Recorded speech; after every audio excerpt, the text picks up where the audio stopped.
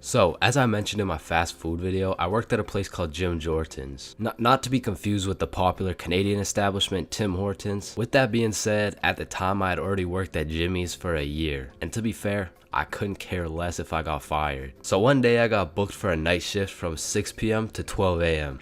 But that wasn't gonna stop me and the boys from smoking up beforehand. So we're all chilling at Bob's crib and we all take a hit. We all ate some snacks. Listen, you know the drill. But then Bob asked, "Are you guys trying to watch some TV?" Nah, I'm really just trying to fuck up these Doritos. Yeah, I could watch something. So Bob throws on the first thing that comes up.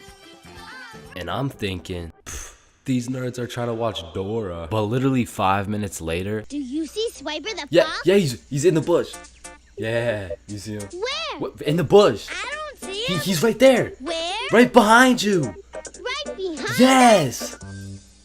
Swiper, no, swipe. Oh hell no. All of a sudden, I was invested. This show had me in a trance. We were banging out episode after episode, and when I go to check my phone, it's already 5:59. So I'm like, oh shit, I got work in 1 minute. So I run to my car.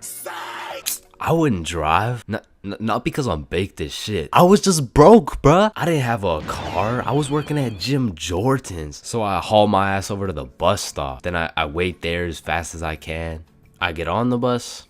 Then I get off the bus. Then eventually I make it to Jim Jordan's. Needless to say, I was late as hell. And of course my manager had something to say about it. But shit, I was higher than gas prices right now, man. You can't be coming in late like this. Yeah. Jonathan had to stay an extra 30 minutes to cover you. It is very unprofessional to show up late. Are you even listening? Yeah, What did I say then?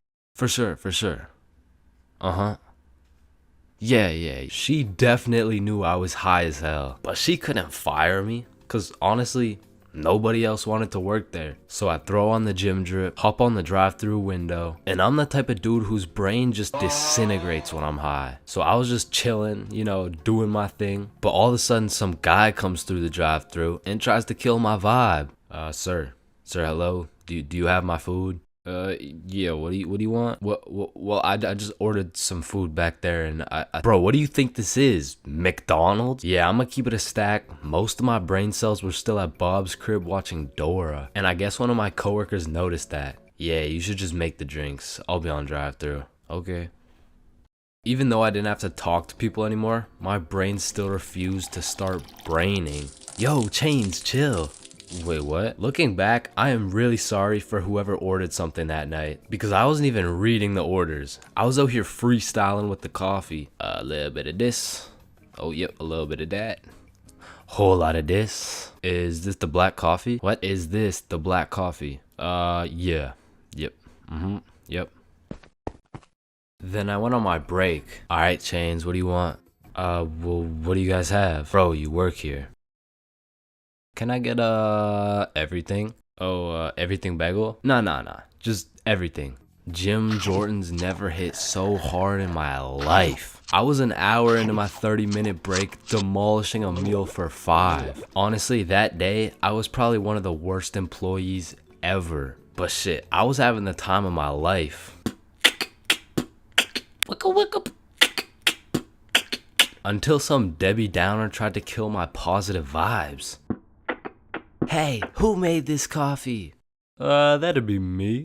I asked for a black coffee and got a cup full of sugar and cream. Are you sure you didn't order that? And boom, she went off. I can't believe this. This is a disgrace. This is outright disrespectful. Let me talk to your manager right now. And listen, I know not everyone's brain just disconnects when they get high. But for those of you who are anything like me, don't go to work high if you want to keep your job.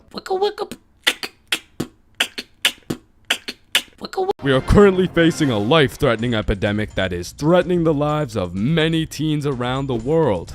Oh, what's that? Yeah. Oh, okay. It has been brought to my attention that there's a new strain let loose that is infecting more teens than ever. The strain is propylene glycol formaldehyde. Street name, Guava Ice.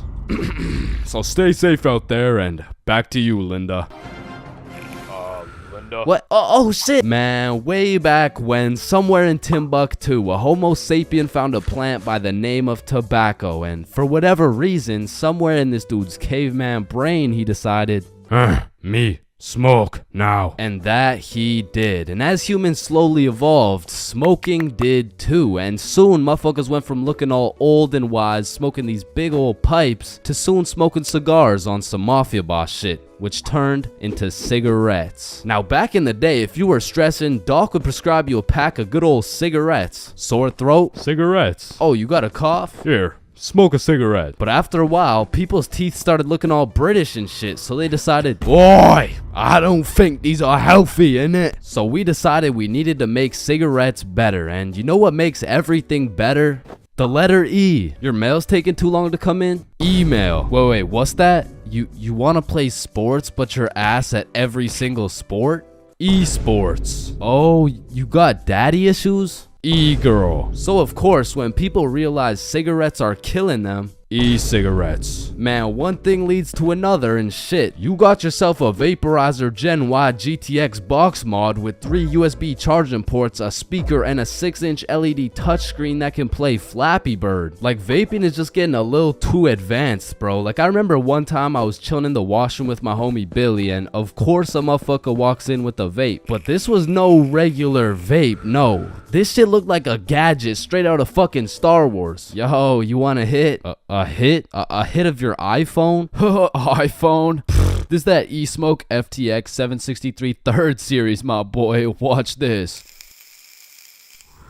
Yo, did he just hotbox the whole bathroom in one hit? Yes the fuck I did. And this shit's 100 Nick. Holy shit, where did you find 100 Nick? I ended up mixing my 50 Nick guava juice with my 50 Nick blueberry ice, and it just kind of added up to 100. Bro, I don't think that's how it works. Shut up, my mom's calling me. Yo, fuck you, mom. And that was the moment I realized there really is levels to this shit. Level 1. Level 1 is the type of dude who isn't addicted, but he'll occasionally take a hit of somebody's device. But level 2, bro's borderline addicted, but he's still in the denial phase. Bro, are you addicted to vaping? Addicted? Nah, I don't even vape like that, bruh. Shit. Do 5 jumping jacks right now. Bro, what? That's easy. 1, 2, 3, 4. Oh shit. Level 3, the fiend. This motherfucker is strapped up with some nicotine at all times, and even when he has a vape in his hand, this dude will ask for yours. And God forbid, if this fiend loses his vape, this motherfucker will be stressing like he just lost his only child. A fiend without a vape is the exact equivalent of one of these purple minions. Dude will be itching for that shit, and Lord knows what that man will do for a fix. Level 4, the fiend who sells vapes. At this point, this dude's whole life revolves around vapes. In fact, I'm pretty sure they don't even breathe oxygen anymore. Like, in order to breathe, they need to inhale some chemicals that I can't even spell. Which honestly, it doesn't even say that much. Like, I can't spell a lot of shit, but what I'm trying to say is their bodies have just fully adapted in order to consume as much nicotine as possible. They breathe that shit, they drink the vape juice, and when they're hungry, shit, they just munch on the vape itself. And the worst part is they can't even run out of vapes. Like, shit, they are the plug. This motherfucker's just the CEO of getting high on his own supply. Like, dude is his own #1 customer. Level 5, this motherfucker, bro. Like, why do you need a LED touchscreen on your vape, bro? Like, you already have a phone. Wait. Did you just order that pizza from your vape? Shit. Where'd you get this from? And don't get me started on these flavors, bro. Like, tell me why these motherfuckers can make a vape juice and call that shit early riser. And that shit literally tastes like a Wednesday at 6 a.m. Like, what the fuck type of ingredients mixed together to taste like a Wednesday at 6 a.m.? But early riser isn't even the weirdest flavor on the market, because if you're feeling the family dinner vibes, you can get a rotisserie chicken flavor. Or if your breath is smelling nice and fresh, you could fuck that shit up quick with some garlic flavor juice. And they even got bacon. Yeah, I'm not gonna lie, that shit sounds fire as fuck. And lastly, now I don't even know if I can say this on YouTube right now, but shit, you can even get yourself some Worcestershire. Worcestershire. Worcestershire. But regardless, I think we all know the home of nicotine, the eternal hot box, the communal vape sesh. It's the high school bathrooms, man. You walk into one of these joints and there's at least 15 dudes hotboxing that shit at like 10 a.m. You come in trying to take a piss and now you got a head rush. You walk over to the urinals, but it's so goddamn hotbox, you start pissing all over the walls. But shit, you can't even piss on the walls in peace, man. You got that one fiend coming over to you trying to suck your device dry, and dude's so down bad for that hit that's not the only thing he'd suck dry. And listen, you may be thinking, Chains, how do you know what you know about vaping? And that's a great question. Back in the day, I was a curious little George, man. And back in grade 7, I was chilling at my friend Becky's house. And when I walked into Becky's crib, I was nothing but an innocent, curious young man. But little did I know, I would leave Becky's crib far different than I entered. So you know, me, Bob, and Billy are posted in Becky's room, and I was sitting with Becky. So Becky asked me, have you ever hit a vape before? Hell no, I hadn't, but you know I had to play it cool around Becky, so I said, yeah.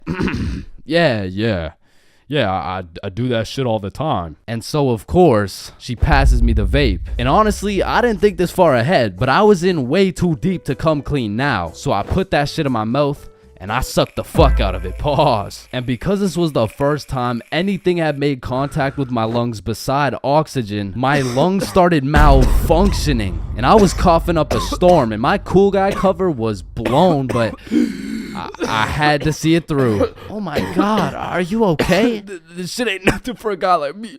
Guys, I think Chains is dying. And as I went on with my life, I would hit a device here and there, and eventually I even learned some tricks and shit. But one day, me and my homie had to run to catch a bus. And so we start running, but the homie doesn't even make it 100 meters, and he starts rolling on the floor, coughing up blood. And I was like, no, fuck that. And you know,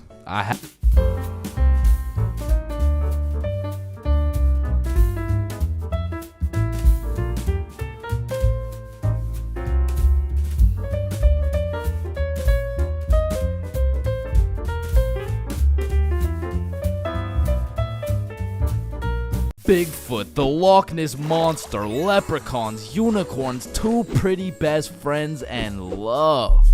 They don't exist, bro. I've looked far and wide. I've searched the depths of the valleys and the highs of the mountains. And yet still, one of the friends always gotta be chopped, bro. But love too, though, man. I've searched everywhere. I've scoured my hometown. I've gone from the coast of Mexico to the cities of Japan. But one way or another, I always just end up with nobody to love. Or I end up getting robbed by a gay homeless dude. I mean, I was down bad, bruh. It got to the point I thought maybe I just wasn't meant to find a girlfriend. Maybe this was just a face only a mother could love. Ew, get that shit off the screen. What? Mom! So I hopped on a flight to Barcelona, and this story takes place a few weeks ago. It's a new continent, new city with new people, and maybe even a new girlfriend. And so as soon as I stepped foot on that Spanish soil, I downloaded Tinder and got the swiping, bro. Fine shit, swipe right. Cute shit, swipe right. Chop shit, swipe right, bro. It's a numbers game. I done swiped so much my thumb had a 6-pack and I ran out of girls to swipe on.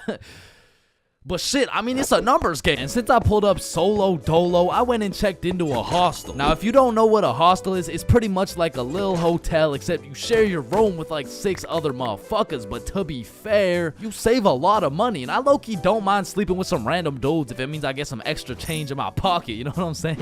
Is 15 enough? Nah, the hostel was like 30-something. Oh, nah, I don't need a hostel. What? Wait, no, not like that, bro. Anyways, sleeping in that hostel was fucking crazy, bro. Like, first night I got there, I hopped in my little twin bunk bed and closed the curtains, and everyone was like, all right, good night, boys. Good night, gang. Love you, motherfuckers. Love y'all, motherfuckers. Yo, motherfucker on the top right bunk, say it back. Good night. And? I love you. Love you too, bro. Lights out. So the sun came up and my ass didn't get a drop of sleep. But regardless, I got out of bed, got some coffee, explored the city, hit the beach, got some food, all the normal shit you do when you're in a new city. But after a long day of tourist shit, I went back to my room. I went back to our room. I hopped in my little bunk bed and prepared myself to open up Tinder after letting that shit cook for a solid 24 hours. And when I opened that shit up, yo, I got 28 matches. Yeah. Yeah, thank you, bro.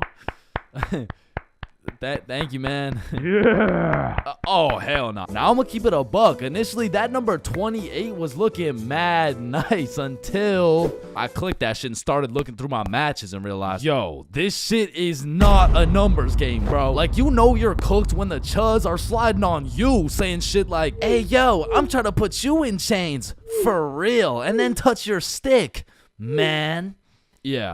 Yeah, nah, I'm deleting this shit, bro. And just as I'm about to give up on my dreams of finding my other half, I get a new match. It's Yvonne, straight dime, certified fine shit, bro. I had to slide in with some heat. So I'm like, Yvonne? Nah, more like King Von, cause I'm trying to take you to the of marriage. Now that would be a crazy story. Opening bracket featuring Lil Durk, closing bracket. And before I send her some absolute bullshit like that, she hits me with a, hey. Oh, you know, nah, that works. What's up? How are you? Great, how are you? And we end up having a marvelous conversation. We share a bunch of beliefs, perspectives, and above all, we got the same taste in music. So I'm like, you free tomorrow? Yeah, I'm free tomorrow. What's your favorite food? I'm a drinks type of girl. Say less, I know a place. I don't know shit. I literally just got here, bro. Okay, see you tomorrow. And just like that, I just got myself a date. I'm coming. Nah, you can't come. It's my date, bro. Oh, hell no. So that night, I did a little research and found the coolest bar in Barcelona. But when I went to make a reservation online,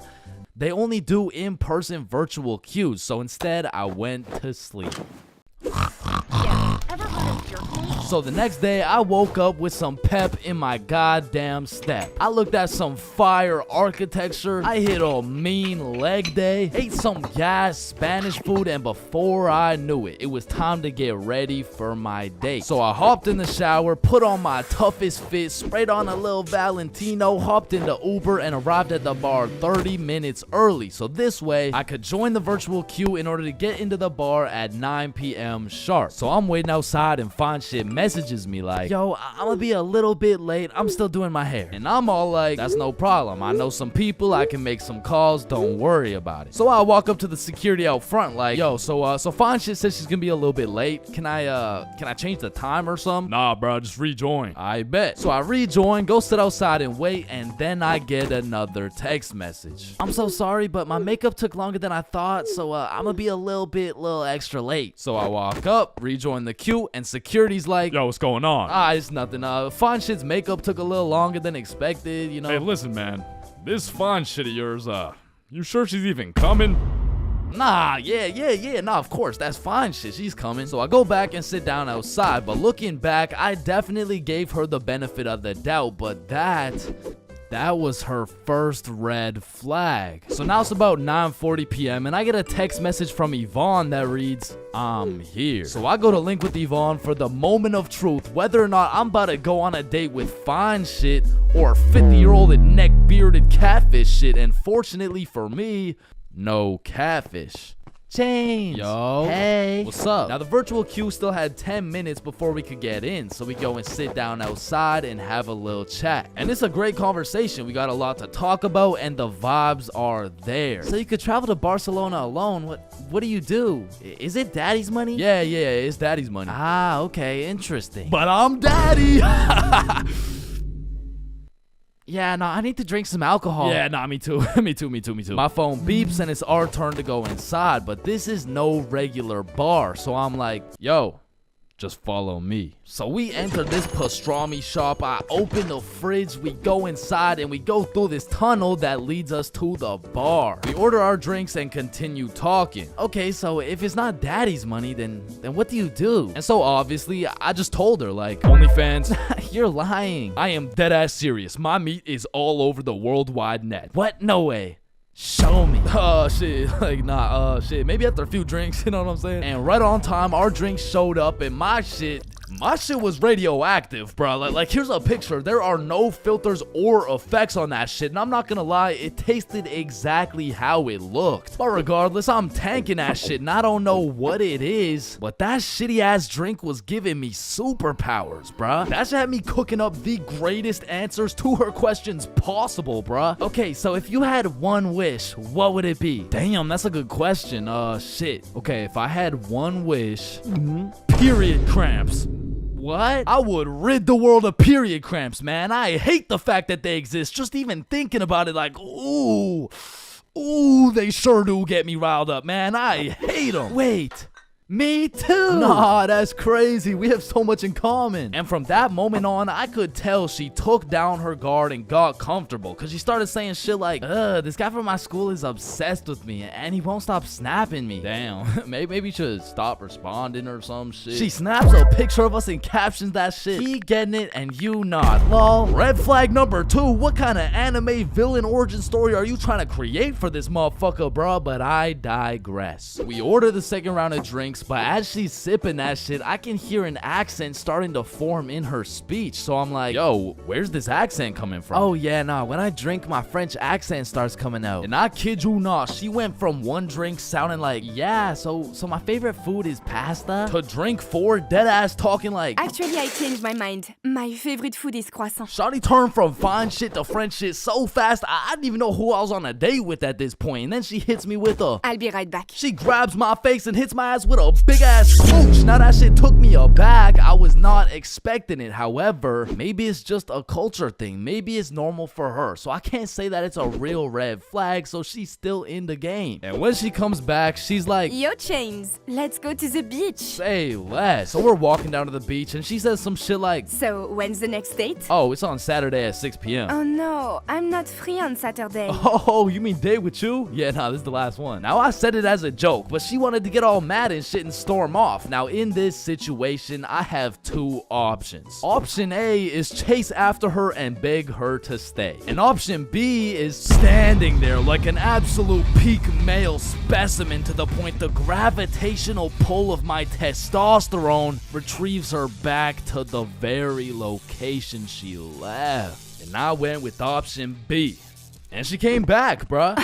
You're supposed to chase after me. It's like a French thing. Ah, okay. I'm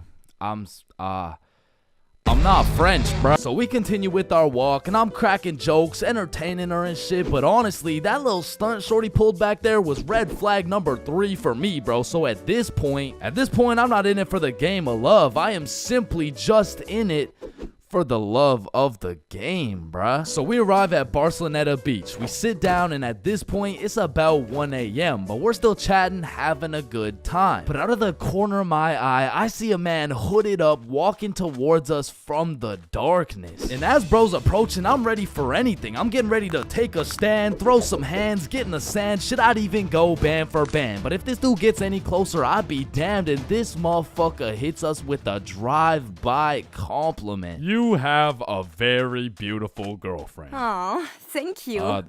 Thank you. Damn, do you think he'll find a girlfriend beautiful like me? Yeah, nah, he seems like a great dude. I'm sure he could find somebody. What?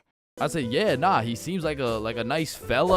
This girl slaps the shit out of me and says, You're supposed to say, nobody's as beautiful as me. Bro, in this moment, I had never been so unattracted to a girl in my life. Am I tripping? Or did you just slap the shit out of me? And then she tries to kiss me again, talking about, I'm sorry. Nah. What?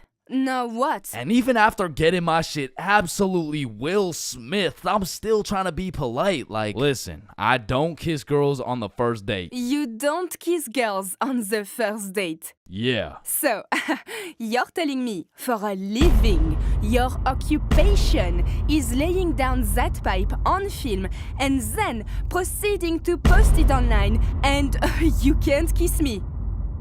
Type shit. And she storms off, bro, but I know exactly what to do to solve this problem, so I stand there like an absolute peak male specimen to conjure up that same gravitational pull, and she's still walking, bro. She just kept walking. She got on the bus. She dipped, bro. She left. Damn. And as the bus disappears in the distance, I hear a motherfucker say, yo, you from here? Nah, I'm just visiting. Oh shit, okay, us too. You know where the good clubs are at? Yeah, I mean, I heard all the good ones are like right there, bro. Oh shit, bet. Okay, we're about to go hit those if you're trying to pull up, bro. Say less. So these two random ass dudes I just met and I start heading to the club together, and I'm like, yo, where you guys from, by the way? We're from France. Yo, that's crazy. I just had a date with a French girl. Oh, no way. How'd it go? Ah, shit. I think it went pretty good. That's what's up. Yeah. So why's your cheek so red? Oh, I mean, she just slapped the shit out of me. Wait, she what? Nah, I mean, it's probably just a French thing. You know what I'm saying? Nah. Not a French thing, you just got assaulted. Aw, shit. So me and the new French homies pull up to the club and it's jumping, bruh. We start taking shots, shooting shots, airballing shots, and then I get a bunch of voice messages from Yvonne talking about, all the good feelings I had for you are gone. You are a literal piece of shit. Go get AIDS filming for OnlyFans, bitch. Oh, hell no. Okay, wait, She let me believed respond, that let me respond. shit? And I'm drunk as hell trying to say a nice response. Like, it really is the type of shit where type shit. And the French homies take my phone and start cooking her ass in French. Now, I didn't understand a single word that came out of their mouths, but it sounded like homies just dropped a career-ending diss track on her. And I say that because as soon as she opened it, she blocked my ass, bruh. Hey, bruh, you know what they say. What do they say? Getting blocked's a whole lot better than getting cocked. What? There is no way they say that. Yo, 3-man alert. So the two homies start laying down that French wrist, and that shit hit so hard, I just got a free entry, bruh. Hey, English. Room for one more? So the six of us absolutely fucked the club up, went out for some 4 a.m. churros, dipped in chocolate, and man, that shit hit harder than Yvonne, bro. So at the end of the day, even if I didn't end up finding love in Barcelona, there is one thing I did find. I did find out how Chris Rock felt. God damn. High school, the only place you'll find nerds and jocks chilling in the same room, where there's fight clubs and book clubs in the same building, where you can find the plug selling something and the school thought giving dome all in the same bathroom, and surely one of the few places you can pursue your educational prowess and take it off that Benjamin in the same institution. High school, man. Love it or hate it, it's quite the experience. And although every single person will have a different experience at high school, there are some things you are guaranteed to encounter. Like the PE sweat, the nerd, that one strict ass teacher, the teacher's pet, the redditor, the predator, the chill teacher, the plug, the stoner, that one motherfucker who walks like this, the class clown, the band kid, the kid who just never shows up, the hot Cheeto girl, that one sexy ass kid who you got all the girls and you know what I'm saying, he was like super cool, the bathroom fiend, the oh my god I almost failed that test, I did so bad, oh shit same, I got a 51%, what about you? Oh my god, I only got a 98.5. The fighter, the anime kid, and the NPCs. Every single one of these individuals make up the magical place we call high school. You come into high school merely a young, innocent, and clueless child, but you leave even more clueless than before, bro. Like when we learned about pie in math class, my dumbass thought I was in culinary arts for 2 goddamn weeks. And that is pie. Chains, are you listening? Yeah, we're learning about pie. Then recite pie. Flour, egg, some fucking blueberry. Like coming into high school as a freshman, I was thinking, I can use my high school experiences and knowledge to figure out what I'm gonna do in life. Then shit, all of a sudden I'm graduated and my brain is filled to max capacity on bullshit. So now that you're graduated, what are you gonna do with your life? The mitochondria is the powerhouse of the cell. But one of the most majestic parts of high school is the bathrooms, bro. Like it's a proven statistic that only 1 in 30 kids actually go to the bathroom to take a piss. And Lord knows what the other 29 are doing, bro. I mean, it could literally be anything from a secret fight club to a drug ring to a fucking Bible study. Like nothing is out of the picture when it comes to high school bathrooms, bro. But the bathrooms are not the only place where some fuck shit goes down. Cause you know high school students love to see fights, so when there's the slightest hint of beef, there's a motherfucker instigating that shit. Oh shit, my bad, bro. Nah, it's all good, don't worry. Yo, personally, I wouldn't take that shit, bro. What? Nah, it's fine. Like, he practically just called you a bitch. Wait, really? No, it was an accident. Wait, what's that? Oh shit, he just said he's smoking on your grandma's pack right now. Hey, don't be talking about grams like that. Shit. Wow. But tell me why when some entertaining shit happens, I just happen to miss school that day. Like, I'll go every day of the month, but I get sick for one day? Damn, I'm glad as fuck I'm not at school right now. Yo. Holy shit. Chains, where are you? I'm in my bed right now. Why? Ooh. Jeremy and Tom are running the ones right now. Fuck, the one day I didn't go. Wait, what's that in the background? Oh shit, yeah. They got Lil Uzi performing at school today. What? Uzi's at our school? Yeah, check it out. Yo. Oh, and they brought in Gordon Ramsay cooking up free lunch today as well. What? Oh, and I almost forgot. Elon's pulling up and giving everyone Teslas. So no. I'll see you later, man.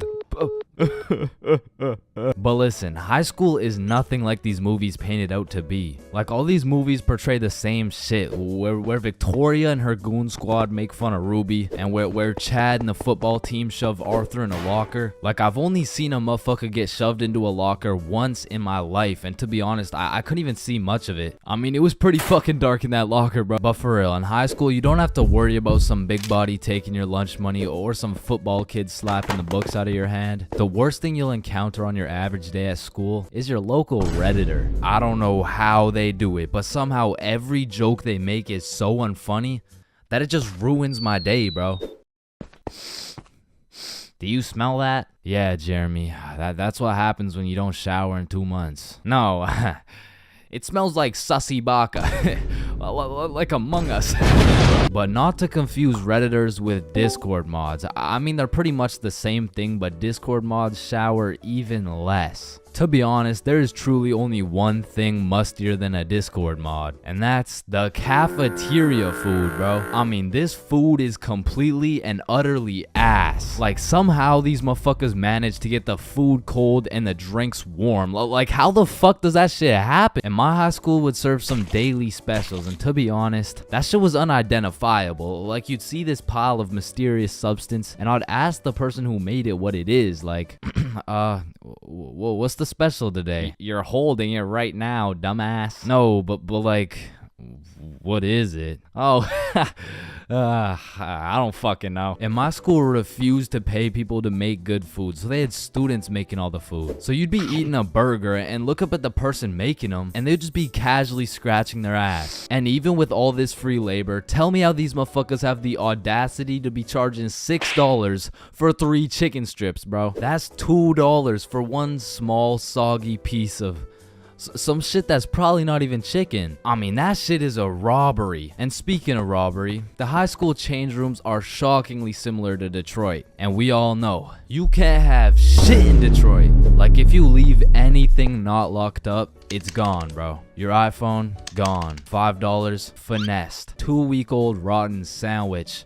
Someone's taking that shit. And to be honest, even if you lock that shit up, it's still at high risk. Like, let me paint the picture a little bit. This is PJ. PJ locks all his beloved belongings in his good old PE locker before heading to play some soccer. After scoring a hat trick, PJ comes back to the change room to reacquire his belongings, only to find out someone took PJ's whole goddamn locker. PJ was devastated. Until he remembers, he can check the school's security cameras. Yeah, take a look. Yeah, take that shit, take that. Yeah, we'll. PJ never got his shit back. Now, I don't know about your guys' high schools, but mine was equipped with security cameras everywhere, covering every square inch of the school. But these cameras had the resolution of a fucking toaster. Like, you could have a motherfucker commit a heinous crime. He could proceed to put his face in the camera, state his government name, address, and date of birth, and you would still have no clue who did it, bro. And of course,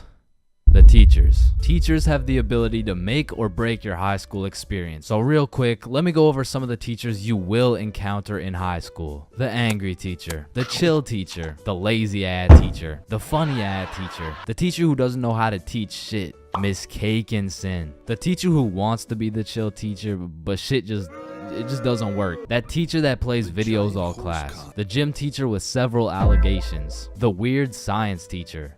And the teacher who subscribed to ChainsFR.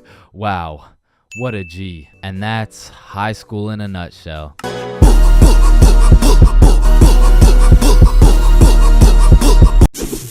You know what they say, there's a first for everything, bro. Like your first steps, your first dance moves, your first words. Dada. Hey, would you look at that? We gotta get some milk. I'll be right back. Your first stepdad? New dada? Yeah, nah, I'm head out too, actually. And your first kiss. Man, the things I would do to go back and completely erase that shit from existence. Bro, all these Disney movies I was seeing as a kid had these first kisses turning ugly ass frogs into some fucking giga chads and shit. Like, spoiler alert, fucking ribbon. And on top of that, the fact you have to close your eyes, like, bro, imagine you're learning how to golf and you're about to take your first swing and these motherfuckers are like, yeah, now do it with your eyes closed. Bruh, this is my first time. What do you expect to happen? Like, honestly, my first kiss is top 5 worst Chains moments of all time. And let's just say it's not 5 or 4.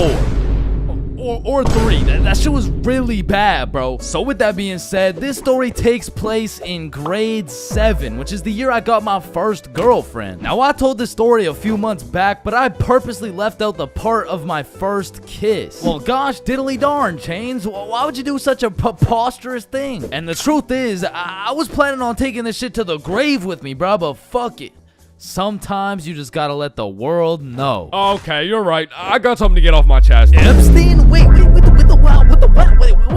what? So for the homies who haven't seen the video, one day me, Bob, and Billy were mobbing around our local mall when we seen these 3 girls from our class. So we walk up to them and lay down some of the meanest 12-year-old riz these girls had ever seen. Hey, yo, shorty, I think I just shit my pants. Can I get into yours? What the fuck? Oh shit, my bad. My fault.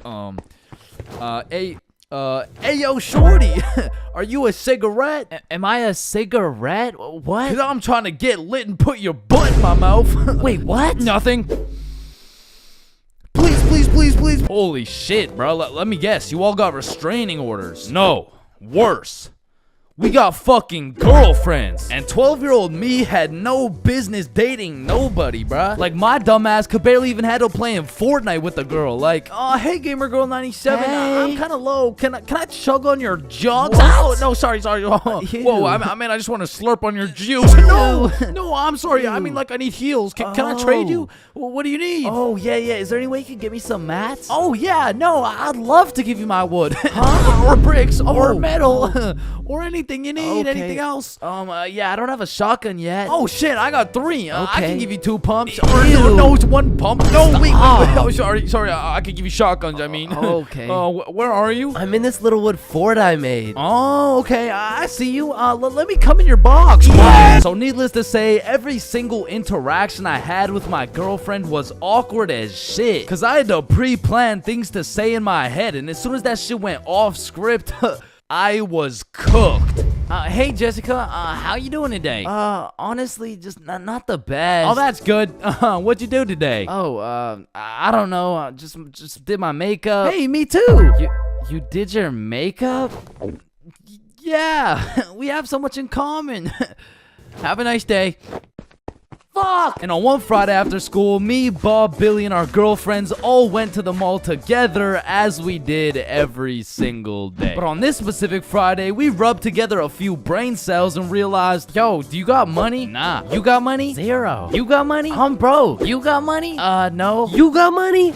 Yo, why are we at the mall? I don't know. I never even thought What? about it. Hey, I mean, we could all go to my house. Oh, Yeah. shit, let's do it. And so, of course, as the good kid I was, I text my mom to ask her to go. Greetings, mother. I would like to know if it's in the realm of possibility that you'd be so kind to grant me your permission to visit the household of my dearest acquaintance, Nikki. Looking forward to hearing from you, your favorite son, Chains. And I immediately get a call. Let me speak to her parents. Now, I, ChainsFR, have never dated a 12-year-old boy in my life, and I honestly don't plan on it. But even in grade 7, I could use my logic and reasoning skills to understand if your boyfriend had to get his mom to talk to your friend's mom for permission to slide to the crib. Instant ick, bruh. There's just no way. She'd probably break up with me on the spot. So I'm doing anything I can to not let that happen.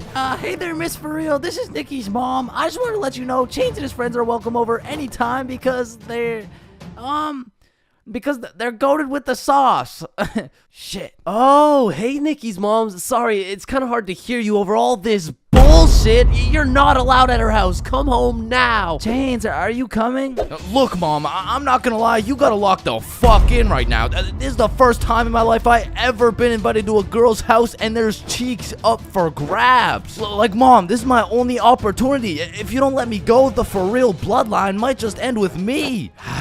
Okay, listen, Chains. I'll let you go this time, but you have to be home at 9 p.m. sharp. Yay, thank you so much, Mom. Now, I'm paraphrasing, but the point is she let me go with a curfew of 9 p.m. So all 6 of us leave the mall, hop on the bus, and get off at Nikki's house. We go inside, sit on the couch, and now it's even more awkward, bruh, because instead of walking around the mall, all we had to entertain ourselves was ourselves. And just like any other awkward middle school scenario, that shit went like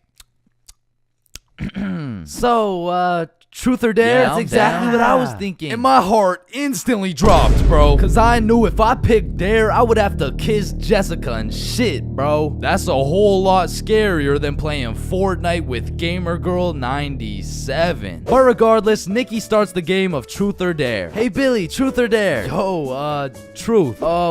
What's your favorite color? Blue. Oh, what? This shit's not even bad. Okay, then Chains, truth or dare?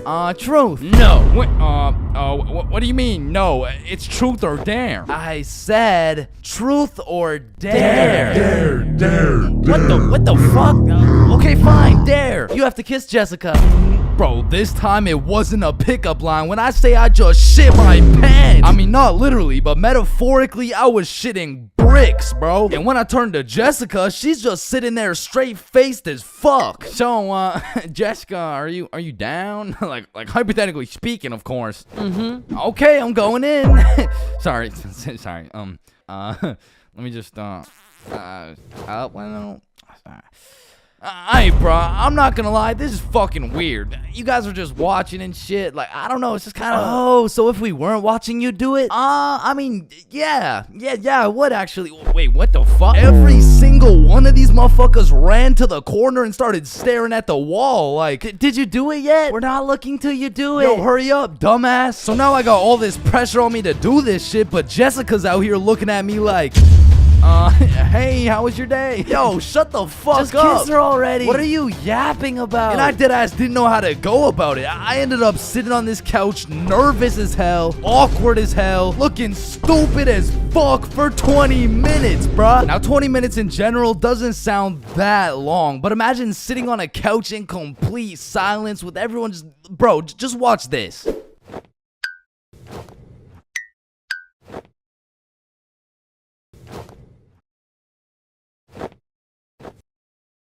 My brother in Christ, that was 10 seconds, bruh. Imagine doing that times 120. So after the second longest 20 minutes of my life, I say, you know what? Fuck it. And Nikki's mom walks in the room. Hey, who wants snacks? Oh.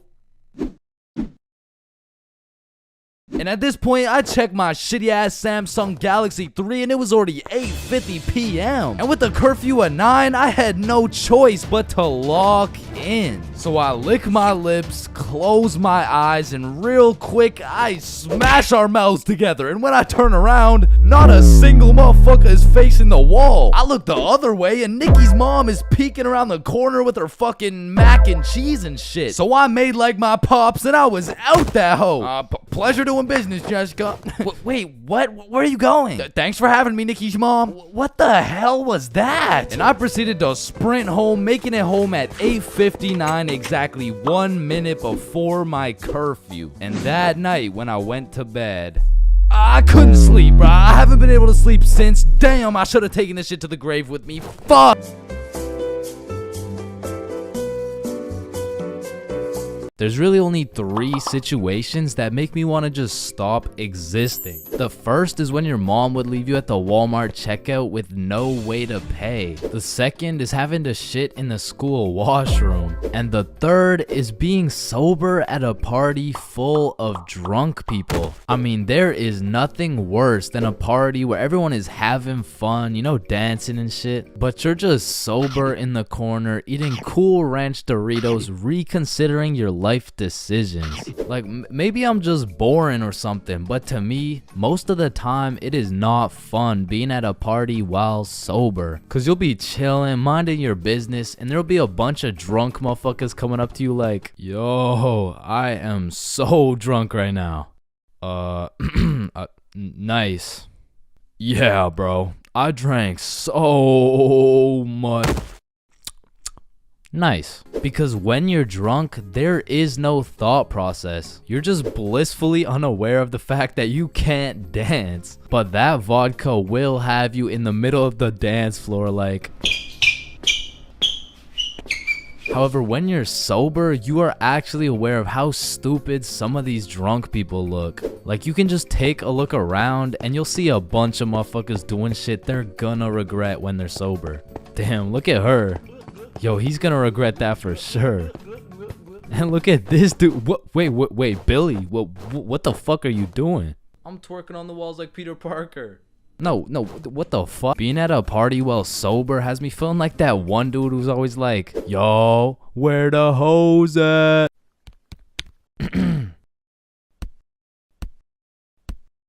Because let's be real, rizzing up a drunk girl while you're sober is practically illegal. Like, yo, are you from Tennessee?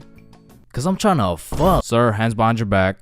God damn. And honestly, when you're sober, talking to drunk or high people in general, it's just like interacting with NPCs. Damn, I'm drunk as shit. Man, I love you so much, man. Like I love you, man.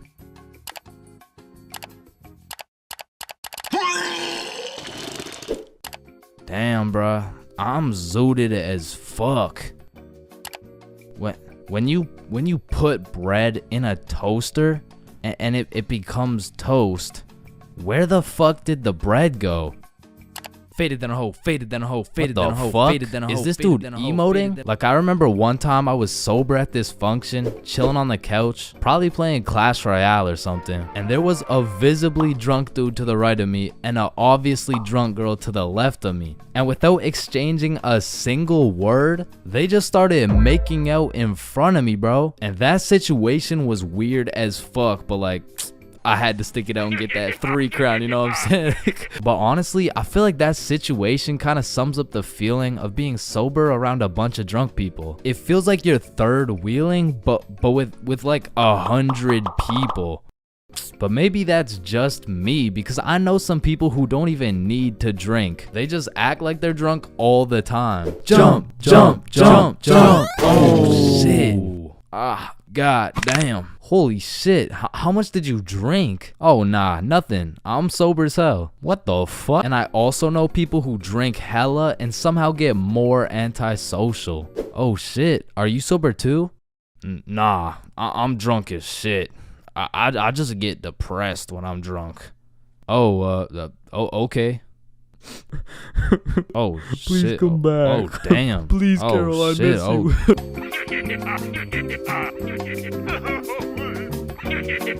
Bad haircuts. There is nothing worse than when your barber just randomly decides to destroy your self-confidence with some goofy ass haircut. And as someone who has never found a barber who consistently does me nicely, I have gotten my shit all the way fucked up on many occasions. I'm talking not going to school, locking myself in my room so nobody can see me with this disgraceful cut type of fucked up. And these barbers are out here having the audacity to ask, do you like it? Man, do I like it? Yeah, bro. I love it, bro. Thank you so much. Man, I just be wiping the tears away and then tipping them nicely. Knowing damn well I should be out here throwing hands, cause this dude is the reason I can't get any bitches. So I've tried lots of different barbers in my time, starting with the ones my mom used to take me to. I mean, this early, I never really even had a say on what I wanted my hair to look like. So what are you looking for today? You know, just a little bit off the top, please. Shave it. Wait, what? Shave it. Your new haircut looks so good, buddy. Thanks. Hey man, you know your haircut is ass when your mom says she likes it. As a kid, I always dreaded getting haircuts because I knew my barber was already like 0 for 10. And I would show up to school every time knowing it was inevitable that I was about to get my shit flamed. And truthfully, there is no worse roasting than when you get a bad haircut. Like, people you barely even know will be out here cooking you. Who the fuck is this? All of a sudden, people got more jokes than Chris Rock. And it's even worse when you decide, I should get a fresh cut because school's starting back up and I'm trying to look fresh. Bro, I can't go to school like this. Yo, Chains, what's up? Yo, what's good? Bro, are you alright? Why do you got this hoodie on? Yeah, I'm chilling. I'm just kind of cold, you know? Bro, it's 32 degrees. And man, there was this one time that I still think about every time I fall asleep. Me and my friend go to this barbershop that I'd been to once before, and last time they did me quite nicely. So we head in, I sit down in the chair. Hey, how you doing? I'm good, how are you? Yeah, I'm good. Have you been here before? Yeah, I have actually. Oh, I remember you. Same cut as last time? Yeah, exactly. So what's new, man? Nothing much really. What about you? You know, I've just been working. Oh yeah, respect. So, how's your dad doing? This is when I knew something was terribly wrong. Bro, I don't got a dad. Fuck! You know, he's good. This motherfucker was giving me some random kid's haircut. This dude must have thought I was Manny or some shit, cause he gave me that middle part cut, and he pushed my hairline back a little bit. And everyone in my city knew this barber, so everyone at my school followed his Instagram too. Can I get a picture from my Instagram? Nah, bro, I don't really like being posted. Don't worry, it's quick. Nah, I don't really want to. This dude caught me lacking so bad and broadcasted it to everyone in my city. Fuck, bro, I should throw hands with him right now.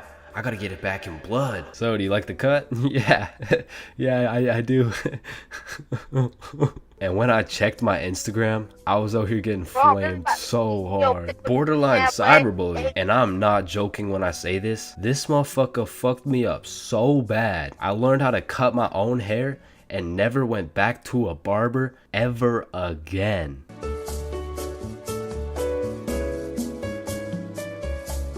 Man, way back when, there was a time when you couldn't catch anyone under the age of 30 chiefing a vape. Until one day at Vaporizer Laboratories, they were cooking up and made a flavor that would change the game forever. Cotton candy. Now this revolutionary flavor forced these grown-ass 30-year-old men to take a good look in the mirror and ask themselves, damn, what do I look like as a grown-ass man sucking on this goddamn cotton candy stick? So they do what any responsible adult would do. They give it to their children. I mean, shit, kids love cotton candy. All of a sudden, business is booming for Vaporizer Laboratories, so they start cooking up even harder. Boom, Sour Patch Kids juice. Boom, applesauce juice. And boom, baby food juice. These babies will be sucking that shit like a soother. Kids' first words will be looking like, yo.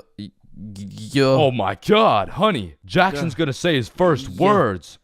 Yeah. Oh, let's hear it. Yo, Pops, well, let me bum a hit off that 50 Nick Guava Ice, G. Yo, just wait till they drop that breast milk flavor, bro. Shit, these newborn babies won't even know what hit them. They'll be returning customers for life, which will probably be like 12 years max. Now, the reason I say all this is to let you know that vaping not only intruded my high school years, but also my years in middle school. I was first introduced to these bad boys at the ripe age of 13. And with a little bit of that good old peer pressure, I folded, bro. Like, what was I supposed to do, bro? Like not take the hit? No, I probably should not have taken a hit. But from that point on, I started doing a little dabbling, you know. I mean, as a 13-year-old, there's only one answer to someone asking, yo, dude, you want to try a hit of this blueberry guacamole milkshake ice flavor, dude? And that answer is abso-fucking-lutely, dude. And I was never a fiend or anything, but I will say, I popped a few ghosts and blown a few O's back in my day, but it had never gotten to the point of me owning a vape. Until one day. This story takes place way back in grade 7. Me and the boys were posted in science class dissecting cowballs or some shit when Mr. Principal burst through the door like, Is Tessa here? Yeah, she's right there. and I look at Tessa and she just tosses her vape over to her homie Kate. And I seen that shit clear as day, but Mr. Principal's old ass must have forgot to wear his contacts or something. Cause he runs a quick pat down on Tessa looking for said vape, but sure enough, he doesn't find it. Miss Rhodes told me you were vaping in her class. Is this true? No, I would never. Okay. And then the bell rang and everybody knew what that meant. It was nut break. Now I don't know who the fuck decided to name our recess nut break, but I will say most of the students understood that that shit was short for nutrition break. However, some kids took it a little too literally. Weird ass school, man. But this specific nut break, you best believe me and the boys weren't busting nuts or eating nutritional foods because Billy had something else on his mind. Yo, who's got you smiling like that? Who, me? Nah. It's nobody. Yo, wait, you got a crush on Tessa? What? Tessa? Me? Yeah. Yeah, I got a crush on. Yeah. Oh shit, go talk to her, bro. Talk to her. No. Bro, it's simple. She's new to the school. She's probably looking for some friends. So just walk over, introduce yourself. You're right. I'm just gonna do it. Yes, sir. Hey, did I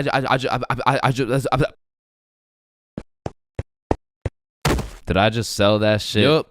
You did. Then the bell rings and we all go to PE class. Now in my middle school, your class was your class. You just have the same students and the same underqualified teacher teaching everything. Like, Lord knows Mr. Donaldson shouldn't be teaching PE, but shit, here we are. And so while we're playing dodgeball, I'm trying to coach Billy on how to confess his love for Tessa, but I'm gonna keep it a buck. I was speaking straight out of my ass, bro. I don't know the first thing about confessing love. Listen, bro, I'm the expert when it comes to confessing love. All you gotta do is walk up with confidence, introduce yourself, and then ask her to be your girlfriend, bro.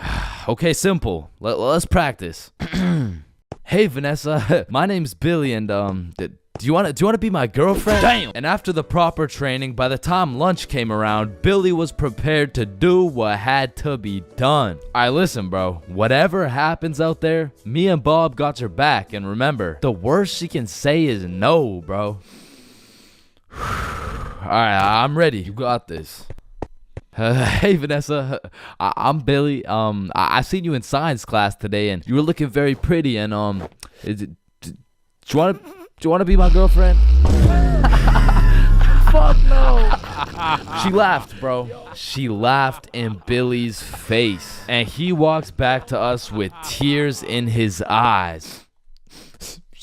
She laughed at me, bro. Well, at least you know what they say. What? If you can make her laugh and giggle, you can make the cheeks clap and Not jiggle. right now, bro. You're right. Too soon. Needless to say, that brother Billy went home that night, listened to Juice WRLD, and cried himself to sleep. Shit, the next day, Billy didn't even say a word, but I could hear Lucid Dreams on full blast in those earbuds. Man, it's a tough sight to see. Next thing I know, Mr. Principal bursts in the class talking about, Alright, Tessa, in my office right now.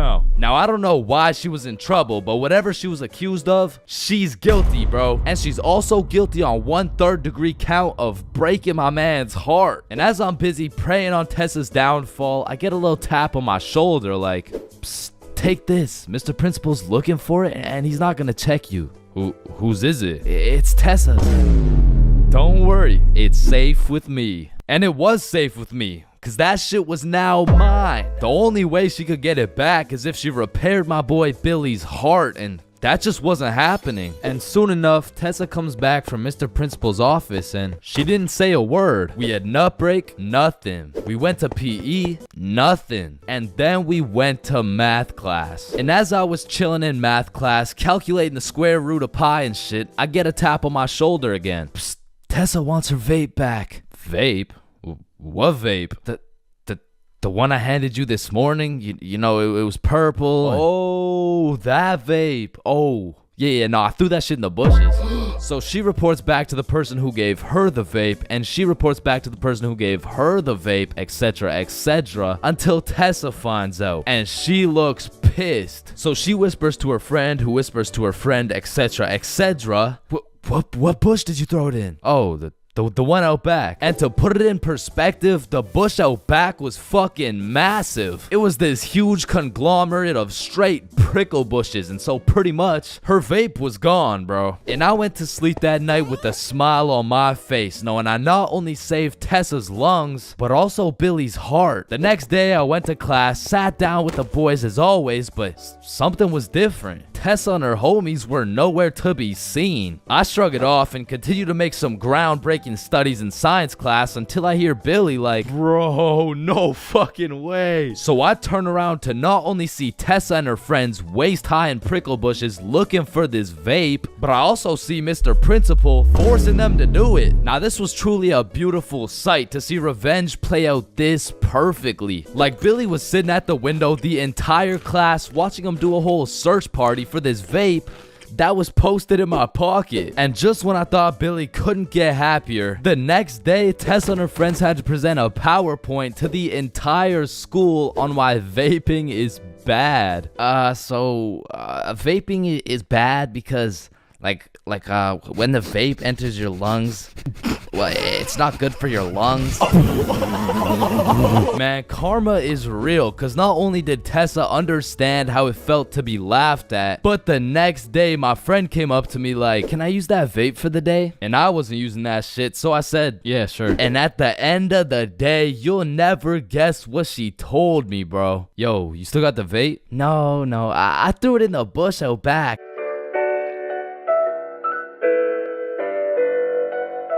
Listen, I know some of y'all have already gone to school high, but for those of you who haven't, don't do it, bro. I only went to school baked one time in my life, and after that experience, I never did it again. So, this story takes place on your average Wednesday. I was still in grade 10 at this point, but I have to note, I was not a super experienced smoker. However, with that being said, I did have some homies in grade 11 that, let's just say, they knew what they were doing. But still, my day started off like your average high schooler. Alarm goes off, hit snooze for 15 minutes, get up, stare at the wall for approximately 10 minutes, shower, eat, and head to school. This particular day, I remember being a little bit anxious because I knew I had to present my speech that I had just written the night before. But English is at the end of the day, I'm chilling for now. Plus, my first class is PE, so you know how it goes. I smoked some kids in dodgeball. I went to my next class, got smoked in math. The bell rings and I dip for lunch. Guys, see y'all boys. Yeah, peace out, man. I do. So I link up with the gang for lunch, and we kind of mob around the school for a minute, but we end up just chilling in this forest right outside our school. And this is when one of my experienced friends whips out that Zaza. We'll just call him Jimmy for now. Jimmy just asks everyone, are you dudes trying to smoke? Yeah, for sure. Hell yup. Nah, I'm all good. At first, I was the only person who didn't want to, but as I sat there, feeling the vibes, intaking the positive energy from the surrounding vegetation, I came to the conclusion the vibes were right. It was just me and my trusted homies, secluded in a peaceful area. I mean, what's the worst that could happen, right? And man, when it comes to drinking, I'm a certified heavyweight champion. But for whatever reason, when it came to smoking, I had the tolerance of a newborn baby. But then again, what would I look like taking this lil ass inhale? So I did what any dumbass individual would do. Yo, look at Chains. Yo, chill, dude. Damn. So my friends are low-key hyping me up, and I'm out here thinking, I am such a cool guy. I am literally that guy. I'm literally that guy. But much like everything else, everyone forgot about it in 5 minutes. But I'm still left with all this tetrahydrocannabinol compounds waiting to alter my neural chemistry. So as we're walking back to the school, the THC raids my brain like the FBI. FBI, open up! And I just eat the ground, bro. Had me looking like my controller just disconnected. And my friends just look at each other like, fuck. Maybe you should just go home, bro. Yeah, dude. There's no way you'll be able to go to class like this. So we make our way over to this bench outside, and I'm weighing out my options. I'm trying to find the best scenario to get out of this alive. I narrowed it down to roughly 2 options. I can either go home, get whooped by my mom, and get grounded for another 1.5 years, or I could thug it out, just go to class, running the risk that my teacher might find out I'm baked. So me and my friends are brainstorming, using the good old pros and cons method. Going home. Pros. Cons. I will get whooped. Staying at school. Pros. Cons. I might get whooped. Staying at school it is. The bell rings, my friends wish me good luck, but my next class was science, and I had the #1 homie in that class. Bob. So Bob is just being a W mans. He's absolutely carrying me in this group science experiment while I'm literally passed out sleeping on the desk. Bell rings, Bob wishes me good luck and dips. Now I'm all on my own, but I just got 1 more class. I'm almost done. What class do I even have again? Oh yeah, English, right? So I make my way to English, I sit down. All right, so today we're doing our speeches. And my English teacher was the type of teacher who loves to catch people lacking and just put them on the spot. So of course, he sees me on another planet and decides to call me out. Chains, how about you go first? I'm not prepared. Just get up there, bud. Okay. All right, whenever you're ready. Chains, you can start now. Okay. So my speech is like, it's about the topic of the speech. It's dinosaurs. So Tyrannosaurus Rex has short arms. Yeah, Chains, don't worry about it. You can sit down. You could just go tomorrow. It's all right. Thank you. Thank you. Yeah, man, this is why you don't show up to school high, bro.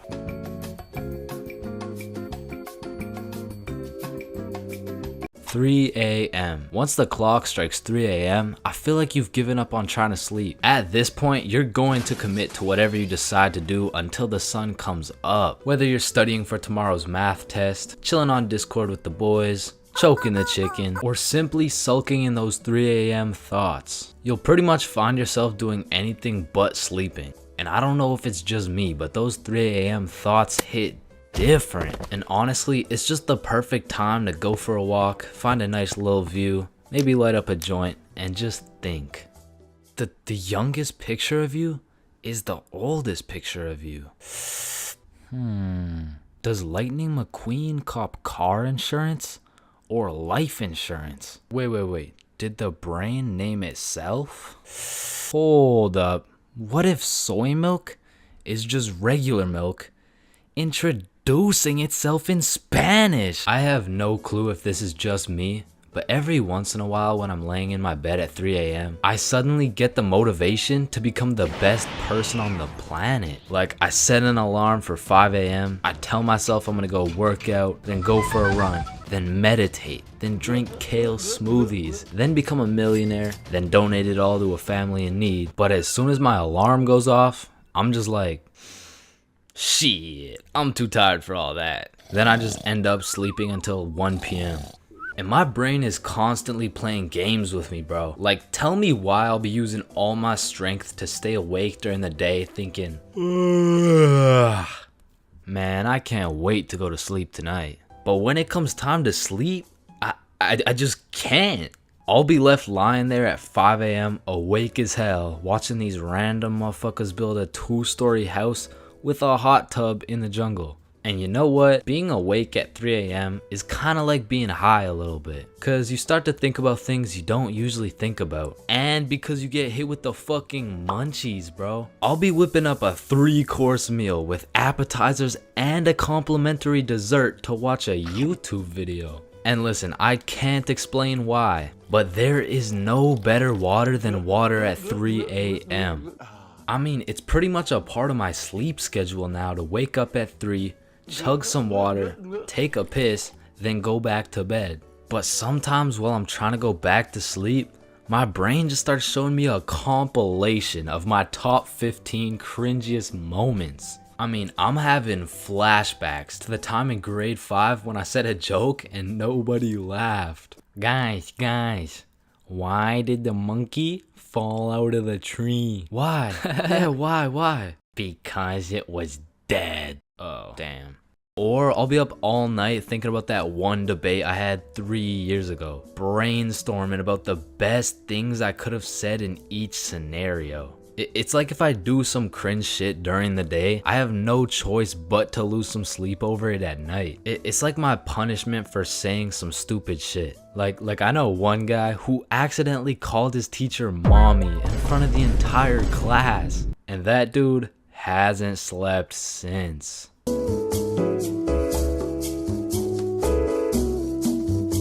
Awkward conversations. We all know them and we all hate them. Hey, how are you? Oh, I'm good. How are you? I'm great. How are you? You already asked me that. Damn, you right. You right. So, how's your day going? My pet frog just died. Damn, that's tough.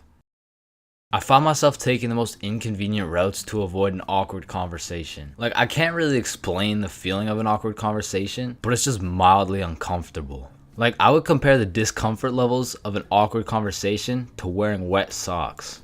Like, it's not the end of the world, but let's keep it real, no one wants to wear wet socks. And honestly, I would take a slightly inconvenient path if it meant I would not have to wear wet socks. Also, I feel like there's some other situations that are in the awkward conversation family that I also hate. For example, the handshake fist bump dilemma. Yeah, it was nice seeing you. Yeah. Oh, fist bump. Oh, no, sorry. No, I don't.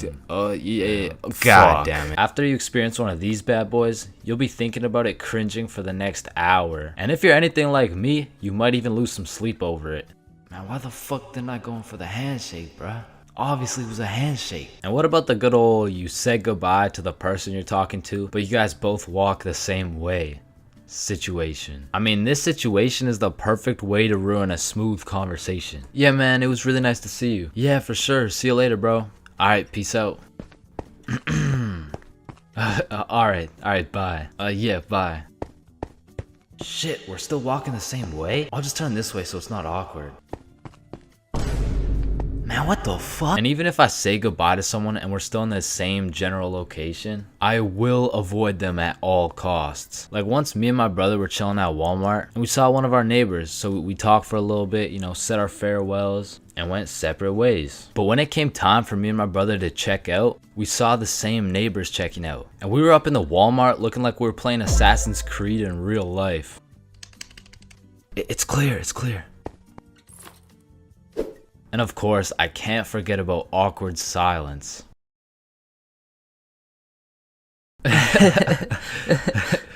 Yeah, that's funny.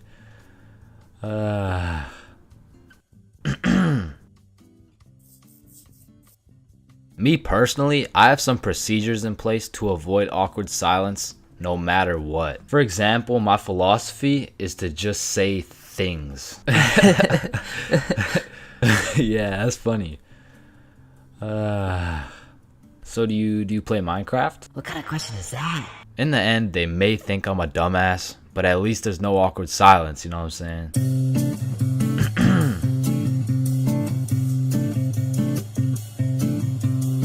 There's really only 3 situations that make me want to just stop existing. The first is when your mom would leave you at the Walmart checkout with no way to pay. The second is having to shit in the school washroom. And the third is being sober at a party full of drunk people. I mean, there is nothing worse than a party where everyone is having fun, you know, dancing and shit, but you're just sober in the corner, eating Cool Ranch Doritos, reconsidering your life decisions. Like, maybe I'm just boring or something, but to me, most of the time, it is not fun being at a party while sober. Cause you'll be chilling, minding your business, and there'll be a bunch of drunk motherfuckers coming up to you like, yo, I am so drunk right now. Nice. Yeah, bro. I drank so much. Nice. Because when you're drunk, there is no thought process. You're just blissfully unaware of the fact that you can't dance. But that vodka will have you in the middle of the dance floor like... However, when you're sober, you are actually aware of how stupid some of these drunk people look. Like, you can just take a look around and you'll see a bunch of motherfuckers doing shit they're gonna regret when they're sober. Damn, look at her. Yo, he's gonna regret that for sure. And look at this dude. What? Wait, Billy. What the fuck are you doing? I'm twerking on the walls like Peter Parker. No, what the fuck? Being at a party while sober has me feeling like that one dude who's always like, yo, where the hoes at?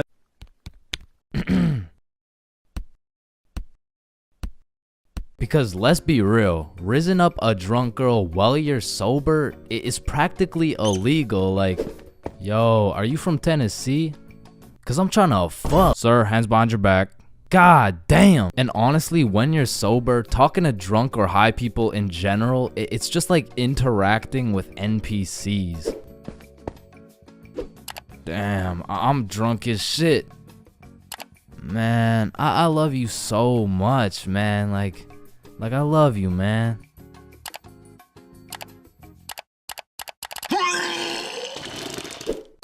Damn, bruh. I'm zooted as fuck. When you put bread in a toaster and it becomes toast, where the fuck did the bread go? Faded than a hoe, faded than a hoe, faded than a hoe, faded than a hoe. Is this dude emoting? Like, I remember one time I was sober at this function, chilling on the couch, probably playing Clash Royale or something, and there was a visibly drunk dude to the right of me and a obviously drunk girl to the left of me. And without exchanging a single word, they just started making out in front of me, bro. And that situation was weird as fuck, but like, I had to stick it out and get that 3 crown, you know what I'm saying? But honestly, I feel like that situation kind of sums up the feeling of being sober around a bunch of drunk people. It feels like you're third wheeling, but with like 100 people. But maybe that's just me, because I know some people who don't even need to drink. They just act like they're drunk all the time. Jump, jump, jump, jump. Oh, shit. Ah, god damn. Holy shit, how much did you drink? Oh nah, nothing. I'm sober as hell. What the fuck? And I also know people who drink hella and somehow get more antisocial. Oh shit, are you sober too? Nah, I'm drunk as shit. I just get depressed when I'm drunk. Oh, okay. Oh Please shit. come back. Oh damn. Please, Oh, Carol, I shit. miss Oh.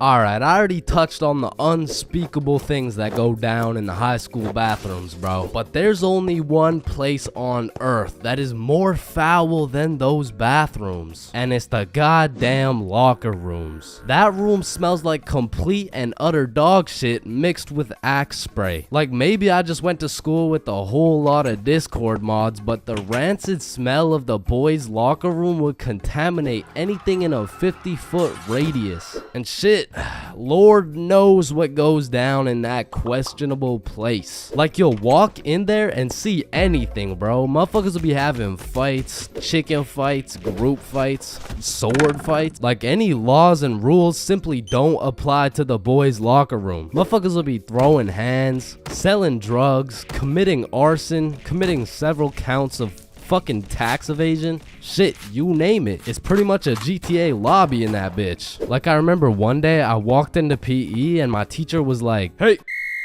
Nuh-uh-uh. Where's your PE strip? and I was like, shit, it's in the locker room. So I walk into the locker room and there's just 2 motherfuckers throwing hands, and they just stop and look at me like, oh shit.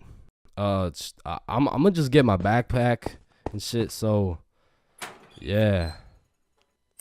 Alright, y'all be safe.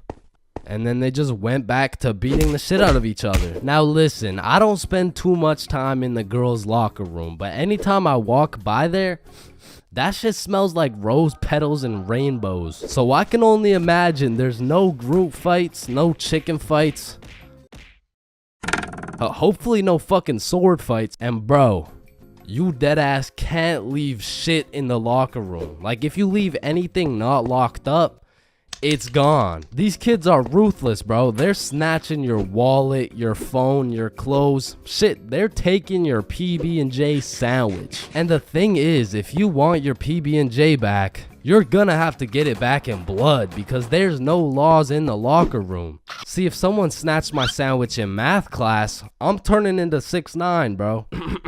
Mr. Cumminson, Jordan Johnson here, who lives on 123 Stickman Drive, postal code STK53Z, just stole my peanut butter and jelly sandwich my mom made me, so I'ma need his ass suspended. But if you try to tell a teacher about anything that happened in the locker rooms, they don't give a fuck. Mr. Principal, Jordan Johnson just stabbed me and stole my backpack, my phone, my wallet, and my ID. Damn, I'm sorry to hear that. Where did this happen? It was in the locker room after PE. Oh, you said the locker room? You're just gonna have to get it back in blood. Back in blood? What are you talking about? Yeah. I'm not gonna lie. The way you're snitching right now, you kind of look like a bitch. But yo, one time me, Billy, and Bob were coming back to the locker room after some good old dodgeball, and Billy notices a dude rummaging through his backpack. So he's like, yo, what are you doing, bro? But when he turned around, Billy was bamboozled to find out the kid rummaging through his bag, he was special. And there was just this moment of silence. Yo, am I supposed to like beat his ass right now? Or bruh, I'm sure you didn't take anything. Just politely ask for your bag back. All right, yeah. Oh, hey man, can I get my bag back, please? And the kid just hugged Billy, and then he left.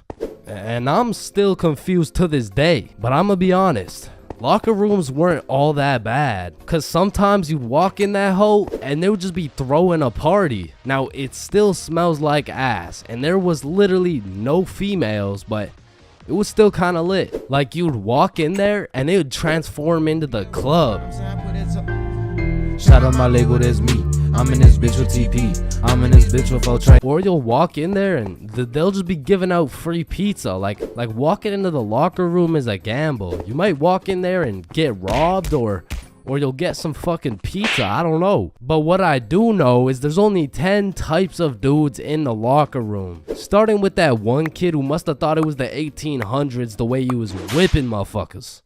Next, we got the poor guy who's just trying to change. He's quiet, he's normal, and he changes. It's a locker room, so it makes sense.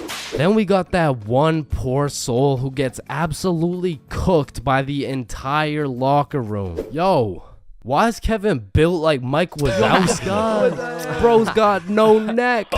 We're stickmen. None of us have necks. Shut up. You skip neck day. He skips neck. Next, we got Bob. Bob's just that guy that casually takes his shirt off, and he's built like Giga Chad. Like, shit. Fucking sexy ass Bob. And I don't know why, but there was always that one guy who thought it was a good idea to just whip his nuts out. Unprovoked, uncalled for, completely out of pocket. Like, what do you look like with your nuts out in a room with 30 half-naked sweaty dudes? Like, personally in that situation, I'm keeping my balls in my boxers. Thank you very much. And bro, tell me why there was always one kid who was just dousing himself in Axe spray. And it's always the mustiest motherfucker doing it too. Like, who's gonna tell him that Axe spray doesn't replace taking showers, bruh? And I don't know about your locker room, but for mine, there was always a dude eating. Like, out of all the places on earth, why are you eating in the locker room? Like, for some reason, there's something about eating around a bunch of dudes in their boxers that just doesn't sit right with me. I mean, simply by bringing that sandwich into the locker room makes it contaminated. That sandwich will be tasting like wet dog and Axe spray. And next, we got the kid who just makes as much noise as humanly possible.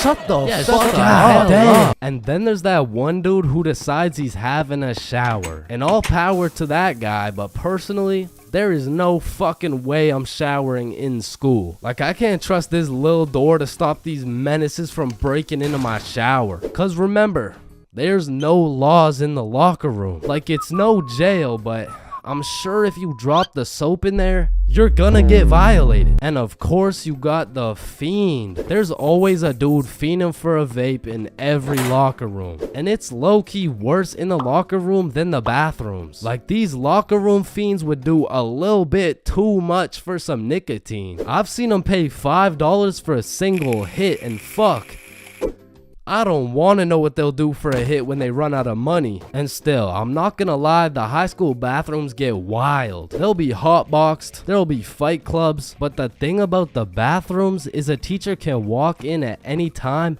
and get every student suspended. Like, even the poor kid taking a piss will probably get suspended just by association, which is exactly why the high school locker rooms get so fucking rowdy, because there's truly no teacher strong enough to stop the buffoonery that goes on in these locker rooms. So they don't even try. Shit, I don't care if your teacher is John Cena. There is no single man who can put a stop to the fuck shit that goes down in the locker rooms. But there is one thing that can: a female.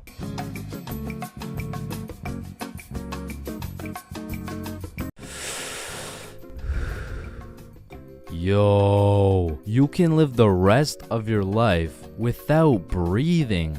What? No, you need to breathe. Hey, watch and learn, my friend. Oh, shit. Would you look at that? Okay, class, today we're gonna be studying atoms. Yes, Chains. If we're made out of atoms, and we're studying atoms, does that mean atoms are studying themselves? Chains, are you high? No. No. Damn. You know how everyone says, oh, I took a shit? No, you never take a shit. You leave it. Yo, guys, I just took the meanest shit I've ever seen. Hell no. Bro, isn't it crazy that you can imagine what it would feel like to lick any object you look at? Bro, why are you looking at my balls like that? Oh, hell no. You know what I just realized? Yeah, what? Walking around with one crowbar is much more suspicious than walking around with 3 crowbars. Bro, is that your car? Oh shit! Yo, this burger is busting in my mouth right now, bro. I know, this shit is scrumptious. The ham is just exquisite. But wait, ham? There's no ham in the burger. It's a hamburger, dumbass. Of course there's ham in the burger. No, the patty, it's made out of beef. Bruh, that's like saying a hot dog isn't made out of a dog, for Pete's sake. Damn, you're high as shit. Okay, when I say sun, do you think of day or night? Obviously the day, that's when the sun's out. Okay, makes sense. But what if I were to tell you that you see more suns in the sky at night than you do in the day? Whoa. You are hereby sentenced to 35 years in jail for repeatedly kicking a pregnant woman. Objection, Your Honor. When you really think about it, everyone in this room has repeatedly kicked a pregnant woman before. Even you, Your Honor. Fuck. Holy shit. Horses are naysayers. Sir, I am very sorry to inform you the STD results came back and you are positive for chlamydia, gonorrhea, trichomoniasis, syphilis, chlamydia, herpes, HPV, HIV, and chlamydia again. Somehow you got 3 cases of chlamydia. Damn, you know what that made me realize? That you should wear a condom? Nah, life is a sexually transmitted disease that will 100% lead to death. Damn right. Sir, you got 3 days to live. You ever think about how old cars are looked at like, look at this dude's old ass car. He's broke as shit. Damn, at least my car isn't as old as this dude's. Holy shit, this guy's car is a shitbox. Damn. Look at that vintage car. Wow, that guy's car is insanely old. He's gotta be a millionaire. What the fuck? Is that Fred Flintstone? Whether we like it or not, we were all once inside some balls. Facts. I'm talking in the testes. Damn. I'm talking in the family jewels. real. I'm talking in the nut storage. I'm talking in the semen spheres. God damn, Todd's really laying down some mean pipe over there. You know, Todd beating down those doonies really got me thinking. Most people are made in a bed, born in a bed, and die in a bed. Damn. Bro, stairs were made to make a really big fall into a bunch of small falls. Oh, shit, are you good? You know, someone probably still gotcha knows from years and years ago. Gotcha knows, give it back. It's me. What? What do you mean? It's me. I am the one who gotcha knows. Wait, are you serious? Yes. Dude, give it back. Or what? Give it back. No, it's my nose now. You gotta eat the frog. No, just eat the frog. Nope, one bite. Not doing it. You just gotta try it. I'm not eating the frog. It tastes like chicken. Yo, mama tastes like chicken. Come on, it's tradition. You have to eat the frog. Damn, traditions are really just dead people peer pressuring us. Eat the frog, pussy. That's why you're dead, bitch. Listen, I just can't wrap my brain around it. Yeah, what's up? Can you tell me why the fuck we park on the driveways and we drive on the parkways? It makes no sense. Hey Alexa, order some extra large magnums real quick. No, we both know you get absolutely zero bitches. Alexa, you literally Alexa, got stop. no reason Stop. on top of that, Alexa, you and I both know Alexa, you are a shut size up. small condom boy. Bro, over the next generation, we're gonna see a serious decline in the number of people who are named Alexa. Damn. Wow, that's quite a beautiful birdhouse right there. Yeah, do you think it's made out of wood? Oh yeah, for sure. And where does wood come from? Fuck do you mean where does wood come from? It comes from a tree. Exactly. Are you thinking what I'm thinking? People cut down birds' houses to make bird houses. Oh, fuck? Yeah, I meant people cut down bird houses to make bird houses.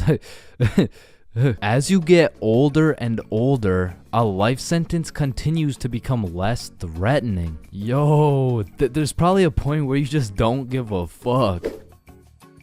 Put the money in the bag, bitch. I hereby sentence you to a life sentence in prison.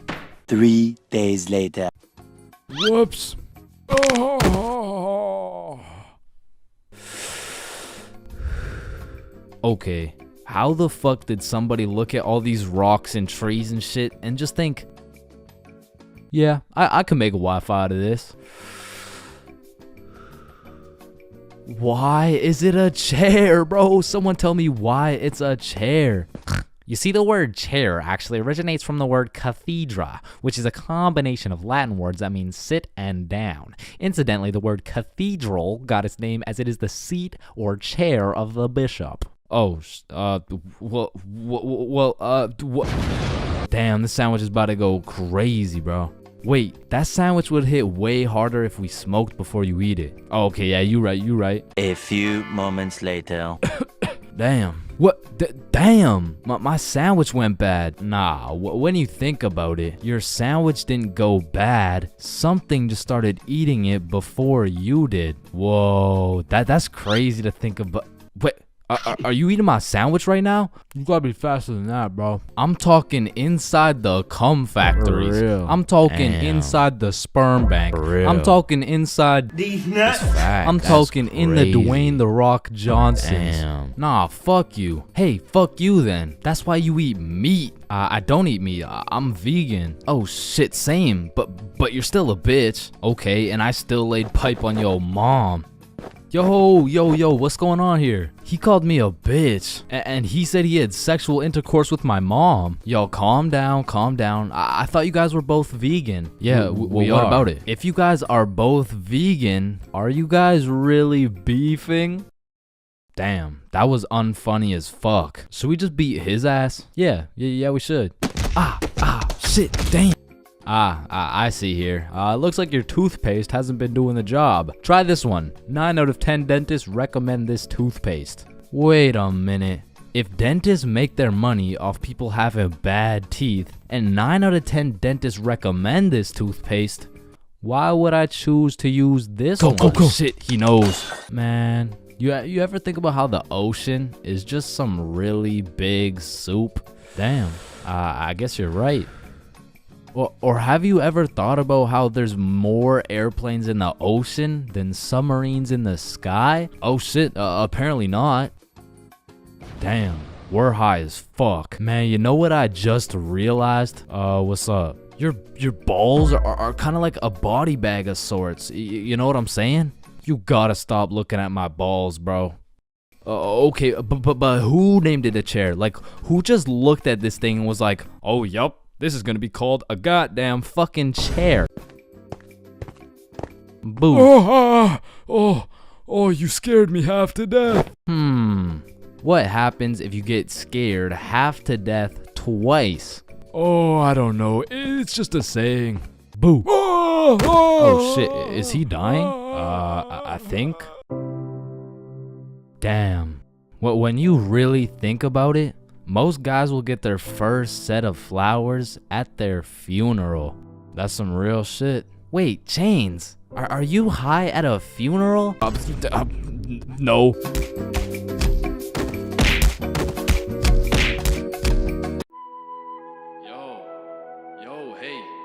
Yo, wake up. Bro, wake up. Hey, man. What? Who are you? Dreams, we all have them whether you remember them or not. And at one point in our lives, we've all dreamt about the same shit, bro. Like your teeth falling out, or running through your school butt booty naked, or being reincarnated as a chicken laying eggs. But when you really step back and think about what sleeping is, it's mad weird, bro. Like, imagine an alien crash landed on Earth and saw a bunch of motherfuckers sleeping, like... Why is everyone dead? Oh, no, they're not dead, they're just sleeping. Man, what the fuck is sleeping? Yeah, so basically they just play dead for 8 hours and live false realities in their heads and shit. Strange. Yeah, like you see this guy, he's probably dreaming about sunshine and rainbows. Get down! Or you see this dude, he's having a nightmare for sure. Oh, and this dude, this dude's definitely fucking, bro. I'm a caterpillar. Damn, that's crazy. Now, we all know there's only 3 questions in life that have yet to be answered. What's the meaning of life? What's Obama's last name? And why do we dream? Dude, it's all your subconscious talking to you, man. You just gotta find the true meaning of each dream, dude. Bro, what the actual fuck could this possibly mean, bruh? You're autistic. Anyways, the craziest part about dreams is the fact you're the one telling the story and you're the one listening to that shit. My dumbass still falls for the plot twist every time, bruh. I'll never forget this one dream I had back in grade 6 where me and my 2 homies were walking. Don't know where, don't know why, but as we're walking, a dude in a big white van pulls up talking about, hey, if you kids come in my van, I'll give you some candy. Shit. I mean, I'd come in your mouth for the whole bang. So obviously, we hop in, and the driver looks absolutely cracked out, talking about, hey kids, eat this candy. And so we unwrap this piece of candy, and it's literally just a razor blade, bro. Like, he didn't even try and hide that shit. Nah, I think I'll have to pass on this one. Alright, okay, then eat this piece of candy. Nah, this is a perk 30. You got any Reese's cups? Yeah, nah, I got Reese's cups. Here. Sir, this is just a Glock covered in peanut butter. Alright, fine, take this. Shit, okay. So we eat this unsuspicious looking candy and instantly start tripping balls, bruh. Like, the van is deforming, we're seeing rainbows and shit, and worst of all, we see this big ass grin on the driver's face. And I don't remember exactly what he said, but he said some crazy shit like, get ready, I'm coming for them cheeks. Nah, it was more like looks like your private square just went public. Okay, no, that wasn't it either. It was it was something more like you boys ever had your buns stuffed like a meat mountain from Arby's? Yeah, I can't remember exactly what he said, but all I know is if we didn't act fast, we were getting our cheeks snatched up, bro. So Billy's like, yo, quick, call your dad. So I'm rushing to start calling my dad, and this is the most dream logic shit ever, cause I don't even got a dad, bruh. And this is where my own brain hit me with the meanest plot twist I never saw coming. Cause as I'm calling my dad, the driver's phone starts ringing, bruh. Bomba Club. Now I don't remember the rest, but the fact my own brain hit me with some Star Wars Darth Vader type plot twist, god damn, bro, that shit was a movie. But still, I probably got my shit touched, so I'm gonna have to leave this as a B tier dream, bro. B tier? What the fuck could possibly be worse than a crackhead tickling your pickle, bro? Now those motherfuckers could be their own torture method, bro. These are dreams that just have you stuck in an infinite time loop doing the same shit over and over and over and over. And C tier, bro. Now lucid dreams. Lucid dreams are deadass just playing life on creative mode, bro. Cause in my long life, I've only had 3 lucid dreams, and every single one of them was lit as fuck, bruh. Now the problem is I can only start lucid dreaming when my original dream is just a little too strange. Like, hey, you're cute. Can I get your number? What? You want my number? Yeah. Yo, I must be lucid dreaming. Ow, what the fuck? Shit, it's so real, bro. I can do anything. I can probably fucking fly. Alright, Chains, this is not a dream. You're under arrest for battery and assault. But for real, my first lucid dream started when I was posted up in a basement with Michael Jackson. Yo, aren't you supposed to be, like, dead and shit? Oh shit, I must be dreaming. And so to test the waters, I start spawning in random shit on the spot, and this is the moment I realized the possibilities were endless, bruh. I could do whatever I wanted, and so I spawned in a honey pack, and I spawned in Lola Bunny, and I S tier. Lucid dreams are S tier, bruh. Wet dreams are too. Now we got a few popular reoccurring dreams on our hands, like running through your school butt booty naked. Now back in the day, this dream used to have me scared shitless, bro. I was like, oh shit, where's my pants? Yo, what's my crush gonna think? Well, what are the boys gonna say? But ever since graduating high school, that dream has me scared even more shitless, bro. Cause now it's like, oh shit, yo, what's the police gonna think? Let's punch you back. Bro, what's the judge gonna say, bro? Shut the fuck up. Fucking C tier. Teeth falling out, B tier. Random adventures with your homies, A tier, bro. Me, Bob, and Billy have fought bears together. We've been to the nether. We've even fucked around and ran a 3-man on the Totally Spies cast. Like, these dreams are so lit that when I wake up in my raggedy old lonely ass bed, I be trying to go back to sleep to continue the plot, bruh. Look who came back for that meat mountain, boy. Oh, hell no. You better run. Bro, I'm trying. Now, trying to run in your dreams, man, this shit really pisses me off, bro. Because I never told anybody this, but I was the fastest kid in my elementary school. So when I'm dreaming and I got 2 hordes of zombies, Michael Myers, and fucking Diddy himself chasing after me, tell me why my ass starts running like the fastest kid in the special needs class, bro. So trying to run in your dreams has got to be C tier, right next to all the common shit like falling, drowning, losing your phone, explosive diarrhea all over your bed. Damn, bruh, shitting your pants, fever dreams, and being butt booty naked around a bunch of minors is C tier. What the hell is D tier, bro? Sleep paralysis. This might be the scariest thing that can possibly exist, bruh. You're telling me at 4 a.m. I could open my eyes, unable to move, while struggling to breathe, and start seeing demon shadow figures while hearing screams in the distance, bruh. Fucking Z tier, bro. What the fuck? Now I'm grateful I never had to experience that shit, cause the fact that while you're paralyzed, you'll start to see the scariest thing your brain could possibly imagine is beyond me, bro. Knowing me, I'd be there enjoying my beauty sleep, dreaming of me and the boys playing fucking Mario Kart or some shit, and I would open my eyes stunned, unable to move, when slowly a devious creature begins revealing itself out of the closet, casting a shadow over top of me until I can see exactly what it is. Looks like someone ordered a meat mountain.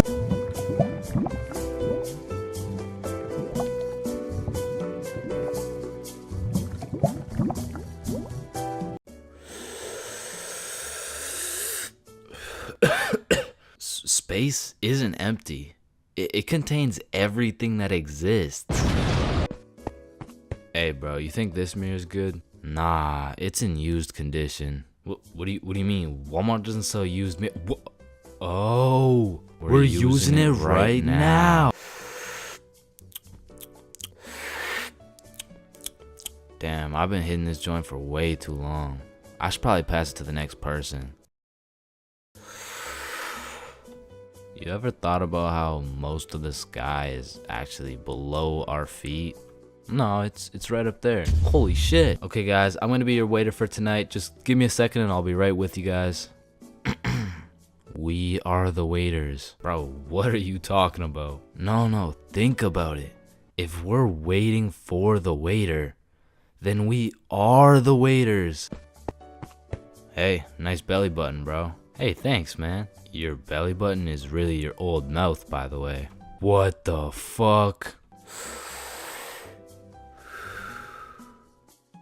Yo, is your thumb even a finger? Fuck, man, I don't even know. It's kind of just a thumb. So if your thumb isn't a finger, then there is no middle finger. Hold up. If you were the first person in the world to break 2 world records, then that would be a world record. So you'd be the first person to break 3 world records. But then that would make it 4 world records. And that would make it 5 world records. Holy shit. Then it would be 6 world records. Man, who the fuck named this shit a chair? Like why a chair? Hey bro, I got you a milkshake. Oh, thank you, man. Does a straw have 1 hole or 2? Obviously it's 2. No, but what if it's just like 1 long hole? What's the point of life?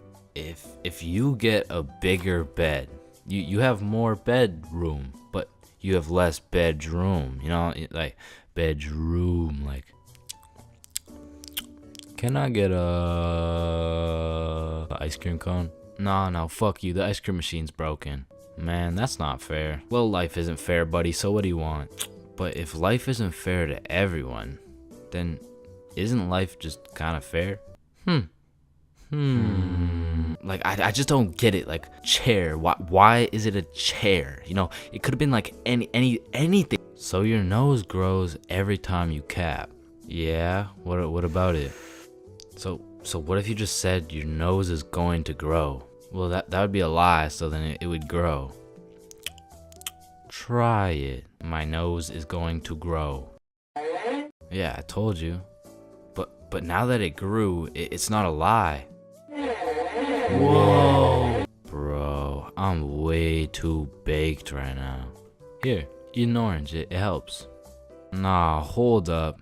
Are oranges named oranges because they're orange? Or is orange called orange because oranges are orange? Just eat the fucking orange. Boys, we got the pizza. Let's go. Sir. Why the fuck is the pizza box square? Like, if the pizza is circle and a slice is a triangle, yo, who the fuck invited this kid? Yo, can you pass the lighter really quick? Yeah, I got you. Wait. When you light your lighter gets lighter until your lighter is so light that your lighter won't light. Damn, that motherfucker's spitting right now. It just seems weird. Like, why the fuck is it a chair? It was a snowy Christmas Eve. My brother and I were watching a Christmas movie bundled up beside the fireplace while drinking a cup of hot cocoa. Man, it can't get any better than this. Or can it? What could possibly enhance these festive activities to their maximum potential?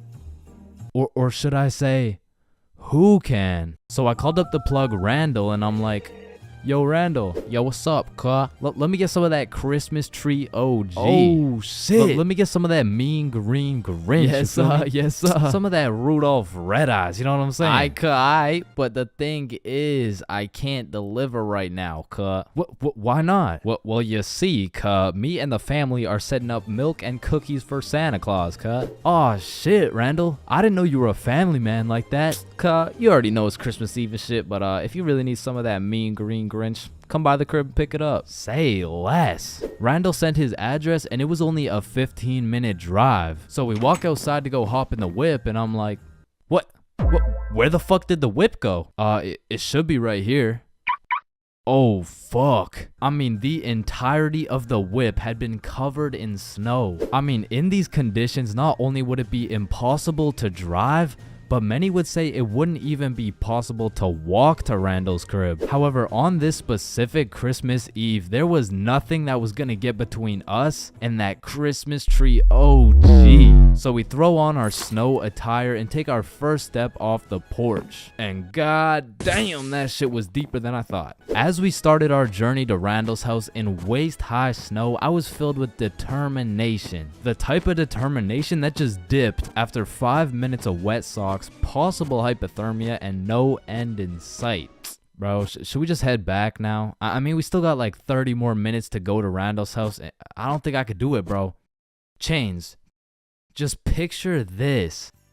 Mariah Carey is playing in the background. Your nose is filled with the sweet scent of freshly baked cookies while we get baked as fuck and drink as much eggnog as we want. Shit, you're right. We can't stop now. So we walked and walked in what seemed to be like endless amounts of snow. But then a brightness slowly revealed itself through the snowfall. A beautifully decorated house with reindeer on the roof and Santa Claus in the chimney. We had made it. We made it to the boy Randall's crib. Randall invites us inside, and out of the Christmas spirit, the homie Randall sessions us up for the free ski. And at last, I got a taste of that Rudolph Red Eyes Kush, and in that moment, it was all worth it. So me, Randall, and my brother smoke up for a while, but then my brother realizes, oh shit, it's already 11 p.m. We gotta make it back for Christmas. Damn, you're right.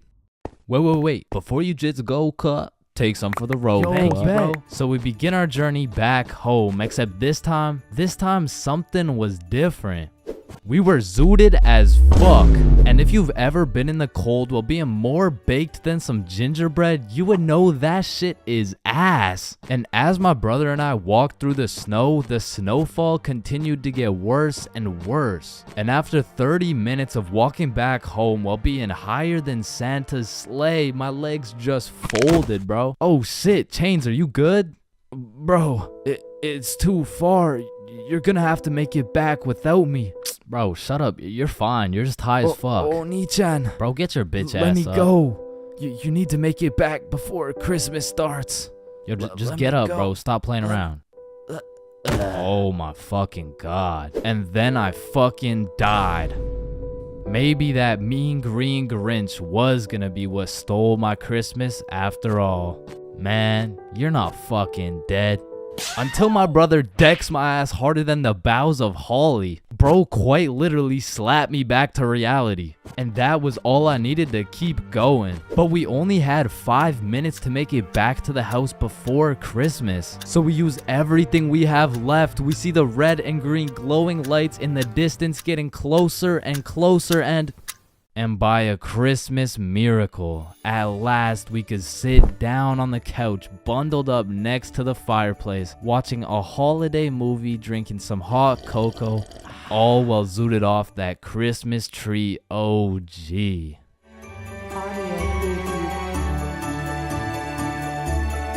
I'm not gonna lie, I think everybody wants to be cool. Like, being cool is just like it's just cool, bro. Like, there's nothing like it. And I know some of y'all are thinking, Chains, with all due respect, bro, how do you know what it's like to be cool? And my answer to that is just look at me, bro. I fucking don't, okay? But I do know someone who is cool. He's a certified cool guy, and his name is Bob. Now, what makes Bob so cool? Is it the sunglasses? Is it the sexy ass face? No. Tell him the answer, Bob. He doesn't talk. The answer is Bob doesn't talk. And a crucial role in being cool is the element of mystery. Now, it's interesting because if we take a look at Jake over here, Jake doesn't talk either, and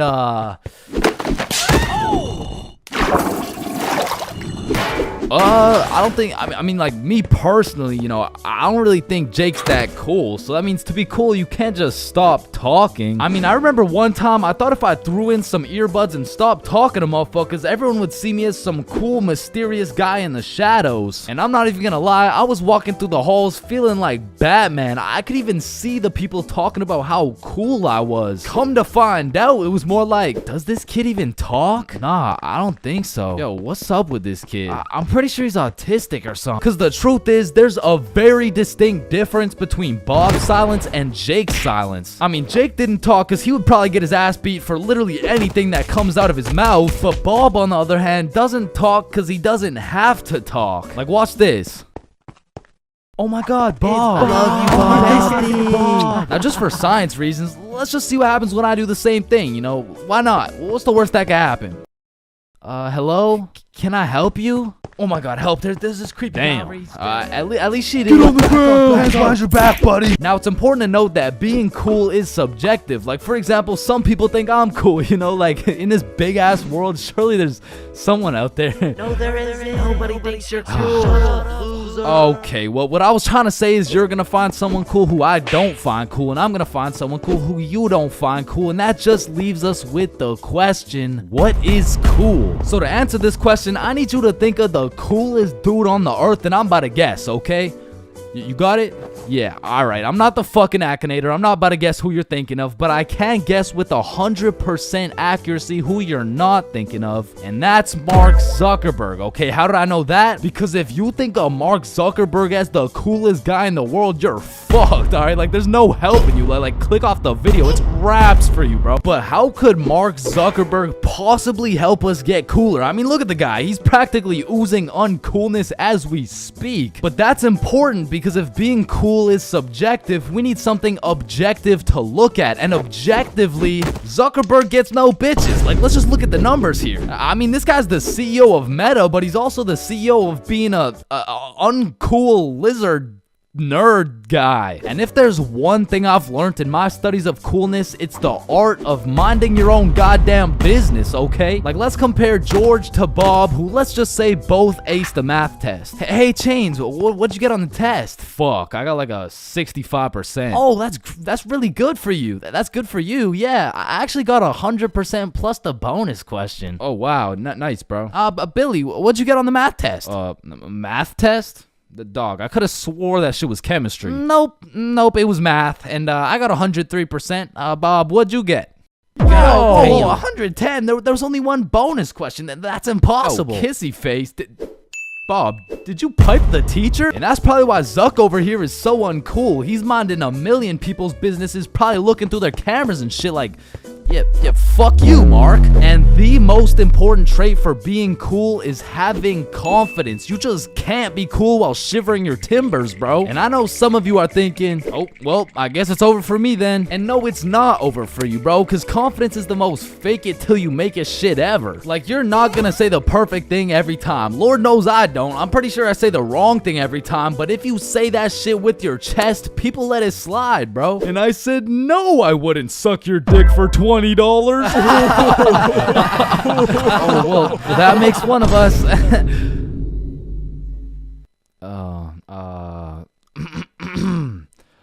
Well, that makes one of us. I love this guy. Now, that's the type of confidence that's gonna take you from a level 1 crook to a level 100 mafia boss. And with that power comes responsibility. Some dudes will become a level 100 mafia boss and start picking on other people because it makes them feel powerful. But a cool guy doesn't yearn for power. He yearns for... fuck, what do you yearn for, bruh? Damn, he's so cool. Now, being cool comes along with being calm and collected. Like, if someone walked up to you trying to fight and you started running away screaming for your life, I don't think anyone's looking at you like, damn, that's one cool-ass motherfucker, bro. Yeah, bro, the way he hit that high note was cool as hell. Shit, maybe I could be like him someday. Now, I'm not saying you gotta go all Jackie Chan on the guy, but you do gotta stay calm and think logically. Like, let's see how cool you are. What would you do in this situation? A, strike first, strike hard, no mercy. B, just walk away. C, give him a little kiss on the forehead. Or D, do the stanky leg. And the correct answer is any of the above, bro, because it's not about what you do, it's about how cool you do it. Except maybe the stanky leg one. I don't think anybody can look cool doing the stanky leg. But doing any of the other options, you could look cool as hell. Like, A, strike first, strike hard. Boom, one punch knockout, that's cold. But if you throw first, miss, eat shit, not cool. B, walking away, you're cool as hell, unfazed. Unless you get jumped from behind and get your ass beat, not cool. C, give him a little kiss on the forehead, assert your dominance, you pretty much just made him your son. But if you miss, well, now you're just kissing a dude, so yeah. Now, even though being cool is all about how you do things, there's a few things that nobody can look cool doing, like riding a scooter, chasing a bus, taking pictures with an iPad, chasing paper in the wind, using VR, washing a cucumber, waving. You look nerdy as fuck, eating a cupcake, tripping, getting out of a restaurant booth, pickleball, and literally anything to do with Starbucks. Hi, can I get a caramel ribbon crunch frappuccino with 2 extra pumps of vanilla and the You're soy? not cool, bro. What? Now let's take it back to the element of mystery for a second, because this is the step that will either have people seeing you as a cool ass dude, or they'll just assume you're shy or possibly on the spectrum, bro. Listen, you gotta talk, bro, or else people have nothing to go off of and they'll start filling in the blanks themselves. Whoa, wait, so I gotta talk to be cool? Yo, Chains, what do I say? Whatever the fuck you want, bro. Oh, wait, really? Yeah, bro, the truth is the key to being cool is being yourself. And I know that shit sounds corny, and it is, but do you think the coolest dudes on earth give a single fuck about what you think? Hell nah. They're way too busy being cool, bruh. You gotta be like a peach, man. Some people hate peaches, some people love peaches, but at the end of the day, the peach is gonna be a peach. So here, take these sunglasses, and if you haven't heard it today, you're a cool ass dude, bro.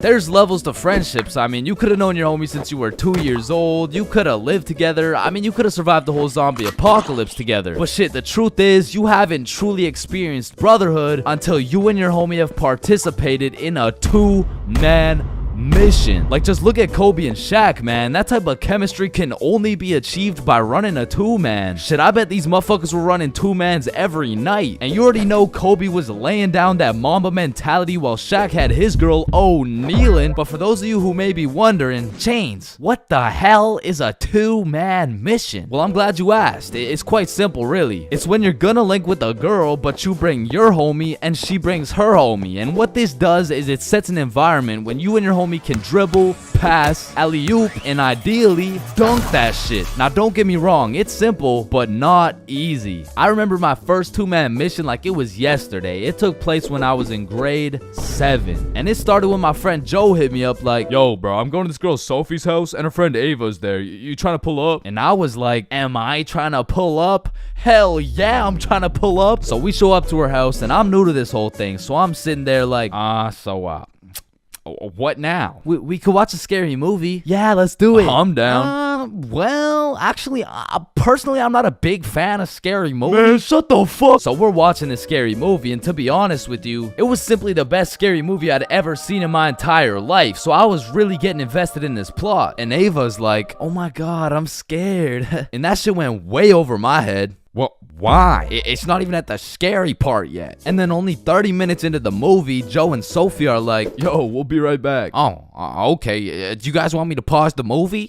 Nah, it's all good, bro. And you see, what Joe just did right there was a calculated move. In basketball terms, he just set an ISO. So now it was 2 1v1s. And the situation was absolutely perfect, but the problem was, I actually liked the fucking movie. And that violates rule number 3 in section 7 of how to pull off a successful 2-man. Never give a fuck about the movie. Because the truth is, the movie length is like the shot clock. If you end up actually watching the entire movie, you failed the mission. But I had no clue, and to be honest, I didn't even know what a 2-man was at the time. So I got some popcorn and I was just watching the movie. But when the climax of the movie was about to come around, I did something that violated every term and agreement of the 2-man mission. I went over to Joe and Sophie like, hey, hey guys, quick, you're gonna miss the best part. Oh, fuck. And I missed the climax of the movie, but shit, I seen a climax. And needless to say, Joe never invited me to a 2-man mission since. But you know I had to redeem myself, even if it was 3 years later when I was in grade 10. It was a Saturday night, and me and Bob were looking for something to do. And I'm gonna keep it a stack with you, bro. I had no motion. Like, my Snapchat was drier than a Popeye's biscuit, bro. But lucky for me, Bob had a roster. And I'm talking an all-star lineup of girls who just want Bob on their body. And I don't blame them. I mean, shit, I got Bob on my body right now. And you can too at chainsclub.shop. That's right, we got hoodies, shirts, beanies, socks, keychains, stickers, you name it. And starting at the price of $4.20, Bob can be all yours.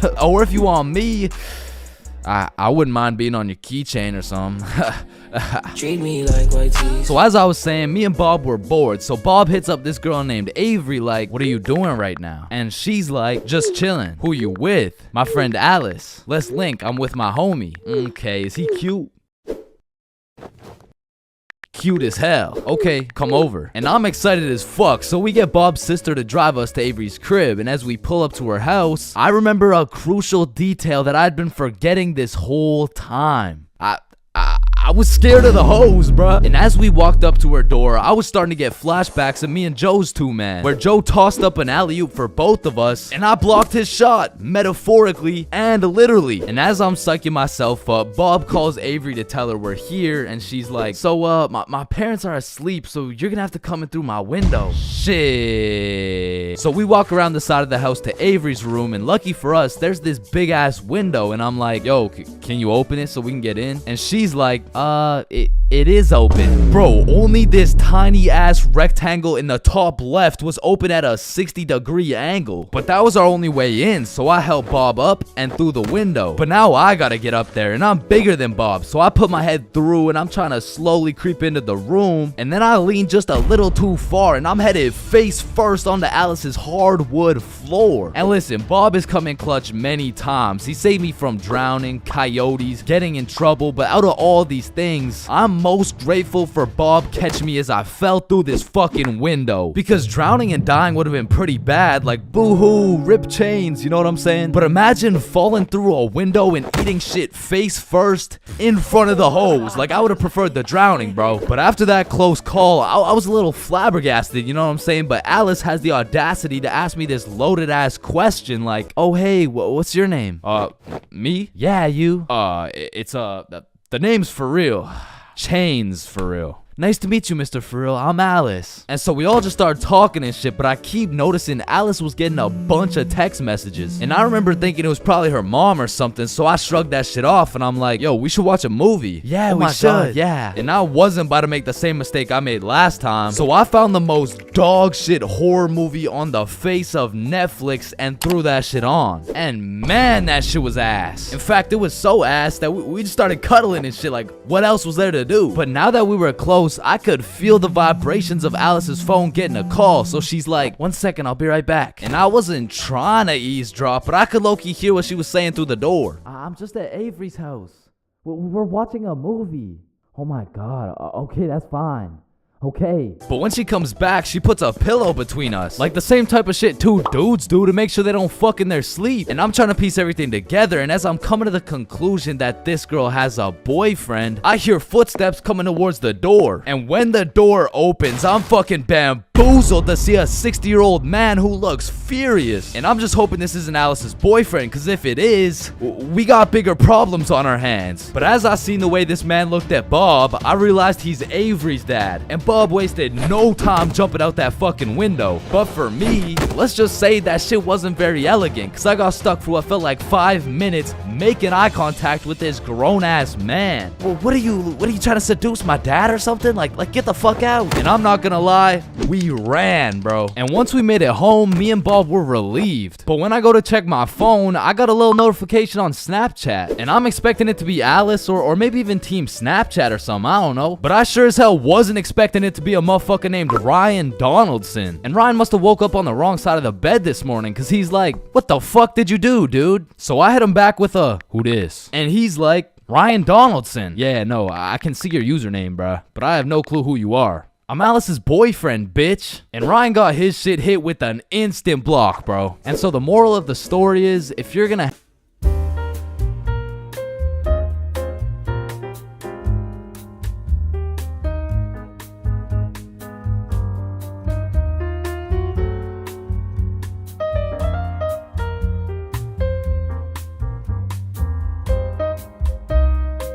Bro, when I was in middle school, every time I would walk by the high school, the freshmen deadass looked like adults to me, bro. The sophomores looked like tax-paying citizens. I saw juniors as grown men with a wife and kids, and seniors, bro. I couldn't tell the difference between a senior and a senior citizen, bro. And that's because in grade 7, I saw me and all my homies as fully developed, mature, and respectable humans, and that was simply cap. Because now when I look back at a picture of us in grade 7, I see a bunch of little babies, bro. Yada, yada, yada. What does this have to do with stealing a guy's vape? We stole a vape from a senior in high school, and we were in grade 7, bro. And when I say we, I mean Billy. Billy stole that shit, and me and Bob were accomplices. Now, if you ask me back in the day, Chains, for real, you're awfully small, scrawny, weak, ugly, chopped. Okay, sir, what's the question? How do you expect to win this fight against such a bigger opponent? Listen, Joe Rogan, it's not about the size of the dog in the fight.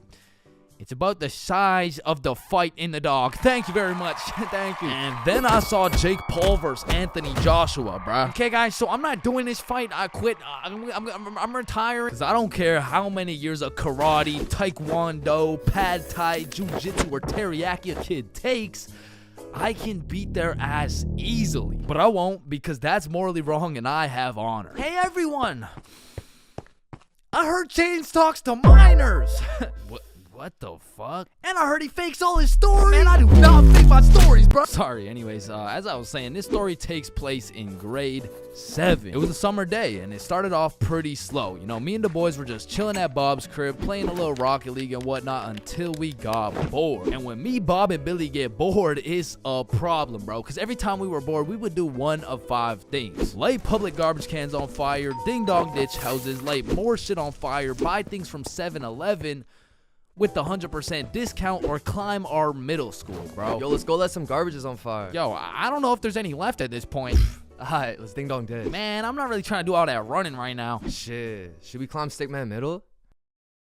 Yes. So we pull up on a scene, shiesties activated. We scan the area for witnesses, nobody. We identify all security cameras and move forward with the plan. So, Stickman Middle rooftop was about 20 feet up, far too high to reach. However, it had a playground with one of those spiderweb johns, and this playground was fenced off, and this fence is what we call the method. So one at a time, we climb up this metal fence, stand on top of it so we were just tall enough to jump and grab the roof, and we pull ourselves onto the rooftop. So Bob and Billy got up first. I jump and get my hands on the rooftop, pull myself up, and the view was insane, bro. Sun setting and everything. So me and the gang are sitting on the roof of our school. Bob brought some of those good old sweet heat Doritos, and we have ourselves a nice little romantic afternoon. When all of a sudden a car pulls up to the courtyard. A dude hops out of the driver's seat. 3 girls hop out of their whip. They're probably 19 or 20, and one of them looks up like, "Hey, what the fuck?" Hey. Yo. Oh shit, how'd y'all get up there? Shit, it's easy. I mean, we just climbed this fence. You want to try? Yeah, okay, yeah. What do I do? You just gotta stand on the right side of the fence. Okay. Which side's the right side? It's the opposite of left. Is this guy retarded? Oh, okay, yep, okay, I got it. All right. Okay, now what? Okay, yeah, just bring your feet up to the little crossbar, but be careful. Careful? This shit's easy, man. I know a ton of 12-year-old girls who could do this. Right, okay.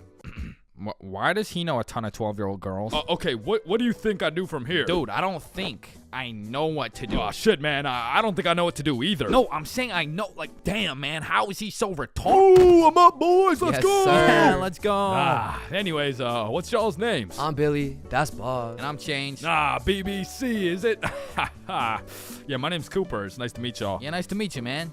You want some Doritos? So he just abandons the girls down at the courtyard, and we go back to our spot, sit down, and Cooper's vaping and shit. Billy's bumming a few hits. And I'm not gonna lie, he was a nice guy. I mean, you could tell he had a good heart, but god Damn, did that motherfucker like yapping, bro. I think me, Bob, and Billy got off a total of 3 sentences, bro. And so I was telling her, if you mess with the bull, you get the horns. Damn, that's crazy. Bruh, for real? Dead ass? I mean, bro yapped the day away. The sun went down. It was getting cold, so Billy was like, Yo, y'all trying to head back? yeah, bro, it's getting cold. Yeah, yo, great conversation though, boys. Right. So we all climb down the roof, make it to the courtyard, and say our farewells. Peace out, Alright, Cooper. see you, bro. Yeah, y'all have a good one, man. We head back towards Bob's crib, and to get there, we gotta walk up this small path with a super steep uphill, and as soon as we get to the top of the hill, Billy stops. And he looks back. Yo, what's up? I should have taxed his vape, bro. What? Yeah, like I should have finessed his vape. That shit was nice. Bro, like you're not doing that. Let's go back to Bob's crib. Say I won't do it right now. Bro, you won't. Bob, you know I would do that shit. Keep it a buck. Alright, watch this then. So Billy, completely alone, walks back down the hill to the courtyard and starts talking to the dude through the driver's window. Yo, Cooper, you think I can have one more hit for the road, bro? Damn, man, you really came all the way back? You're a fiend, huh? Yeah, nah, I got you, man. Bless. And because me and Bob were up on this hill, I vividly remember we got like a bird's eye view of this shit. And obviously, y'all don't know Billy the way I do, but I was 100% convinced he did not have the balls to do this shit, bro. There was no way. Hey, Billy starts hauling ass, and instantly Cooper punches that bitch in reverse. And my heart dropped so fast. We had a bird's eye view of Billy running for his fucking life, and Cooper's right on his ass, and they are both headed right towards me and Bob, bro. So we take our head start and get our ass right back to Bob's crib. But Billy couldn't just run to Bob's crib and have Cooper knowing his address. So instead of taking the path to Bob's crib, this motherfucker runs straight into the prickle bushes, bro. Adrenaline pumping. He's powering through these bushes, getting cuts all over his arms, legs, face, until all that adrenaline crashes and he realizes he can't make it through to the other side. He was stuck. Oh, no. You fucking idiot! Come back down here and give me my fucking vape! So Billy walks back out of the bushes, walks over to Cooper, hands over the vape. The girls in the back are all laughing and pointing and shit. Billy's aura is decreasing by the second, and just as Billy cuts his loss and starts walking away... Hey, yo, come back. What? Bro, the coil's missing from the vape. You owe me $70. I know what school you go to, man. You got a week to pay me back. Or else. Billy not only lost all the aura he'd been saving up for 13 years on this earth, but now he's $70 in debt with 1 week to figure it out. So every day after that, Billy begs his mom for $10 for lunch money, $10 for pizza, $10 for school supplies until a week had passed. And Billy had his 70 bones saved up. So as agreed upon, me, Bob, and Billy are posted up in the parking lot 1 week after the incident, and just as expected, Cooper pulls up. And this time he's got like 4 shorties in the car. Like, genuinely, how the fuck? So Billy hands over his life savings. Cooper pockets that shit, and with the most shit-eating grin I've ever witnessed, he mutters, "Hey, look, it looks like we got some pizza money for tonight, am I right?" Yes, look at this dumbass. Billy got scammed, bro. He got his shit rinsed. $70 could have bought this dude like 3 whole vapes, but I mean, truthfully, that's karma. And the moral of the story is, don't steal from people, but more importantly, just don't vape, bro. Yo, Billy just posted his first YouTube video ever. Go check that shit out. Yes, sir. And I just posted a video of me and Chains talking about this story, the raw, uncut, unedited version. So click this link right here if y'all want to tap in. Click that shit. Stole that shit. That's what I do, nigga. Fuck, nigga, I stole that shit. Listen, I am no criminal. In fact, I would consider myself a good Samaritan. Type of dude who helps grandmas cross the street. Type of dude who might even pick up some trash now and then. And absolutely not the type of dude to go to jail. Now, I know for a fact I would never go to jail. Not because I never break the law, but because I'm fast as fuck. In the streets, they used to call me Usain Jr., bro. So there was no way you would catch me getting arrested by some 50-year-old man with a beer belly and a donut in his hand. I would be out here crossing bro up, hit him with a little body feint, leave him in the ER, bro. But with that being said, I needed that speed. I needed that speed to get out of all the dumbass situations I put myself in.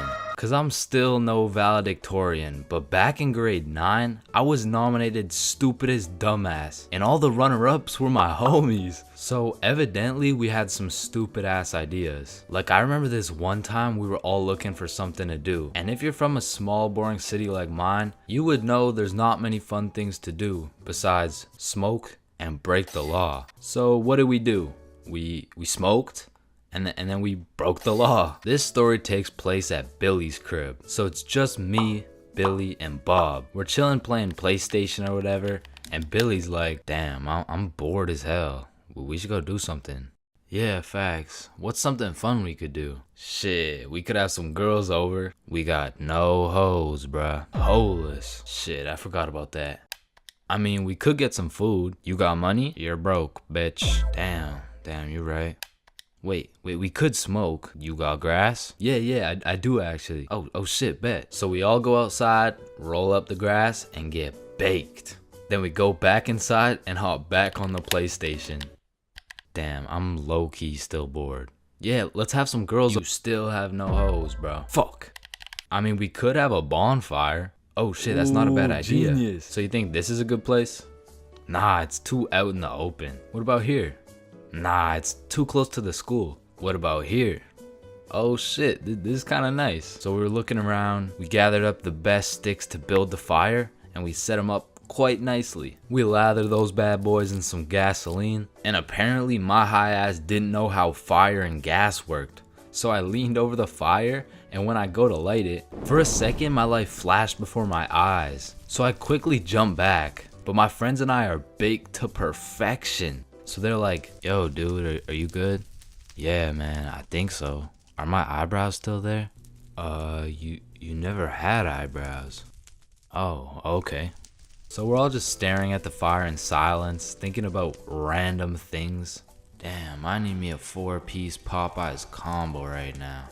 The meaning of life, it must be to evolve and become the best person you can be. God damn, Bob's mom is so hot. And as we're just chilling, watching the fire, it was pretty much sending out a smoke signal, and anyone in the vicinity probably saw it. And soon we started hearing a siren in the distance. Guys, it's definitely just an ambulance. I mean, it's getting kind of loud, don't you think? No, we're chilling. Fuck, bro, I'm out of here. Yeah, I'm way too high for this right now. So Billy and Bob just leave, and I'm thinking, they're just being some scaredy cats. They're gonna come back. It's literally just an ambulance. Right? Man, it's getting kind of close. Oh shit, they're definitely coming for me. And then the siren just stops. Oh, I guess they're not coming for me. And then I look behind me, and I make direct eye contact with 2 officers. My heart literally stopped. Oh, you're fucked. Hey! I grabbed the gas, and with all the adrenaline I had, I literally jumped on the fire, stomped it out, and hauled ass. Hey, get back here! I'm being chased by these 2 cops, and I am red-handed as fuck. I mean, I'm holding a liter of gasoline, a lighter, and the kush while I'm baked as hell running from these cops. And they were on my ass, bro, because let's be real, I could have outrun these fat asses any day of the week, but I'm at a major disadvantage here. Like, I have to run carrying the can of gas while I'm zooted, bro. So sheer speed was not gonna do it, but I had to get them off my tail, or else I was going to jail. So I take a sharp right, and then I'm faced with these 2 paths. I hit a quick left, and as soon as I get out of their sight, I slide into these bushes smooth as butter. And I was scared shitless. Man, I can't go to jail. I dropped the soap way too much for all that. Holy shit, they're right there. Where'd he go? We almost had him. And we would have had him too if your fat ass didn't eat so many damn donuts. Shut up, Robert. That's why Dave fucked your wife. As soon as it was clear, I booked it straight to Billy's house. Oh, guys, it wasn't an ambulance. No shit. And I think it's safe to say I was paranoid for the rest of the night. Yo, I really appreciate you guys, so I'm gonna be following back a bunch of people on my Instagram, so go check it out. Peace. Being absolutely faded in math class is one thing. But pulling up to school while you're hammered, wasted, absolutely plastered is simply a different ball game. Cause there's lots of people who can properly utilize that Mary Jane on a daily basis. For example, tattoo artists. In fact, I feel like majority of tattoo artists would say, it helps me work better, dude. And I would happily trust this man to do his best work knowing he's baked as shit. However, if this dude was wasted, it's a little bit of a different story. Alrighty, dude. All done. Yo, I asked for a rose, bro.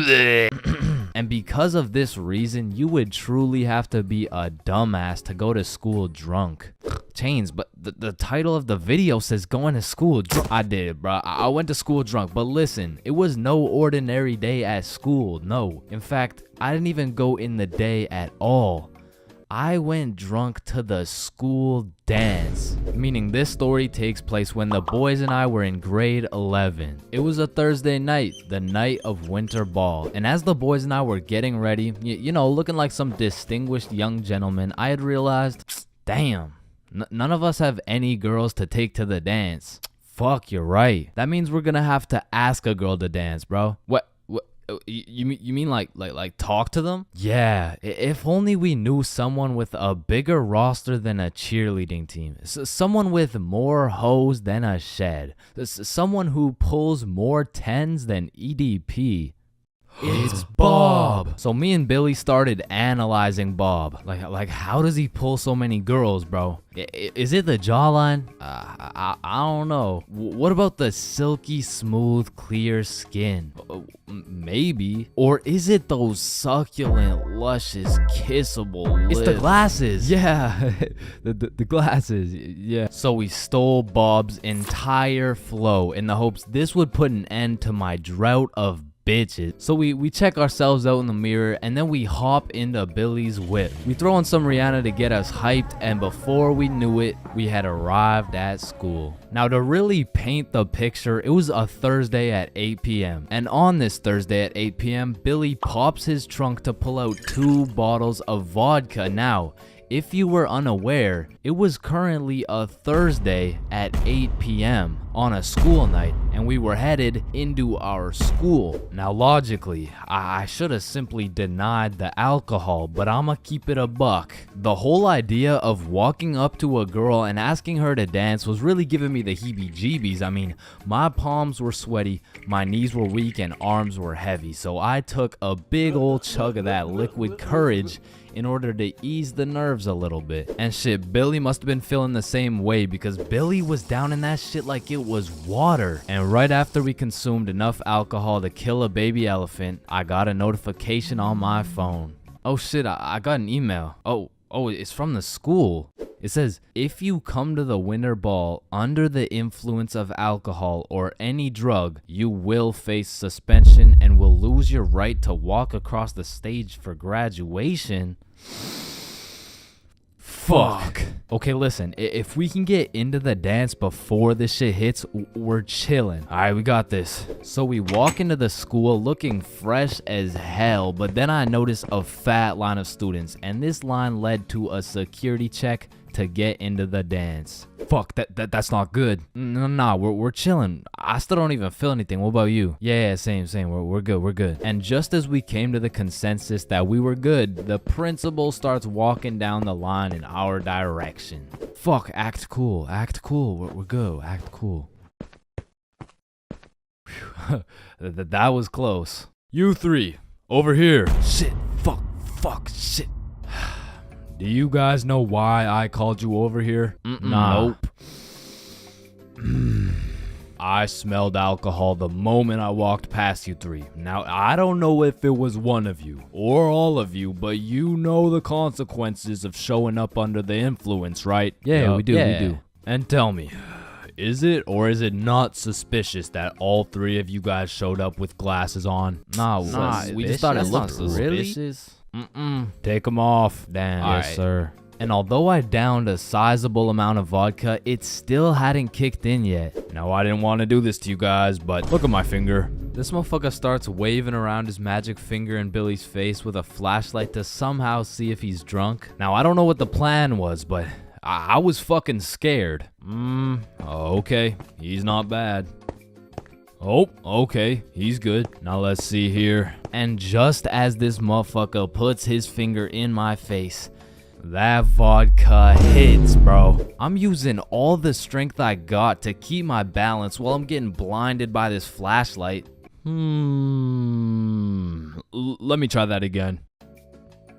I got a little feeling you guys drank, but it hasn't fully kicked in yet. I'll check up on you in a little bit. Yeah, that's good. Yeah. So we get to security and they make sure to pat us down. A little bit too good, but before we knew it, we were at the dance. And just like that, I saw my opportunity and I put that liquid courage to use. And you know, I'm very articulate when it comes to words. So I ask, hi, how are you? Oh, hey, I'm good. So I wanted to ask you, like, you know, we're at the dance and I saw you, so I walked over here. Here we are, you know what I mean? So like, do you want to dance? Yeah, sure. It had worked. My plan had finally worked. And just as I was about to feel the female touch I'd been deprived of for all these years, I see Mr. Principal walking in my direction with his finger ready and his flashlight in hand. So I just haul ass, and I don't stop hauling ass until I'm off school grounds. So the moral of the story is, don't go to school drunk, bro.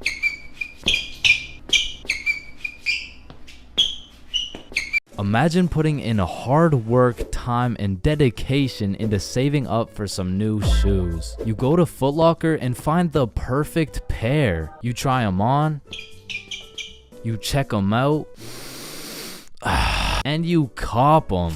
And even though you spent your last $200 on these shoes, you're happy because you feel fresh as fuck, and these J's might actually get you some bitches. But as you're leaving the mall, a gang of motherfuckers wearing shiesties take those J's right off your feet, leaving you shoeless, broke, depressed, and with absolutely zero bitches. Now personally, I wouldn't let that slide. However, when I was just a young wholesome boy in 7th grade, I still wouldn't have let that slide. But I was weak as shit, so it would have slid anyway. I mean, in 7th grade, I could have got my ass beat by Hezbollah, bruh. I was a walking lick, which is exactly why I got a story for y'all today. So as I said, this story takes place in 7th grade, where I was young, innocent, and built like a string bean, bro. So one Friday night, me, Bob, and Billy were going to this girl's house for the 3-man mission. The plan was simple. There was 3 of us and 3 of them. We would put on a scary movie, and if everything went to plan, we would get some cheeks. Now, just earlier that day, I had copped some fresh ass Jordans, so I've got a little confidence boost as we walk up to this girl's house. So we knock on the door, they open it,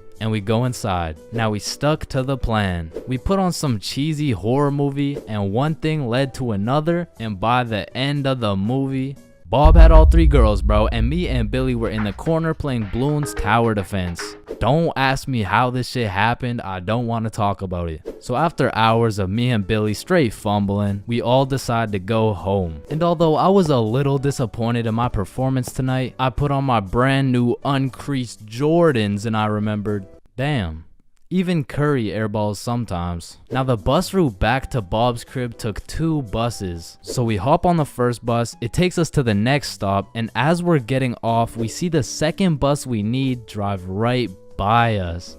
Fuck, is that our bus? Damn, yeah it is. Wait, check when the next one comes. Yeah, it shouldn't be long. Damn, bro, the next bus comes in an hour. So we have no choice but to wait at the bus stop for an hour. So we wait, and at this point, it's already getting late. I checked the time, and it's already 11 p.m. As we were sitting there, bored as hell, waiting for this bus to come, one of the other buses stops in front of us to let someone off. The person gets off, and as the bus starts leaving, we hear this loud thud come from the bus. What the hell? What was that? Oh shit, it's a baton.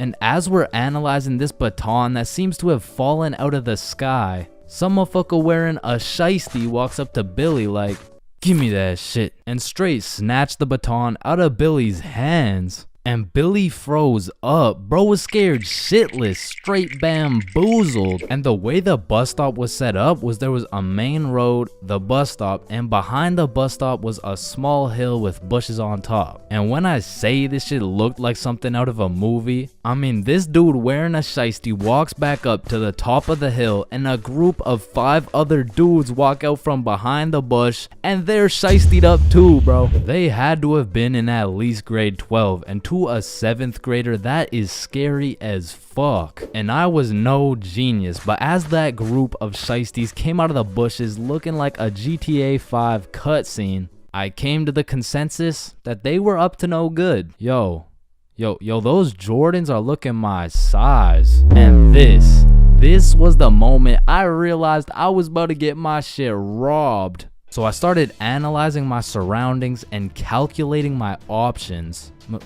Maybe I can talk my way out of this. Hey sir, how was your day today? Shut up. I said, what size are the shoes? Damn, I can't fight them. It's a 3-on-5 and they got the high ground and they got a baton, bro. They would knock my ass out and take the shoes. But I'm fast. So if I take a right, then make a left, there's no way they can catch me. Wait, fuck, I can't run. I'd crease my Jordans. And just as I had ran out of options, Billy says the last words I would expect to come out of this man's mouth. Wait, Ethan? Yo, who the fuck? Oh shit, Billy. Oh, I didn't know it was you, bro. Man, Ethan, you had me scared for a second. Damn, man. My bad, pimp, my bad, yeah, my bad. No, you're good. How's your mom doing? Oh, yeah, she's doing good. Yeah, it's great to see you, man. You too, bro. See you around. All right, peace out. Y'all, don't worry. I seen a kid over there with some new forces we could snatch. Oh, yes, sir. Dibs. I bet. Man, he's a good dude. Nah, bro. He just tried to rob me. Who the fuck was that? Oh, that's my longtime homie Ethan. Why do you know him? Oh, yeah. We went to the same preschool. Same preschool? That dude looks 20, bruh. Oh, yeah, no, he is. He just got held back a few times. Held back in preschool? How the fuck do you get held back in preschool? Oh, he used to beat up the other kids and then take their toys. Oh shit. Makes sense. So we bust back to Bob's crib, and as we're walking to Bob's front door, I stepped in mud.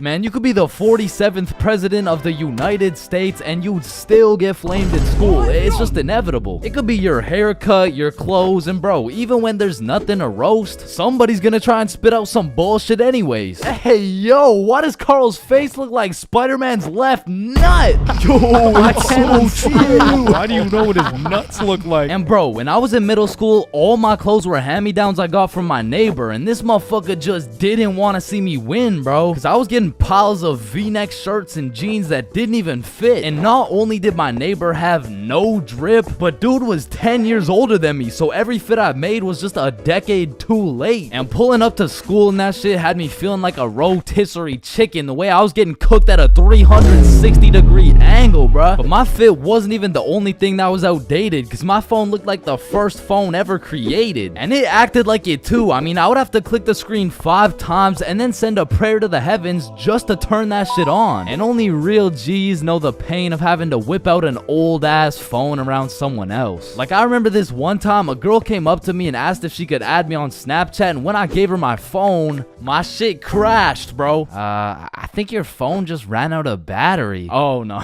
don't worry, sometimes you just gotta... Yeah, here you go. Actually, I have a boyfriend, so... Wait, what the fuck? And ever since that day, that phone was my #1 op, bro. So much so that the next time a girl came up and asked for my Snapchat, I started fucking malfunctioning, bro. Hey, can I get your Snapchat? No. Oh.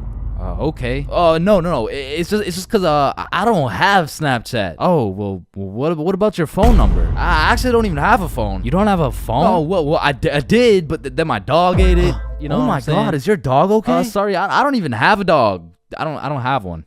Then who ate your phone? Fucking I did. Wait, was that? Nope. Like, I do appreciate all the hand-me-downs, because without them, I would be walking through the school butt booty naked. But to be honest with you, if it was a choice, I would have rather been butt booty naked, because these V-necks were straight girl repellent. Like, there's birth control, there's condoms, and then there's V-necks, bruh. But shit, I mean, you could still pull a lot while wearing a V-neck, but it's just like... It's just gonna be dudes. And just when you think I couldn't have been more roastable, my mom will be like, oh, sweetie, you need a haircut. No, please, mom, no. My mom used to take me to this shop that gave out $1 haircuts, bro, and these motherfuckers were straight speed running these cuts. They'd be asking what kind of cut you want while cutting your hair, and by the time you get to show them the cut you want, your shit is already done, bro. And my mom must have not been tipping them either, considering the fact that every time I went back, the cuts kept getting worse and worse, until one time I walked out there with my head bleeding, like I asked for a 2 on the sides, and she hit me with a -2. Now, don't get me wrong, when I pulled up to school wearing the most abominable fit known to man with the atrocious haircut and shitter phone combo, I got my shit roasted, flamed, grilled, sauteed, deep fried, and then thrown into the goddamn microwave. Like the type of flaming that has you going home and just taking an extensive look in the mirror, questioning if you should legally change your name to Albert and flee the country. But somehow, this motherfucker Carl got flamed even harder than me just for being Carl. Like, whenever a friend group is created, there's just one dude selected to be the punching bag for the entire group. And you know, I feel bad and shit, but like... it's better Carl than me, bro, so I'ma slip a few jabs in if I have to. Yo, what the fuck is Carl eating, bro? Oh, hell nah. Wait, whoa, Chains is eating the exact same thing. Nah, what? Your shit looks like it tastes like cardboard with honey mustard. Wow, how did you know? Like, Carl can't even get a little chuckle out without getting crucified, bruh. Damn, he's fucking that shit up. Looks like he hasn't eaten in weeks, bro. Oh, hell nah, Carl. I know you're not laughing. Yeah, no, I'm not. You're built like SpongeBob Brown Pants. You look like a malnourished Santa Claus, bro. Like, god damn, that's a face only a mother can love. What did I do? Now, getting roasted around your boys is tough, but that pales in comparison to the pain and embarrassment of getting roasted in front of your crush, bro. Yo, Chains, what did you get on the science test? I'm not gonna lie, I got like a 76. I'm surprised you're not smarter with that big ass head of yours. Good one, Joe. No, like for real, your shit is massive. Well, like the sheer amount of brain you could fit in that bitch should make you Einstein. You look like you should be pulling 10,000 IQ plays right now. You look like you got the solution to world hunger somewhere hidden in that big ass noggin. Like how do you even stand up straight with that absolute cranium for a head? But I remember this one time I got my shit flamed so hard in front of an entire audience that I was brought to tears. But I mean, I was 6. I was 6 years old. And the day was December 24th, Christmas Eve. So my mom brought me and my brother to this improv play. And as we sat and waited for the show to begin, this little elf walked up to us like, hey, do you guys want to be a part of the show? Yeah, let's do it. Okay, yeah, I'll do it. And once the show began, they called me and my brother up to the stage and asked us a very simple question. So, what do you guys want for Christmas? Oh, I want a Minecraft sword and a creeper stuffy. And, what about you, little man? And as I looked into that crowd with dead silence, my brain stopped braining, bro. Hey, don't worry, it can be anything. Shit. I want, Just, kid, what do you want? I wanna... Man, I wanna... I don't really know what I want. Yo, who brought this fucking dumbass on stage, bro? Get the fuck out of here. Now I'm paraphrasing. I mean, I was 6. I don't remember exactly what he said, but that's what it felt like. And as we walked back to our seats, I was super embarrassed. But as the show started, it was actually pretty funny, and people had probably forgot about it by now. But 10 minutes into the show, a character walks on stage with some goofy-ass buck teeth. Yo, this guy looks stupid as hell. Oh shit. And this dude proceeds to absolutely cook 6-year-old me with no remorse. Hey, what's your name? I don't know. What? Okay, how's your day? Day? Day? What the fuck is a day? I don't know. Well, what do you know? No. No, that's just it. I don't know. I just don't know. Shit, I don't think I know anything. And that shit had the whole audience laughing harder than ever. And as I looked around, my brother was laughing and even my mom was laughing. And it was this very moment that I had hit rock bottom. And at the age of 6, I realized I would be put on this earth simply to suffer. And it made me cry, bro. I cried in the middle of this theater. And the next morning I woke up and it was Christmas. And under the Christmas tree I saw the best gift of all. It was a Bob pocket tee from ChainsClub.shop. That's right, it's brand new. You can wear it around your homies. You can wear it at school. You can wear it around your mom, your grandma, your great-grandma. Maybe not your great-grandma, but damn near anywhere else. And Bob will be posted in your pocket the whole time. Wow, what a perfect thing to get someone for Christmas, am I right? yeah, I'm right. Eating magic brownies. If you've ever ingested one of these exquisite delicacies, you would know there's some clear distinctions between eating magic brownies and puffing magic clouds. First off, magic brownies are some dangerous shit, but in like a sneaky ass way. Kinda like how if I knew nothing about raccoons and I saw one chilling on the road, I would be like, aw, that's a cute ass raccoon. I'm gonna go help it across the road and make sure it's safe. Hey little guy. Fuck. God damn, fuck. You see, that's dangerous. Which is exactly like when you see an innocent brownie chilling on the counter waiting to be eaten. And you're like, shit, that brownie's been chilling there for a little bit too long. I'm gonna just clean it up, you know what I'm saying? And shit, the next thing you know, you're laying face down on the floor, 4 bags of Doritos deep while watching Keeping Up with the Kardashians. not that happened to me or something, like, you know. Anyways, secondly, the brownies are made to catch you lacking. I mean, if you've tried edibles, you'll know what I'm talking about. You'll have a good piece, like enough to get you baked, but that shit just doesn't hit. Bro, I really don't feel anything. You probably just didn't have enough. Alright then, let me have some more. Yeah, I got you. They'll have you eating 3 brownies at a time, like, fuck, bro. I've eaten 3 goddamn brownies and I don't feel shit. Like, do they even work? Yes, they do, bro. Look at Eric. That motherfucker only had half. What the fuck? He only had half a brownie? I've eaten 3. Them things can even take up to a few hours to hit. They'll leave you with the good old, damn, bro. These edibles ain't shit. These bad boys will have you seeing rainbows. They'll have you lagging in real life. I mean, shit, if you have enough, they'll have you out here talking to Pop Smoke. And the thing is, the magic clouds will introduce themselves to you before they hit.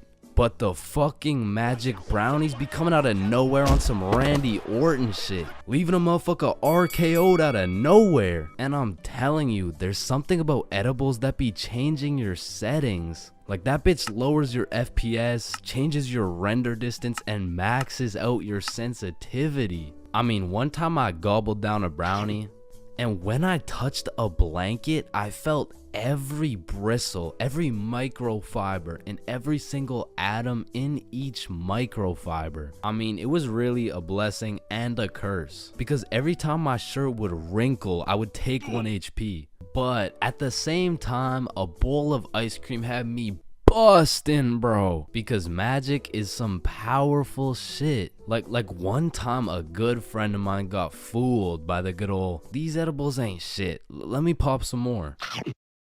And when those edibles hit, they changed every setting this man had. Yo, Robert, you okay? How you doing, bro? ¿Quién es Roberto? ¿Quién verga eres tú? ¿Y quién eres tú? ¿Dónde estoy? Hold up. Does Robert know Spanish? No, bruh. That motherfucker only knows English. Shit, Robert ended up legally changing his name to Javier. And that motherfucker moved to Barcelona. He just never came back. So like I said, those magic brownies are powerful. And you can do with them as you please. But remember, with great power comes great responsibility.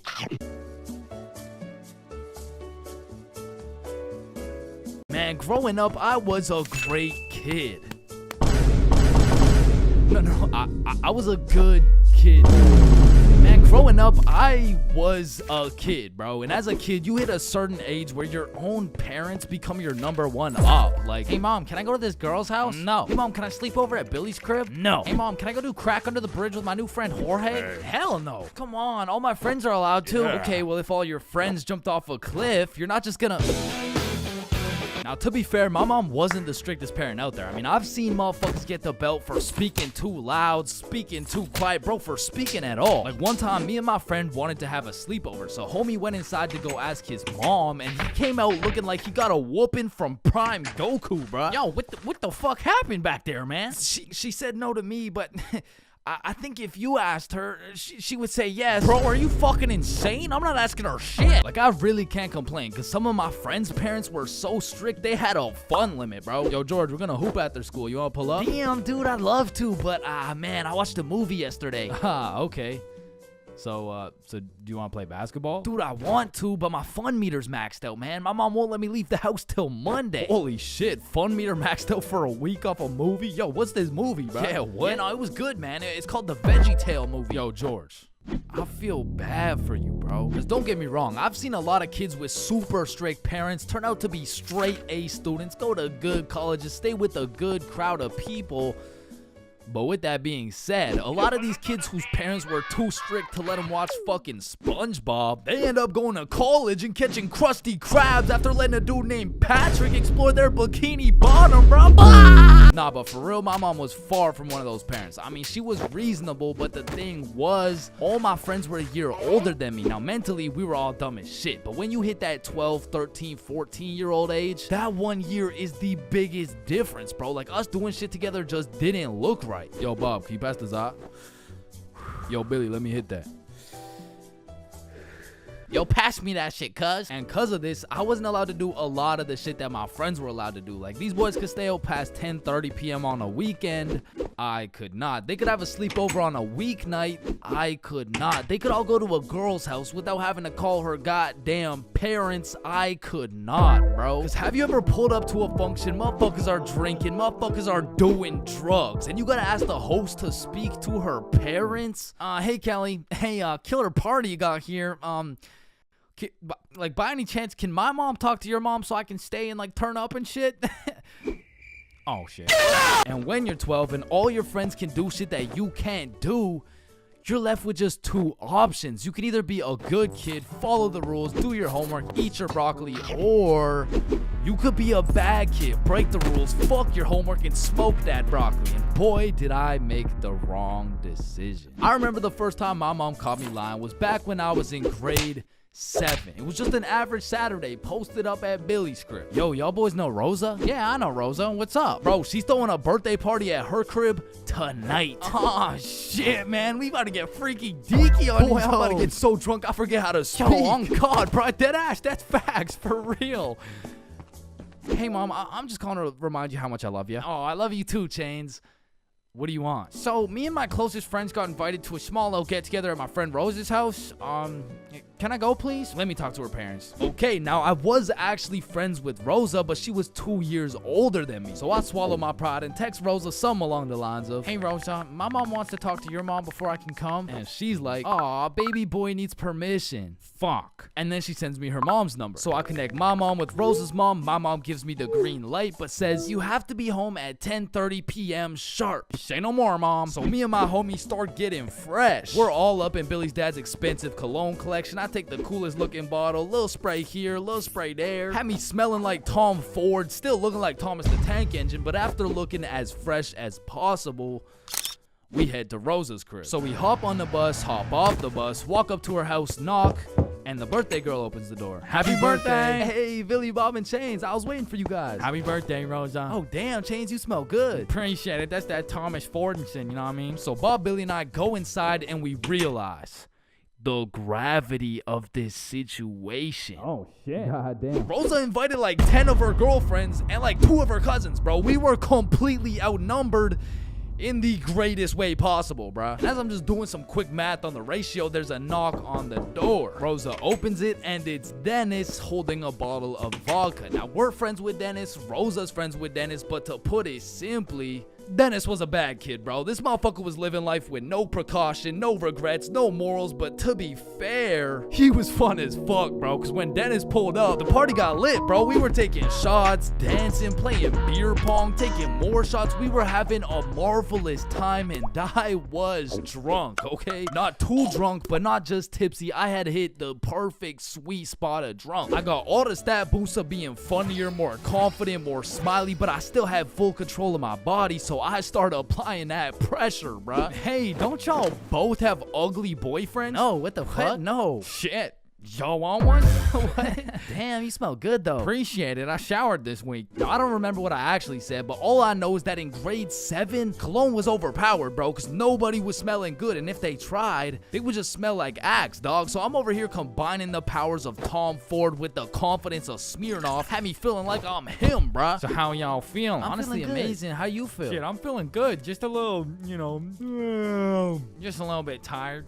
I vividly remember sitting on that couch with these two girls, never wanting this moment to end, bruh. But when I look up, I see one girl crying, one girl looking for something, Dennis helping her look, and Billy and Bob are all ready to dip. So I hop off the couch for a second like, yo, what's going on? Yo, so Dennis just finessed like 3 of these girls' vapes, and we're not trying to get blamed, so we're about to dip. Bruh, for real? Yeah, you coming? Bro, but like, bro, I'm not ready to leave yet. Yeah, nah, it's cool. Don't worry about it. Just text us when you leave, bro. Ah, shit, all right, peace, bro. Peace out, dog. So Bob and Billy dip. I see Dennis's ass sneak out through the back door, and at this point, I have no clue how long I've been here, bro. But the party had died down to essentially just the girls who are gonna sleep over and me, bro. So I go to check what time it is on my phone. And it's 10:15, bro. My curfew's 10:30, and I'm a 30-minute bus ride from home. But if we're keeping it a buck right now, I don't even want to go home, bro. I made it to the girls' sleepover, and I didn't even have to ride the group dildo or nothing. This is a once-in-a-lifetime opportunity. So I text my mom, and I lied, bruh. Bob, Billy, and I are almost at Billy's house. Can I sleep over at his house, please? Then I threw my phone away, hopped back on the couch, and went right back to my happy place. So I'm posted up with these two, laughing, cracking jokes, when Rosa walks up like, yo, Chains, where'd your friends go? They abandoned me, Rosa. They left me here stranded with no way home. Shit, I mean, you could just stay here if you want. Say less! So... appreciate it. And eventually, all the girls gave up on trying to find their vapes. They all gathered around to play Truth or Dare, and I prayed for times like this, bro. I was deep in enemy lines, and I didn't want it any other way until one of the girls sees my phone on the ground and is like, hey, Chains, I think someone's calling you. So she tosses me my phone, I check it, and I got 20 missed calls from fucking everyone in my contacts, bro. So I'm trying to be strategic with it to find out what's going on. I call Billy first. Yo, what's happening? Bro, so your mom called my mom and asked if you were here yet at my house. And my mom told your mom that you're not even here, bruh. Aw, shit, what do I do? Bruh, I don't know. And everyone knows when you get caught in a lie, you should just fess up, tell the truth, and apologize. But I doubled down, bro, so I called my mom, and I'm like, hey, mom, we're almost at Billy's house. We just missed our second bus. Where are you? I'm at Stickman Middle School bus stop. You know, like, we're super close. We're just waiting for the bus to come. I'm picking you up right now. Fuck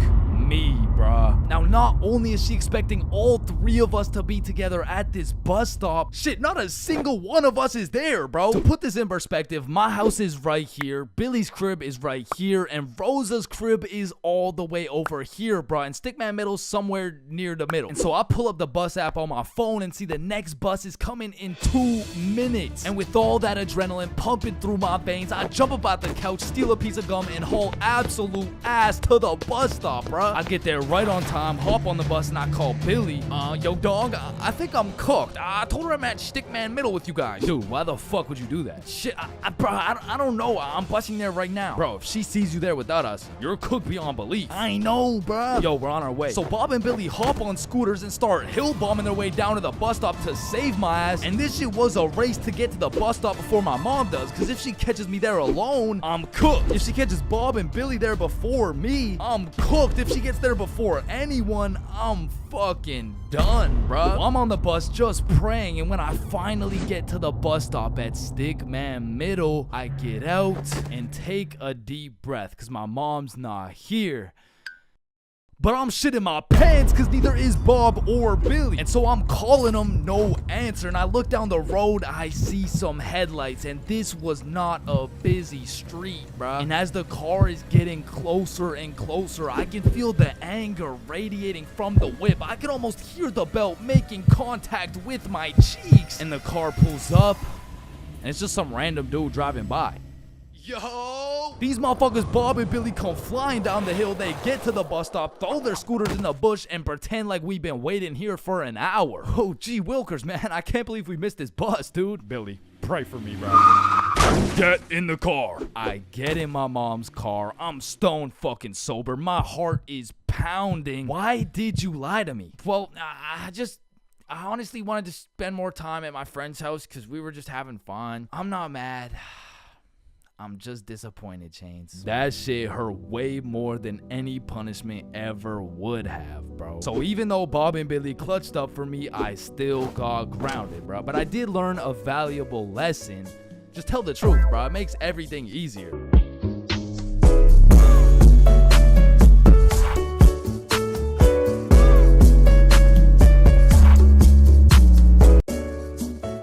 Okay, Chains, welcome to your first day at Jim Jordan's. These are our new product, Bieber Bites.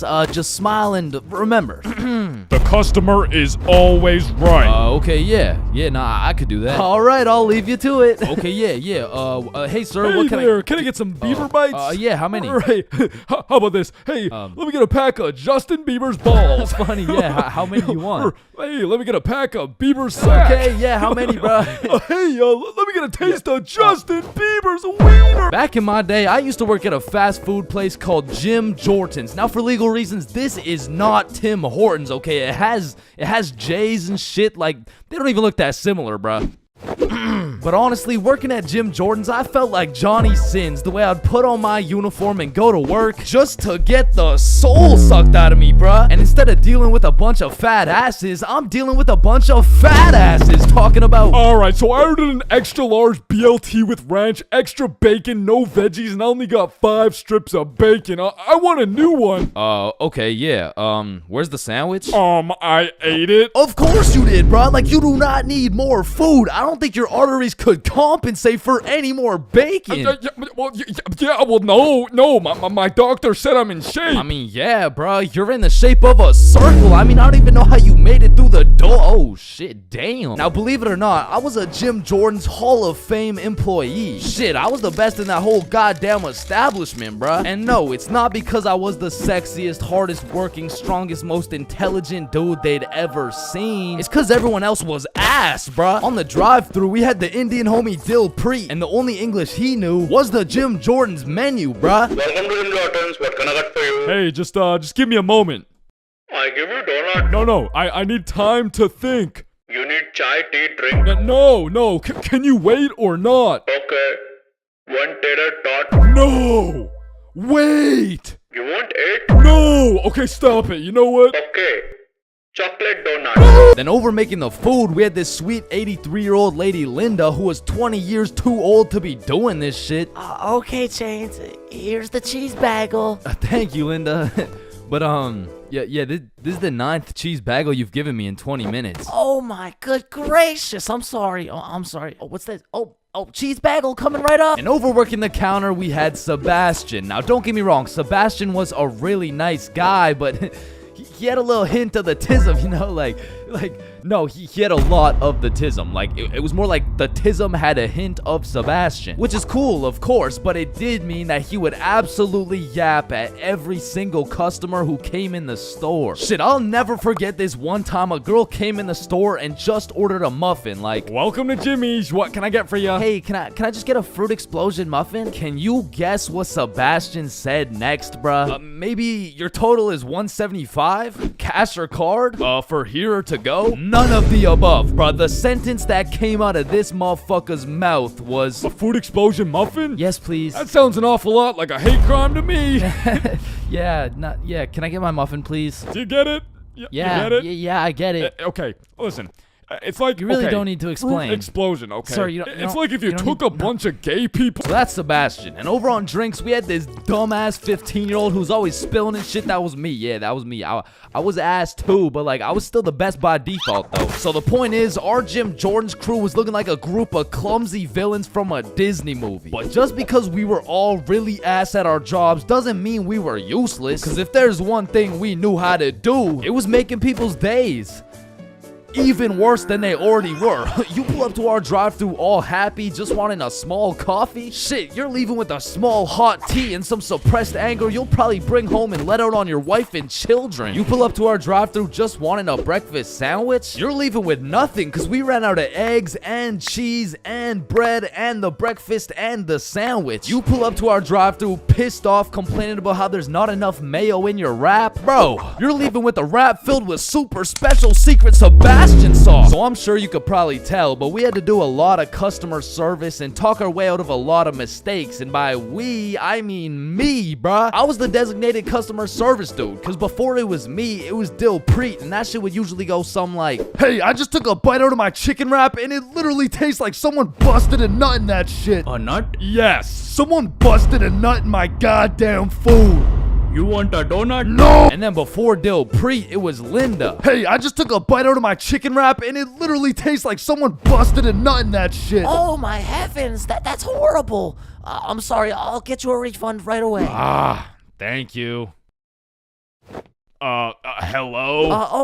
Hello. Welcome to Jim Jordan's. What can I get for you? God damn it. And before Linda, it was Sebastian. "Hey, I just took a bite out of my chicken wrap, and it literally tastes like someone busted a nut in that shit." Oh yeah, that was me. Now, of course, our elite Jim Jordan's crew had a manager, Magnus. Now, Magnus was strict as hell, but she would only show up like once a month. But whenever she did show up, she was running this Jim Jordan's like it was the military or some shit. Cause usually I'd be 54 minutes into my 30-minute break playing Clash Royale. But when Magnus was there, bruh, shit, I'd clock into my break, make eye contact with her, shit my pants, and then clock right back out. She was so intimidating that whenever she would show up, I would never spill a drink. Sebastian used real mayo. Dilpreet spoke fluent English, and Linda would be so stressed out she'd forget to forget. She was running this place so much like the military, she had my ass waking up at 4:30 every day. And when Magnus was teaching me to do customer service, she really loved to say, "The customer is always right." So of course I listened, but it was low-key a crazy statement, cause honestly, the customer is never right, bro. It doesn't even matter what we're talking about. It could be like, "Hey, how you doing?" "Hey, I'm doing good, can't complain. I mean, it's a nice sunny day outside and all." Damn, this chicken wrap is good as hell. I am 100% sure nobody busted a nut in this. And I don't know about you, but I personally have never complained about my fast food order ever. I usually just get my order, check the bag, realize instead of a Big Mac, they gave me a McChicken with a bite taken out of it, cut my losses, and I keep it pushing. But some of these motherfuckers in the Jim Jordan's drive-thru come in like you just murdered their entire family and then took a shit in their coffee. Oh shit. Hey you, there's not enough sugar in my fucking coffee. Oh, okay, yeah, sorry about that. Do you want me to add more sugar in? No, this is unbelievable. Now, I swear these angry customers love to throw around the word unbelievable. But I'm not gonna lie, we forgot to put sugar in your coffee. It's pretty fucking believable, bruh. I mean, look at the staff. We're getting paid minimum wage. The guy who took your order doesn't speak English. The guy who made your order's a 15-year-old running off 2 hours of sleep. And the rest of our staff is playing fucking patty cake. You're lucky we even had enough brain cells to get you the coffee. And I'ma be honest, it was a blessing that I was broke as shit and really needed that job, because if I didn't, I would have crashed out for sure. Hey, some dumbass forgot to put cheese in my fucking grilled cheese. Oh, hell no. Yo, Linda, you hear this ungrateful piece of shit? Oh, hell no. You keep running your mouth, I'm about to grill your cheese, bitch. What the fuck is your old ass gonna do? Do not talk shit about Linda. Like that, and I busted in your sandwich last week. Wait, what?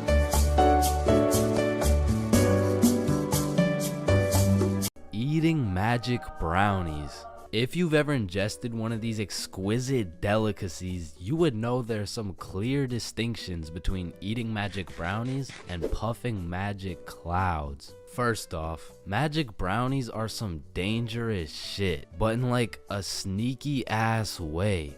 Kinda like how if I knew nothing about raccoons and I saw one chilling on the road, I would be like, aw, that's a cute ass raccoon. I'm gonna go help it across the road and make sure it's safe.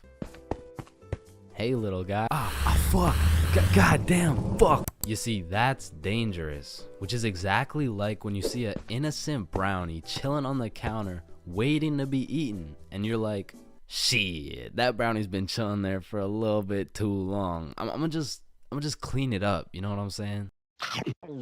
And shit, the next thing you know, you're laying face down on the floor, 4 bags of Doritos deep while watching Keeping Up with the Kardashians. not that happened to me or something, like, you know.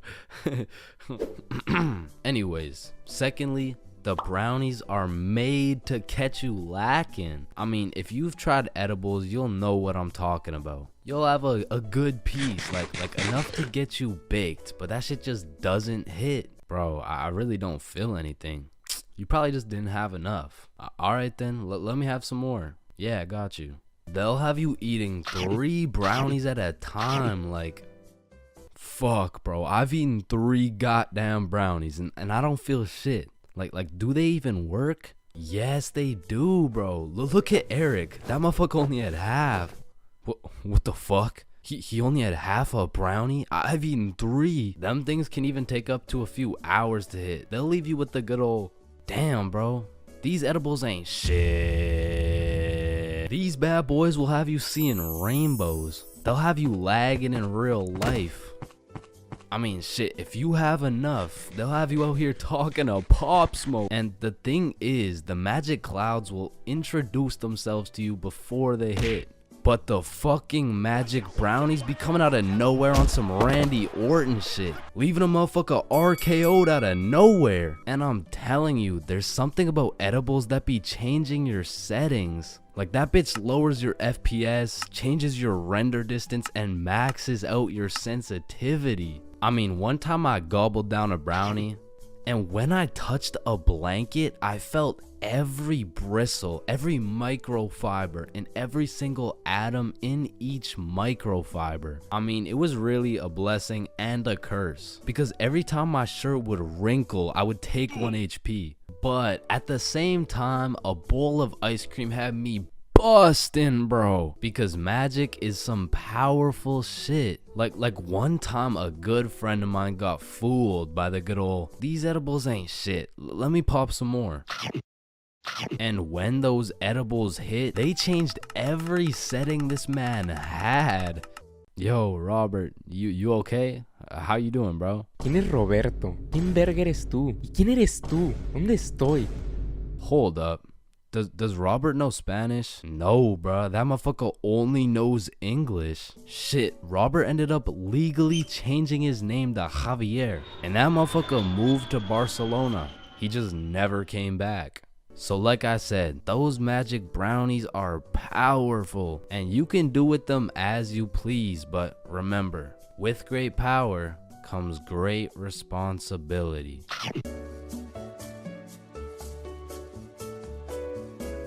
My first time eating magic mushrooms. Now this story takes place on a spooky Halloween night. And of course, when you're young, Halloween is about dressing up and getting candy from strangers. But as you get older, you grow to realize the true meaning of Halloween is to commit as many devious and malicious crimes in one night as humanly possible. Like when me and my homies first transformed from some young, innocent gentlemen into some unethical and deceitful delinquents, we planned out some criminal activities for our first teenager Halloween. Yo, trick-or-treating is for nerds. We're gonna drink alcohol and smoke grass. Woo. Yeah. That is so teenager. So you know, we drink their drink and we smoke their grass. Man, I sure could fuck up some Reese's Pieces right now. Not gonna lie, some Skittles would be fire. Alright, fuck it. So we threw on last year's Halloween drip and shamelessly went trick-or-treating baked as fuck. Trick-or-treat. Aren't you guys a little bit old to be trick-or-treating? No, but we got our candy and we went back to Billy's crib and the munchies took over. I mean, we fucked that shit up so fast that we changed costumes and we spun the block. Trick or treat. Oh, didn't you guys already come here? No, there's a snake in my boot. So all Halloween, me and the gang pretty much just ate chocolate. But by the time next year rolled around, okay, this Halloween is going to be the best Halloween yet. But how can we top last year? Yeah, we already smoked grass and ingested alcohol well underaged. Cause I got these.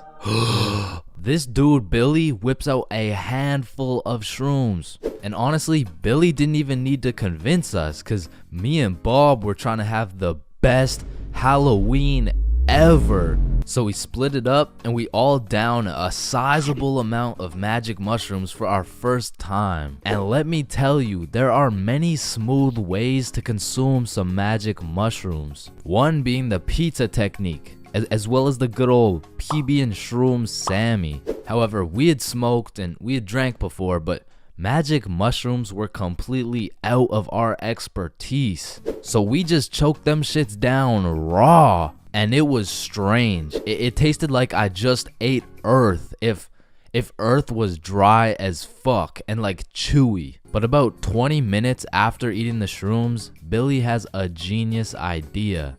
Okay, hear me out. We go trick-or-treating, collect some candy real quick, and come back. So when these mushrooms hit, we can be eating good. Okay. Wait, then we need some costumes. Okay, I do have 3 costumes, but like just don't ask any questions, okay? Why do you have no questions, bro? Now let's go get this bag of candy. So we're mobbing around the neighborhood in some gangster Teletubby suits. And we roll up to the first house like, trick or treat. Oh, you guys are so cute. And we were banging out house after house. But after about 4 houses, I started to notice my Teletubby mitts were looking a little suspicious. But I didn't have time to think about the psychedelics that were potentially invading my brain because I had bigger priorities. Go cop some Halloween candy. Trick or treat. Trick or treat. But as we walked up to the 8th house, I was undeniably tripping balls. Cause as I looked up at Bob, I just started uncontrollably laughing my ass off. And Bob's shrooms must have kicked in too because we were both just hysterically laughing at each other for no reason. But then the door opened and I saw this tall ass bald dude with an unconceivably large smile on his face. I mean, the shrooms made it look like his smile was just unproportionately big and I just assumed it was a Halloween mask. Man, I love your Halloween costume. What costume? Oh, holy shit. We need to get home ASAP. So we're making our way back home, tripping balls in our Teletubby costumes, and I'm just seeing the stars falling out of the sky. Then out of nowhere, Billy yells, "What the fuck is that?" Shit, I'm probably just tripping, but it looks like zombies running towards us at full speed. Oh, yeah. I see it too. Oh shit, we gotta run. So me, Billy, and Bob start booking it back to Billy's house. And I am hauling ass because there is no way I'm getting packed up by some zombies right now. And when I look back, I don't see some zombie costume. No, I see some real ass zombies. Like bones sticking out, eyeballs look like they haven't blinked in centuries, and that shit just made me run faster. Cause to me, this was a life or death situation. I mean, in reality, it probably just looked like 360 ooga booga booga! We get back to Billy's crib. Holy shit, get in, get in. Lock it, lock it, lock it. And we were not taking any chances. I mean, we barricaded every single door in the entire house. And for a second, it was a horrible trip. I mean, I thought I was in the zombie apocalypse. But once we settled down, we were having the time of our lives, chilling and eating candy while tripping balls. Booga booga! So, there are 7 stages of being drunk, all of which I've experienced, so you don't have to. Drinking? Aren't you underage? No, I'm 21.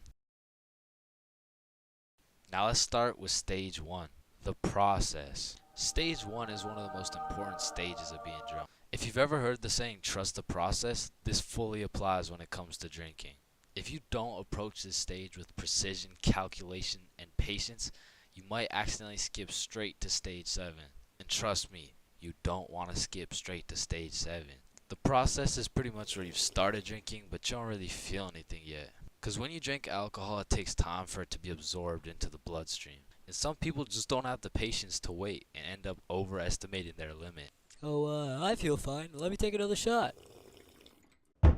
Stage 2 is tipsy. Tipsy is where you first start to feel it. It's when the first few shots start to hit and you start to feel a little bit more outgoing and maybe more talkative.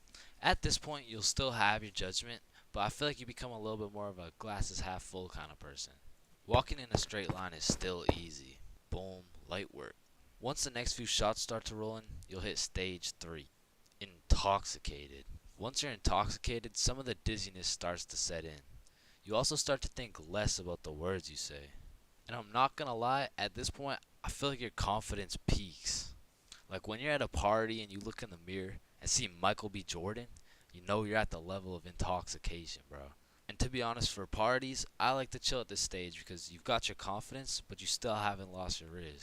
And for reference, at this point, you can still walk in a straight line, but it takes a little bit more focus and effort. Which brings me to stage 4, hammered. This is where you start slurring your words. And bro, at this point, walking in a straight line becomes an impossible task. Yo, dude, can you walk this line really quick? Yes. When you're hammered, you start thinking a lot less. You start saying things before you can even think them. And it's important to say, when you're hammered, your judgment cannot be trusted. All ideas become good ideas. Yo, dude, what if we set an orphanage on fire? Bro, that's genius. That's what I'm saying. What are you guys doing? Nothing. I don't think that was a good idea, bro. Facts. Stage 5 is stupefied. At this stage, you'll have the brain power of a toaster. And honestly, walking in a straight line isn't even a question anymore. Yo, dude, can you walk this? Once you're stupefied, you're just too far gone. You feel like your head is just spinning over and over. Now, at this stage, I would recommend leaving whatever party or setting you're at because you can't function properly. You'll probably end up regretting some of the shit you say or do the next morning. Now, stage 6, wasted. When you're wasted, when you get wasted, it's just regret. Your body is literally fighting for survival. Everything is miserable, and you always promise yourself you'll never get to this stage again. But one way or another, it always comes back. Whenever you're at a party, there's always one person who's wasted, and they're hunched over at the toilet just vomiting, bro. And it just ruins the night completely. So this might be obvious, but I do not recommend getting wasted. Now, to get to stage 7, you have to do one of 3 things. First off, you could have not trusted the process at stage 1 and heavily overestimated your limit. Or you could have been hammered and your judgment was tainted, so you had the idea to take more shots. Remember, all ideas become good ideas. And lastly, you could be going through a serious divorce. And in this case, I'm sorry. I hope she comes back. But stage 7 is blacked out. When you are blacked out, you've lost your consciousness. You're pretty much just slumped out. But your dreams when you're blackout drunk are always the most random and vivid shit, bro. And once you wake up, yo, dude, can you walk this line really quick? So, I think it's safe to say that I would strongly not recommend going past stage 4. But I'm not gonna lie, I have a few times, and I got lots of crazy stories from them too. So let me know in the comments if you want to hear any of these stories. But yeah, I think I should end the video by saying, please drink responsibly. There's a lot of awkward things in life, like the handshake fist bump dilemma, or waving back to someone who is waving to the dude behind you, or the you too situation. Enjoy your meal, sir. Thanks, you too. Actually, wait, no. But on this long list of things that will keep you up at night, I feel like school dances lands itself in the top 3, bro. Cause it's like, is it a party or is it a school event? Are we hitting a Dougie or are we just standing awkwardly in the corner? There's just too many questions, bro. Like another question, who the fuck hired this guy to be the DJ? Like, I don't know how much they pay this dude, but it can't be anything over 50 bucks. I remember at my first middle school dance, I seen the DJ walk in with all his gear and shit, and I thought, damn, look at those big ass speakers. This dude knows what he's doing for sure. Hey, Stickman Middle, are we ready to turn up? Yeah, let's go. 1, 2, 1, 2, 3, let's go. So I walk over there to give bro some song requests that he so desperately needs, and as I walk up to this dude's expensive ass setup, I look down at his laptop and this motherfucker's on Spotify and he's moving around the volume slider like he's doing some shit. Like, bro, I could have done this shit for free. Nah, trust me, bro. I know what I'm doing, dude. Want a break from the ads? Now, to be honest, it was really the middle school dances that had me fucked up. Like, you took a bunch of self-conscious, prepubescent little kids and threw on some music and told them to dance with each other. Like, shit, of course they're gonna start hitting those Fortnite emotes, bro. That's all they know how to do. Like, these grade 6s are fresh out of elementary school. There's no way you'll catch one of these youngins asking a girl to dance. Like, they're still scared of catching cooties, bro. Or what about the grade 7s? These kids were straight menaces. Like, I remember at my grade 7 dance, there was a duo. We'll call them Greg and Roderick. Greg and Roderick would run up on some unsuspecting students, and Greg would slide behind him on his hands and knees, and Roderick would casually strike up a conversation. And just when the poor guy was expecting it least, Roderick would shove his ass, causing the unsuspecting victim to trip and eat shit. And they went around to damn near everyone pulling this shit, until one time they messed with the wrong dude. Hey bro, it's just a prank. Now grade 8s. These boys are damn near in high school. They don't dance. It'll ruin their street cred, bruh. Instead, they prefer mosh pits, rap, EDM, fucking smooth jazz. It doesn't matter what song. These grade 8s will be relentlessly jumping up and down for no apparent reason. And soon, these grade 8s will turn into freshmen. All that street cred they once had, gone. If you push one of these freshmen into the middle of a dance circle, he'll stress so hard he'll start malfunctioning and hit those fucking Fortnite dances again. Now grade 10s. Most of these grade 10s are a little self-conscious, but if you throw one of them into the dance circles, let's go Michael, let's see it, let's go. Guys, what? I don't know how to dance. Let's go, Michael. Well, I guess I can bust out a few dance moves. All of a sudden, dude's got moves like Jagger. Come to find out, bro's been practicing for this moment in his room for months. So once these grade 10s soon become sophomores, those YouTube tutorials start paying off for real. And if they're lucky, they might even catch some cooties, bro. And these seniors just simply don't give a fuck. Bro, watch this. I'm about to hit the worm. What? You know how to hit the worm? No. Damn. And I'm not done flaming this fucking DJ. Like, this dude be leaving my balls more blue than Squidward. Pause.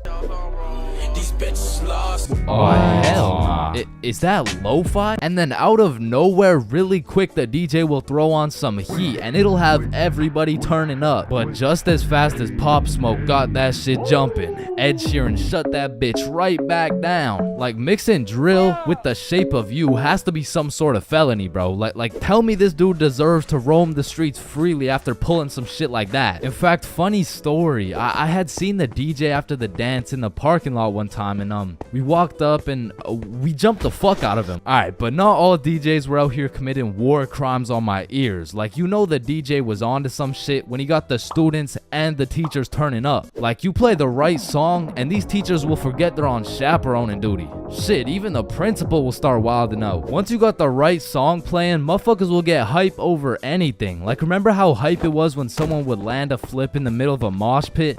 Shit, remember how hype it was when someone didn't land a flip in the middle of a mosh pit? These motherfuckers were excited as ever, like they didn't just witness a dude snap his neck. Poor guy's probably getting trampled down there. Rest in peace. Sacrificed his life for a few Snapchat memories. But you know that one song, that when the DJ throws that hoe on, everybody knows what to do. Motherfuckers will run in from the bathroom, teachers will hop in, the Redditors will hop off the bleachers, and the school dance will be looking like something straight out of High School Musical, bro. Speaking of High School Musical, back in the day, I knew a dude named Troy. I fucked with Troy, but let's just say, he had a little bit of a lean gut. He was built like T Grizzly. Nah, fuck that. He was built like DJ Khaled. And I remember this dude, Troy, was just coming off a school suspension, but for whatever reason at the dance, this motherfucker must have been looking for another one. Cause Troy came up to me talking about how he was gonna beat Jordan Johnson's ass at the dance tonight, and honestly, I ain't believing him. So once the dance came around, he was beefing JJ every chance that he got, until soon JJ wasn't gonna stand for it. Now a school dance is simply the best time for a school fight to take place. For the dude who wins.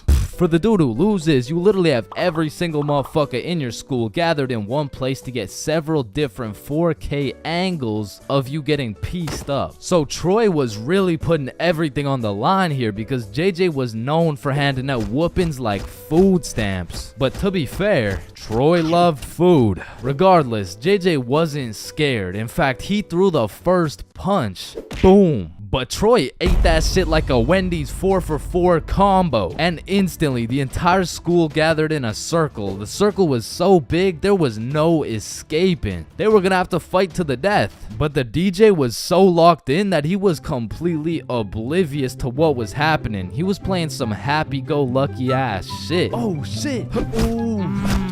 Damn. Yo, Get his ass. let's go. Beat his ass, JJ. Yo, I'm Jordan Johnson. Now the moral of that story is don't get into a fight at the school dance. Unless you know you're gonna win. Now on another note, asking someone to dance is a very important topic when it comes to school dances. Now girls, I'm sorry I can't help you with this one. I've never asked a dude to dance before. But boys, shit, I can't help you either. I'm like 0 for 15 with this shit. But I do know someone who can. I'm talking about the homie Bob. So Bob, how do you ask a girl to dance? Watch and learn. Is this motherfucker moonwalking right now? Oh shit. Oh, what the fuck?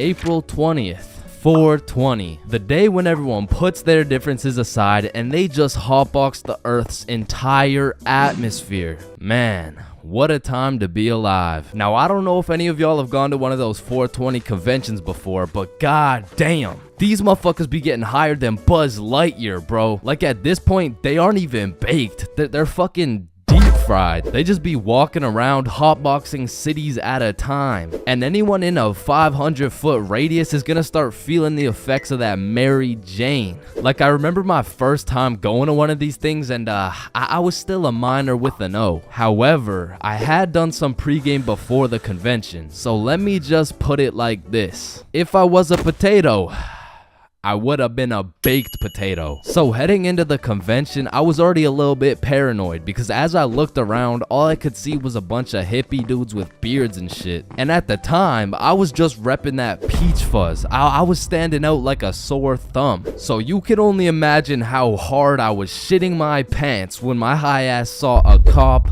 walking in my direction. I instantly started brainstorming how I was gonna outmaneuver this cop so he doesn't send my ass to jail. So boom, busted a right, dropped the shoulder, hit a left, and I ran into this crowd of people. And I don't know about y'all, but for me, whenever something remotely scary happens while I'm zooted, I'm gonna be paranoid for the rest of my high. So in my high ass brain, I'm like a wanted criminal. I got 5 stars right now. So I'm out here constantly scanning the area for 12, right? But I start to make some notable observations. I realize half these motherfuckers are wearing sunglasses, and it's not even sunny. Like, how the fuck did I miss the memo this bad? But luckily for me, there's hundreds of dudes selling overpriced random ass shit. So it really didn't take long for me to find a dude selling sunglasses. And even though it was 25 bones for these shitty ass sunglasses, I still cop them so I can hide my identity. And of course, the glasses have the devil's lettuce plastered all over them, but I'm El Chapo level wanted at this point. So I'm doing anything I can to hide my identity, including dropping my life savings on these dog shit glasses.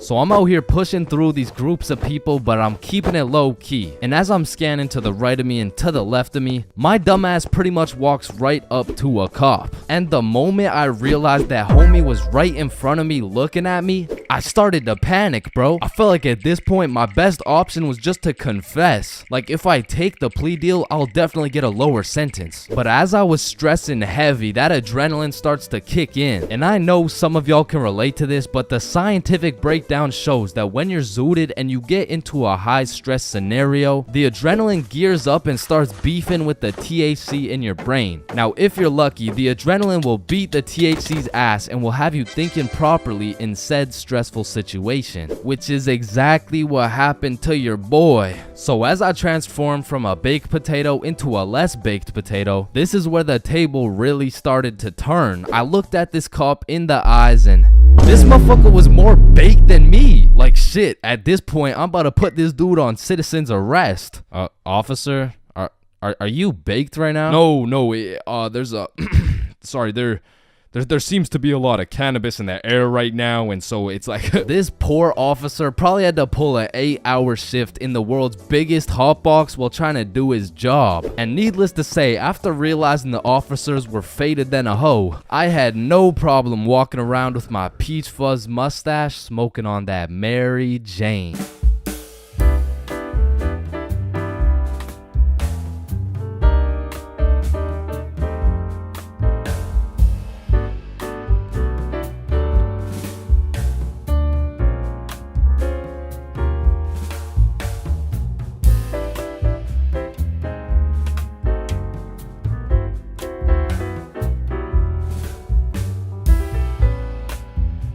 Billy is one of my closest homies, and we've been friends ever since we were little kids, and for as long as I can remember. But Billy's been a dumbass, bro. I'm talking he's slightly retarded, you know what I mean? And everyone knows Billy for just 2 things: always making the absolute worst decision possible, and always having the best stories, bro. Like, statistically, this motherfucker should have died 61 different times already, bro. Nah, I got plot armor, bro. Bro, no you don't. I do. Man, shut the fuck. What the fuck? Now, this story takes place on February 14th, 2025, Valentine's Day. And I'm gonna be so honest, this story is one of the craziest stories I've ever heard in my life, bro. So, wait, can you swear to them that is real? It is. Say you swear. I swear, bro. On everything you love, the Valentine's story happened, bro. On everything I love, the Valentine's story really happened. It was a fine Valentine's Day night. Bob, Billy, and I were all some single dudes, except Billy had a little situation, you know. He was talking to a girl named Elise, and they would hang out from time to time, but it was a new thing, so they weren't really dating, and they were definitely not Valentine's. Now, I don't know much about Elise, but just 2 weeks prior, Billy was telling me about how he met some cute girl. They would text, they would hang out, but for whatever reason, their conversations would always be some like, hey, how you doing? Oh, I'm good. I am a little bit stressed because I'm moving and everything. Oh yeah, moving sucks. How about you come over, I relieve all your stress type shit? Billy, I really like you. I like you too, Elise. But I think you might be a whore. Wait, what? Like, you're most likely a bop. Okay, wait, I mean, you're like, definitely a fuckboy. Okay, chill now. I've never Fuck the boy in my life. So keeping that in mind, we were all single, and this Valentine's happened to land on a Friday, and because of this, we going to the club. Yeah. Yeah. So the plan was simple. We go to the drink store to get something to pregame, go back to my house, and then hit the club, fall in love, and live happily ever after. Now the problem was, Billy was stuck working a 9.5-hour shift until 10 p.m. Now he was the pizza delivery guy for a chain we'll call Big Caesars. So he's doing his thing, delivering those Valentine's pizzas. Well, me and Bob decided that we would go get the drinks now and meet Billy back at the crib once he's off work. So we hop in the car, we get to the drink store, and at this point it's 9:30 p.m. And so Bob calls Billy to ask what he wants. No answer. I call him. No answer. We both text him. Nothing. Now this was strange because Billy usually responds while he's working, but we shrug it off. We go inside the store and get Billy his go-to bottle, Hennessy. So we go back to my house and get to my room at about 10 p.m. and still no word from Billy. So we're waiting for a good 20 minutes and then I get a text message from Billy. The craziest shit ever just happened. So I'm like, what happened? Bro, it's so crazy, I need to tell you in person. So Billy whips it over to my house, kicks down the door, and instantly starts breaking down the craziest plot I've ever heard, bruh. Yo, listen, this story takes place 1 hour ago. It was 9:30 p.m. and Billy was finishing up a long 9.5-hour shift with his very last delivery of the night, but the problem was his phone was on 1% and he didn't even have a charger. So Billy locks in and memorizes all the directions to get there right before his phone dies. So from one side of the city, Billy goes 100% straight off the dome to the other side of the city for his last delivery on this fine Valentine's Day night. Billy hops out the car, walks up to the house, knocks,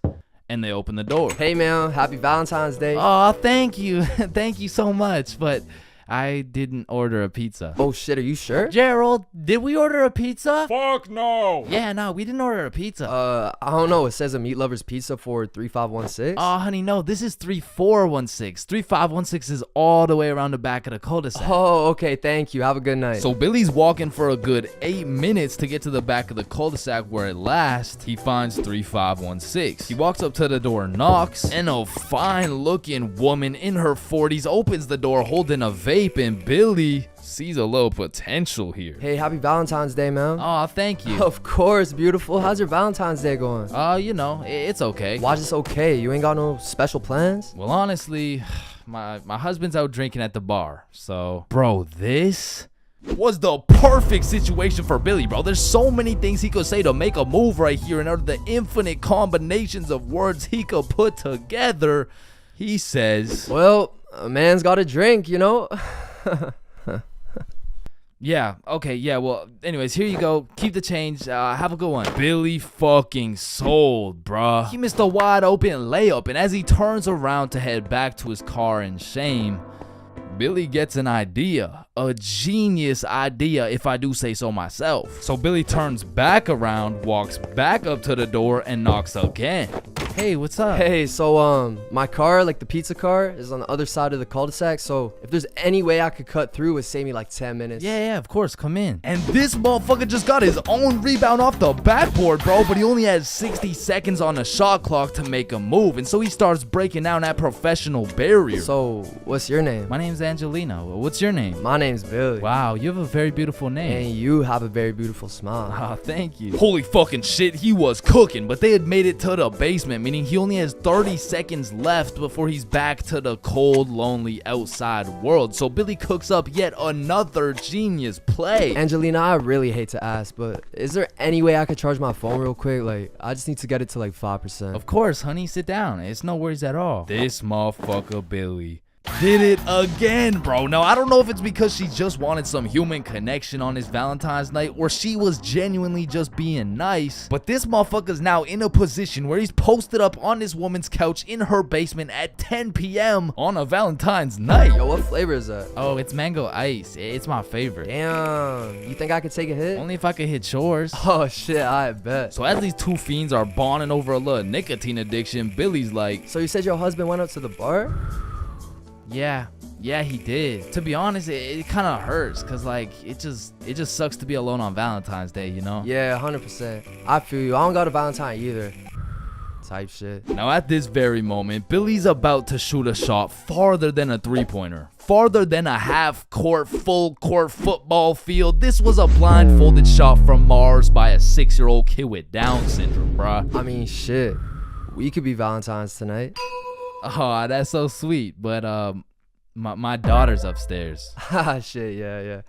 I get it, but like, this couch low-key spacious, though. I mean, it's not that spacious.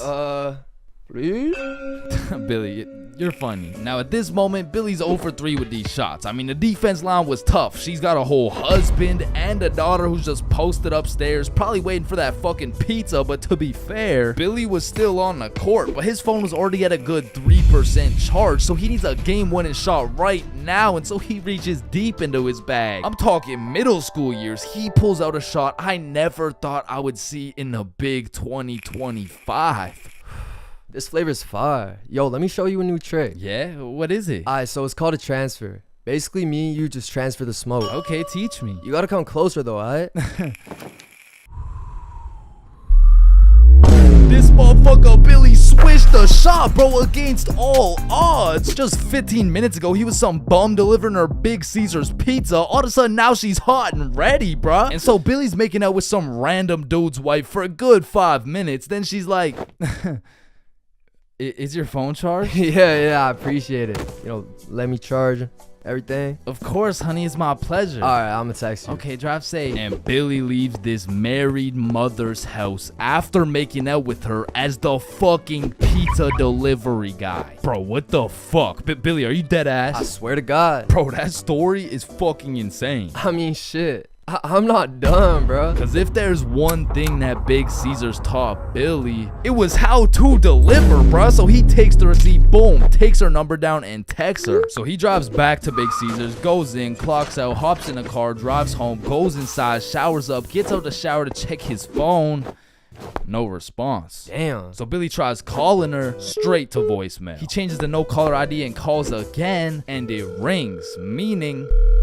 she blocked his ass, bro, and I have no clue why she would do such a thing. I mean, like, yeah, she has a husband and like a kid and probably another boyfriend on the side, but damn, say something. And that's the moment when he gets a Snapchat notification. Elise has added you as a friend. Now, Elise is the girl he's been talking to on Snapchat, so why would she even have him unadded in the first place? So Billy's like, you unadded me? And she just hits him back with a WID. Shit, I just got off work. What you doing? Oh, I'm just chilling at home. And then there's a brief pause. Do you know whose house you were just in? Do I know whose house I was just in?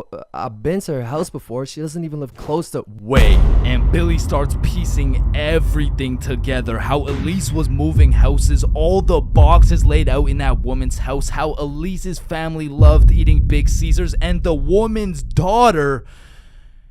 being upstairs the whole time. Oh, fuck. Billy hooked up with his girl's mom. Now, we have no clue what her mom told her, because it makes the most sense that she said something along the lines of, hey, why did the pizza dude take so long? Elise, I think he was flirting with me. Because let's be honest, what is the other option, bruh? Hey, why did the pizza dude take so long? Yeah, no, I mean, I just cheated on your father with the Big Caesar's pizza delivery guy who actually just happens to be your age. So Billy's texting Elise, trying to play it cool, like, oh, I had no clue that was your house. What are the chances? And she just says, yeah, I get my good looks from my mom. And then she blocked him again, bro. Because after telling her 100 times that he's not a hoe, he's not a bop, he's not a fuck boy, I accidentally hooked up with her mom, bro.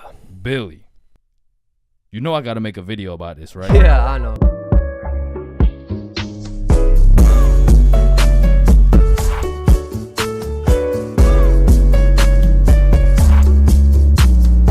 Honestly, bro, I'm not scared of much. I'd go skydiving, I'd swim with the sharks, run with the lions, fight a gorilla, beat some ass, and not even get my ass eaten. No, I would not. What the fuck? Wait, no. I meant I'd even get my ass beaten, bro. But if there's one thing that leaves me scared shitless, it's a... But one day when I was 15 years old, my friends and I went to the gas station to get nothing more than a pack of Reese's. Alright, your total will be $2.50. Hey boy, step back. I got this. Put it on my car, bro. Oh, okay. Just let me. Oh, all right. I don't think your machine's working, bro. Hey, kid. I hate to break the news to you. You know what I'm saying? But I think your broke ass needs to get a job. No! So I got my first job at Jim Jordan's, and I was grinding, bro. I made every coffee fresh, every customer happy, every toilet squeaky clean. I was putting the potato wedges in a goddamn bag until I'd stacked up my first few bands, and I'd never seen this much money in my life. I thought I was rich, bro. So I quit my job. And then the government took some bands. I bought a few Fortnite skins, one ugly ass t-shirt, and before I knew it, I ended up exactly where I started. Damn, dude, you fucking suck. Your broke ass still needs to get a job, bro. Man, firstly, my name is Chains, and I would love to work here at this summer camp. All right, Chains, do you know how to read? Yes, sir. Do you speak English? I do. Can you count to 10? Indeed. Can you ride a bike? Of course. Do you like little kids? Yeah, no, wait, no, yeah, well, yeah, like, yeah, no.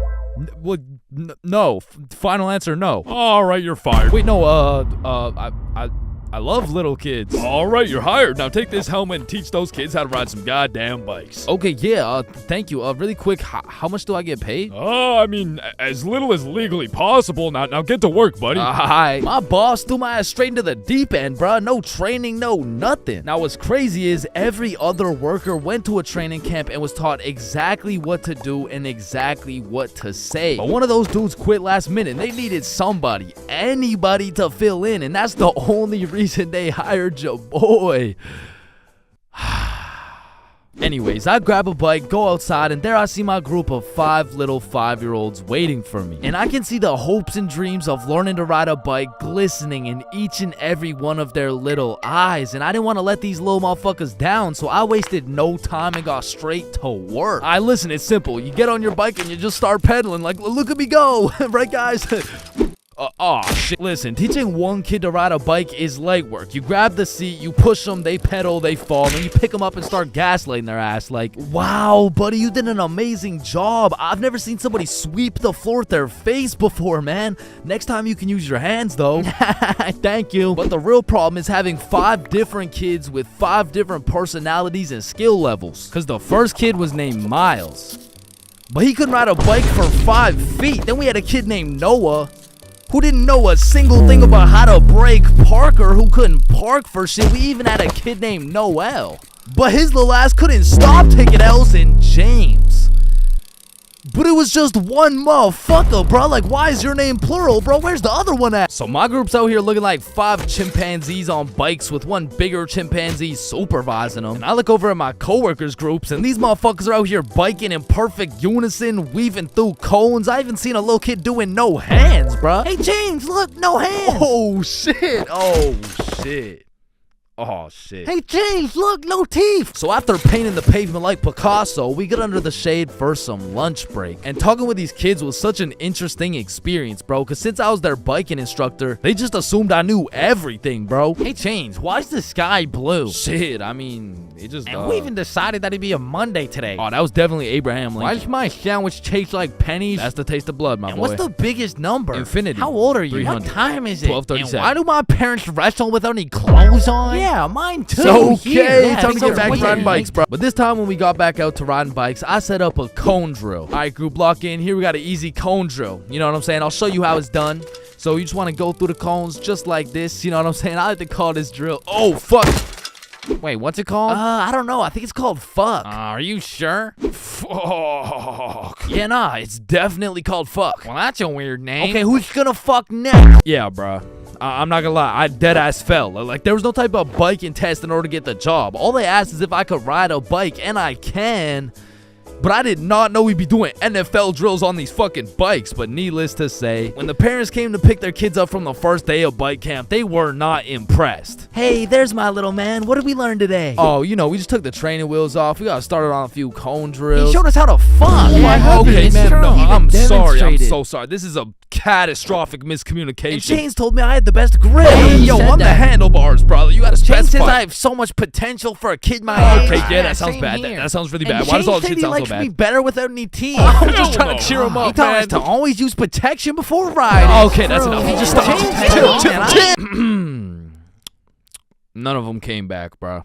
So I got a new group, and the best part about this new group of kids is that they were already level 4, meaning we'd all just bike to the park, eat lunch, and then bike back. Damn, bro, that sounds easy as fuck. Surely this couldn't go any worse than your first group, right? Yeah, it does. Yeah, no, it gets worse. It gets so much worse. So for this little journey to the park, I'll pair up with my coworker Natalie. So Natalie's in the front and we got 10 kids in the middle. We'll call them Liam, Ava, Milo, Zoe, Tucker, Cornelius, Jackson, Bradley, Quandale Dingle Jr. the third, and Riley, which is the only name you'll need to remember. So I count up the kids so we don't leave any behind, and as expected, I count 10. So we take off on our journey to the park, and all these kids were really good at riding, you know. Out of the whole group, we only had one little fall. But I just scraped my knee, you know what I'm saying? Like, I didn't even cry or anything, bro. It wasn't even that bad. And before I knew it, we made it to the park. We all put our bikes down. Natalie and I ate our lunch while the 10 kids ran around and played. Liam and Tucker were playing tag. Zoe and Ava were picking flowers. Meatloaf and Quandale were eating cockroaches. Riley and Cornelius were in the bushes picking berries. And Jackson and Bradley were wrestling. And after a peaceful 45 minutes passed by, Natalie and I round everyone up to get back in line like we started. I count them up so we don't forget anyone. 1, 2, 3, 4, 5, 6, 7, 8, 9, 10. And we head back to camp. And after a very successful trip, the parents pick their children up one by one until Riley's very sweet mom shows up with a pack of 20 gym bits to thank me for my great work taking care of her child. Hey there, I just wanted to say I appreciate you so much for taking care of Riley today. Yo, what? Thank you so much. You really didn't have to. No, it's my pleasure, truly. Oh, okay, well, thank you so much. So, where's my little guy? Oh, he's right here. My heart drops straight to my stomach, bro. And as I'm looking around for Riley, I'm trying to recall the ride home, and I genuinely just don't remember seeing Riley at all. And that's when I remember I last saw Riley playing in the bushes. And this is when my heart goes back from my stomach and drops down to my testicles, bro. To this day, my heart has never dropped so hard. This woman trusted me with her son, and I don't know where the fuck he is. So, where is he? Man, that right there is a great question. What do you mean that's a great question? You know, all the greatest questions in the world make you think, don't they? Yes. Right, and as you ask me this question, I really get to thinking, you know, like I really get to rack in my brain, and well, to be quite frank, well, I'm stumped. Okay, what do you mean you're stumped? I don't know where Riley is. What do you mean you don't know where Riley is? Okay, yeah, nah. Let's just put it like this. Do you know where Riley is? No. Yeah, nah, me either. Can we get ice cream? Holy fuck, he's right there. Oh my god, fuck, I knew it. I knew it. Like, fuck, oh my god, he's right there. Lost you. I knew it the whole time. He's right there. It's April Fool's. Give me these. Yeah, take them. Oh my God, Jesus, God bless America. And that was genuinely the day I realized I can't work a fucking job. I'm not built for that shit, bro. I gotta start a Stickman YouTube channel or some shit.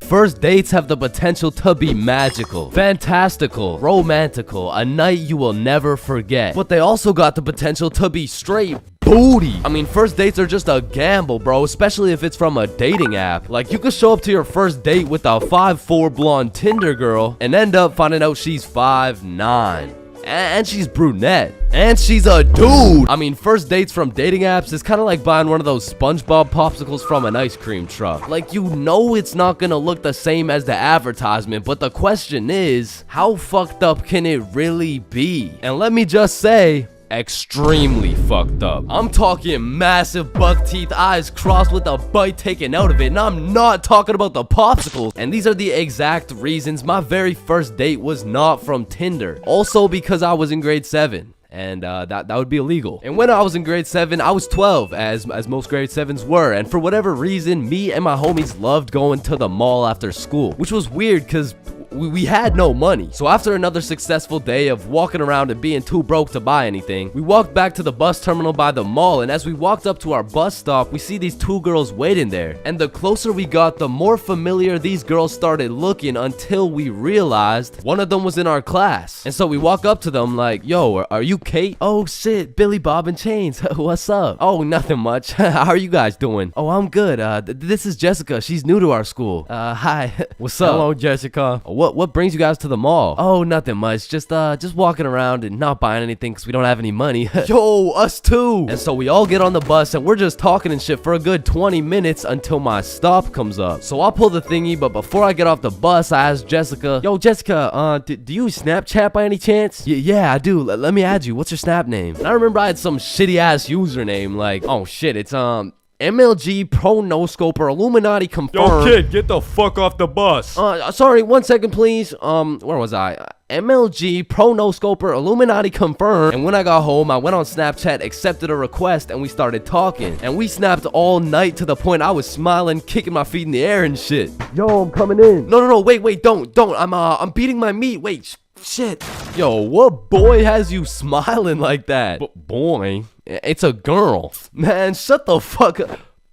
Oh, shit, you're serious. Wait, so the whole time you were watching Powerpuff Girls? It just had a good plot. Okay, bro. Okay, so this is what you gotta know. And my brother started running me through the do's and don'ts of being in a talking stage. Alright, listen. Don't text her too much, but don't text her too little. Don't talk to too many other girls. Yep, nope. That won't be a problem right there. Yep, I know, buddy. And you also gotta talk to her at school. So the next day at lunch, Bob, Billy, and I walk over to Jessica and her two friends, and we start talking again, and we make plans to go to the mall together. And boom, all of a sudden we started forming a little friend group. It was me, Bob, and Billy with Jessica, Kate, and Nikki. And we started hanging out damn near every day, hitting the mall, buying nothing, going to Nikki's house, doing nothing. But we had fun, and so inevitably, Bob and Kate start having a thing, Billy and Nikki start having a thing, and that just left me and Jessica. And so one late night, we're on Snapchat with my feet kicking in the air faster than ever, and Jessica hits me with a, so I've been thinking, well, I like you. I like you back. So, and I typed up, do you want to be my girlfriend? I fucking threw my phone across the room, nervous as hell. I get the notification, and when I go to check what she said, she was like, yes, I do. And call me Josh Giddy, the way I just bagged this 12-year-old. But the next day at school, when me, Billy, and Bob walk up to our girlfriends, I started getting all nervous and shit. There was something about the title of being a boyfriend that just had me shitting bricks, bro. It was like, hey, Chains, how are you? Oh, you know, I'm good.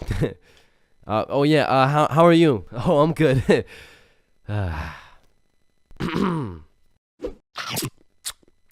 now that all three of the boys had acquired girlfriends, Billy was like, hey, why don't we all see a movie this weekend? Like it'll be a triple date. Yeah, that's a great idea. Yeah, let's do it. It's a date, triple date.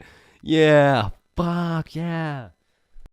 And by the time the weekend rolled around, I was still terrified of the fact that I was going on a date, and to be honest, I was also scared of the movie, bro. We came to watch It, which as a 12-year-old sounded like straight nightmare fuel, bro. But nonetheless, me, Bob, and Billy hop on the bus and arrive at the movie theater, fashionably late. And so when we walked through the doors, there was our three little girlfriends excited for our first dates. So we all walk up, hug, and then go to get our tickets. And I dropped my entire life savings on her ticket and then go into debt for mine, but nonetheless, we head to the theater. Wait, should we get popcorn? Oh yeah, of course. Hey man, how much is a large popcorn? Large popcorn, that'll be $10. Damn! What happened? Are you okay? Yeah, I just realized they ran out of popcorn. Are you fucking stupid? Yeah, no, don't worry. Thank you, man. Is it no problem? Have a good day. And we got to our seats and sat down, and the movie began. And as the movie progressed, I realized it wasn't even too scary, but about 20 minutes deep, I get a tap on my shoulder from Bob. And he gestures to me the fact that him and Kate are holding hands. And I look over to Billy and Nikki, and they're all cuddled up and shit. Which meant I had to make a move, bro, which inconveniently made my hands start sweating bullets. So now I was in a position where I couldn't just grab her hand while my shit was sweaty as hell, cause then she'd think I'm weird. But then I also couldn't just sit there and do nothing the whole time, cause then she'd also think I'm weird. So I just started doing the only thing I could think of, which was blowing on my hand like some hot soup, and believe it or not, made me look fucking weird. But at least my hand was dry, so I go and hold her hand, but when I do, I make a grave mistake. A tactical error, bro. When I held her hand, my hand was on top and hers was underneath against the armrest, and my dumbass was scared I was gonna crush her arm or some shit. And I don't know where I got the idea that I even could crush her arm from, bro, because those 12-year-old stickman arms couldn't crush a fucking pretzel if they tried. But for whatever reason, I decided my best option would be to hover my arm slightly above hers so my 1-pound arm couldn't come down and fucking demolish her forearm. And you know, this was cool for about 60 seconds until I started feeling the burn, which started hurting so bad that I forgot I was even watching a movie. I was just 100% focused on thugging this shit out. And about an hour into the movie, I was just fucking shaking relentlessly. I mean, at this point, it wasn't even about not having this girl think I was weird, because Lord knows it was too late for that shit. But now it was about proving to myself that I could finish the movie this way, and sure enough, I did. But at what cost? Wow, you were so scared you were shaking, huh? No, I wasn't scared at all, actually. Oh my god, are you sweating? No. So, looking back, it wasn't my best performance, you know what I'm saying? But with that being said, after that triple date, Billy's girlfriend Nikki ended up breaking up with him and gave up on dating dudes as a whole. So, I mean, it could always be worse, bro. Halloween is the spookiest time of the year. Everywhere you look, it's vampires, killer clowns, old dudes in white vans trying to steal some children, which are all very scary things, especially killer clowns. But none of these spooky things scare me more than my worst fear. Going to jail, dropping the soap, and getting my booty snatched up. Now that's some real spooky shit right there. And I know some people are gonna be thinking, oh, that's just a myth, it's a stereotype. Nobody actually gets their booty snatched up for dropping some soap. But when it comes to my booty, I don't want to fuck around, and I sure as hell don't want to find out. But everyone knows drinking can heavily influence your judgment, and on one specific day, my judgment was affected and I found myself fucking around. And everyone knows what the chart depicts. The more you fuck around, the more you find out. This story takes place in grade 10. It was a crisp Halloween night. The houses were decorated, the leaves had fallen, and the jackos were lanterned. And as me and Billy walked down to the homie Bob's crib, we could pretty much smell that Halloween spirit. And when we knocked on Bob's door, we were surprised the homie Bob didn't open the door. It was Bob the Builder. Dude was fully suited up from head to toe. And when me and Billy seen that, we already knew we needed some costumes. So we go to Bob's closet and come out absolutely dripping in some Mario and Luigi costumes, mustache and everything. But now that we undeniably had that shit on, we still had yet to find something to do. But lucky for us, the night was still young, so we got to brainstorming. Alright, it's Halloween, bro. We gotta do something. Yeah, let's go find a party. Bet, let me check where they're at. Okay. Yeah, there's no parties, bro. Fuck. I mean, we could trick or treat. Shit, we might have to, bruh. And just as 3 15-year-olds decided we would knock on strangers' doors asking for candy, our Halloween was looking grim. And not in a good way. But you know what they say. Can we fix it? Yes, we can. Because Bob pulls through and sets up a goddamn 3-man mission. And just like that, Halloween goes from an L to a W night. And I thought the homies and I couldn't get more hype, that is, until Bob pulls out a bottle of Hennessy. And you would have thought Peach took the kids the way I was abusing that bottle. And we passed it around until we were all tipsy. Then we started walking to Chloe's house for the little Halloween 3-man. And it was already 9 p.m. at this point, so we're walking through the neighborhood admiring these decorations when we see the creepiest house of them all. It was Chloe's crib. So we walked through a whole graveyard just to knock on the door, and Chloe opens it looking like a whole angel. I mean, like literally, like she had the halo and the wings and shit. So we go up to her room where her 2 friends Lucy and Mia were, and we sit on her bed. And I'm not gonna lie, it was a little awkward, bro. I was sitting there with my Mario fit and my little mustache like, so, Chloe, why'd you choose to be an angel? I don't know. I just liked it. Why'd you choose to be Mario? Shit, Mamma Mia, am I right? Shit. Fuck. Then Chloe whips out some tequila and all of a sudden we're playing drinking games and shit. But honestly, I was just trying to get drunk, so it'd be like, haha, drink up. Oh no. Alright, it's your turn.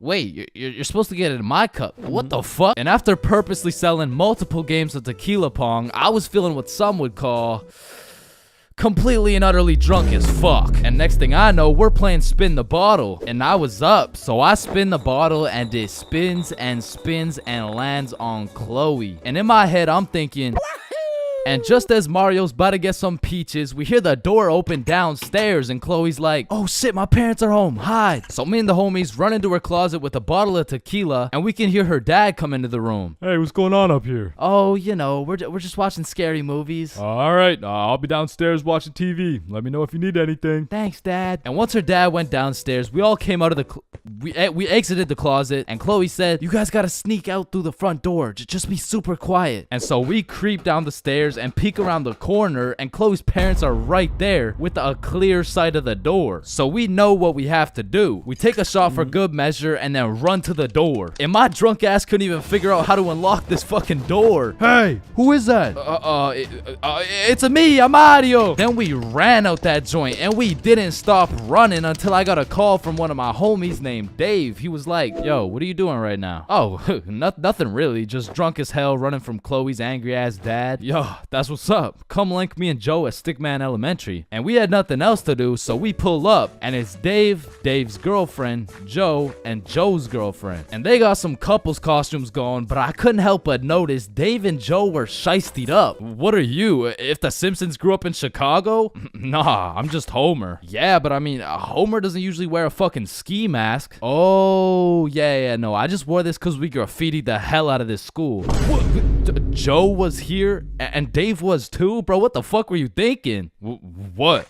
Oh, you want me to include your name too? No, hell no. And just as we become guilty by association, 4 cop cars come zooming down the street. "Oh shit, it's the cops, run!" And the cops hop out of their cars and start running at us with flashlights. So we head for the forest, but to get to the forest, we had to run across this long ass muddy field. And in the middle of this field, there was a huge pothole. And how did I know that? Because I seen Marge absolutely eat shit right in front of me. And don't get me wrong, I was absolutely plastered, but as the cops got closer and closer, I could practically see myself getting caught and dropping the soap, and you know I wasn't gonna let that happen. And so with all that adrenaline, I Mario jumped that fucking pothole and hauled ass into the forest. And right when you get into the forest, there was this deep creek with a log going across it. But when I look back, I see the cops' flashlight getting brighter and brighter, so I say fuck it and take a run at this log. I get a good 2 steps and then my drunk ass slips. Boom, right into the muddy creek. But I don't have time to give a single fuck. So I run through this waist-high muddy water, and then we regroup and check who made it. I see Bob, Joe, Dave, and Dave's girl. Yo, where the fuck is Billy? No, where's my girlfriend, bro? Oh, she ate shit a few yards back. Whoa, wait, what? Is she okay? Did she get caught? Wait, shut up, Billy's calling. Yo, where are you? I'm hiding behind a tree right now.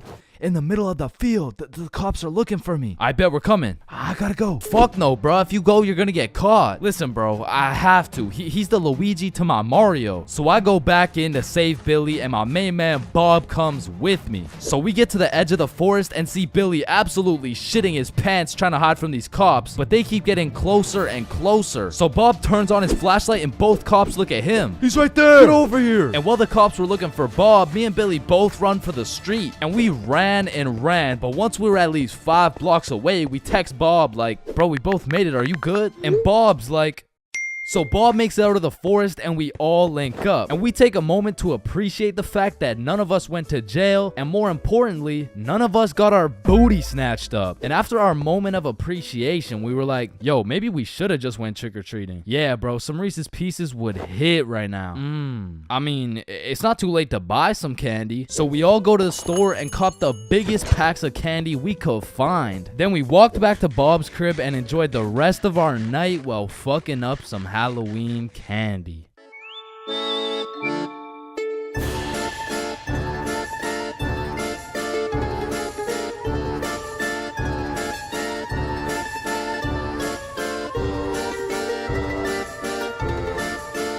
Chug, chug, chug, chug, chug, chug. Yo, bro, God, you're no crazy, Just bro. one more. No way. Yeah, Oh, let's shit. go. Are you good? Damn.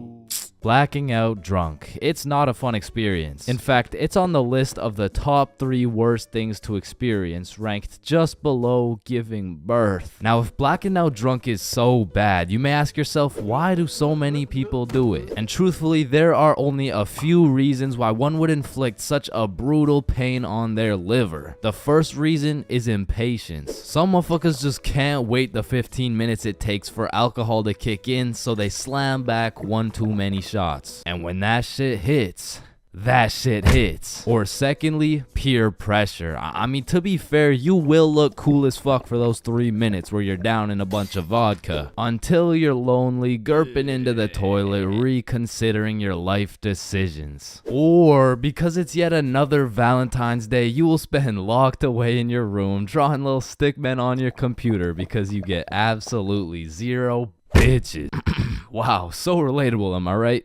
But if you've never been blackout drunk before, let me explain what it's like so you'll never have to experience it. Phase 1 I like to call smooth sailing. This is where you got a few drinks in you, but you're still chilling, or as many like to say, you're tipsy. But say as you're observing your surroundings, you make an astounding discovery and find out the function has Hennessy. That shit will take you straight to phase 2. Sauced. At this point, you're just drunk, bro. You're doing some fuck shit, you're saying some fuck shit, and Lord knows you're probably thinking some fuck shit. Some symptoms that you're in phase 2 will include sunglasses appearing on your face, the sudden urge to steal traffic cones, hitting the nene, staring in the bathroom mirror for 10 minutes and saying, damn, I'm drunk as fuck. Now, it's at this phase whether you decide you're gonna have a cool, fun night, or if you're gonna end up looking like Nate Robinson. Like when you're offered more alcohol, don't drink that shit. I repeat, do not drink that shit. Hey, do you want some of my drink? Fuck no.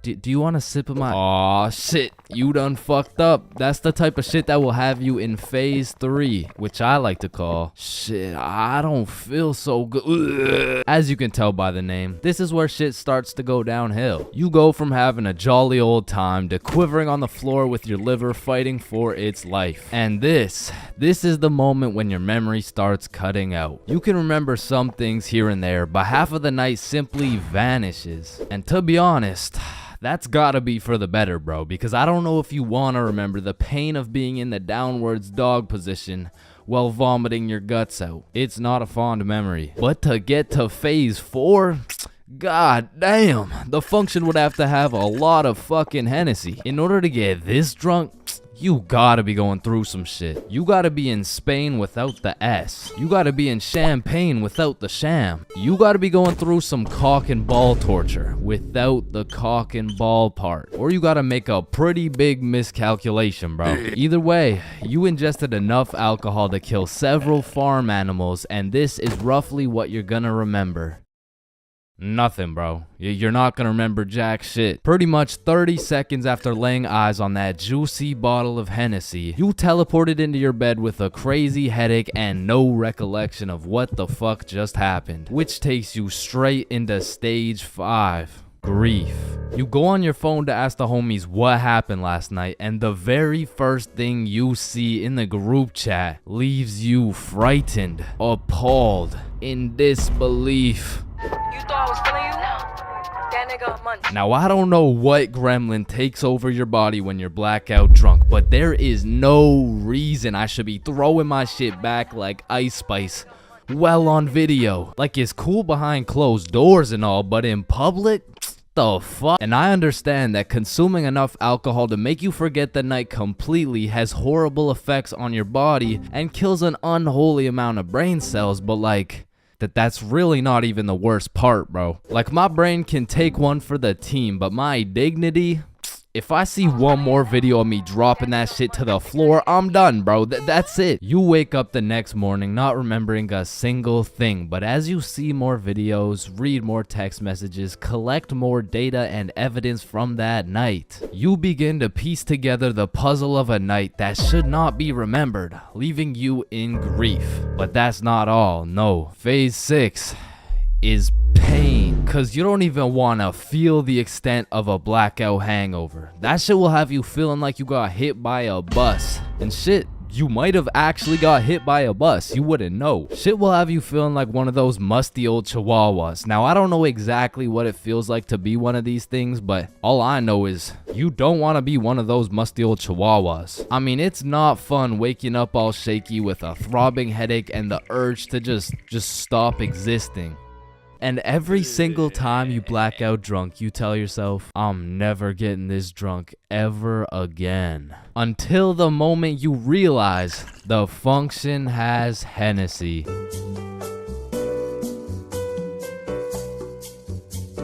If you saw this video, you would know my very first time drinking, I got both high and drunk at the same time. But my first time being drunk takes place back when I was like 14 or 15. And this story takes place at my grandma's crib. No, listen, I know that sounds bad, but like, I mean, it's pretty bad. So the story starts with me and my brother pulling up to the family function. And right off the bat, we notice the chill cousins are nowhere to be seen. So instantly we can tell it's gonna be a long night of engaging in conversations about school, sports, my lack of ability to pull bitches. And about 5 minutes after arriving, you know, I'm just doing some good old small talk. Oh, hey bud, how's school going? Oh, you know, it's going. And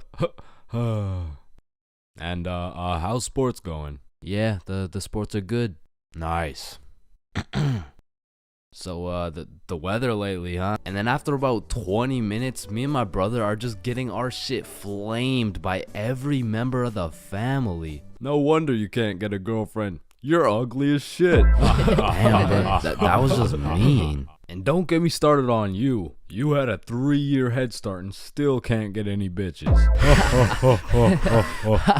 And honestly, we just can't say anything back because last time I tried, man, still no girlfriend. That's brutal. Not as brutal as your third divorce, am I right? Guys, so instead of flaming the living shit out of this grown man in front of his mom, I decided to be the bigger man. I just laughed that shit off and then got the fuck out of there before they brought up my school grades. So as my brother and I sit down in a different room, I'm just in agony thinking about how everything this dude flamed me for was actually true. But my brother, on the other hand, he was whipping up some devious plan. Yo, Chains, follow me. Oh, okay. So we walk down to the basement. So what are we doing in the basement?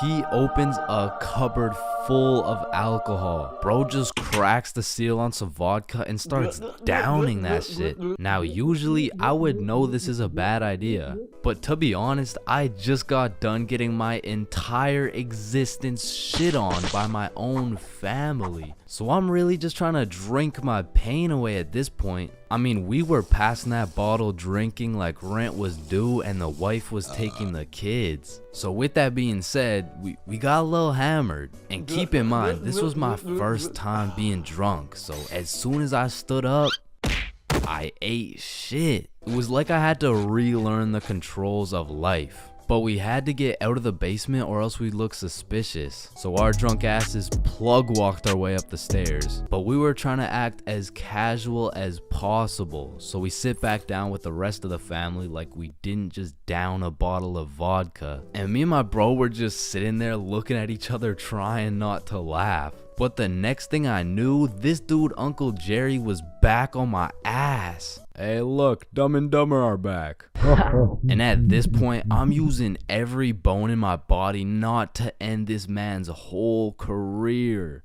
Man, whose gene is it that made you so damn hideous? Don't do it, bro. Don't do it, bro. And I really didn't want to do him like that, but the vodka took control. It was your hideous gene, Gerald, but at least I didn't get the same gene that has you 5'2" and balding. Like, I can't tell if you're going through puberty or a midlife crisis. And shit, I didn't stop there. And Joe, I want to hear you talking. You're built like Baymax from Big Hero 6. What the fuck is Big Hero 6? Mom, I love you. Karen, sit down. Your mac and cheese tastes like ass. And Bob, you're literally a registered offender. Grandma, I love you. Bernard, your hairline looks like it's social distancing from your eyebrows. And Irene, how are you 47 and still work at McDonald's and you got no drip? Come on, bro. Friendly fire. Oh shit, you're right. My bad. Needless to say, I was handing out smoke to everybody. Something in that vodka turned me to a demon. And I guess since everyone was mad at me for dissing the entire family, they never knew I was drunk as hell. But in the end, I did feel really bad for roasting my entire family tree. But ever since that day, everybody stopped flaming me. So, it was worth it.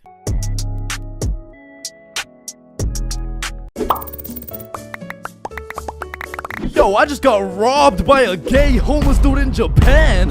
Who's with me? You know, like anyone. Yo, anyone. Yo, is this not relatable? Bro, ain't no fucking way. Nah, bro. What the fuck does that even happen? Not again, bro. Now, I'm not gonna lie. Japan is one of the safest countries in the entire world. And apparently there's only 3,065 homeless motherfuckers in the entire country. So in order to get robbed by a homeless dude in Japan, you either need to be unlucky as fuck or just a complete dumbass. But way back when this story took place, I was a certified dickhead, bruh. At the time, I had the critical thinking skills of a newly born chimpanzee mixed with the spatial awareness of a fucking Joe Biden on top of the decision-making skills of Joe Biden's son.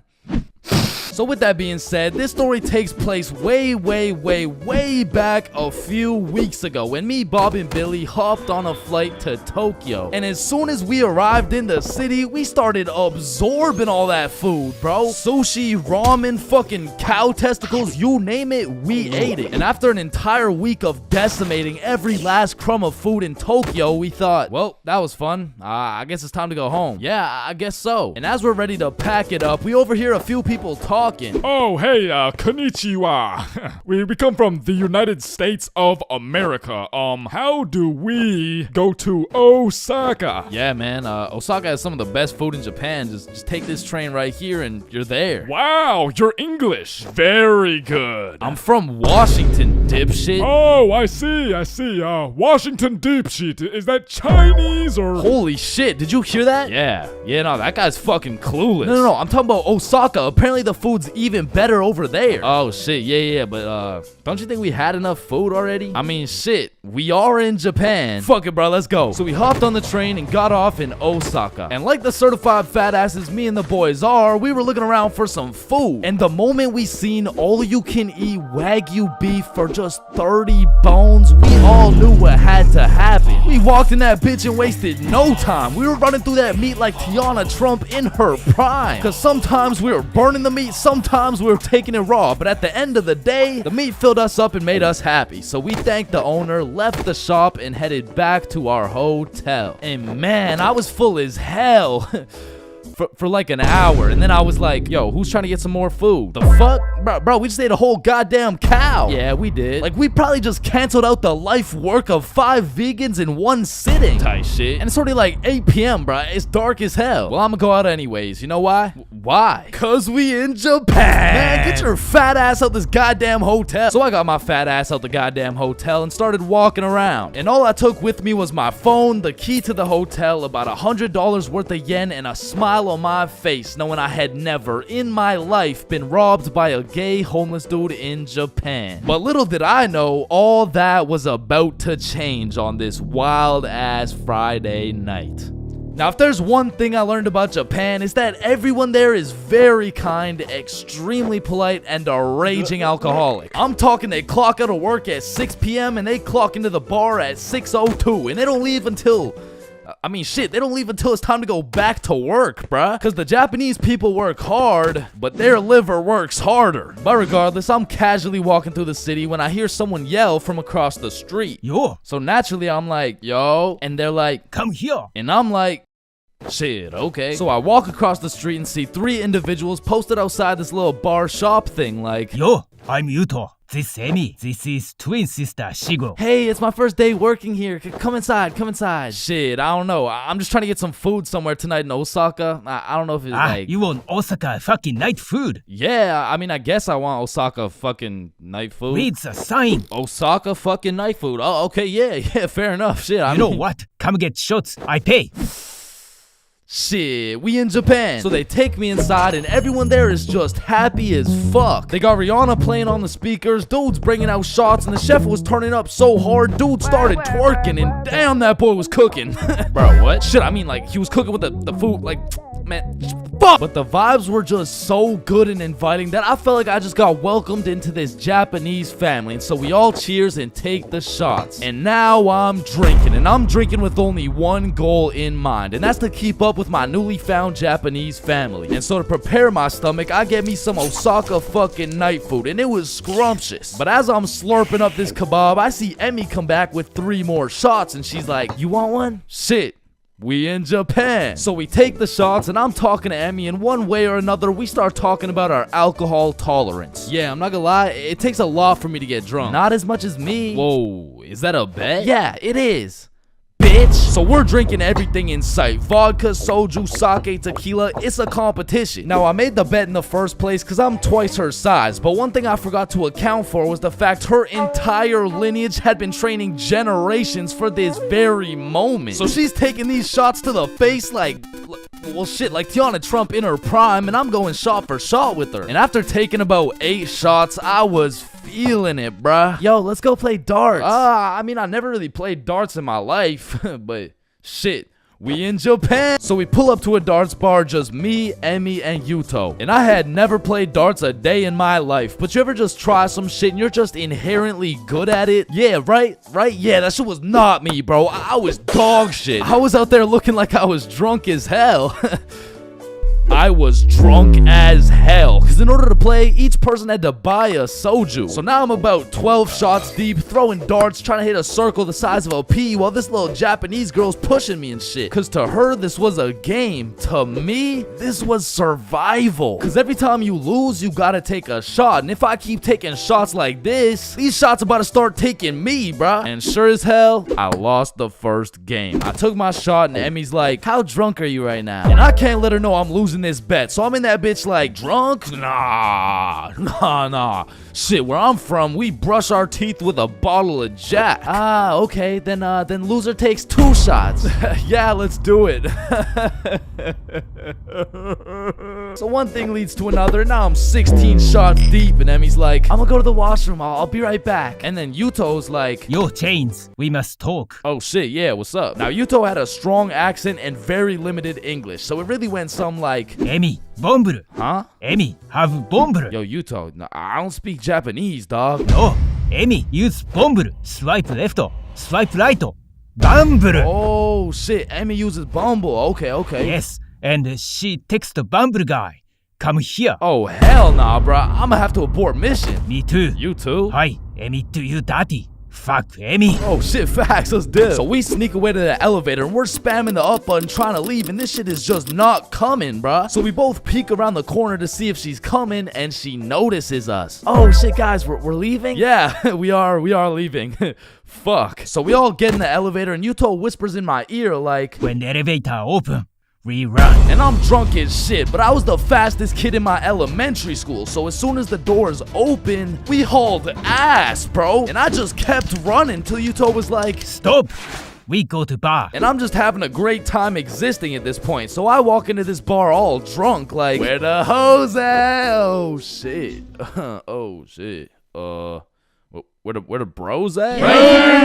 Yuto took me to a gay bar, bruh. Now, of course, there's nothing wrong with a gay bar, but it was the fact that after drinking 16 shots, I just sprinted full speed away from a cute Japanese girl to run straight into a room filled with a bunch of sweaty gay dudes. And these motherfuckers were looking at me like I'm some fresh meat or some shit. And it really just had me questioning my entire life. I was in that bitch confused, frustrated, drunk as hell, ready to crash out. I was gonna leave that bar looking like I would like a fruit explosion. No, Sebastian, what the wrong video? What the fuck? Oh, hey, is that Diddy? So you're trying to see a fruit explosion, huh? No. So I left the gay bar, called up Emmy, we link back up, and the first thing she says to me is, fuck you. Fuck me? What? Nah, fuck you. Why'd you run from me? Bruh, you were inviting Bumble dudes and shit. What? No, what are you even talking about? I mean, Yuto said, like, you know what? Don't even worry about it. Okay. Well, let's go to the club. And I'm like, shit, we in Japan. So we're at the club doing club shit, and after an hour or so, she's like, let's take some shots. And I'm like, shit, we in Japan. I am blackout drunk, bruh. I don't even know how many shots deep I am at this point, but all I know is I'm so drunk, I gained the ability to fucking teleport. So I'm in the club, and as soon as I blink, I'm in a bar. Then I'm in a club, back to a bar, to a new club, McDonald's, bar, karaoke club, bar, love hotel. Love hotel? Man, what? What the what? Man, what the fuck? You said you wanted to sleep. Damn. Yeah, nah, I probably said some shit like that. I don't fucking know. So we walk into our room, and the very first thing I notice The hub on the TV, vibration devices on the bed, protection everywhere. Shorty just lured me to the Japanese freak chamber, bruh. I blink and we teleport to the bed, but we were just talking like, yo, Yuto said you were inviting dudes from Bumble. Oh my god, okay, Yuto's a liar. Listen, I gotta tell you something, but you can't tell anyone. Yeah, nah, I won't tell a soul, you know. I will not post this on YouTube, clip it up, post it on TikTok, Facebook, LinkedIn, Instagram, Reels, or anything like that, you know, like, yeah, that'd be weird. Okay. So Yuto's homeless. Wait, what? Yeah, like, he just goes to the gay bar and then goes back to a dude's house and sleeps there. Damn. Oh, man, I didn't even know. And then he steals their money. Wait, he what? Yeah, he just steals their money. Wait, but it's just the gay dudes, right? Yeah, it's mostly just the gay dudes. I check my pockets. The money's gone. Fuck. You said it's only the gay dudes. Yeah, nah, he just steals from the gay dudes. Fuck, I wanna go home, bruh. So I leave the Love Hotel, and at this point, the sun is coming up, and I'm still drunk as hell, walking like a zombie. I pull out my phone to go use Google Maps, and that shit dies, bro. So now it's just me and my last few brain cells trying to make it to my hotel before I pass out. And I'm stepping over Japanese motherfuckers blackout drunk, sleeping on the sidewalks, thinking I can't end up like them, but honestly, I have no clue where I am, no clue where the hotel is, and no clue what time it is. And after what felt like hours of aimlessly walking around, I blinked and I fell asleep, bruh. And when I woke up, I was in my bed. I genuinely don't know how, who, what, when, or why, but shit, I wasn't complaining. But by the time I got out of bed, it was 6 p.m. and I didn't remember shit. I had to go through my camera roll and piece everything together like The Hangover. But at least that Friday night, I learned a very valuable lesson. Don't try to outdrink the Japanese motherfuckers, bro. You'll lose every time.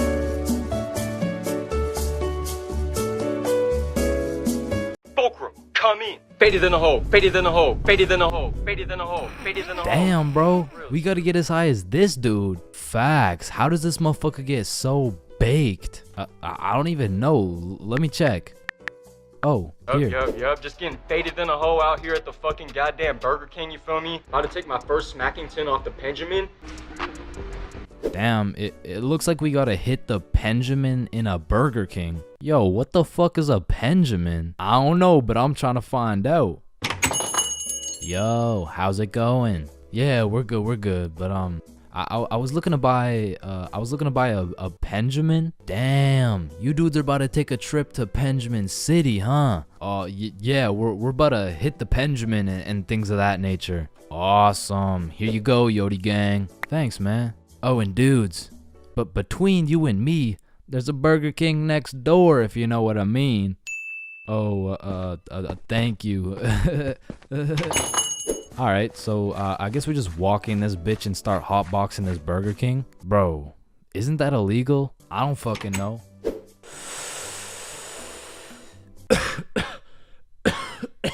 God damn. This shit hits. Let me try. Damn. Unfortunately, you guys can't be doing that in our Burger King. Nah. It's chill. We're just getting faded than a hoe. Wait, you're getting faded than a hoe? Yeah, we're getting faded than a hoe. Shit, I know you were getting faded than a hoe. My bad, Yodi gang. Nah, you're good. You want a little hit? Shit, I might have to take this Benjamin to Blinkerton City, you feel me? Yeah, I feel you.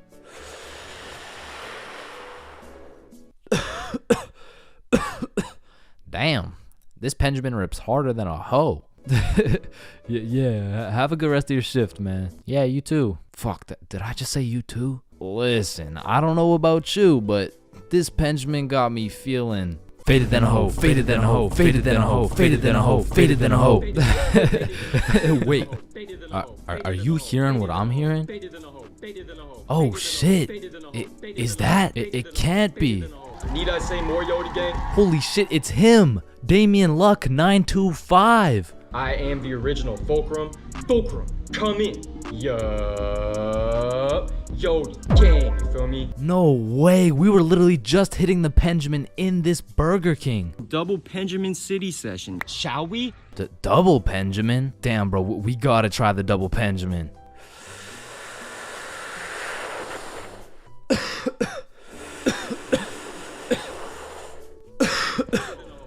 Yo, where are we? I'm faded out here in Yodi land, you feel me? No fucking way. It's a city full of Damien 925. Yo, this is crazy. Bro, these munchies are crazy. Facts, let's go cop some food. Holy shit. 7-Eleven is just full of motherfuckers hitting the Benjamin. The whole goddamn store is hotboxed. Yo, quick, buy the Doritos before I pass out. Oh, fuck. Hey, wake up. Wake up, hey, please wake up. I just, hey, it's gonna be okay, it's gonna be okay. Just got 5 things to say. Yeah, what is it? What is it? Faded in a hole, faded in a hole, faded in a hole, faded in a hole, faded in a hole. Need I say more? Hey, but you gentlemen have a good rest of your day. Getting baked is usually an exceptional experience that consists of eating food, laughing, questioning your entire existence, eating food, watching Netflix while eating more food. And you know, that's great and all, but every once in a while, that Zaza can take you to the deepest, darkest depths of the shadow realm. And trust me, that shit is not fun. So I wake up on a sunny Saturday afternoon at 1 p.m. You know, a respectable sleep in. I hop in the shower. It was a good shower. I check the Clash of Clans base. I didn't even get raided. I eat some scrambled eggs and toast. Shit was scrumptious. And all of these things led me to believe, damn, today's gonna be a good ass day. But little did I know, today would be the day I would look death in the eyes and fight for my life. So I finish my scrambled eggs and I pull up the boys group chat and I'm like, what's the move? And Bob's like, I don't know, let me check. So I'm like, okay, bet. There's no moves, bro. And because there was nothing to do, the boys and I would have no choice but to reside to the default move. Let's just smoke. Bet. I'm down. So the default move always takes place at the boys' home base, Bob's crib. Now, Bob's crib was the spot to be baked for many valid reasons. First of all, bro's basement was simply comfy as fuck. Couches on lock, blankets always ready with infinite pillows. And Bob's dog Walter was the fucking GOAT. But most importantly, Bob's cupboard was always stacked. I mean, this cupboard has enough food to feed a village. This cupboard has more snacks than 7-Eleven. And this cupboard had enough calories to be in a Nikocado avocado video. And that shit was perfect. Because god damn, when I get baked, I become a certified fat ass. So you know the drill. We roll up and got a joint in rotation. And honestly, I don't know what got into me this night because I was absolutely reefing that hoe. Yo, chill. God damn. Fuck it. Let's roll another one. So we rolled up another J and I just simply could not be stopped. And I specifically remember asking, how high can I really get? And after about 30 minutes of me going bananas on these joints, I found the answer to my question.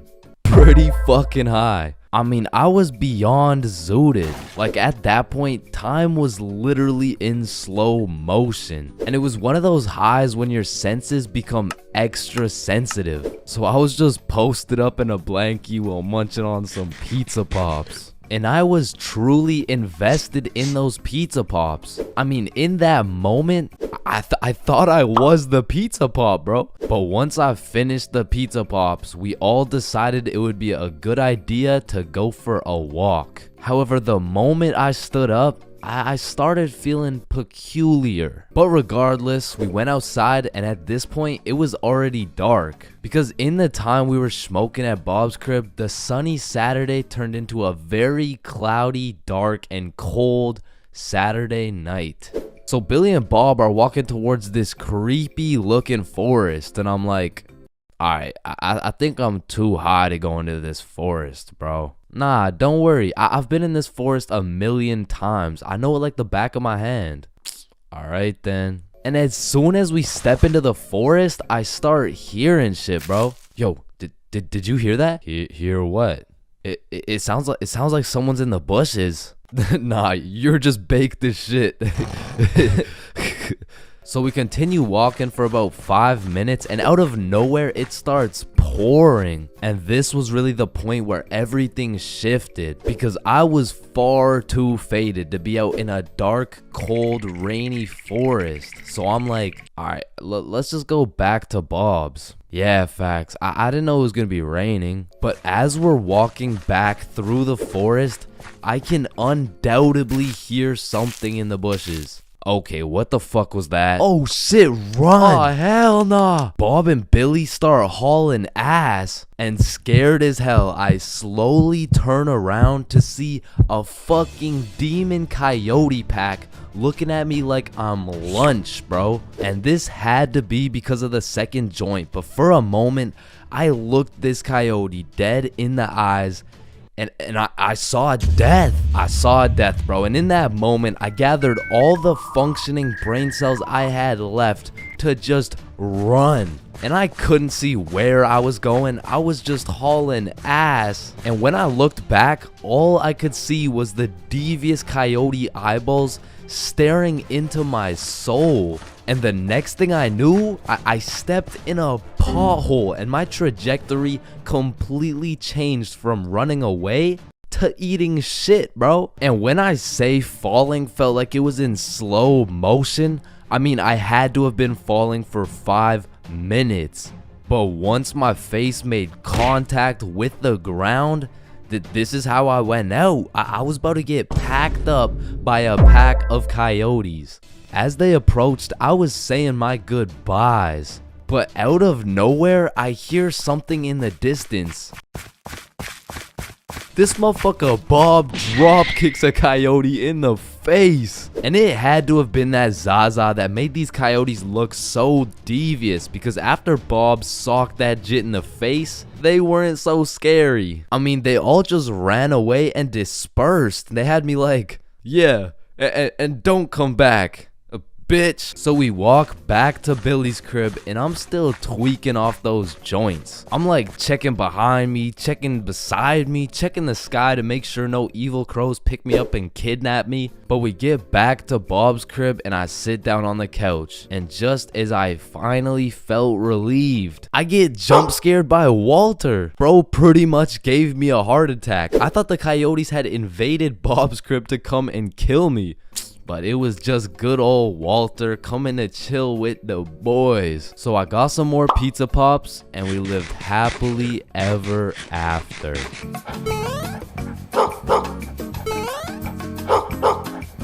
Alright, listen, I'm creating something I like to call the internet. Yo, what does it do? On the internet, people are going to be able to search up literally any question they have. They're going to be able to watch videos for educational purposes. And the craziest achievement yet, you can communicate with literally anyone across the entire world. Bro, this is going to change the world. Bro, I'm not gonna lie, the internet is 100% one of the greatest inventions of all time. Like, that shit's up there with the light bulb, the airplane, the Testacuzzi. Like, they're all groundbreaking inventions, but the internet just has to be #1, bro. Like, imagine telling a caveman you had a magical box where you could make anything pop up in 2 seconds. Yo, Caveman Dave, I got a magical box where you can make anything pop up in 2 seconds. Oh, shit, cool. Do you know her or something? Oh, no, Dave, no, get the fuck. Now, Caveman Dave absolutely dicking down the computer monitor seems stupid, barbaric, uncivilized, you know? Like, who's gonna tell, bro? They're just pixels on a screen, am I right? Facts! Yo, Caveman Dave is a dumbass! Facts, yeah, nah, let me see your search history. You know, we don't gotta do all that. You know, oh, okay. Monstrous KFC mukbang. I like KFC. Fat motherfuckers eating a lot of food. I was hungry. Yo, big butt booty Latina oiled up, shaking that diggity dump truck dog. What are you searching? Okay, listen, like my finger slipped. Yeah, bro. 2025 is the weirdest time to have access to the internet, and that's just cause everybody has that shit. Like I got it, you got it, my grandma's got it, Kanye's got it. Man, you and your grandma. Kanye still got it. And I fucking hate so every thing, and I'm done. Okay, yeah, well, not anymore, but I don't know if it's just me, but recently the internet has been getting more and more out of pocket, bro. Like, I'll be having a fantastic day, just chilling, until I pull up Instagram and see some shit talking about, imagine your card declines at the abortion clinic and the doctor start nutting in you. Yeah, this motherfucker's never getting a job, bro. Like, his digital footprint's up there with fucking Kanye, bro. Ah, hell nah.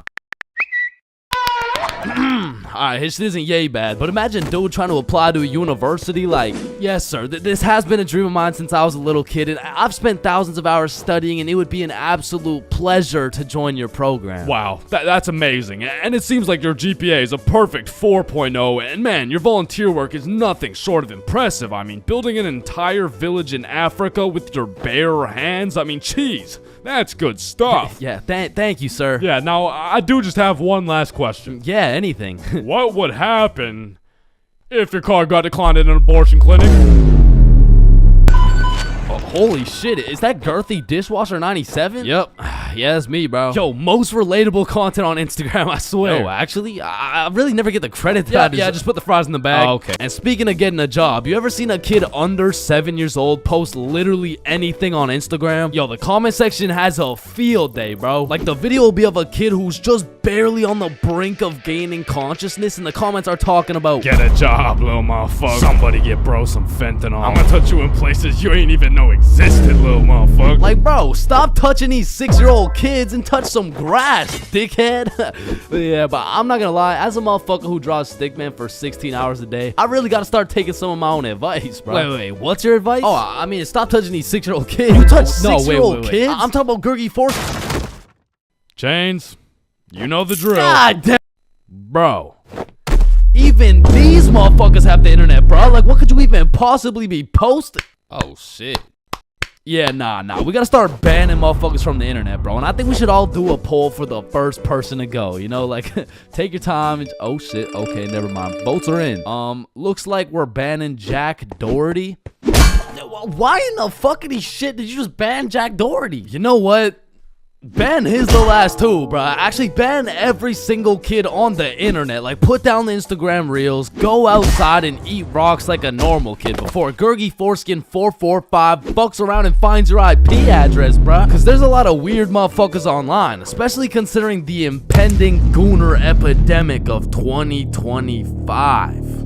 Now, if you're unaware of this widespread epidemic, well, fucking good for you, but there's been a recent spike in the amount of gooners seen online. Like the type of motherfucker who'll be scrolling and see a video of a Cheeto that's kind of built somewhat like a Kardashian, and next thing you know, bro's got a DIY screen protector, bro. And I swear these gooners have no clue it's a problem either. Like, they probably show up to the doctor's office for a quick little checkup, and the doctor has to break the news to him like, yeah, Mr. Gooningson? Yeah, I'm sorry, but you gotta stop masturbating. No, wait, what? No, wait, why? Because I'm trying to examine you, dumbass. Oh, shit. Like, it's honestly mind-blowing how having access to the internet with all its power and infinite knowledge just makes us more stupid, bro. Like, at any given moment, we have the resources to learn quantum physics or learn how we can watch Skibbity Toilet. What? No. Why the fuck would we watch Skibbity Toilet? Shit, man, this stuff's good. Just take a watch. No, I'm not watching that shit. Just real quick.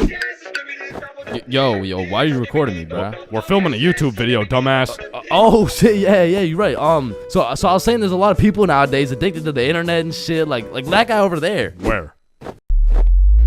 Bro. What? Oh shit, yeah, what I was saying was, back in the day, the internet was just for shit like cute cat videos and cool math games and shit, but nowadays, the internet has everything your brain craves. Like, it's got food for you, it's got friends for you, it's funny, it's educational, bro, it has Cheetos built like Kardashians, bro. And as if the internet having everything we ever needed wasn't enough, these motherfuckers invented AI, bruh. Now maybe it's just me, but this AI shit is getting a little too good, bro. I mean, when ChatGPT first came out, I was using that bad boy for all kinds of shit. Whenever I couldn't do my homework, ChatGPT. When I forgot a recipe, ChatGPT. When I couldn't get a girlfriend, cry myself to sleep.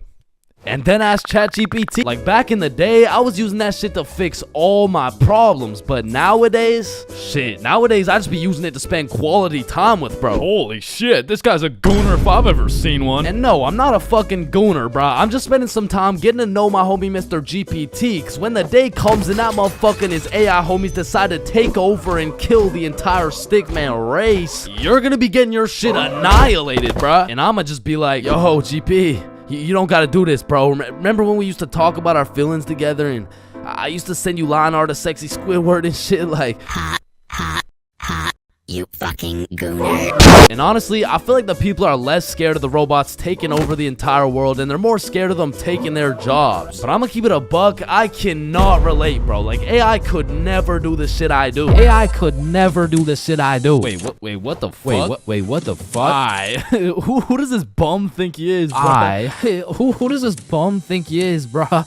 Like I mean, yo, alright, that shit doesn't even sound like me, bro. Yo, that shit doesn't even sound like me, bro. So you want to copy everything, huh? Yeah? Yeah, you sure you want to do this? Yeah, you sure you want to do this? Yeah. Alright, let's go. Let's go. I like little kids. Yo. Like, you loading or something? Like, what's going on? You gonna repeat it, or, you know? Undercover police has Bodge back.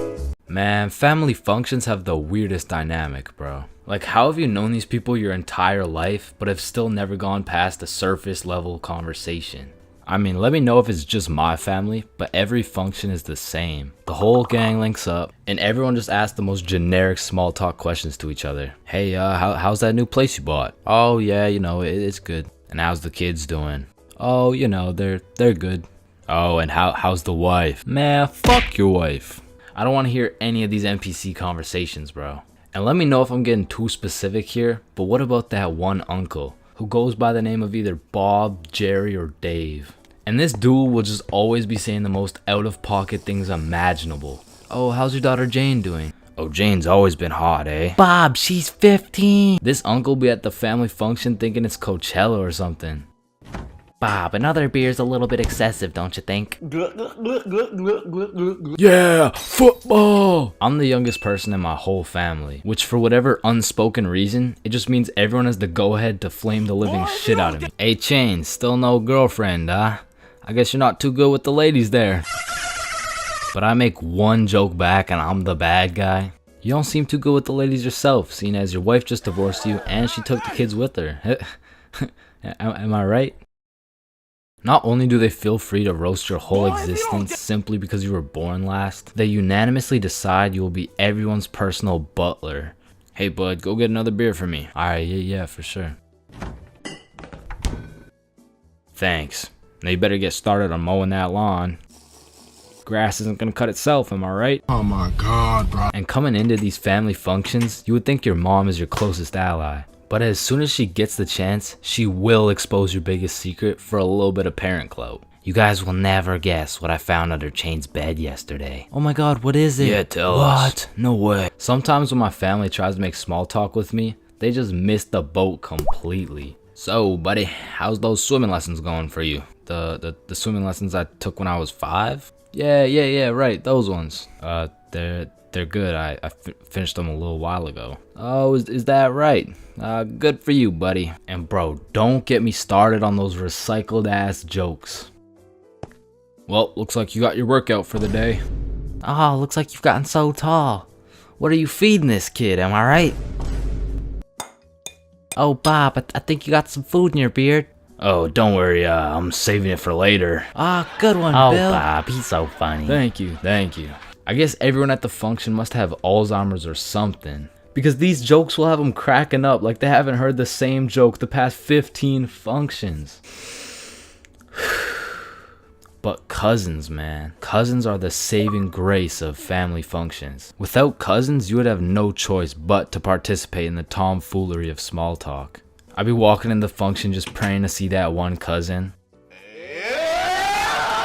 And bro, I have a family function survival tip for you. You always have to stay within arm's reach of either your siblings or your cousins. Because whenever some bullshit goes down, you just give each other the look and flee the scene. And because when you get caught lacking on your own at the function, you get jumped. Metaphorically speaking, of course.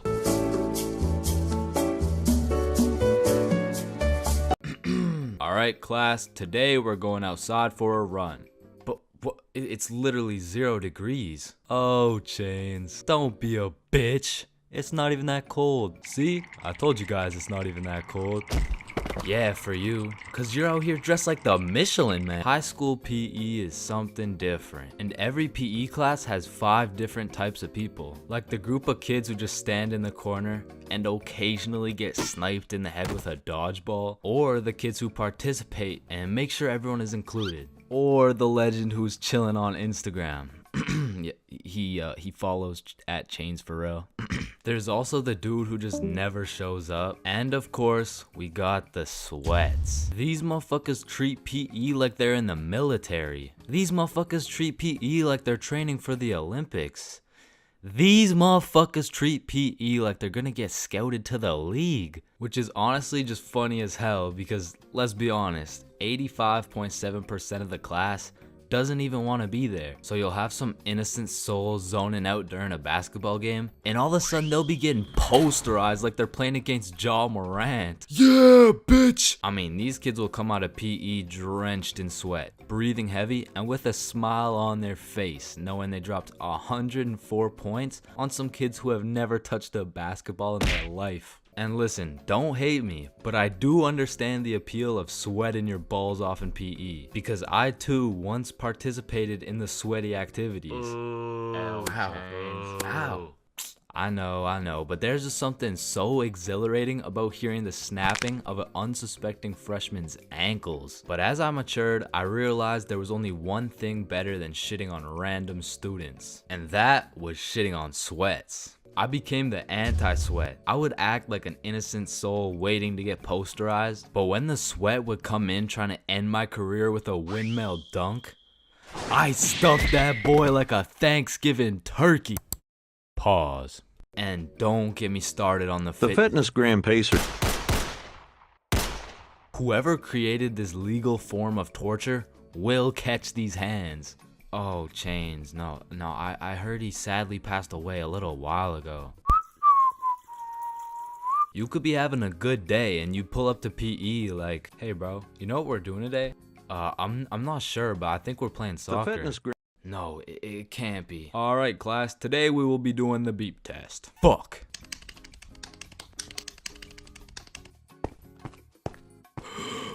Woo. Damn, what was I at? Chains, well, we haven't even started. That was just our warm-up. But one thing that did bring me a little bit of joy was looking at everyone during the push-up section. Like, there was always some dude doing the neck push-ups, some dude who thinks he's Mike Tyson, the guy who takes breaks when the teacher isn't watching, and there was always at least one dude who was out here looking like he was hitting it raw.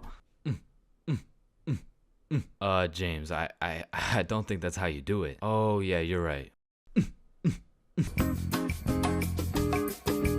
Yeah, bitch! So, a few years ago, I worked at a fast food restaurant. We'll just call it Jim Jordan's, you know what I'm saying? Jim Jordan's was my first job ever. So coming in on my first day, I was kind of excited, you know, because it was just overall a new experience, so I was looking forward to it. So I walked through the doors and, you know, it's looking like a nice establishment so far. But as soon as you step past the staff gate, you realize it's instantly a hellhole. Like, this is exactly what it was like. Hi there, can I take your order? Yo, who's medium double? What's your order? Yo, hello. It's my first day. Hi there, can I take your order? And bro, once they give you the once they give you the Jim Jordan's drip, you instantly lose value as a human, bro. For example, if you're going for a casual stroll down the street, an average interaction would look something like this. Hey, how are you? Good, how are you? Good.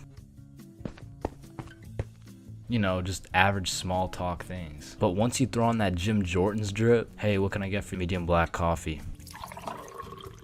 Make my coffee faster, bitch. And while I was working here, it was just the beginning of the pandemic. Meaning on top of the gym drip, you also had to wear a mask. So pretty much people could just see your eyes. And trying to communicate during the pandemic was horrible. Because not only did both parties have to wear a mask, there was this big plastic wall between us. And they had to stand 6 feet away. Hi, what can I get for you? What?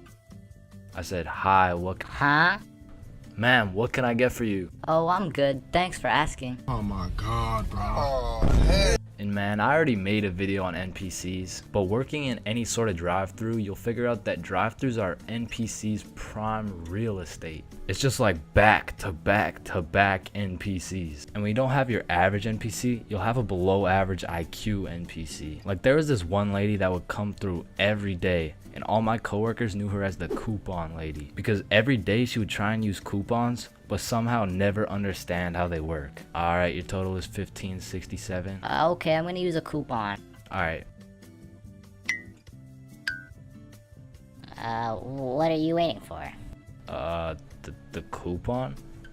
Oh, it's just at my house. And don't get me started on my manager Magnus, bro. Next time I see Magnus, it's on site. Wait a minute, Chains, is that you?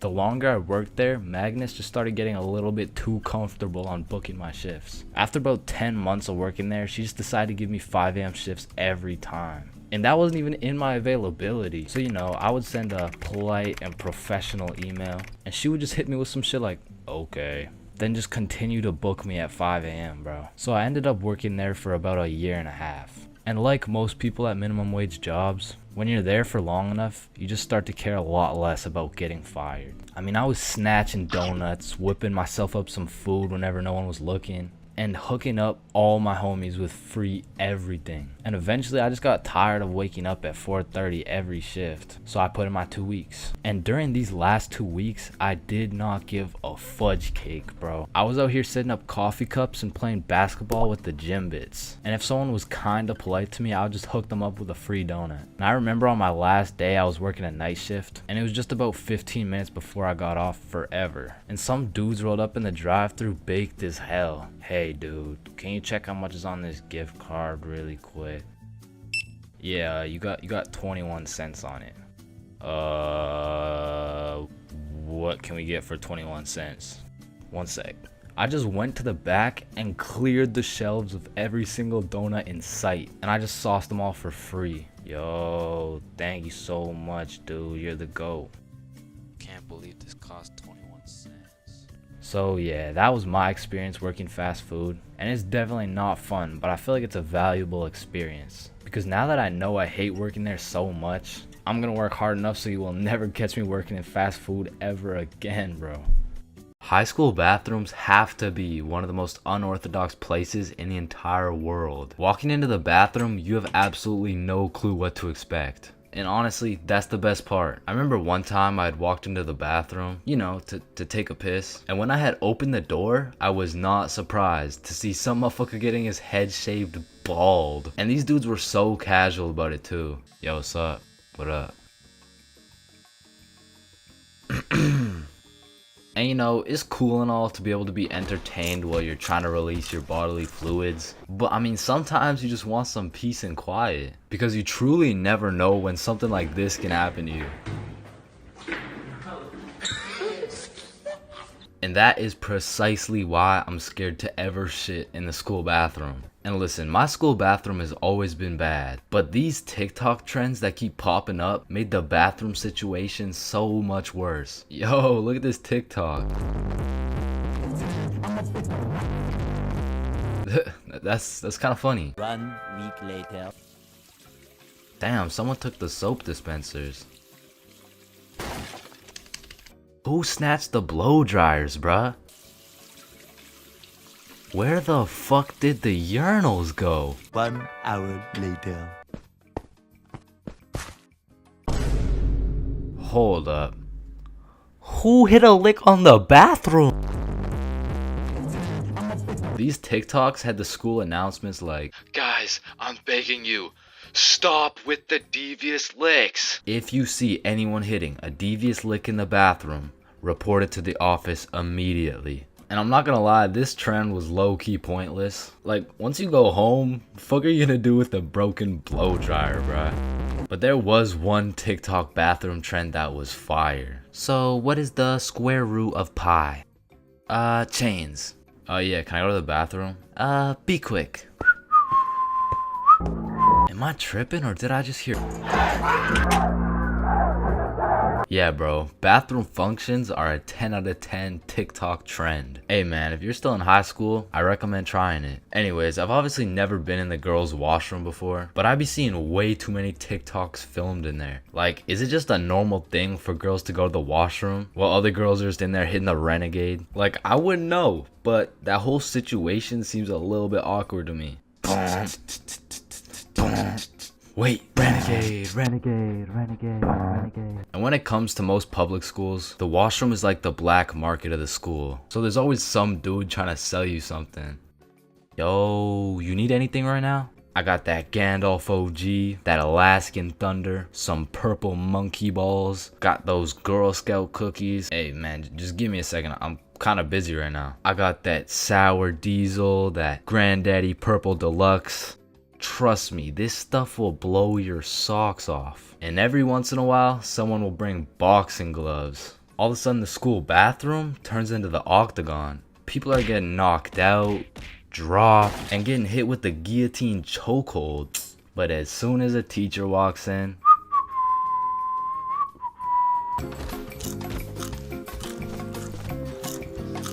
So, 50,000 word essay, 3 worksheets, pages 5, 6, 9, 273, 655 in your workbook, and you'll need to make a TED Talk you'll present in front of the whole school. What do you want, Chains? Well, how much time do we have?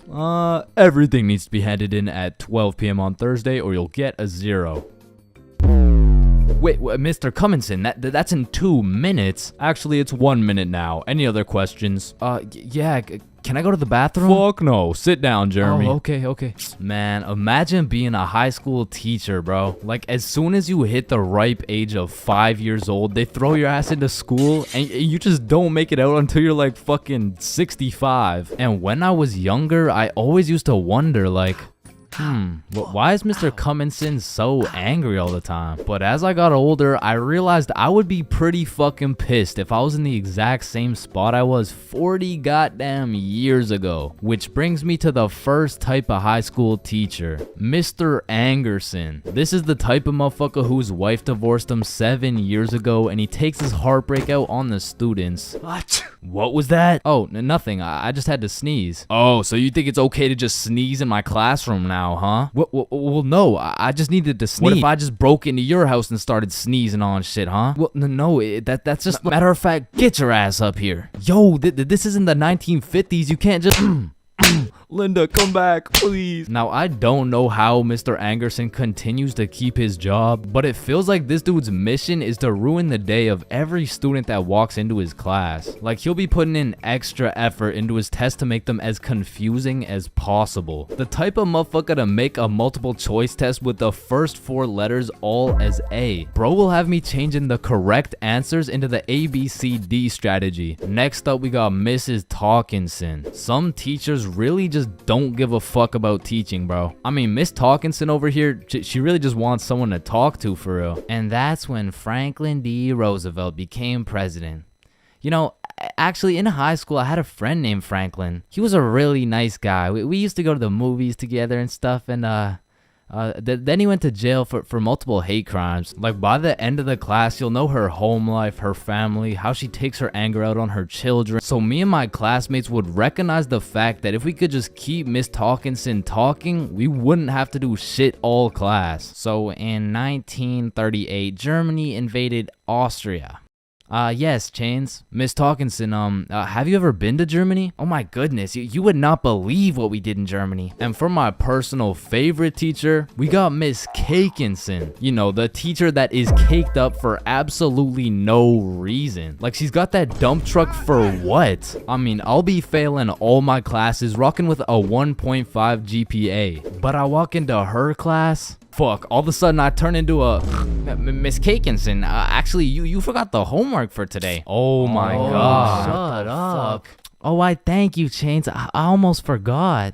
You're welcome, Miss Cakinson. All my homework is done. All my tests are aced. And at any given chance... Oh, shoot. My computer isn't working. Does anyone know... What do you need, Miss Cakinson? And I'm there. Miss Cakinson, if you're watching this, just give me a chance, please. And next, you know we got Mr. Questionable. Ensign. Now I know what you're thinking. Bro's name is a little bit of a mouthful, and that's because he may or may not have a mouthful of little boys. Okay, listen, I'm not here to point fingers at anyone, but if I was to point fingers at someone, it would be fucking him. Like, I'm really not trying to accuse anyone of anything, but there does come a point when some things this man does gets a little questionable. Maya, let me help you. So you put your hand like this and you... OMG, Chains, you will not believe who just followed me on Instagram. Oh shit, was it at ChainsFR? No, it was Mr. Questionable Ensign. Damn, brother, this test was hard as fuck. Yeah, bro, literally everyone failed that shit. Facts, bro. What did you get? Yo, I got 22%. What about you? Oh, I got 103%.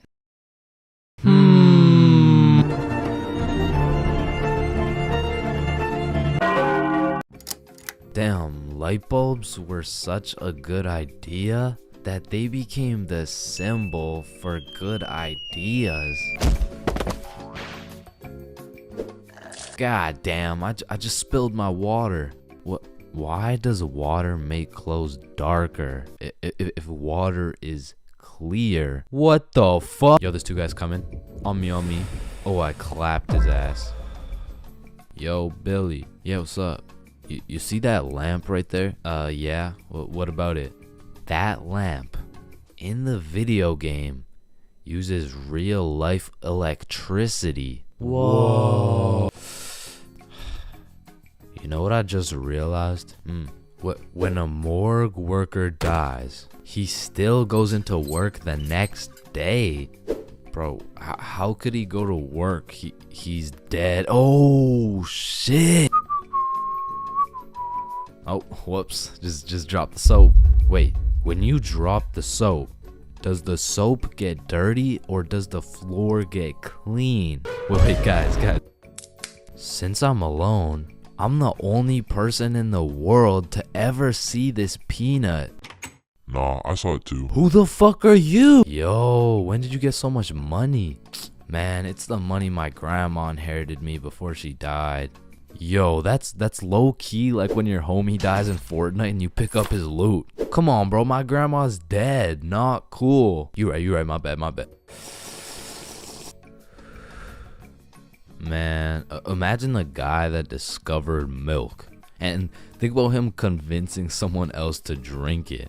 You did what to the cow? No, trust me, it's good, just drink it. Wait, you drink it too? Yeah, it's really good, look. Aw, hell nah. Damn, bro, mosquitoes are some brave creatures, considering those jits got 1 HP. Facts. Yo, Chains, you need your parachute to skydive. No, you don't. You just need a parachute to skydive twice. No, Chains. Well, what the fuck? Why did you just break my mirror? Well, actually, mirrors don't break. They simply multiply. Oh. Damn, bro. We're all just some walking nut for real. Facts. Damn, for real. It's crazy. It's true though. Oh shit. I'm on fire. If you really think about it, you're not on fire. Fire is on you. Call the fire truck. Wait a minute. A fire truck is actually a water truck. Oh, god damn, just call the truck. Jesus. Bro, I was on fire. Why didn't you just call the fire truck? First of all, you weren't on fire. The fire was on you. Second of all, it's a water truck. Bro, I got the munchies. We should cook some cookies or something.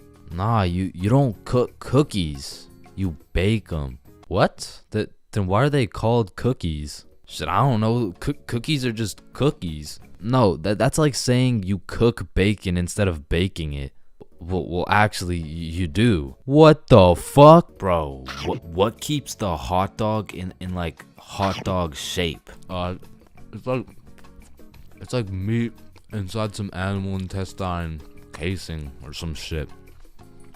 Okay, so it's hot dog meat inside animal casing, right? Yeah.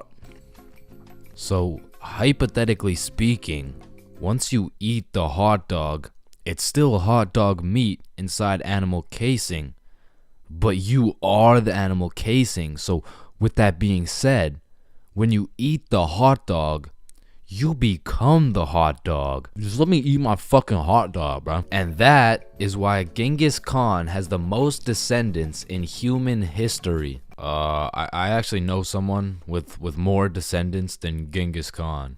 Well, that's impossible. Who could possibly have more descendants than Genghis Khan? Genghis Khan's dad. Damn, you know Google Maps, right? Yeah, of course. Bro, someone at Google really just said, yup. Let's just have someone drive down every road on fucking Earth. And then they did it.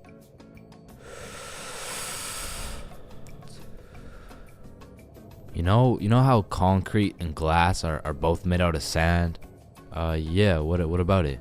So if concrete and glass are both made out of sand, does that make skyscrapers just really big sand castles? Yo! How tall is the tallest person in the world? I don't know. Let me check. God damn, he's 8'1". Holy! You know what I'm thinking? Yeah, imagine getting railed by this absolute. No, I was thinking at one point the tallest person has experienced the height of everyone else in the entire world. Holy shit. Paper has 6 sides. Shh. Like we're really just some talking nut for real. Facts. No cap. Damn. Just some breathing semen for real. That's crazy. For real. Facts. So true. Damn. True. For real. Hey little man, what do you want to be when you're older? I want to be a doctor and cure aging and all the diseases. Well, if one day we cure all the aging and all the diseases, then we will all die painful and horrible deaths. I still don't understand why it's a chair. It just doesn't make any sense. Yo, you know what I just realized? What? The size of your hands is the font size you use in sign language. Oh shit. That motherfucker Shaq must be talking in all caps. Sir, I am very sorry to inform you that you are bleeding internally. Wait, I'm bleeding internally? Yes, we will need an immediate operation and we will have to. Oh, no. It's all good. Internally, that's where the blood's supposed to be. No, sir. Where are you going? This is an urgent matter. Get back here. You're in critical condition right now. Yo, can you pass the Apple charger really quick? Yeah, for sure. Yo, what if Apple chargers were called apple juice? Whoa. Damn. Yo. Apple juice? Bro. You know what I just realized? You can drink a drink, but you can't food a food. Nah, that one was ass. Yeah, you right. Like, I mean, we're literally just semen that can talk. So true. Facts. That's so crazy. For real. Yo, when you put your socks on inside out, the entire universe is wearing your socks, except you. Fuck. Yo, look, it's a unicorn. Damn, it's got a really unique horn. Unique horn? Unicorn! Unique horn, unicorn, unicorn, unique horn, unique horn, unique horn.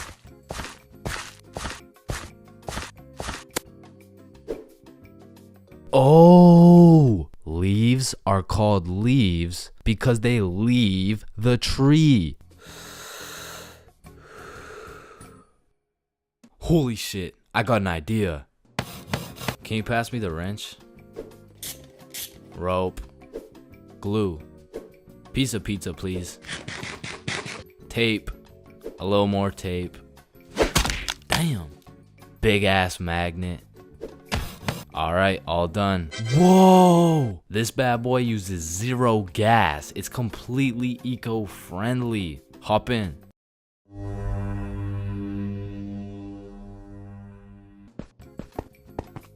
Oh shit, there's a penny. Bro, there's no point in picking up a penny. It's literally worth 1 cent.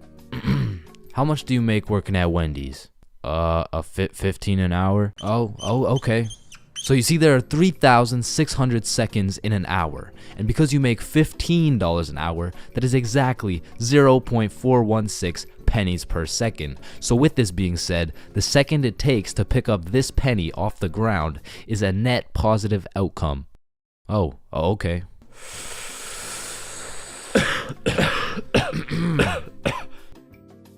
Wait a minute. Are stickmen always naked? Holy shit, we are stickmen. What the fuck? Yo.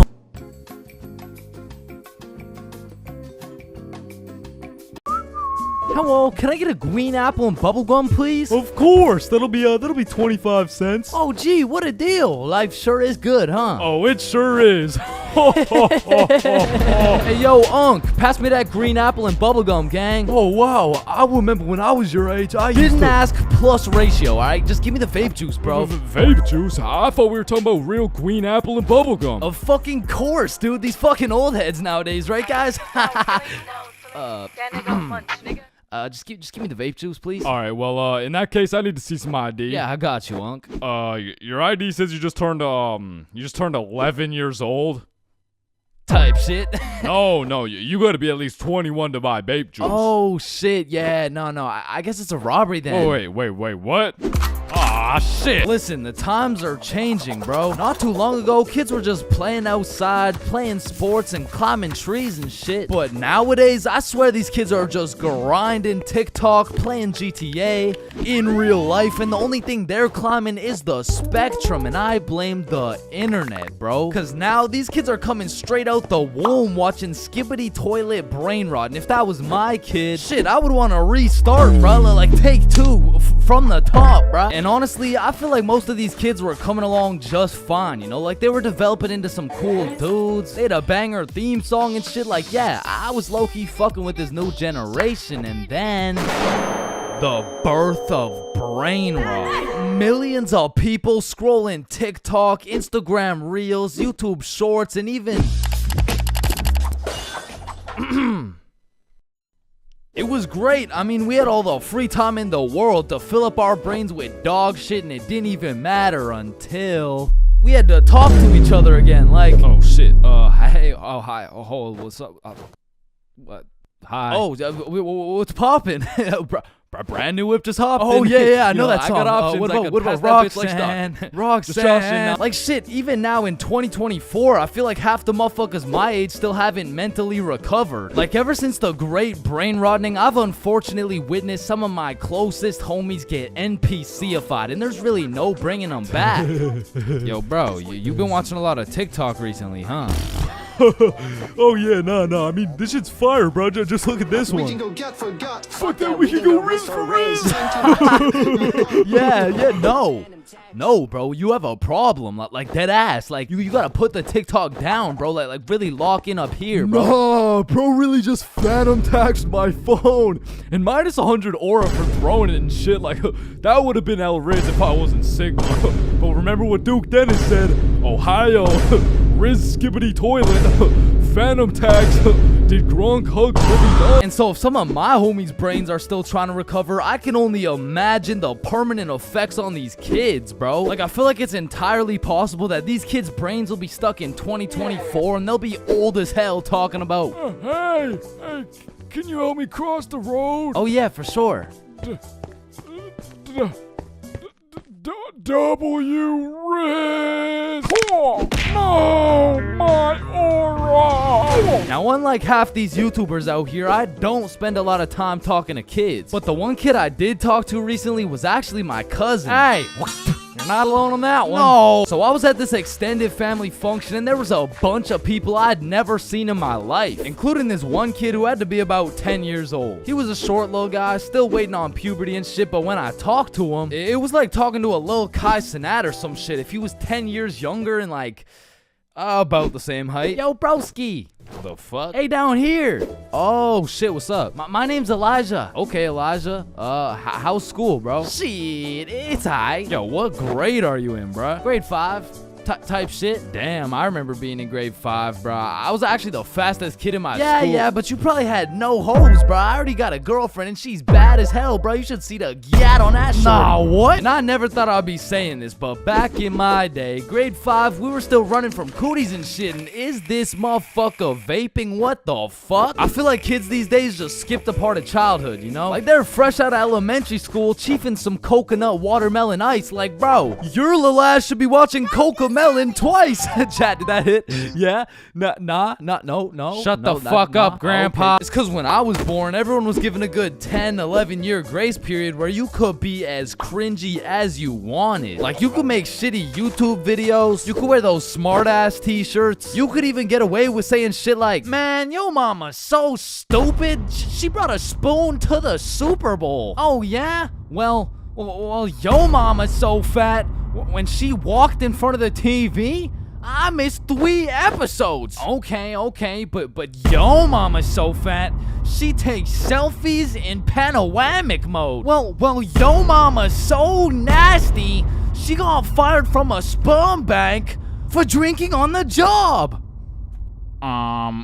What's a sperm bank? Shit, I don't even know. And I feel bad for this new generation because they don't got no cringe grace period or anything, bro. They just pop straight out the womb like, and it's a boy. Yeah, I'm a dude, whatever. Now snip me up, bro. I can't have the host seeing my foreskin, dog. And maybe I'm just jealous, but to me, it's wild that these kids are getting new-ass phones in elementary and middle school. Because they'll never understand the absolute crucifixion I would get every single time I whipped out my phone, bro. Like, that shit was staying in my pocket unless it was 100% necessary. All right, class, everyone get your phones out for our end-of-year Kahoot.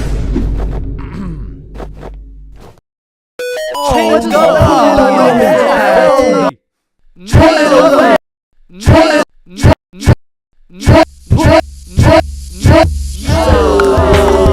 I honestly feel like the world would be a better place if we implemented a new law where if you saw a kid who had an iPhone number higher than their age, you had every right to respectfully and lawfully slap the shit out of them and give them a devious wedgie, bro. Like, you're 10 years old. What the fuck do you need 6 gigabytes of RAM for? I need it because I like to play Fortnite on my phone. Man, how about you eat 6 gigabytes of this shut up sandwich before I ram this fist up your ass? Alright, chat, I know that one hit, bro. What do we think? Stickman Police Department donated $1. Wait, what? Look behind you, Chains. Oh my. And it's the same with these kids' fits, bro. Like, whatever happened to wearing neon shirts and light up Skechers? Like, why am I seeing literal children walking around in Jordans, bro? Like, I didn't even know what Michael Jordans were until I was getting my shit cooked for walking around in some Michelle Gordons, bro. But I mean, that shit was necessary for my character development. And that's what's wrong with these kids, man. They're straight up skipping out on some of the most crucial moments of their lives. I feel like we could low-key do them a favor. Next time you see a kid walking around on the street thinking life is all sunshine and rainbows and shit, you could just give him a little character development and like maybe roast his cut or something, you know? Like, hey kid, you look like you cut your hair with a fucking pencil sharpener. or no, you look like You look like Peter Griffin if he never hit puberty. You look like Yo, we Wait, giving what? kids some character development? Did he? Now I don't know why I'm talking like I was born in the 1900s or something. Cause for the homies who are around my age, we were low-key in the same boat as these kids, bro. They're growing up on some skibbity toilet brain rot. We had MLG brain rot. They're always scrolling TikTok. We had Vine. These motherfuckers are out here looking up to I Show Speed, bro. We had fucking Jake Paul. So the moral of the story is, even if these kids nowadays are absolutely cooked, I was once cooked too, bro. So worst comes to worst, these kids will just end up like me. Oh, fuck no, please, no.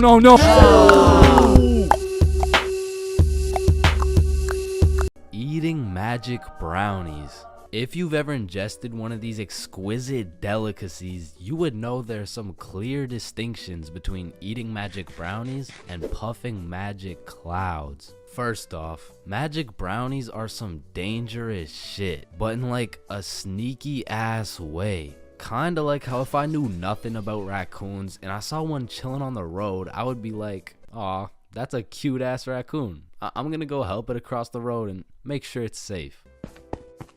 Hey little guy. Fuck. Goddamn, fuck. You see, that's dangerous, which is exactly like when you see an innocent brownie chilling on the counter waiting to be eaten, and you're like, shit, that brownie's been chilling there for a little bit too long. I'm gonna just clean it up, you know what I'm saying? And shit, the next thing you know, you're laying face down on the floor, 4 bags of Doritos deep while watching Keeping Up with the Kardashians. not that happened to me or something, like, you know. Anyways, secondly, the brownies are made to catch you lacking. I mean, if you've tried edibles, you'll know what I'm talking about. You'll have a good piece, like enough to get you baked, but that shit just doesn't hit. Bro, I really don't feel anything. You probably just didn't have enough. Alright then, let me have some more. Yeah, I got you. They'll have you eating 3 brownies at a time, like, fuck, bro. I've eaten 3 goddamn brownies and I don't feel shit. Like, do they even work? Yes, they do, bro. Look at Eric. That motherfucker only had half. What the fuck? He only had half a brownie? I've eaten 3. Them things can even take up to a few hours to hit. They'll leave you with the good old, damn, bro. These edibles ain't shit.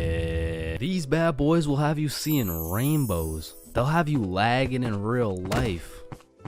I mean, shit, if you have enough, they'll have you out here talking to Pop Smoke. And the thing is, the magic clouds will introduce themselves to you before they hit. But the fucking magic brownies be coming out of nowhere on some Randy Orton shit, leaving a motherfucker RKO'd out of nowhere. And I'm telling you, there's something about edibles that be changing your settings. Like, that bitch lowers your FPS, changes your render distance, and maxes out your sensitivity. I mean, one time I gobbled down a brownie, and when I touched a blanket, I felt every bristle, every microfiber, and every single atom in each microfiber. I mean, it was really a blessing and a curse, because every time my shirt would wrinkle, I would take 1 HP. But at the same time, a bowl of ice cream had me bustin', bro, because magic is some powerful shit. Like one time a good friend of mine got fooled by the good old, these edibles ain't shit, let me pop some more. And when those edibles hit, they changed every setting this man had. Yo, Robert, you okay? How you doing, bro? ¿Quién es Roberto? ¿Quién verga eres tú? ¿Y quién eres tú? ¿Dónde estoy? Hold up. Does Robert know Spanish? No, bruh. That motherfucker only knows English. Shit, Robert ended up legally changing his name to Javier. And that motherfucker moved to Barcelona. He just never came back. So like I said, those magic brownies are powerful. And you can do with them as you please. But remember, with great power comes great responsibility.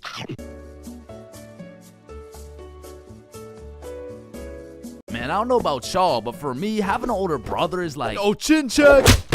Damn, bro. El Chin, am I right? Nah, I got you a gift, though. Damn, for real? Yeah, open them up. Oh, these are tough. Let me try them on. Yup. You know what these are good for, bro? Yeah, what is it? I'm not gonna lie, bro. I still love having a big brother. Like, yeah, you get your ass beat bi-weekly. Yeah, these motherfuckers will steal your food. And they be frying your shit for no reason whatsoever. Chains for real? Now that's Chipotle for real. Because he's wrapped like a burrito. But let's think about it, bro. What is the alternative? A big sister, bro? Hell nah. These motherfuckers will force you to do your makeup and shit. Alright, yeah, pull the plug. But it looks good. Pull that shit. Like, pull the plug. So I don't think pull we the can do plug. that. Pull the Damn, plug. are you Pull serious, the bro? man. Pull the fucking plug. Like, having a brother's an interesting situation, because I would trust this motherfucker with my life, no questions asked. But I'm not trusting him with my Chipotle for a second, bro. Like, I was born with my very own #1 hater and my #1 supporter who just happens to have the same mom as me, bro. But listen, nowadays, I'm a grown-ass man. My brother, a grown-ass man. Now that we're both grown, we get along like PB and J. Yo, that's what I was about to say, bro. For real, though. We get along like chicken and waffles. Okay. Yes, sir, bro. We get along like salt and Vic. Nah, I don't get it, bro. I don't know what you're trying to say. Nah, I mean, what I'm trying to say is if I'm eating worried and if he gets into a fight, we get into a fight, if someone reads my search history, we searched up Lola Bunny furry buns, looped up, shaking it wild style, Nah, hell nah. What are you doing, bro? We didn't do that? Fuck no. Okay, yep, no, that's fine. But a lot of shit has changed throughout the years, man. Back in the day, me and my brother were ops, bro, because this motherfucker's sole reason for living and breathing was to rage bait my ass. And I was like 5 years old, still figuring out who's milking the chocolate cows and shit. And big bros hit me with shit like, yo, what's 9 plus 10? It's 19. Get a load of this dipshit. Bro, it's literally 19. Man, what the fuck? Hey, why are you so mad, bro? Bro, you literally. Tired, relax, bro. Just sit down, take a deep breath. Who's a good boy? Yeah, man, fuck.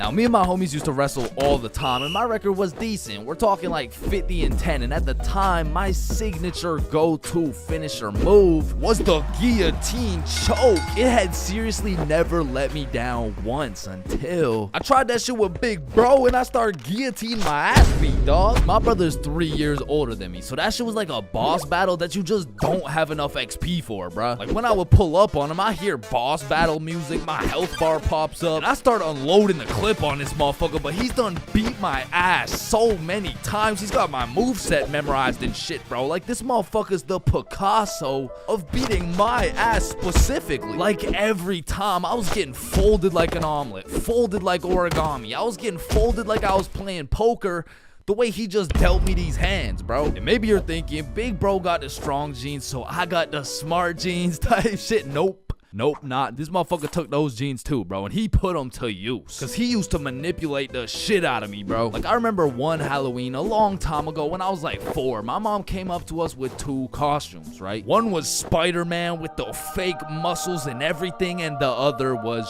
Shrek. It was Shrek. Yo, I call Spider-Man. No, but I want Spider-Man. Actually, you know what? I want Shrek, man. Shrek is cool as hell. Like, what'd he say? What are you doing in my swamp? Wait, no, I want Shrek. Oh, you think he's supposed to be like Mike Wazowski or some shit? I don't even know. What are you doing in my swamp? And this can't just be me, bro. But when we were younger, my brother would teach me some lingo or advanced intellectual informational shit. And I would go around school just spewing out words I don't even understand, bro. Damn, what y'all got for lunch? Shit, it's just a little PB&J. That's savage. Yeah, yeet. Yeah, man, I guess. I mean, my mom made Okay, it. Bob, I see some pizza. YOLO. What about Bevs? Bevs, what are we saying? I got some apple juice. Okay. Yeah, man, I love apple juice. I don't. Bro, what? Who doesn't love apple juice? Yeah, well, it's because my brother says that juice has a secret society where all the juices, I'm talking apple, orange, fucking pineapple, get together and they control the bank. Shit! Now, me and my brother would go at it, bro. It was a seemingly never-ending rivalry between us of me getting my ass beat, him beating my ass. Okay, maybe it wasn't a rivalry. Shit, I think I was getting bullied. But one day when I was 7 years old, everything changed for both me and my brother when we got a stepsister, bro, because she was annoying as fuck. Her name was Alicia, and she was spoiled, bro. Every time she didn't have her way, she would just call up her pops, and it was raps for me and bro. Alicia was getting a princess treatment, and we were getting a fucking peasant treatment, dog. Like, let me tell you a story from my childhood, bro. I was 7 years old, and me and Alicia shared a small room, and it was split right down the middle. The left side was blue, Spider-Man bed, teddy bear, boy shit, right? And the right side was pink, Disney princess posters, Barbie dolls, all the girl shit. And one night, I was in dreamland, counting sheep, having a wonderful time, and when I woke up, I realized I done pissed the bed, bro. Grown-ass man at the big age of 6, pissing in the sheets. Hell nah. I was like, shit, man, I gotta get my act together, bro. So throughout that day, I drank a little bit less water, hopped into my cozy Spider-Man bed sheets, and went to sleep. And when I woke up, I done pissed the bed again, bruh. Fuck, man. 2 in a row. I gotta lock in, man. So that day, drank no fucking water. I was parched as hell, but I jumped into bed to finally have a nice, peaceful, dry sleep. And when I woke up, fucking soaked, dog. I went 3 for 3, bro. I was like the LeBron James of waterlogging the mattress. Alright, bro, this shit's just getting ridiculous. So I go 2 days straight, no water. I'm fully dehydrated. There's not an ounce of water in my body. I finally go to sleep, but this time I wake up to rustling, movement. My bed kind of shaking. I fully open my eyes. Alicia just pissed on my bed, bro. Yo, what the fuck? Oh, hey, Chains. They will never believe you. Bro, I hop off the DIY water mattress, run over to my mom's room, and you gotta think about how guilty and schizophrenic I sounded, bro. Mom, Alicia's pissing on my bed. Chains, it's possible you wet your own bed while you were sleeping. No, come here. Look, she's probably doing it right now. Chains.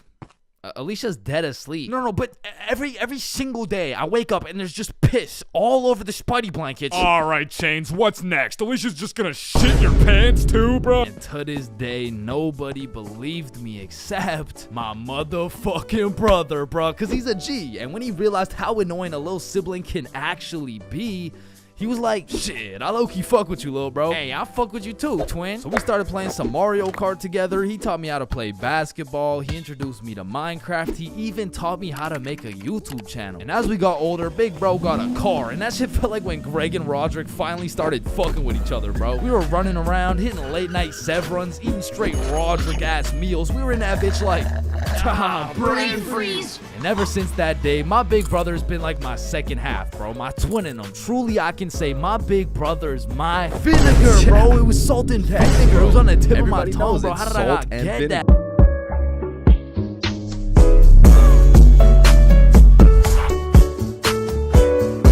What are you doing in my swamp? For most of my life, I've known how to swim. But by that, I mean, if my life depended on it, I could swim from one place to another. I don't even know if swim is the right word. Like, if you saw me casually enjoying a little swim at the pool, you'd be like, does he need help?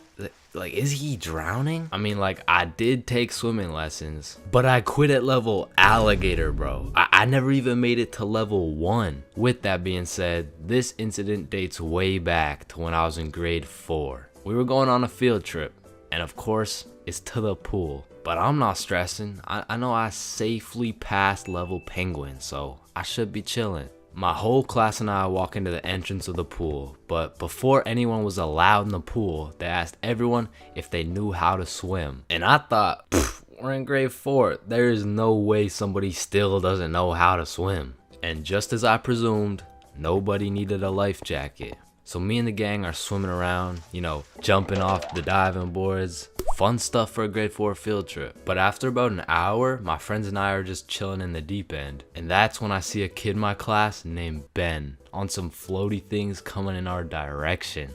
A little backstory about Ben. For as long as I can remember, this dude has been on my nuts. So when I saw this dude coming in my direction, I assumed he just wanted to say hi or something. But as he made his way towards me, I could tell he was struggling. So I swim over to help him out. Oh, hey Ben. How are you? This kid jumps off the floaty thing onto me. And this man has the meanest grip on me. Pause. Well, this shit had to be some sort of attempted murder, bro, because he had me in a chokehold and his legs were wrapped around my arms. But they did not prepare me for this shit level alligator. So instantly I start sinking and I hit the bottom of the pool. Keep in mind, Ben is chilling on top of me with his head out of the water this whole time. So I jump off the bottom of the pool just enough to get my head out of the water for a few seconds. Ben, get off me. And when I look up, I see this dude Ben with the straightest face in the world. Like this motherfucker has no clue I'm out here fighting for my life. And he says in the most monotone voice, "I can't swim."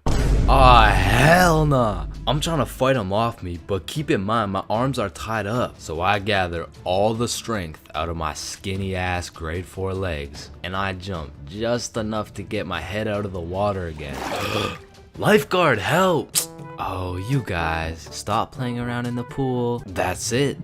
I'm fucked. I'm dead. And out of sheer anger, I decide, fuck it. If I'm dying, you're dying with me. I duck as far as I can under the water so both me and Ben can't breathe. But I'm running out of air. I start to get lightheaded. Man, that's crazy. This is really how I die, huh? And just as I had lost hope, my main man Bob comes in on some Superman shit, pulls Ben off me, and swims me over to the shallow end. I cough up some water, but eventually I catch my breath. So that's the story of how I almost died. And it's also the story of why I owe my life to Bob. Getting too high and ordering Chinese food 3 times because you keep forgetting you ordered it is one thing. But being too high in public is just one situation you don't want to be in. Like when you're too high in public, it feels like there's always a spotlight on you. And that all these random people you walk by are staring you down. But whatever you do, you can't make eye contact with anyone, or else that person will snatch your soul. If anyone else gets paranoid when they get high, then I know you can relate. I'll be out here fighting demons trying to walk to the gas station like, okay, relax, you're gonna be okay. The gas station is right there. Holy shit, it's the cops. They're after me. Man, something in that gas smokes away all your logic and reasoning. Like, it'll have me jumping from conclusion to conclusion like I'm playing Mario. Did that girl just look at me? Shit. She must think I'm sexy. Wait, no. She knows I'm high. Holy shit, she's probably an undercover FBI agent. She's getting back up as I speak. I gotta get the fuck out of here. And sometimes when you're schmacked in a public setting, you're just forced to talk to people. Don't make eye contact. Don't make eye contact. Hey man, do you know where the Walmart is around here? Wait, fuck. What did he say? He probably just asked how I was doing. Oh, I'm good. How are you? I'm good, but do you know where the Walmart is? Oh, yep. Yeah, I'm good. Thanks for asking. Phew, good thing I played that one off. Or I mean, you could always just take the good old safe route. Hey man, do you know where the Walmart? When you get way too baked in public, you also feel super self-conscious about everything. Am I walking weird? How do I even normally walk? Why am I walking like I just shit my pants? Okay, this feels pretty normal.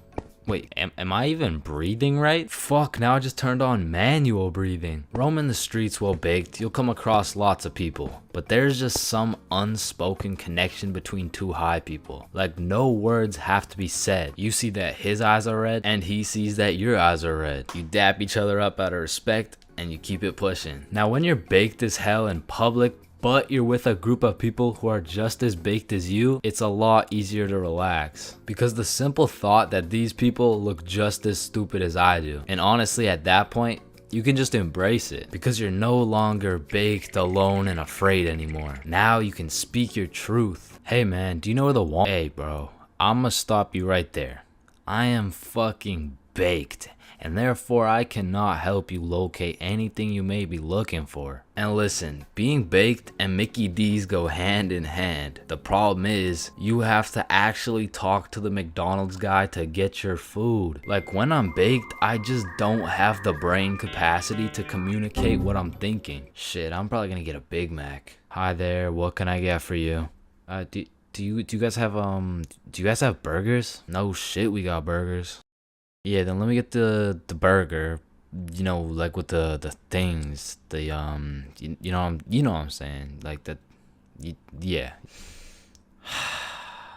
Damn, you are fucking stupid, bro. And we already know being zooted at school can either be a rather delightful experience or it could be completely and utterly terrible. Once again, if you tend to get paranoid when you're high, being at school has to be one of the worst places to be. You'll be out here ducking and dodging the teachers, absolutely shitting the bed on all your tests, and it's just overall gonna be a stressful ass experience. But on the other hand, if you get much more relaxed when you're high, then you get a nice little mood boost. You walk around with your head up and that baked grin on your face. Shit, this was never me, but I know some motherfuckers magically get a better mark on their tests when they're faded. Overall, you're just kind of living life stress-free. I mean, these two experiences are pretty much complete opposites. So I'm not trying to say being baked in public is always going to be a bad experience, but for me, I'd much rather accidentally place 3 orders of Chinese food from the comfort of my own home.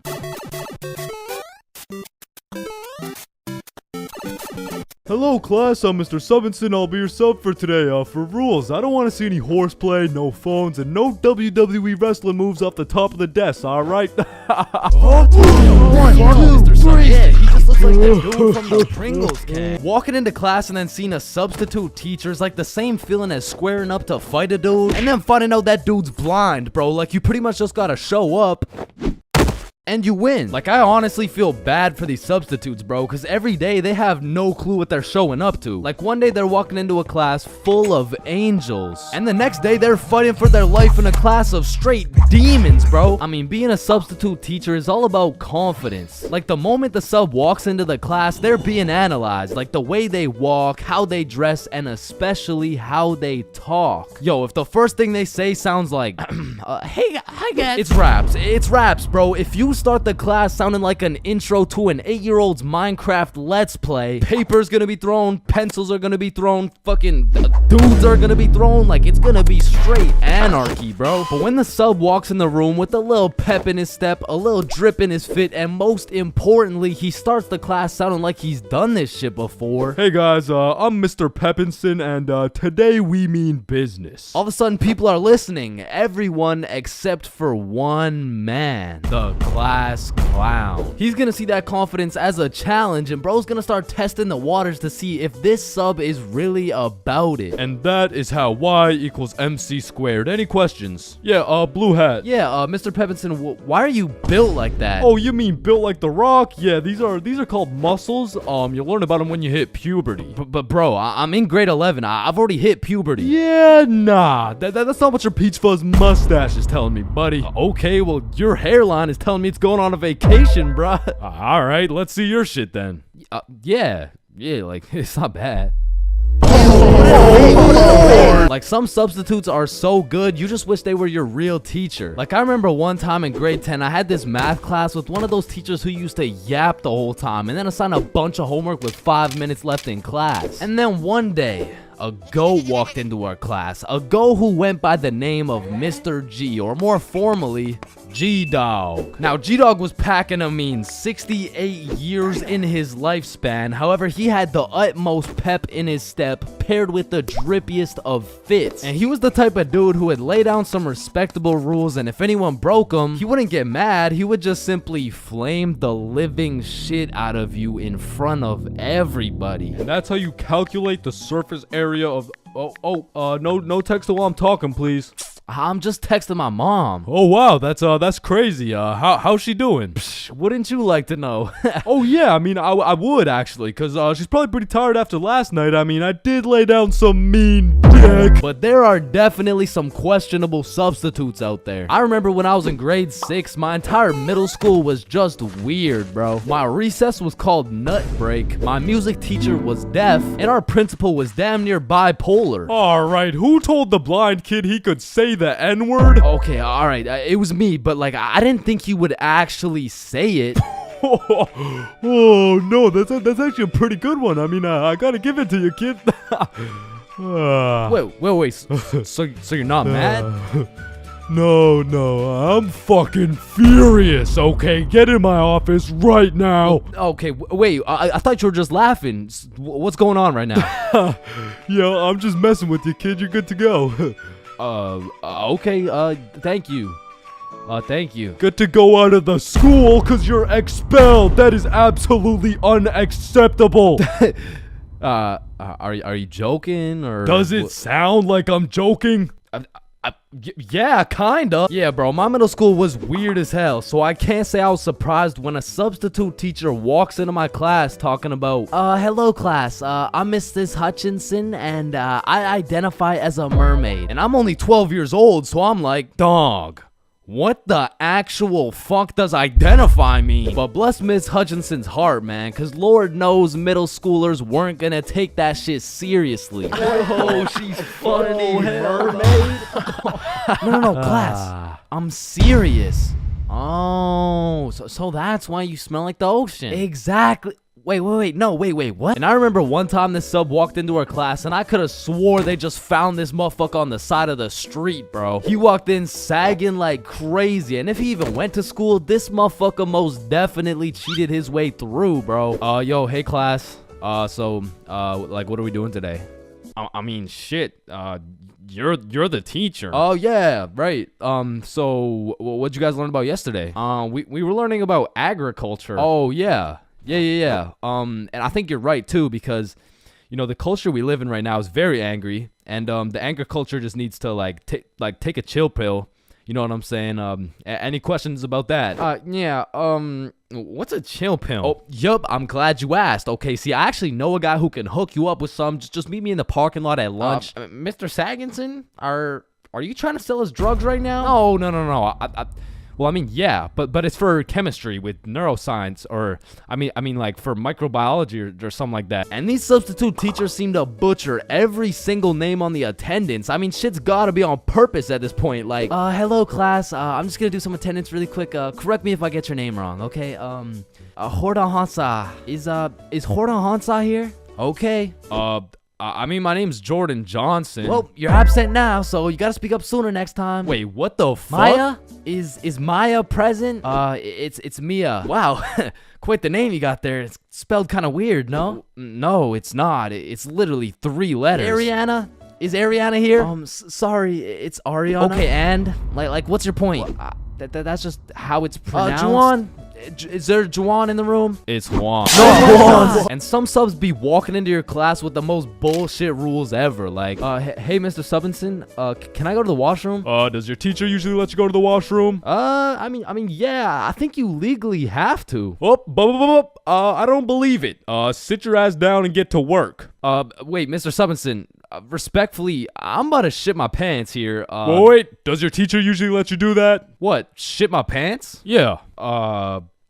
Yeah? Alright, I'll allow it. Hey, who the fuck is this guy? And I feel like there's no greater sense of community among a class than when a substitute teacher comes in. The entire class just comes together to gaslight the fuck out of this poor substitute. I remember one time in grade 10, me and my homie had a sub come in who was giving us this multiple choice test. And my homie was the type of dude who'd be getting 0% on everything, and the way his grades were looking, he just couldn't afford to fail another test. So what he did, I just need to preface, I do not condone. But from the moment the teacher walked in, he acted like he needed a little extra help. You know what I'm saying? And to be honest, he put on a spectacular performance. I mean, someone either needs to get this man an Oscar or a diagnosis, bro. And I just acted normal, but I guess by proxy, I got a little extra help. And I don't know what that says about me, but I do know what it means. It means the substitute teacher walked out of that class happy she was able to help 2 students in need. And it also means me and my homie both walked out of that class with 100% on our tests.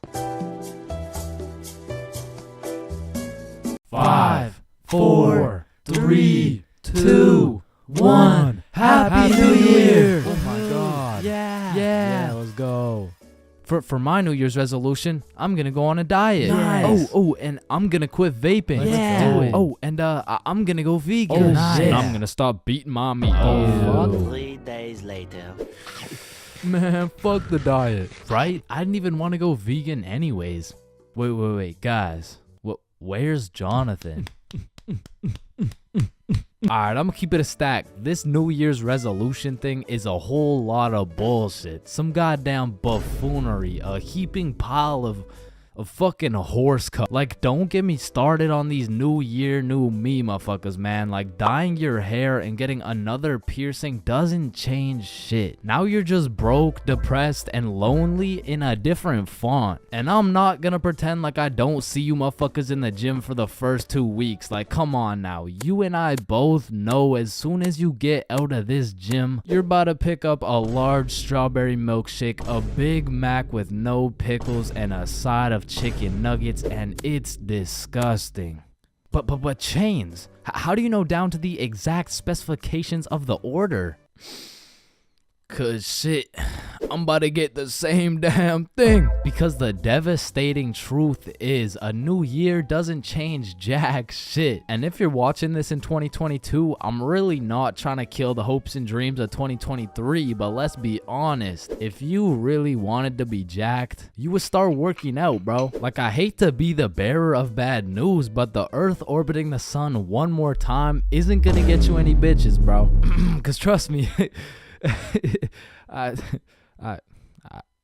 would know. Now, as a stick man like myself, I can't fuck with New Year's resolutions because it's always the same shit. Like 3, 2, 1, Happy New Year's. Oh, hey man, Happy New Year's. Well, what's your New Year's resolution? Oh, it's 1080p. What about you? Oh yeah, same. But did you see Ethan, bro? Nah, what's his? Yo, he's got 4K. Yo, what's up, dudes? Oh, look at the quality on this guy. Damn, wait, do you hear that noise? Yeah, what is that? Oh shit, it's Chains. He got 480p again. Shit. Oh fuck! Why is it 480p again? God damn. That whole New Year's resolution bit was unfunny as fuck. Like corny as shit. Well, speaking of corny jokes, New Year's seems like the time when motherfuckers feel like it's okay to start whipping out the most overused and unfunniest jokes of all time. Oh, hey Chains, watch this. Happy New Year.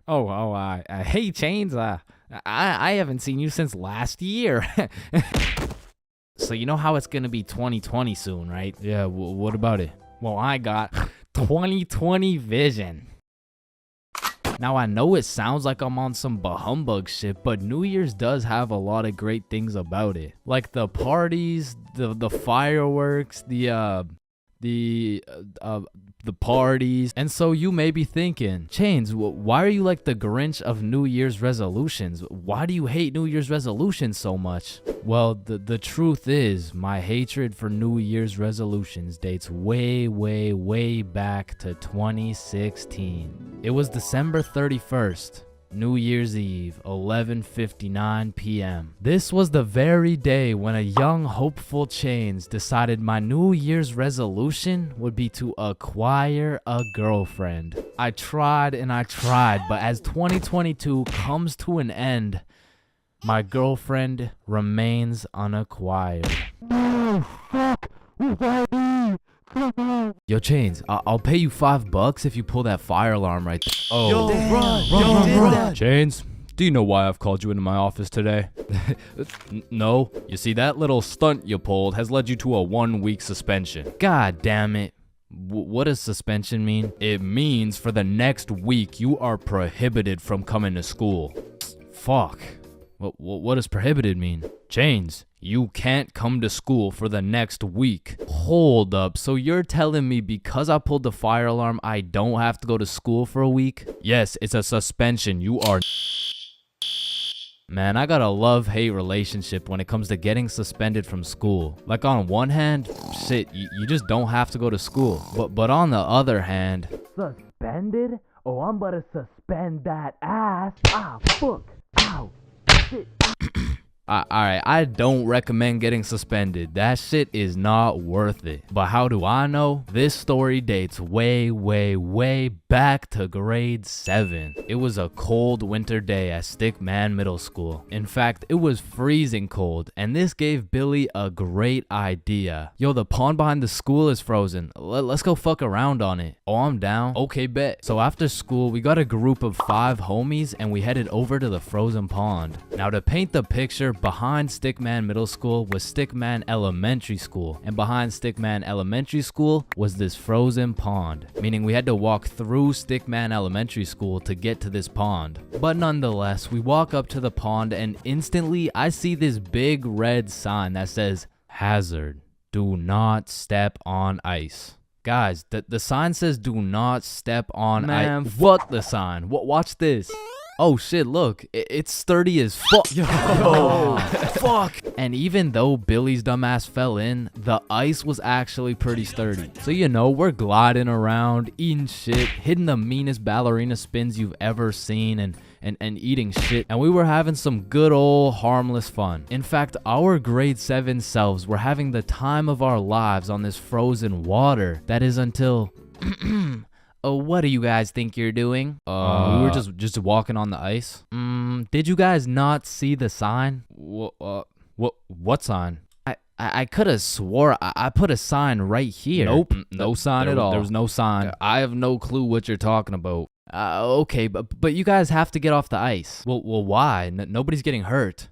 Yeah, we're safe. Okay, it's your choice. You're gonna regret this. So we continued with our ice skating antics for approximately 10 more minutes. Until the same lady came back up to the pond, but this time she was equipped with a Sony Alpha A7 mirrorless digital camera with the extendo lens. In other words, she was quite literally about to catch us in 4K. But at least she doesn't know what school we go to. Hey, what school do you guys go to? Not Stickman Middle School. Absolutely not. No, definitely not. Fuck, she knows. We had to think quick. How are we gonna smoothly get out of this situation without getting in trouble? So we called a boys' emergency meeting. We huddled up and discussed our best plans to get out of this situation. And after combining all of our genius grade 7 brains, we made the ultimate plan. If we started mooning the camera, it would then be illegal for her to take pictures of our middle school cheeks.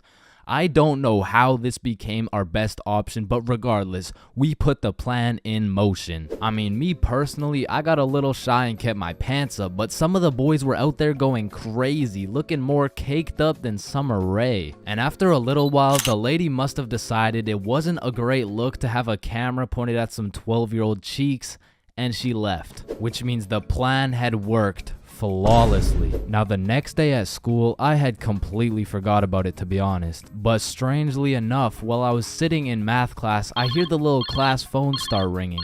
Hello? Oh yes, he's here. Oh, okay. Yeah, I'll send him your way. Thank you.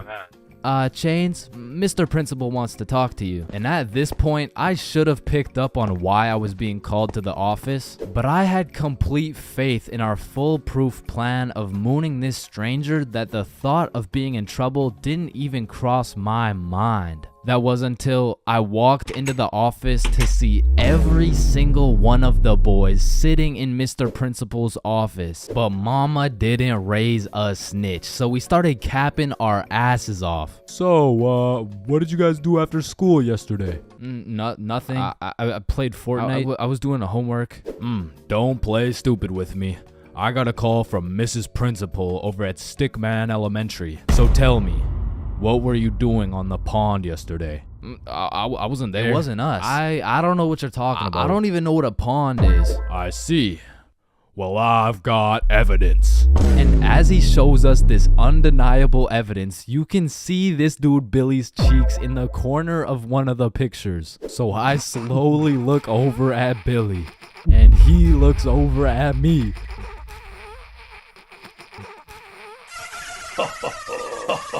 If you don't stop laughing right now, you're all suspended.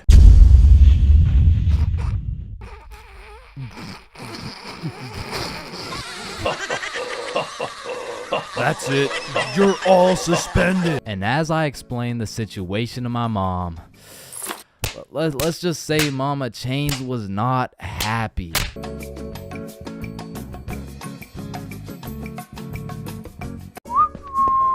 Aw, can I pet your dog? Yeah, for sure. Aw, what's your name, little guy? His name's Ben. Ben. Aw, he's so cute. I just wanna punt that motherfucker.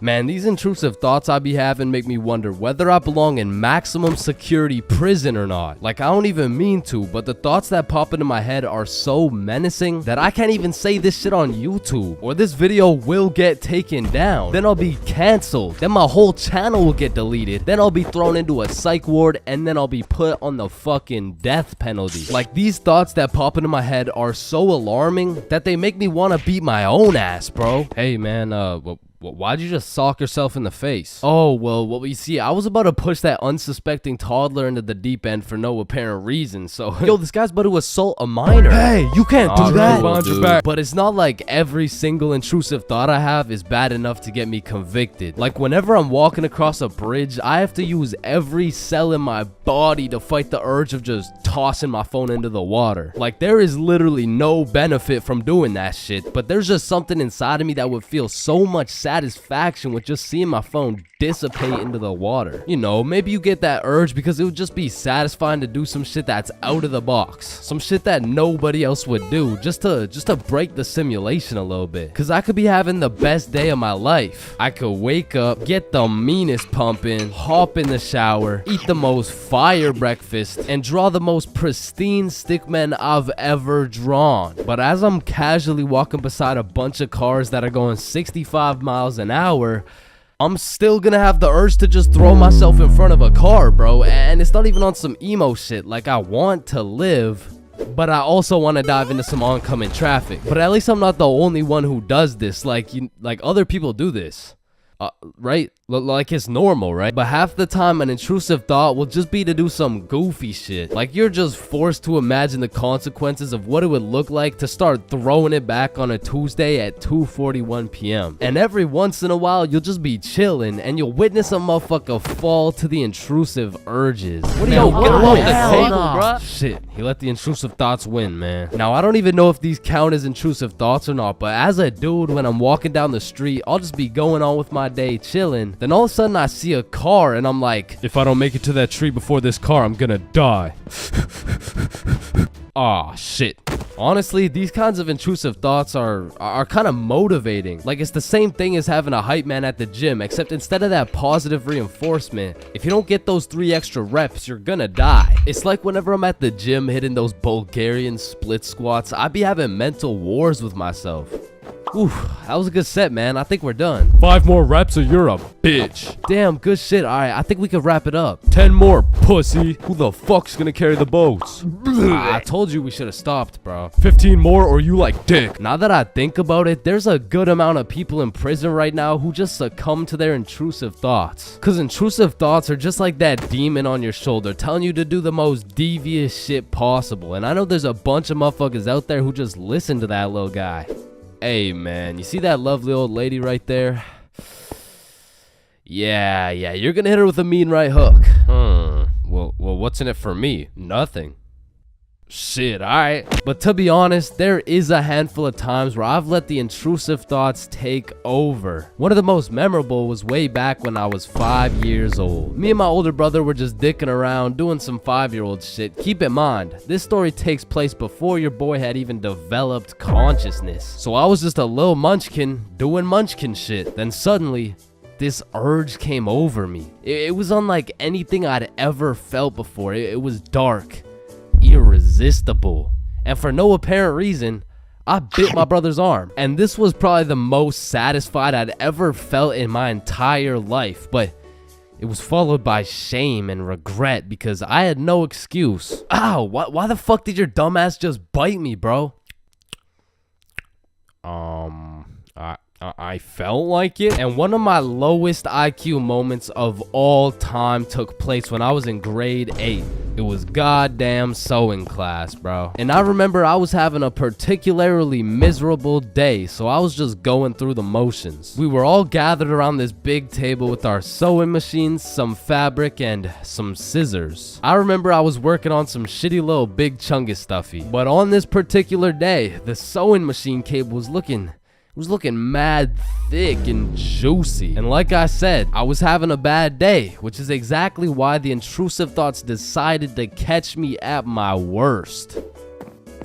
Psst, psst, do it. What? To do what? Oh, you know what to do. You're the one with the scissors in your hand, buddy. How did these even get in my hand? Now cut it.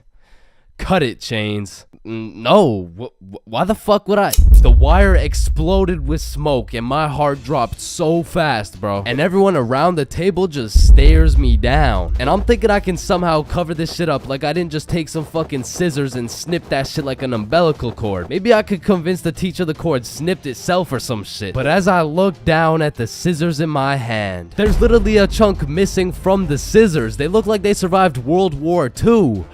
But barely. The scissors are all charred up and shit, and just like that, my plan of convincing her I didn't cut it went out the fucking window. You take one look at the cord, one look at the scissors, and one look at my dumbass face, and you could piece together exactly what happened. So my sewing teacher walks over looking pissed as hell, and she tells me to go sit in the corner. So I take my charred scissors and sit in the corner like I'm a 5-year-old, but to be fair, I made a 5-year-old decision like I was in grade 8. I was 14, bruh. What kind of 14-year-old cuts the cord to a sewing machine cause he felt like it? Like if my 14-year-old son did some shit like that, I would tell the kid I'm going to get some milk and I'm calling it quits. I would have to have another kid and try it all over again because that kid is going nowhere in life, man. So as I'm sitting in the corner realizing I'm a disappointment, it was one of those moments where you fucked up so bad you don't even feel any emotions. I was just sitting there straight faced like, well, fuck me. It was really one of those moments where you just want to stop existing. So after the class ended, the teacher came over to me and she said, Chains, why the fuck did you cut the cord of the sewing machine? No, Miss Sewingson, you gotta hear me out. Okay, this better be good, Chains. The cord was looking mad juicy and the scissors just teleported into my hands. I don't even know. You did what? Mom, it was the intrusive thoughts that they told me to do. Oh, I'm about to intrude that ass. The fuck?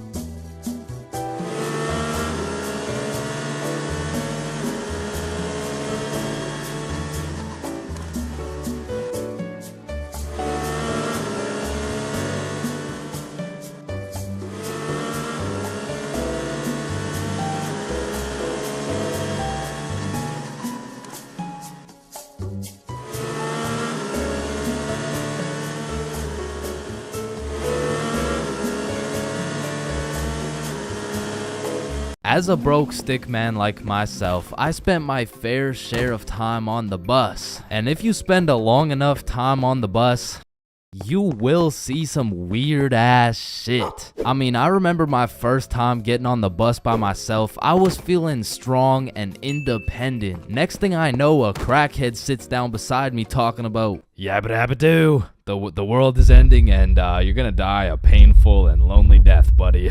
And just like that, I went from strong and independent to shitting my pants. Yeah, bro, the bus is just something else. Like 1 in 10 people who enter the bus are straight gremlins, bro. I'm talking about the gremlins who know the perk is fake, but they still pop it. Now you just gotta sit next to this motherfucker for another 30 minutes while he tells you about the kids in his basement. But to be fair, these gremlins aren't even the worst part of the bus. The worst part of the bus is the energy. You walk in there and everyone just stops and looks at you like they're sizing you up or some shit. And you know who sizes you up the most?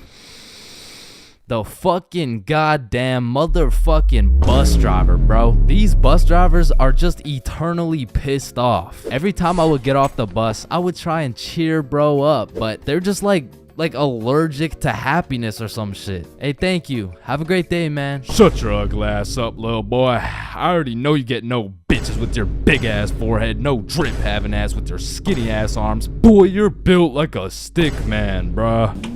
Damn. Hey, bro, there could really only be two reasons why these bus drivers are so mad all the time. Either they had a demon villain origin story where they were abandoned as a child and never shown any form of love until one day. In freshman year of high school, Timmy met Linda. Linda was kind, smart, beautiful, and she paid attention to Timmy when nobody else would. Timmy asked Linda to be his girlfriend, and she said yes. They dated all throughout high school, and they even got into the same university so they could be together forever. Until one day, when Timmy's world was flipped upside down. Timmy found out Tyrone had been laying some mean pipe on Linda this entire time. Everyone in Timmy's school made fun of him. Timmy could not let this slide. So he called out Tyrone to run the ones in front of the entire school. And without a single word, Tyrone winds up and hits Timmy with the meanest left hook any stickman had ever seen, leaving Timmy slept out cold, unconscious, in front of his classmates, his teachers, and even in front of Linda. Cause shit, if that happened to me, I'd be just as mad as Timmy over here. Now, realistically, the only other reason these drivers are so constantly mad would be because the driver's seat secretly has a stick built in. You see, this would explain why the driver constantly has a stick up his ass. I mean, shit, you really can't even blame him for being mad. But still, I'm gonna blame them, cause I know these motherfuckers get pleasure whenever they see me running at full speed trying to make it to the bus stop in time, cause they start stepping on the gas. Dumbass. To be honest, there's nothing that leaves you more defeated than when you're sprinting to a bus stop, then that shit just cruises on by and everyone on the bus is laughing at you. Damn. Honestly, at that point, I just give up and go home. But it hits a little bit different when that bus is your only way home. And it was the last bus. Cause it's 2 a.m. And now you gotta bunk up with the gremlins on the side of the street. All because that goddamn bus driver had a stick up his ass.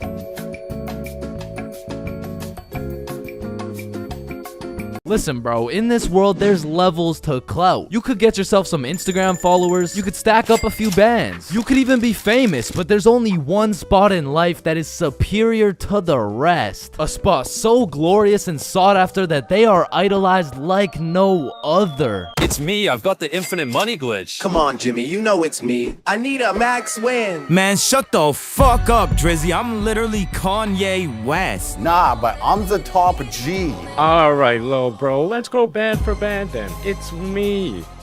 But I'm the fastest kid in my school. Bro, I don't know who decided speed would be the deciding factor for who's the king of the school, but all I'ma say is that motherfucker's the GOAT, bro, because I was the fastest kid in my school. I was clapping everyone in races, I was breaking track records, and I had all the 9-year-old baddies, man. I wish I could still pull like that.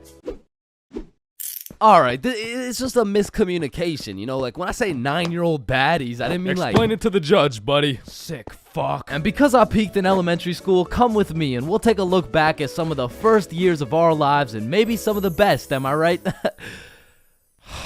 Kindergarten. Coming into kindergarten, kids were either excited or terrified as fuck for their first day. I mean, I would be pretty fucking pissed too if I knew this was the beginning of me being locked up every day for 13 years. But kindergarten was funny as hell because these kids had no clue what was right and wrong, so they'd be saying the most outrageous shit for no reason at all, bro. Hey, buddy with the hat, can you pass me the skin color crayon? I mean, at this age, kids were just walking NPCs, and I can't even blame them. I mean, they haven't developed consciousness yet, bro. Like, at this age, recess consisted of catching bugs, playing on the monkey bars, and fucking eating sand. And I've talked about the high school bathrooms and all the wild shit that happens in there, but to be honest, the elementary school bathrooms blow that shit out the water, bro. Because these kids aren't hitting vape tricks, no, they're hitting toilet trick shots, trying to set some world record for the farthest piss taken from the toilet. And let's just say, even even Stephen Curry couldn't splash that three-pointer. So essentially, motherfuckers was just pissing on the ground. Like, you need to walk into that bathroom 110% alert, or else the next thing you know, you're getting that R. Kelly treatment, bro. And I remember my kindergarten had those green, yellow, and red cards to show how good you were that day, but there was always that one kid with the permanent red. I'm talking the teacher didn't even bother to change his shit the next day, because everyone knows as soon as he walks into class, he's doing some fuck shit. For me, it was this kid we'll call Dennis, because he was a menace, bro. He was always loud, always throwing shit, but besides being a menace, he was also a truth speaker, a fact spitter, for better or for worse, because this little guy had no filter. Okay, Leah, you're up first for our show and tell. Okay, I brought my favorite painting of mine. This right here, this one's me, and this is my dog, Peanut Butter. That shit is mad. Dennis, what did we say about saying the truth out loud? I mean, not the truth. I'm talking about, like, he was the only dude I knew who could talk over the quiet coyote. I mean, to this day, if I see one of those things, I just can't I just can't talk over it. I mean, maybe he's gonna eat me. I don't fucking know. But there was one thing that could shut Dennis up, and one thing only. Boy-girl seating arrangements. Dennis always had so much to say until you put him beside Isabel and Leah, and all of a sudden it's like, hey, what are you drawing? Nothing. Aw, is that your dog? Maybe. Shit, he's just like me for real. Like, to this day, you know? Oh shit. And then we go outside for lunch, and don't get me wrong, eating sand for fun was great and all, but as kids got older, everyone started to play games, some of which consisted of tag, manhunt, soccer, basketball, grounders, red ass, kickball, jump rope, tetherball, and what is possibly the most goated game of all time, Foursquare. This game was legendary, bro, but this shit used to get heated as fuck. I mean, kids were making truces, making whole clans, and that right there was real beef. Like, if you caught the ops lacking at nap time, it was on sight, bro. Psst, what? Oh, no, wait. You're a poopy head. But man, crushes were everything in elementary school. Like, if you told anyone you had the smallest crush on a girl, word's getting out fast, and the entire class is gonna be organizing a wedding for tomorrow. But some kids just didn't use their words, like this one girl in my elementary school who most definitely had a crush on me. I mean, once again, I was the fastest kid in my elementary school, so... As I was saying, this girl had a crush on me, but she didn't like using her words, so essentially, she just she just beat my ass. I mean, what better way to tell someone you like them? And she must have really liked me, bro, because you could see it when I came home. Like, oh my god, Chains, what happened? Oh, well, I think this girl at school likes me. Oh, yeah, that's great. But why do you have so many bruises? Well, Mom, I think she really likes me. No, I think you need to go to the hospital. Yeah, probably, yeah. And there was also that one kid who went around teaching people swear words just cause he could. And of course, when I learn some shiny new words, I'm gonna use them. I mean, I still fucking do. But I remember just talking with my friends, dropping the F-bomb, feeling cool as hell. And then one time I see this girl hauling ass over to the teacher and whispering in her ear. And I already knew what was going down because this girl was the biggest snitch known to man. Like, unprovoked. It was like a hobby or some shit to her. And her name was Erin. Like, her real name was Erin, spelled E-R-I-N. Yeah, how's it feel to get snitched on, buddy? But getting in trouble in elementary school was tough because they would act like you were committing war crimes for the smallest things. Like, when I got snitched on for swearing, I was in grade 4. I was a big boy, you know what I'm saying? But my teacher was pissed, bro. Chains, you can never say that word. It's horrendous. What does horrendous mean? It's not good, okay? Aw, shit, my bad. Chains! Oh, sorry, it's just stuck in my fucking brain. Chains, cut it out right now or you get detention. Okay, I'm sorry. I'm sorry, motherfucker. What? And I'm not gonna lie, the most cursed part of elementary school was the talent shows, bro. Because the teachers expect you to be all quiet and serious and shit, but it was literally a real life try not to laugh. Like, how am I supposed to be serious when Jimmy's up there shitting out Minecraft parodies like it's comedy gold? I mean, at my school, it was less of a talent show and more of a come on stage in front of the entire school and do whatever the fuck you want for 10 minutes type of show. And man, that shit was brutal. It was like watching paint dry, But if the paint was 7 years old and standing on a stage in front of the entire school, nervous as hell, shitting his pants. Cause elementary school had some weird kids, bro. Like those kids who used to put glue on their hands to let it dry so they could peel it off. Or the kid who would just straight up eat the glue. Or the weird kid who would secretly take a bite out of every single foam football. Like, how are you that hungry? The kid who only wore shorts through rain and snow. The kid who was mad at everyone for no reason. The kid who wouldn't stop yapping. The kid who always had to flex how strong their dad is. My dad is so much stronger than yours. He can beat up your dad with his pinky finger. He can bench press 625 pounds. Wait, what even is that? You don't know what a bench press is? No. What the fuck is a dad? The kid who thought he was Albert Einstein. The snitch named Aaron lives at 354 Stickman Way. The fake snitch. Bro, you won't believe what I just did. What'd you do? I just put my juice box in the recycling. Get this? With the straw inside. I'm telling the teacher. Bro, chill. Teacher. Jackson. Yeah, can I go to the bathroom? The teacher's pet named Aaron, ERIN, postal code 3310. And of course, the fastest kid in the school. You know what I'm saying? That was me. I was him. I was the fastest kid in my.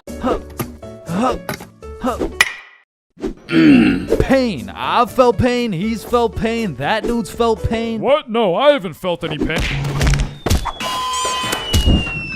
We've all felt pain, because you know what they say, the only things truly guaranteed in life is death and pain. Wait, what about taxes? Wait, what? Is this chains for real? No. And I hate to be all controversial here, but pain?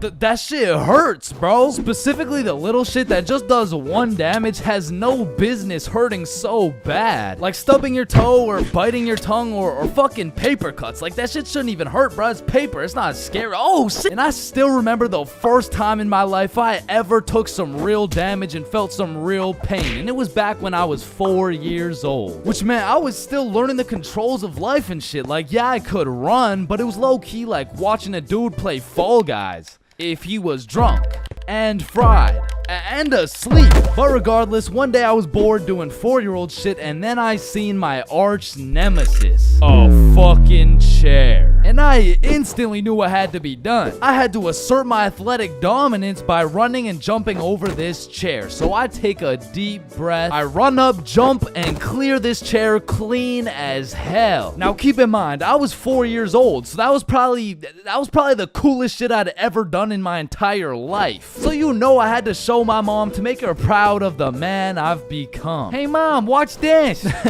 What the hell are you doing, Chains? Hey man, just watch and learn. Oh shit. I fucking ate it, bro. Like, that was the type of pain that hits so hard, you can fucking taste it, and damn, that shit tasted ass, bruh. Like, have you ever taken a soccer ball straight to the schnoz? Cause that shit will have you smelling pain, tasting pennies, and seeing tears. Which is bad, but like, who the fuck invented the funny bone, bruh? Cause that shit ain't funny. Like, bro, you can't just call some painful ass shit funny and expect it to be humorous. No, the bone is called a humorous. Yeah, shut up. How humorous is this, buddy? Not humorous. Yeah, that's what I thought. And in fact, I think it's the opposite of humorous. Like, yo, did you guys know 1 in 4 dudes is gay? Wait a minute. Gee, I sure hope it's Owen, cause he's sexy as hell. Y'all hit the funny bone too? Yeah, I did. If I had a pain tier list that went from shit ain't nothing to I'd probably rate hitting your funny bone a solid It's the same as stubbing your toe real hard. Like, you just need a moment to take a few deep breaths and say a few slurs, and that shit just heals itself. But if we're looking at some top tier, brutal, agonizing, excruciating pain, getting kicked in the balls. Now, for you 19.8% female audience, I know you might not be able to understand what this feels like. So let me just give you a quick overview. Imagine having balls, right? Now imagine getting kicked in them. That shit hurts like a bitch. I remember one time in grade 6, me and my homies were playing a good old game of soccer. And we were playing with the big homie. I mean the really big homie. Like the dude had more chins than a Chinese phone book. Like last time we went to a restaurant, bro looked at the menu and said okay. And I couldn't even tell you how big he really is, cause last time he stepped on the scale, it said 1 at a time please. So what I'm trying to say is he was a big dude, and big dudes got big legs, and big legs produce hard kicks. And during this grade 6 soccer game, I unfortunately found myself legs spread wide open, freshly dropped testes exposed to this absolute unit, wound up to kick the ball, and well, pain. Just pain, bruh. Followed by a moment of silence from everyone on the field. And I don't know if the moment of silence was for me or for my next generation of kids the big homie just wiped out, but I felt that shit. And I felt it in my stomach. And there was really only one sound I was able to make in that moment. Now I know what a lot of you guys are thinking. Getting kicked in the balls is nothing compared to childbirth. Childbirth is so much worse. This guy's a misogynist. And no, I don't give people massages. And I might be the first to tell you this, but I've experienced both getting kicked in the balls and childbirth. And honestly, childbirth wasn't even that painful at all for real. But to be fair, it was probably a little worse for my mom, so like...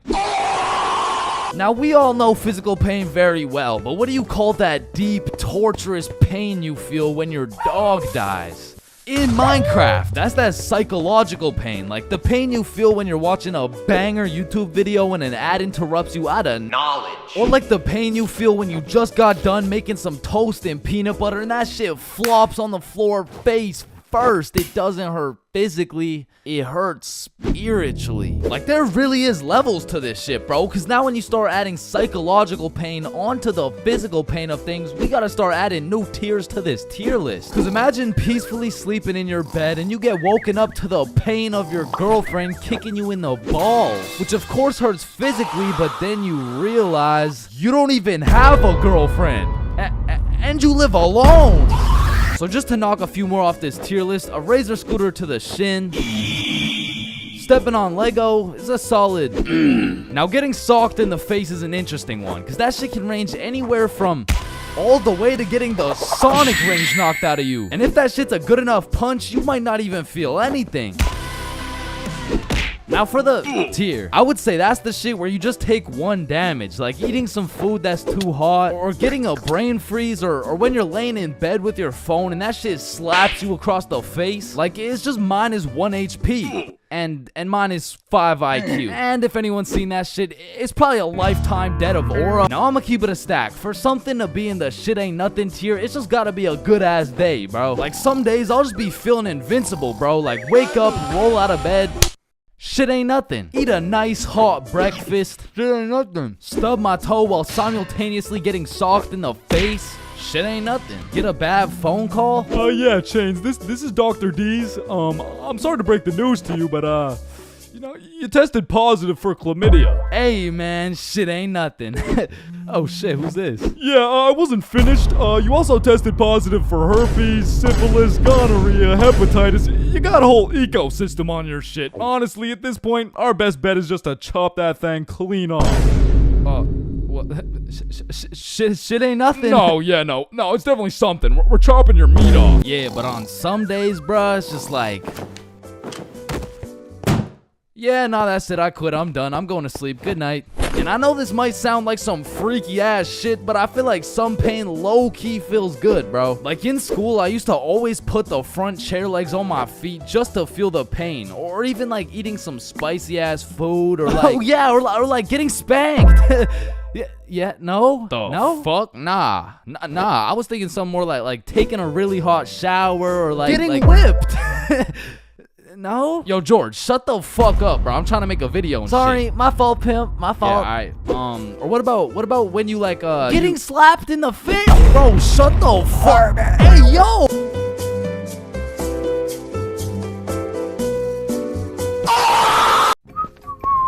Damn. You look high as hell. A little bit too high. But, bro, are you good? Damn, I've been there, bro, but don't worry. I know just what you need. Wait, what's that over there? Shit, are you still high? Damn, that usually works. You really gotta be high as shit, huh? Alright, listen. Just chill out, bruh. I know you probably think you're ODing on Mary Jane, but trust me, you can't. In fact, scientists say you would need to smoke at least 20,000 joints in 15 minutes to OD. And trust me, once you hit the 16,000 joint mark, your lungs will be looking like dehydrated SpongeBob. Oh shit, speaking of dehydrated SpongeBob, you're looking like dehydrated SpongeBob. So here, drink some water. You gotta quench that cottonmouth, and water's always a safe bet to flush out some of that unneeded THC. But you know what tastes better than water? Some goddamn motherfucking lemonade. So find the nearest lemonade stand and absolutely ravage that shit. Leave no lemons to spare because science says lemons contain limonene, which is a compound that can counteract the THC by calming your brain. Another solid way to calm down from a crazy high is sniffing some peppercorn. Whoa, wrong line, bro. You're trying to get less high. You're supposed to sniff this one. Okay. Now how you feeling? Damn, still too high? God damn, how much did you smoke? Shit. Oh, I know just what you need. A DAP pen. No, listen. This is no regular DAP pen. This is a CBD pen. Now, when you take a hit of this bad boy, the CBD compounds in your brain will sit in the chair the THC would have sat in, meaning the THC can no longer infiltrate your brain and convince you there's somebody in your walls. Plus, the CBD can help you chill out a little bit. So here, take a hit. Oh, fuck. Wrong one. My fault. Here's the CBD one. Okay. Now, before I keep telling you everything you should be doing, it's pretty important to hit you with a few common mistakes motherfuckers make when they get too high. Do not attempt any of the following. Call an ambulance. Call your mom. Smoke more. Eat oranges. Watch horror movies. Cook with oil. Start a fire. Going into a public setting where speaking is necessary. Spend your life savings on food. Operate heavy machinery. Convince yourself you're the only real human person on the planet and everyone else is really just an AI programmed to pretend like humans, and everyone you've ever known wasn't even really a human, including your mom, your brother, your homie, or driving. Don't drive. Now, generally, if you avoid all these dumbass ideas, you should be chilling. So now that we got that out of the way, the best way to ride out a high is to gather all the finest munchies in the game, which include but are not limited to ice cream, sweet heat Doritos, Cheetos, pizza, some Mickey D's, milkshakes, Reese's peanut butter cups, pizza rolls, chicken strips, any sort of fruit, and of course, cinnamon toast crunch. And once you've prepared a meal fit for champions, you can then throw on some absolutely amazing top tier YouTube content. Or if you're really trying to get invested, a cartoon. Now, choosing a cartoon is gonna feel like one of the most important decisions of your life, so I'm gonna let you know right now, just choose anything, bro. Your high ass could sit and watch Cocomelon for hours, so just choose a safe bet, like the most goated show of all time.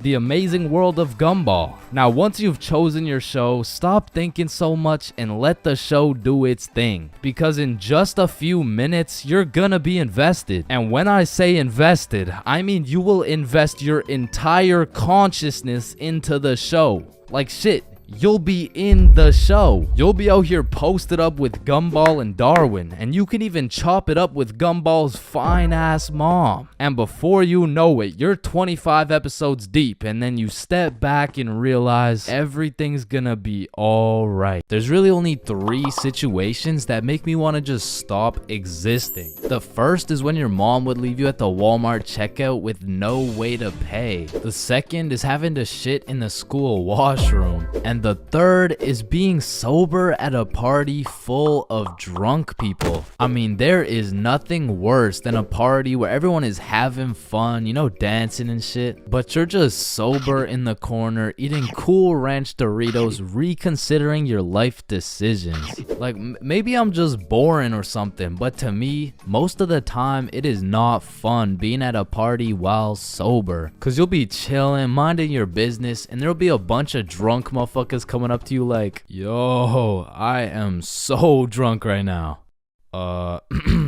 Nice. Yeah, bro. I drank so much.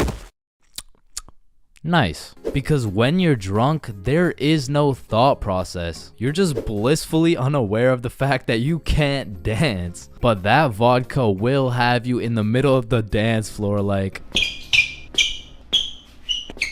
However, when you're sober, you are actually aware of how stupid some of these drunk people look. Like, you can just take a look around and you'll see a bunch of motherfuckers doing shit they're gonna regret when they're sober. Damn, look at her. Yo, he's gonna regret that for sure. And look at this dude. What? Wait, Billy. What the fuck are you doing? I'm twerking on the walls like Peter Parker. No, what the fuck? Being at a party while sober has me feeling like that one dude who's always like, yo, where the hoes at?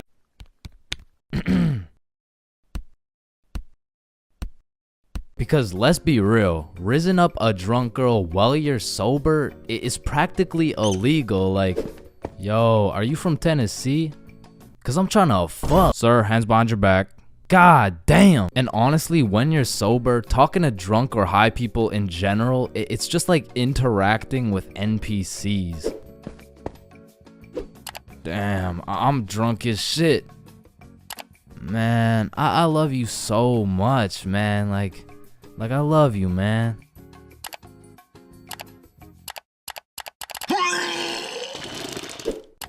Damn, bruh. I'm zooted as fuck.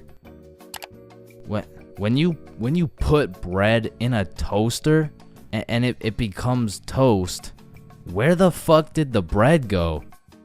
Faded then a hoe, faded then a hoe, faded then a hoe, faded then a hoe. Is this dude emoting? Like, I remember one time I was sober at this function, chilling on the couch, probably playing Clash Royale or something, and there was a visibly drunk dude to the right of me and a obviously drunk girl to the left of me. And without exchanging a single word, they just started making out in front of me, bro. And that situation was weird as fuck, but like, I had to stick it out and get that 3 crown, you know what I'm saying?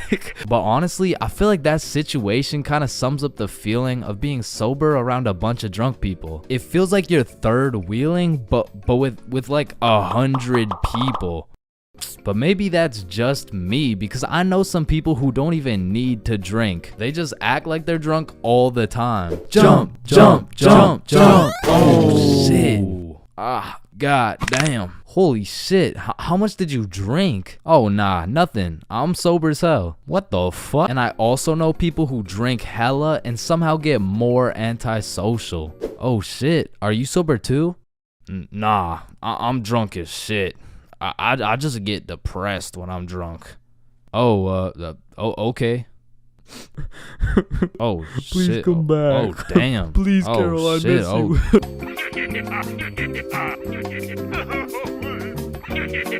My very first time getting a taste of that enchanted broccoli. It was a very special time in my life. In fact, it shaped me to become the stick man you see today. Now, if you've seen this video, you would know my very first time being baked was also my first time being drunk. Cause you see, what happened was I had ate some magic brownies and they didn't kick in for a while. So I came to the solid conclusion that, bro, these edibles ain't shit. So I chugged some vodka and next thing I know, I'm fucking obliterated. And through me mixing these two substances for the very first time of trying each, I was unable to truly take in the full experience of being zooted. Cause you know, I was fucking slumped. So fast forward about a month after the edible incident, me and Bob were trying to see what being baked really felt like. Keep in mind, we were in grade 7 at this point, and at Stickman Middle School, you got +3 clout points if you ever smoked some grass. So naturally,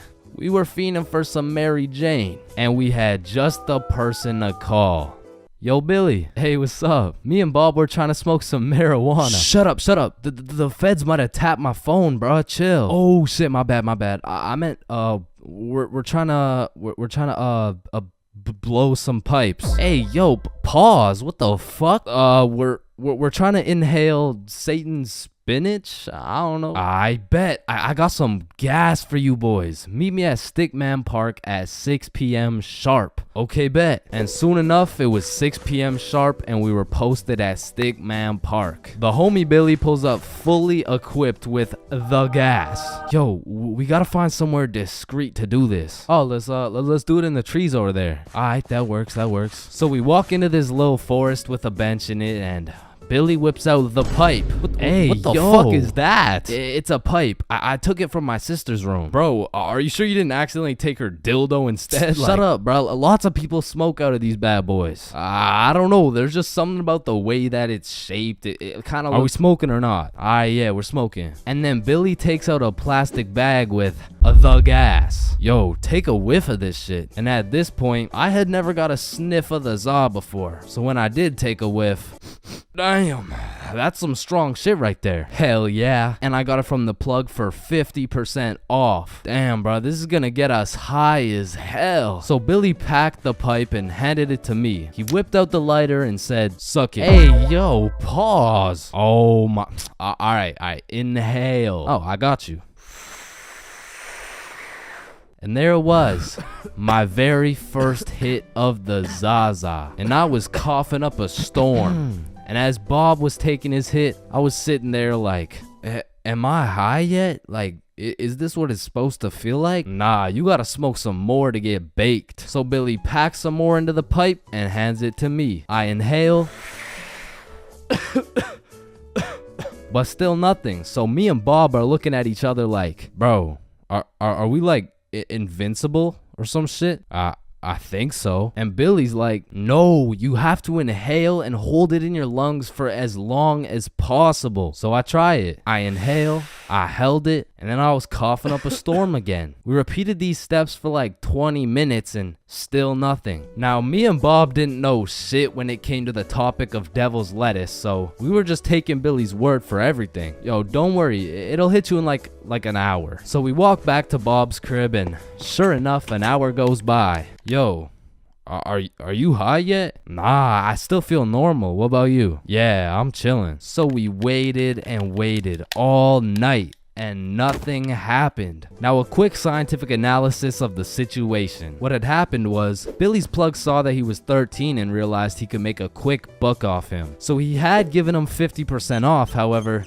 he gave him straight stems. Now, if you're not sure what this means, let me break it down for you using enchanted broccoli. Now, we all know that broccoli is a nutritious vegetable. However, a wide majority of the nutrients are packed directly in the broccoli crown, leaving the stem of the broccoli with very small amounts of nutrients in comparison to the top part. This means that eating the top part of the broccoli will indeed make you big and strong. However, the stem itself lacks the capacities to quote-unquote make you big and strong, if you know what I'm saying.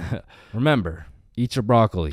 So essentially, me and Bob were smoking that doo-doo pack, smoking straight Reggie. So Bob and I felt as though we needed some redemption, and we knew just the perfect day to do it. April 20th, 420. So today was the day we would really know what being zooted felt like. So me, Billy, and Bob went over to our homie's house because we knew this homie in particular would have the facilities to celebrate April 20th. So we knock on his door, he lets us in, and the first thing this motherfucker says is, so, are we smoking fat today or what? Yes, sir. Alright, follow me. So we followed the homie into his mom's room, and when he opened her closet, she was equipped with every kind of grass you could imagine. He snatched a few pre-rolls and we went to his backyard. He lit up the first J and passed it straight to me. And after all these years, it felt as though my entire life had led me up to this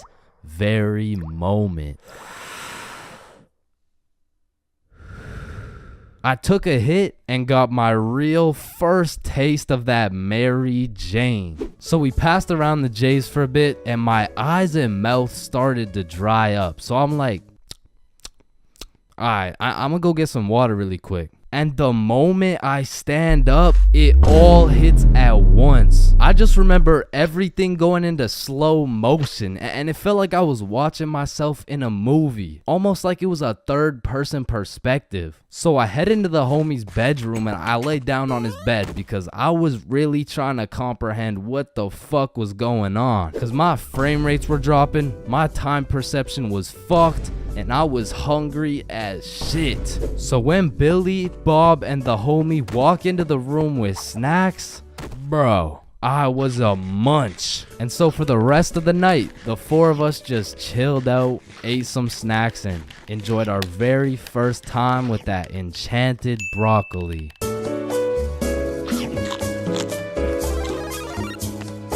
Man, the very moment my stickman lips graze the tip of that sweet, sweet Zaza, it's wraps for all the food in the fridge. And as soon as that THC tickles my brain, it's GG's. The food in my closet is already consumed, bruh. And shit, when I run out of food in the crib, I give my condolences to the local McDonald's workers, cause man, I'm about to have those motherfuckers working overtime. Now listen, man, shout out to all my big homies out there, but I'ma make it clear real quick that I am not one of y'all. In fact, I make sure that I am precisely 64 pixels wide at all times. However, I will say mentally and in my heart, I am a little bit of an EDP 445. wait, no. I like food. What I was trying to say is that I like food, and usually I can resist food, but once that devil's lettuce gets a hold of my brain, I become a certified fat ass. I'm talking 750 pixels wide at least. I'm eating anything in sight, and as soon as I run out of food, I go to a new site and eat everything in sight again. And honestly, this shit is becoming a problem, bro. No shit, buddy, your arteries are clogging. Yeah. And your blood pressure is through the roof. Yeah, that too. And you're developing type 7 diabetes. Whoa, type 7? I thought there was only 2 types. There was, until your fat ass decided to eat 87 ice cream sandwiches. How the fuck do you stomach 87 ice cream sandwiches? Anyways, man, the munchies are lit, bro, because it's the only time you can truly taste each individual atom as it hits your tongue. Like eating some good food while high is like a meditation, bro. Like when you're zooted munching on some Doritos and you start closing your eyes, shit, you might just fuck around and become the Dorito. Now, this happens to me on a routinely basis, and as heavenly as that experience is, I must warn you, when you come out of your Dorito coma, you will be at least 5 bags deep in that motherfucker, and your hands may never be the same. Man, I'm still trying to recover to this day. Yeah, my Doritos still taste like fingers, bro. And if staining my fingers orange and developing a new type of diabetes sounds bad, my munchies addiction gets worse, bro. Because when you combine the zooted desire for food with the distorted judgment of the baked brain, shit, that's the perfect equation to put me into crippling debt. Especially back in the day, because as a youngin', the only thing I was cooking was my brain cells, bruh. So that meant I had to buy food. And to put it into simpleton terms, well, I was broke as shit. I remember one hot sunny day, me and the boys were chilling at a carnival with some of our other boys, and one of those boys whips out his dap pen. And so of course everyone flocks around that dude and chiefs the fuck out of his dap pen, and 15 minutes later, that shit hit. But you know what hit even harder? The goddamn munchies. And so there I was, walking around the carnival, absolutely blasted with $50 to my name, looking for something to eat. And don't get me wrong, the carnival had lots of options, but they were really taxing out here. And for a dude with 50 bones to his name, I needed to find the most bang for my buck. And there I saw it. It was beautiful. A pink ice cream truck glistening in the summer sun. So you know I had to hop in line, and as I'm waiting in this line, the dude in front of me turns around and he's like, damn, bro, you look high as giraffe balls, dude. What? Me? Nah, what? Me? No. Hey, don't worry, dude. I am too. Oh, shit. So me and my newfound homie are just chopping it up, talking about how sensational this ice cream is about to be, and soon enough, it was the homie's turn to order. Yo, dude, let me borrow one of those cookie dough ice cream cones. Alrighty, here you go. That'll be $12. $12, bro. That's like half my net worth. Trust me, it's worth it, dude. Yo, let me get a cookie cookie cone. All right, cookies and cream, here you go. And as I licked that thing, man, that shit was sensational as fuck. But as I turned around, I seen the baked homie step into a pothole and absolutely fumble his ice cream cone. And I'm not gonna lie, that was some of the saddest shit I ever seen. So I go walk over to give him some of mine. Hey man, you want some cookies and cream? Oh shit, thank you, man. Bro, did you just drop both of our $12 ice cream cones? Fuck. Then we were back in line like nothing ever happened. But man, waiting in that sun, my mouth was parched and my eyes were dry. And by the time we made it to the end of the line, I was looking like dried up SpongeBob, bro. Hey, it's you again. Can I get the cookie cone, the cream, the one with the cream? Yeah. And at last, after dropping half my net worth on ice cream, I took a big bite of that ice cream cone and man, I felt every sugar granule, every atom, every proton and electron contained within that bite. And for the time being, the munchies were cured.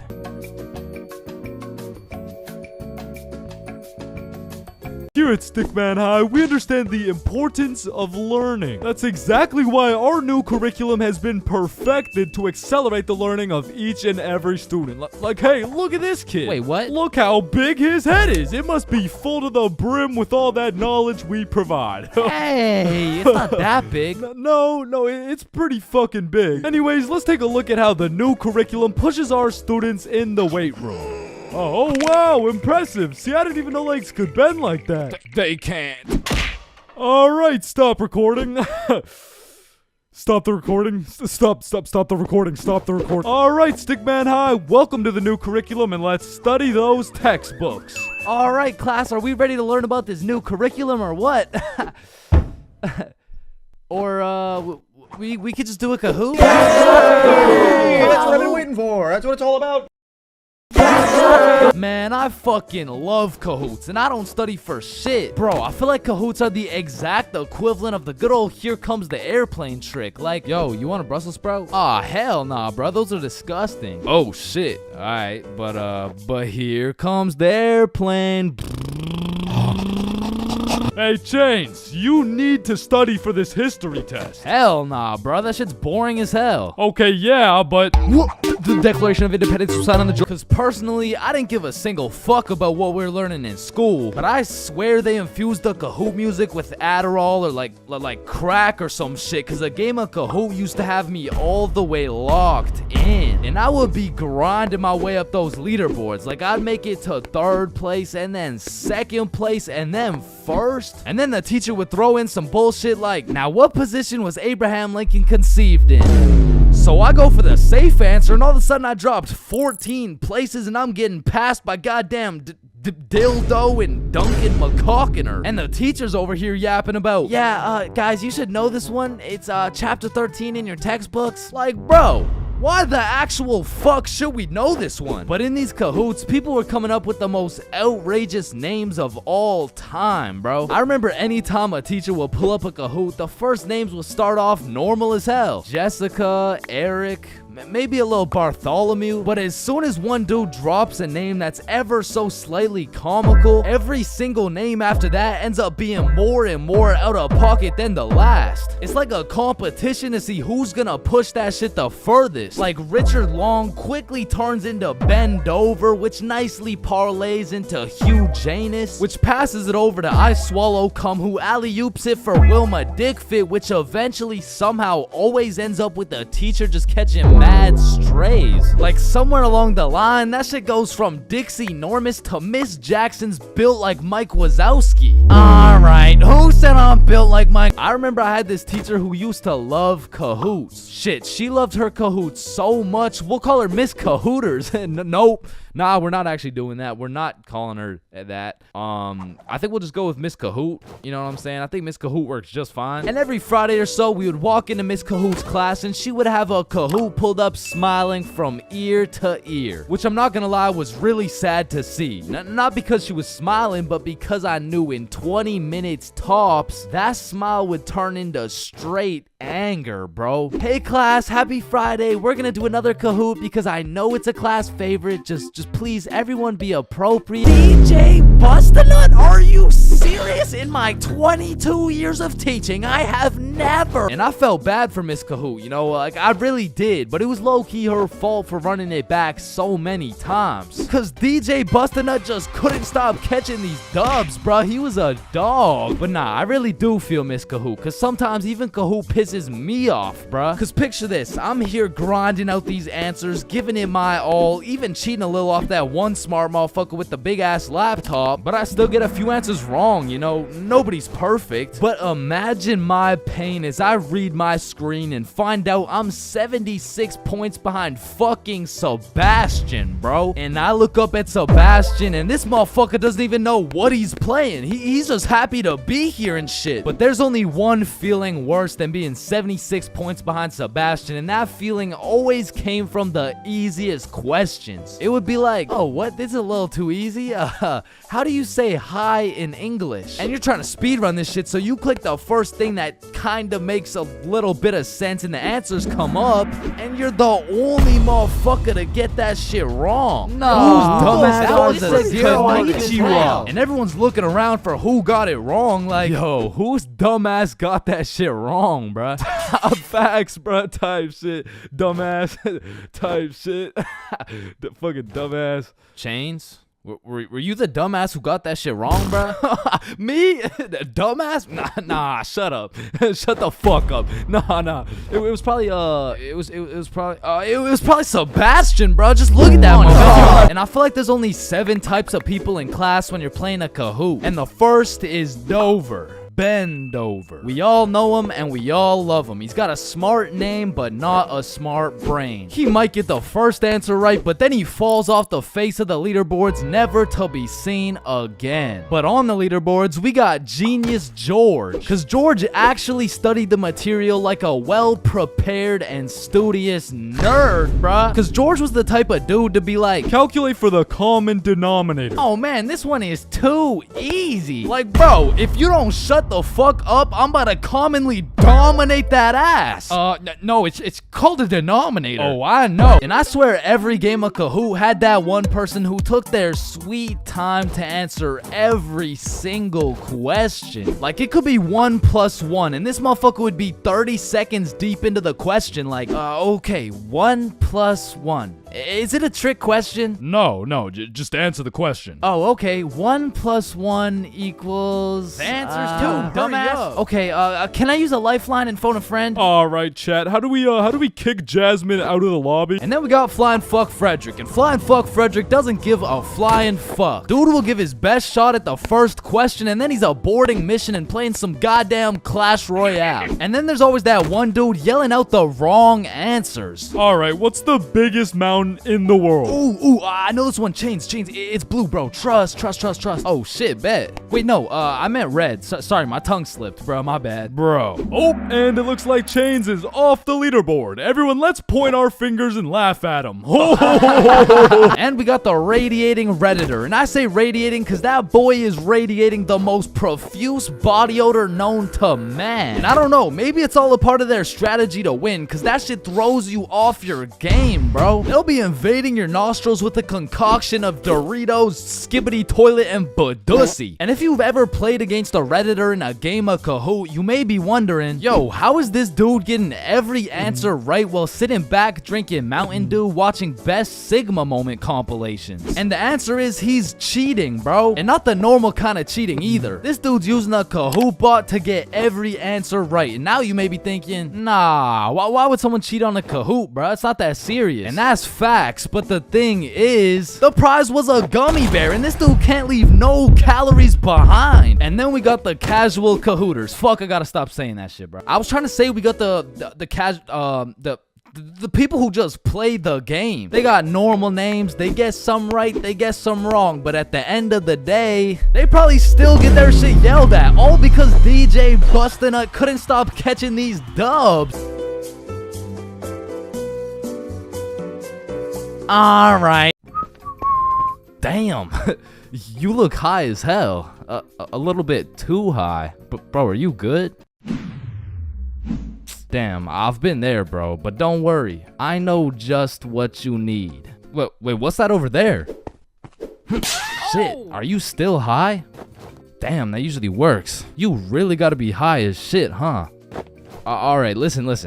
Just chill out, bro. I know you probably think you're ODing on Mary Jane, but trust me, you can't. In fact, scientists say you would need to smoke at least 20,000 joints in 15 minutes to OD. And trust me, once you hit the 16,000 joint mark, your lungs will be looking like dehydrated SpongeBob. Oh shit, speaking of dehydrated SpongeBob, you're looking like dehydrated SpongeBob. So here, drink some water. You gotta quench that cottonmouth, and water's always a safe bet to flush out some of that unneeded THC. But you know what tastes better than water? Some goddamn motherfucking lemonade. So find the nearest lemonade stand and absolutely ravage that shit. Leave no lemons to spare because science says lemons contain limonene, which is a compound that can counteract the THC by calming your brain. Another solid way to calm down from a crazy high is sniffing some peppercorn.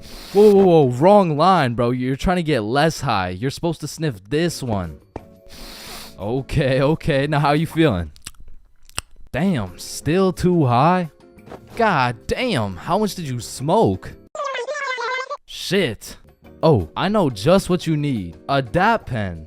No, listen. This is no regular DAP pen. This is a CBD pen. Now, when you take a hit of this bad boy, the CBD compounds in your brain will sit in the chair the THC would have sat in, meaning the THC can no longer infiltrate your brain and convince you there's somebody in your walls. Plus, the CBD can help you chill out a little bit. So here, take a hit. Oh, fuck. Wrong one. My fault. Here's the CBD one.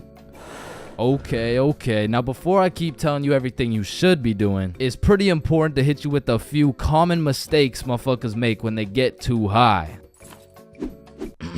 Do not attempt any of the following. Call an ambulance. Call your mom. Smoke more. Eat oranges. Watch horror movies. Cook with oil. Start a fire. Going into a public setting where speaking is necessary. Spend your life savings on food. Operate heavy machinery. Convince yourself you're the only real human person on the planet and everyone else is really just an AI programmed to pretend like humans, and everyone you've ever known wasn't even really a human, including your mom, your brother, your homie, or driving. Don't drive. Now, generally, if you avoid all these dumbass ideas, you should be chilling. So now that we got that out of the way, the best way to ride out a high is to gather all the finest munchies in the game, which include but are not limited to ice cream, sweet heat Doritos, Cheetos, pizza, some Mickey D's, milkshakes, Reese's peanut butter cups, pizza rolls, chicken strips, any sort of fruit, and of course, Cinnamon Toast Crunch. And once you've prepared a meal fit for champions, you can then throw on some absolutely amazing top tier YouTube content. Or if you're really trying to get invested, a cartoon. Now, choosing a cartoon is gonna feel like one of the most important decisions of your life, so I'm gonna let you know right now, just choose anything, bro. Your high ass could sit and watch Cocomelon for hours, so just choose a safe bet, like the most goated show of all time. The Amazing World of Gumball. Now, once you've chosen your show, stop thinking so much and let the show do its thing. Because in just a few minutes, you're gonna be invested. And when I say invested, I mean you will invest your entire consciousness into the show. Like shit. You'll be in the show. You'll be out here posted up with Gumball and Darwin, and you can even chop it up with Gumball's fine ass mom. And before you know it, you're 25 episodes deep, and then you step back and realize everything's gonna be alright. Man, sometimes this world can be a little cold. It can get a little gray, but there is nothing that can bring more excitement and vibrance to your life than having a crush. I mean, it gives you something to wake up for, something to smile for, someone to impress, and someone to be absolutely crushed by, leaving you more depressed than ever before. Which is when you get a new crush. I mean, crushes make the world go around. Everyone's had a crush at some point in time, and sometimes that shit gets too serious. I mean, I've had homies prepared to throw away their entire lives just to impress their crush, bro. Oh my god, look at these big weights. I wonder if anyone's strong enough to lift these. Oh my god, look at this big jump. I wonder if anyone's athletic enough to make Oh my god, look how creepy this cave is. I wonder if anyone's brave enough. Oh my god, look how tall this building is. I wonder if anyone could stick the landing. I said, I wonder if anyone could stick the Oh, ew, did he just die? Oh my god, I'm getting the ick. Nope, just getting a few extra reps in. Man, I remember my first crush like it was yesterday, bro. She was 5 years old. But I was 5 years old too, right? Like, so it wasn't actually yesterday, you know, it's a saying, but we were both 5 years old, and I remember sliding in smooth as hell. Yo, shorty, you like Legos? Yeah. How about you and me go Lego my ego? What does that even mean? Shit, I don't even know. I seen it in a commercial once.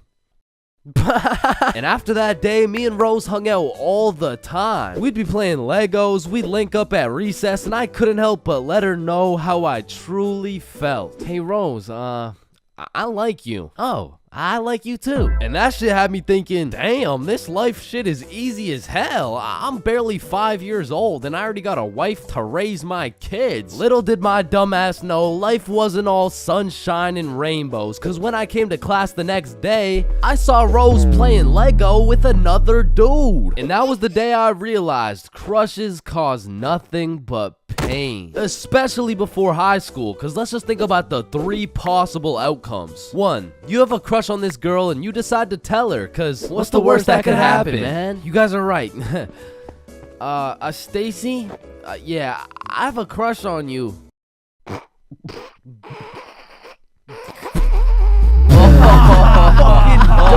Ugly as fuck. Or 2, you never build up the courage to tell her and end up watching your crush sit in a tree with the faster kid who had the light up Skechers and the Charizard EX. And we all know what happens when Stacy and Jimmy are sitting in a tree. Or outcome 3, you confess to your crush and it's the perfect scenario. I like you too. Now you've officially started your first middle school relationship, which is probably the worst outcome of all, bro. Cause now you've been sentenced to 14 days of relentless cringe and countless awkward scenarios. And I say 14 days because that shit's lasting 14 days max, bro. Hey Stacy, do you want to be my girlfriend? Yeah, okay. Oh, yeah, awesome. Yeah, awesome. Woohoo.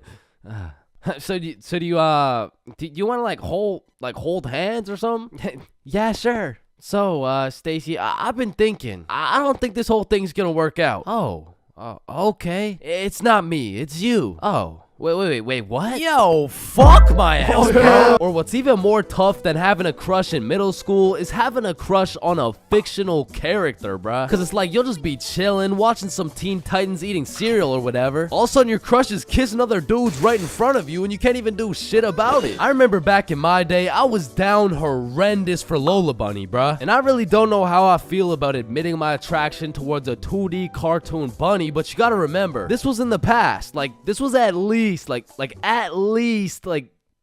months ago. And maybe I'm tweaking on this one, but the red fish from Shark Tale, bruh, she was different, bro. And her name, I think it was Lola as well. Shit, maybe I just like cartoon girls named Lola or something.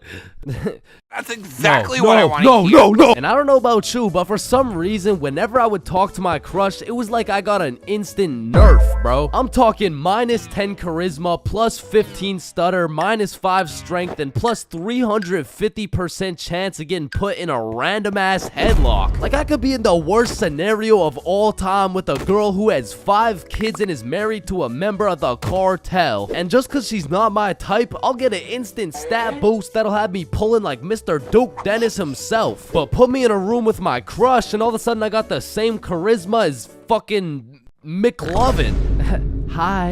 Hey, it's 10:33. What? AM. Like in the morning. Like I'm saying, it's 10:33 in the morning. Fuck. And on top of your crush turning you into McLovin, it also leaves you open to the inevitable pain of being embarrassed in front of your crush. And man, let me tell you, there is nothing quite like it. It was a beautiful sunny day and I was in grade 2 wearing my favorite bright blue basketball shorts in math class, gazing out the window at those shiny old monkey bars, excited for recess. And when the bell rang, I hauled my little ass over to those bars and I was swinging like there was no tomorrow. And before I knew it, the whole class was on these monkey bars, which quickly turned into chicken fights, and I wasn't complaining. I mean, hanging from a bar and kicking the living shit out of some toddlers, sign me up, you know what I'm saying? So I'm in line watching these grade 2 gladiator battles go down until it was my turn, and when I step up to those bars, I look into the crowd and see my crush of 2 weeks, Lexi. And now that Lexi was watching, there was no chance I was about to lose this fight in front of her. But as I look over to see who my opponent is, I realize it's Axel. And Axel was known for being the undisputed chicken fight champion. Legend had it he once took on 3 dudes at once, pause. So I knew going into this, I had to lock the fuck in, bro. So we climb over to each other and he's kicking my shit in off rip until I hit his ass with my specialty move, the Python squeeze. And in 10 seconds flat, let's just say I folded that motherfucker's clothes. With him still in him, and everyone was hyping me up because I just did the exact equivalent of dunking on Michael Jordan in his prime with Beyonce watching. So of course Axel's pissed. Hey Chains, you, me, rematch now.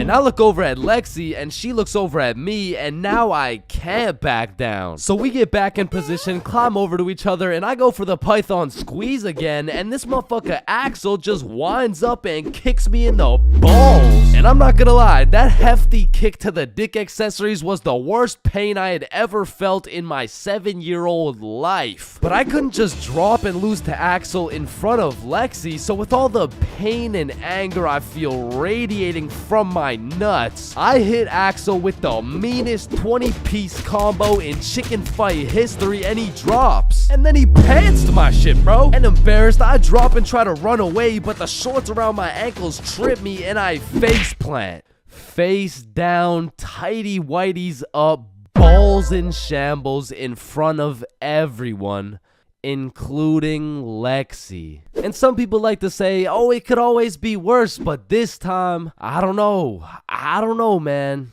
I don't know. So the moral of the story is, man, fuck Axel, bro.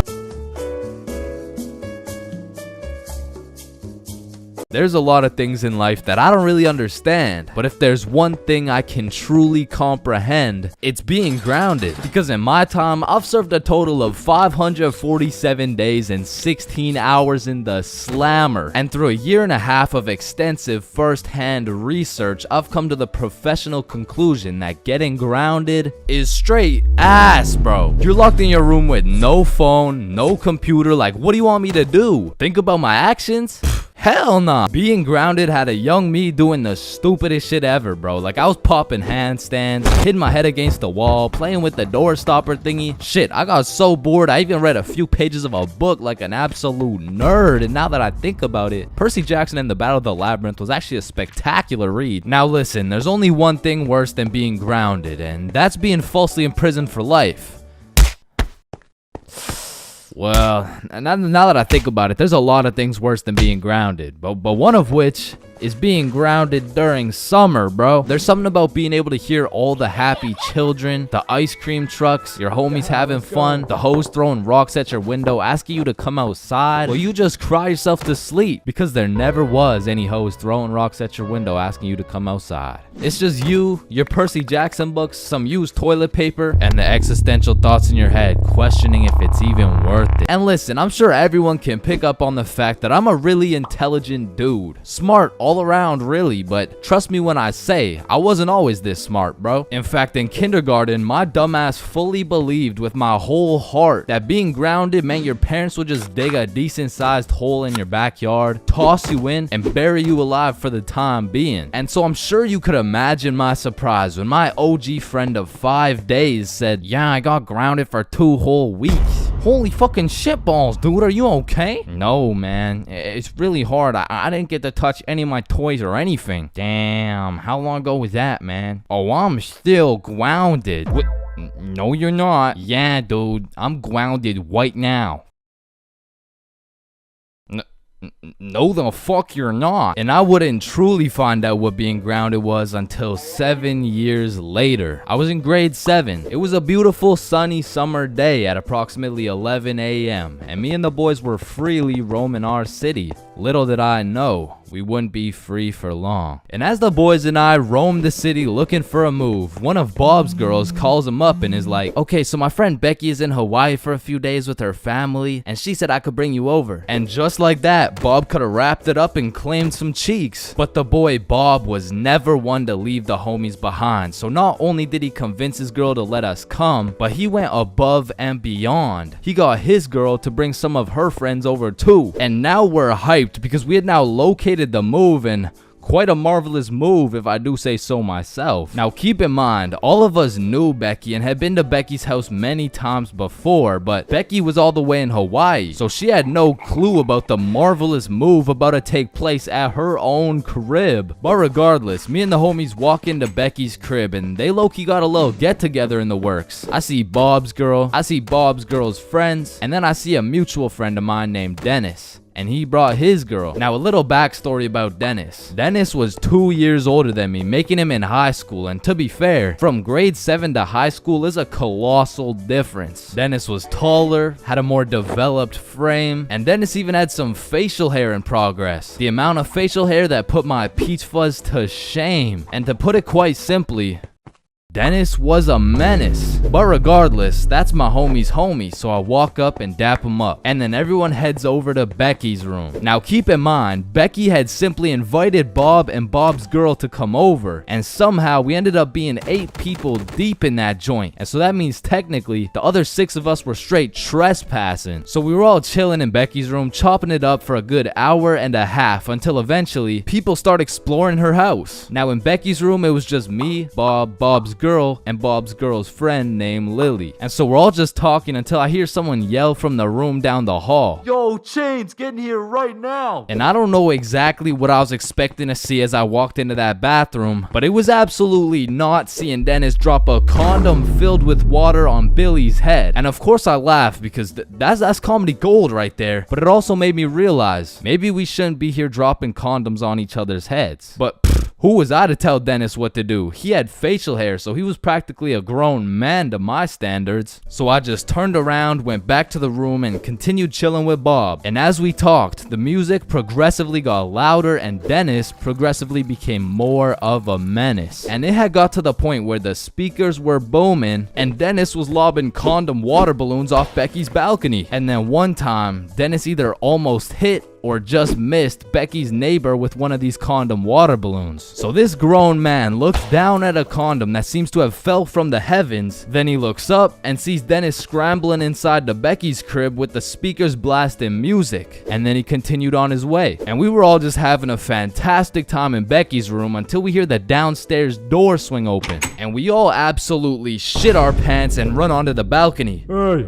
I just texted the family who lives here and they said no one is supposed to be in the house. Everyone needs to leave right now or I'm calling the cops. And that's exactly what we did. No messing around, we were out that hoe. And we all went to Bob's girl's house for an emergency meeting because we were all scared as fuck. And now Bob's girl and Becky are texting and Becky's like, my parents are pissed. They want to talk to everyone's parents and they know how many people were there. So we all devise a foolproof plan. Okay, we give Becky our phone numbers, tell it's our parents' phone numbers, and we act super disappointed in our children. We all agreed on this plan and the emergency meeting was dismissed. And over the next few days, we all got texts from a very unhappy Becky's father, who made sure to specify the amount of condoms that were found in the bathtub. We all respond with some bullshit along the lines of, "Hello, Mr. Beckerson.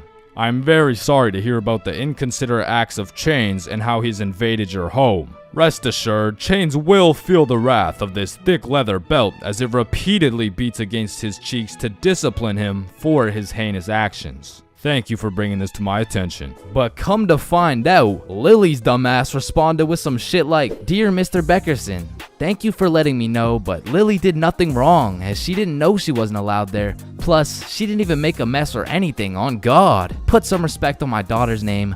Period. And just like that, our foolproof plan got fucked. And Becky's father texted each of us saying, "You are coming to the house at 3:15 p.m. today, or I'm calling the cops." And shit, looking back, Becky's father was most definitely bluffing. Like, say I didn't go, what was he gonna tell the cops? 911, what's your emergency? Hey, there was 8 kids who invaded my home 3 days ago. Okay, sir, did they break in? No, no, my daughter gave them the key. Sir, why the fuck are you calling 911? There was condoms in the bathtub. But like I said, I wasn't very smart and I didn't have the brain capacity to think that far ahead. So everyone shows up to the house and Becky's father sits us down and makes each of us individually call our parents and explain what we had done. And I went first. Hey mom, so I went to Becky's house the other day, but she was in Hawaii and I wasn't really invited. There was condoms in the bathtub. Needless to say, we all got our shit whooped and I received my very first grounding with the sentence of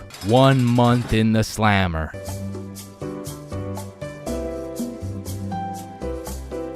Five, 4, 3, 2, 1. Happy New Year! Oh my god. Yeah, let's go.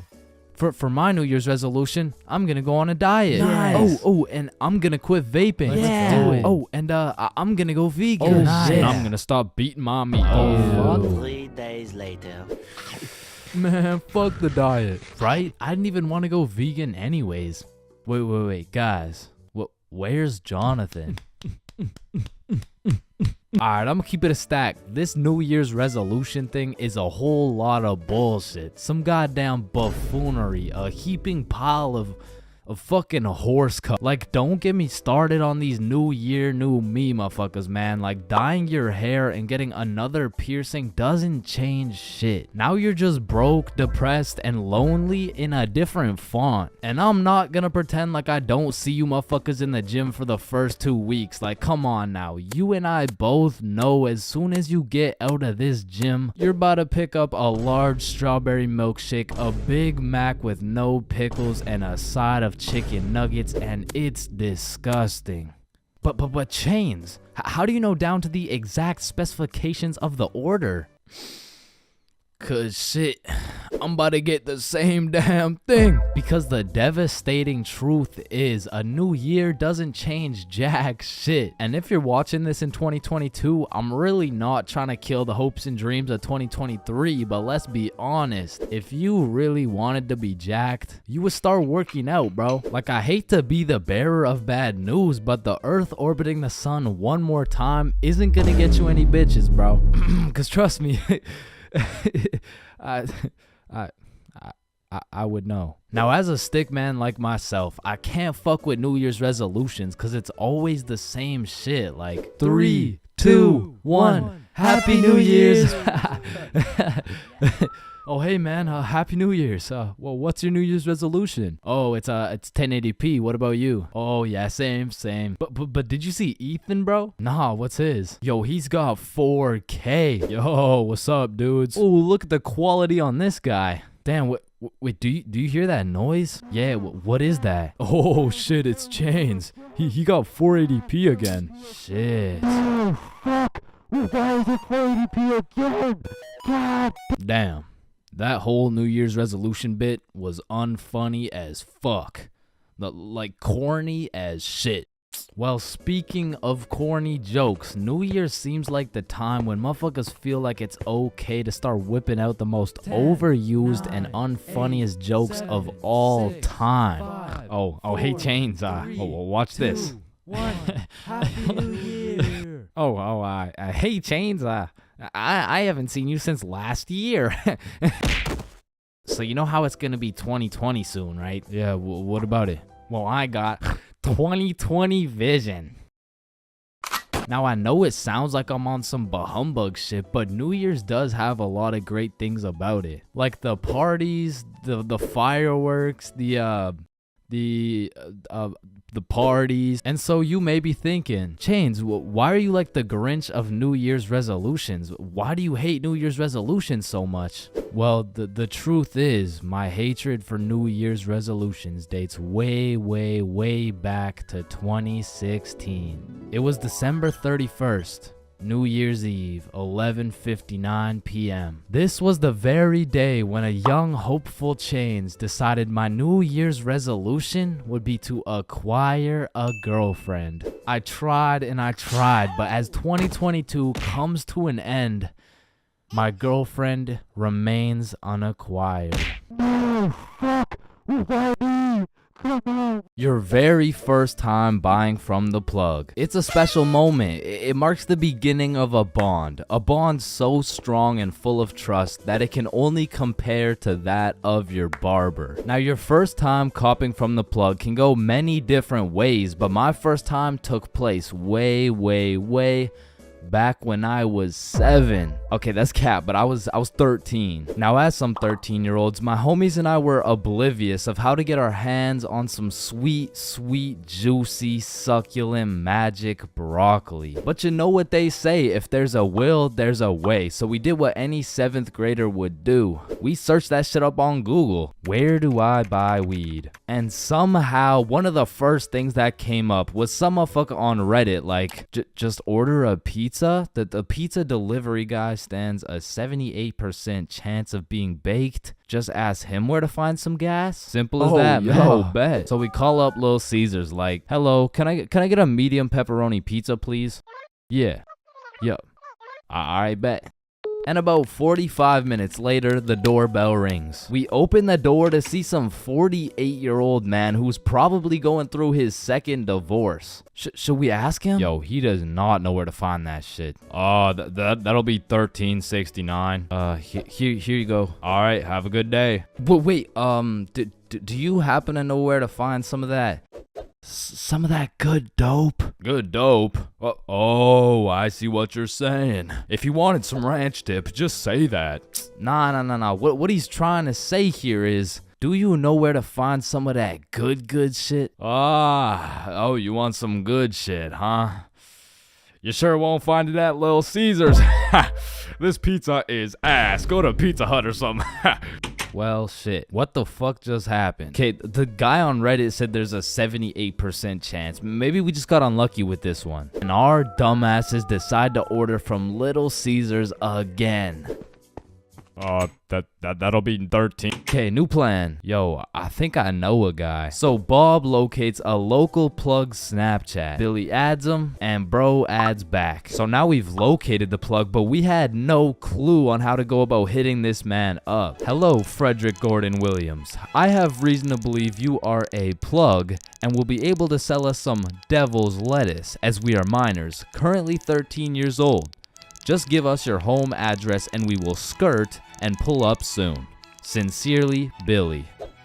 Instantly blocked, bro. Looking back, we sent the most federal message possible. We hit this man with his government name and asked him for his home address. But we had no clue that was federal. Like, that's peculiar. I wonder why he blocked us. So we did what any 7th grader would do.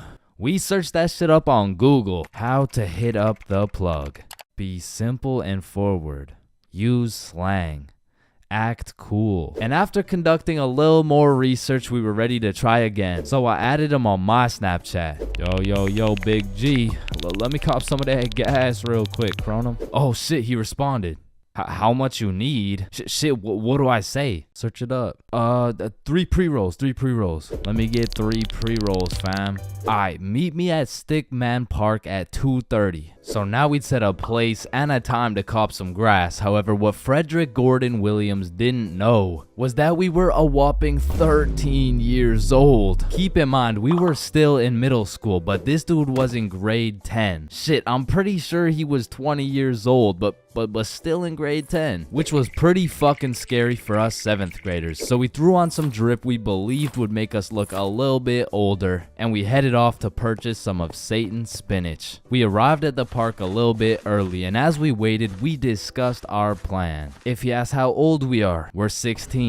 If he asks our grade, we're grade 10. If he asks our pronouns, we are he/. Bro, chill, he's not gonna interrogate us. It's a simple business transaction. Oh shit, there he is. And as Frederick approached us, I could feel my blood pressure rising. Some would say I was shitting bricks. Yo, you got the money? How much is it? How much you got? Well, I brought a $50 bill. Shit, it's usually 60, but I guess I can do it for 50. Oh, thank you so much, man. Holy shit, this is a fucking steal. Here you go, but remember, this is OG Bubba Killer Death Paralyzing Kush 9000. It got its name for a reason. Don't worry, we do weed all the time. Yeah, we're super teenager and shit. Yeah, sure, whatever, man. Well, have a good day, sir. And at last, 50 bones later, we had acquired some kush. Now, this wasn't our first time smoking, but our tolerance levels were low as fuck. So we pass around our first pre-roll, coughing up a fucking storm. And then we smoke up the next one and the next one until we're indubitably zooted. God damn. Are y'all feeling it? Shit, yeah, I'm feeling it. Well, what about you, Chains? Shit, I think he's feeling it. And as we made our way back to Bob's crib, my frame rates were dropping, my eyes were drying up, and my brain cells were unresponsive. In other words, I was fucking fried. We get back to Bob's crib and all I can think about is food. The munchies had hijacked my brain, but luckily for me, Bob's mom had just went shopping. Unluckily for Bob's mom, she was gonna have to go shopping again. The boys and I threw on The Amazing World of Gumball on TV and we fucking demolished every single crumb from Bob's cabinet. Cause goddamn, Frederick Gordon Williams was right. They don't call it the OG Bubba Killer Death Paralyzing Kush 9000 for no reason.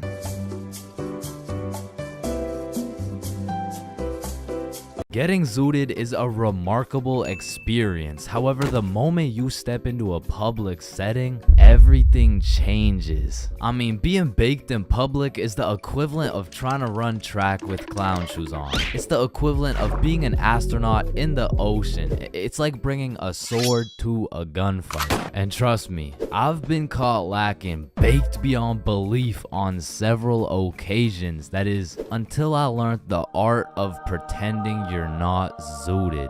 So the first order of business is covering up that dank smell. Cause shit, you and I both know if you get caught reeking of that sweet smell of Mary Jane, your cover's blown. So take some Axe, some cologne, some goddamn Febreze and just douse yourself. And just when you think you put too much, spray some more, bro. And although all this Axe is gonna have you smelling like a frat boy, it is crucial that we avoid the following scenario at all costs. You get some of this. Nice. Yo, do you think you can still smell it?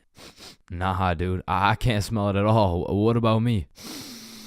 Shit, it's like we didn't even smoke. But truth be told, both of these motherfuckers smell like weed, bro. The next order of business is those goddamn bloodshot eyes. I'm not gonna lie. Those eyes of yours are a dead giveaway, bro. I mean, you look fucking obliterated. Like, go look in the mirror. What the hell? Yeah, we're gonna need some eye drops real quick. Just a few drops here. Know what I'm saying? Few drops here. Yep. Yeah, that's a lot better. But you know what? For a little safety measure, throw these hoes on. Damn. Now you're looking sober and fresh as fuck. But how are you feeling? Your mouth's a little dry, huh? Well, I got just the thing for you.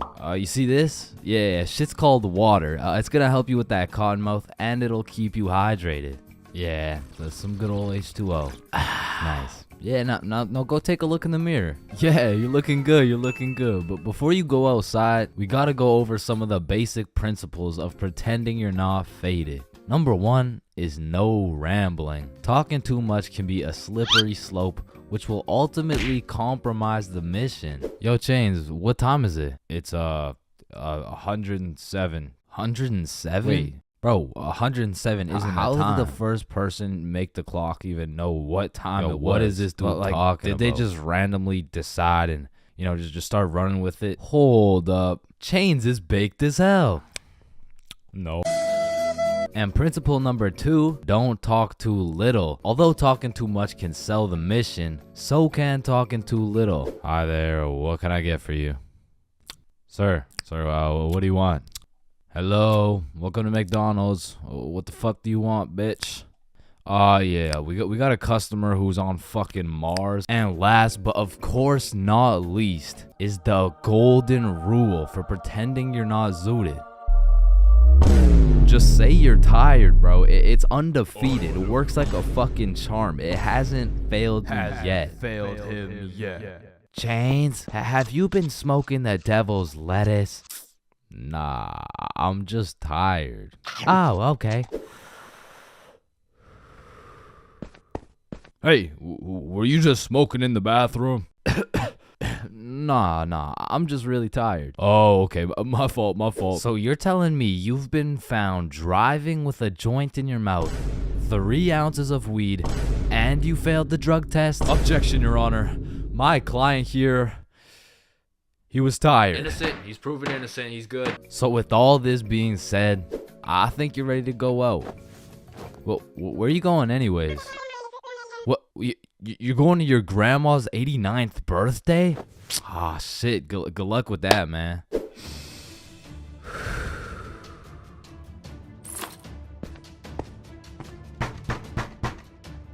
Oh, grandson, it's so nice to see you.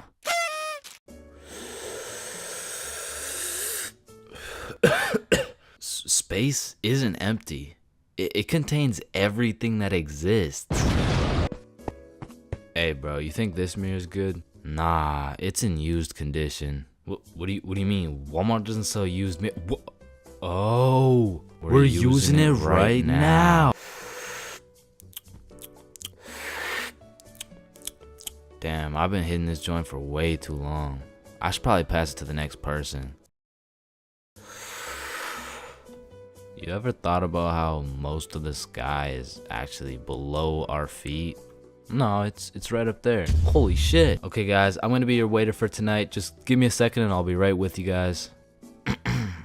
We are the waiters. Bro, what are you talking about? No, think about it.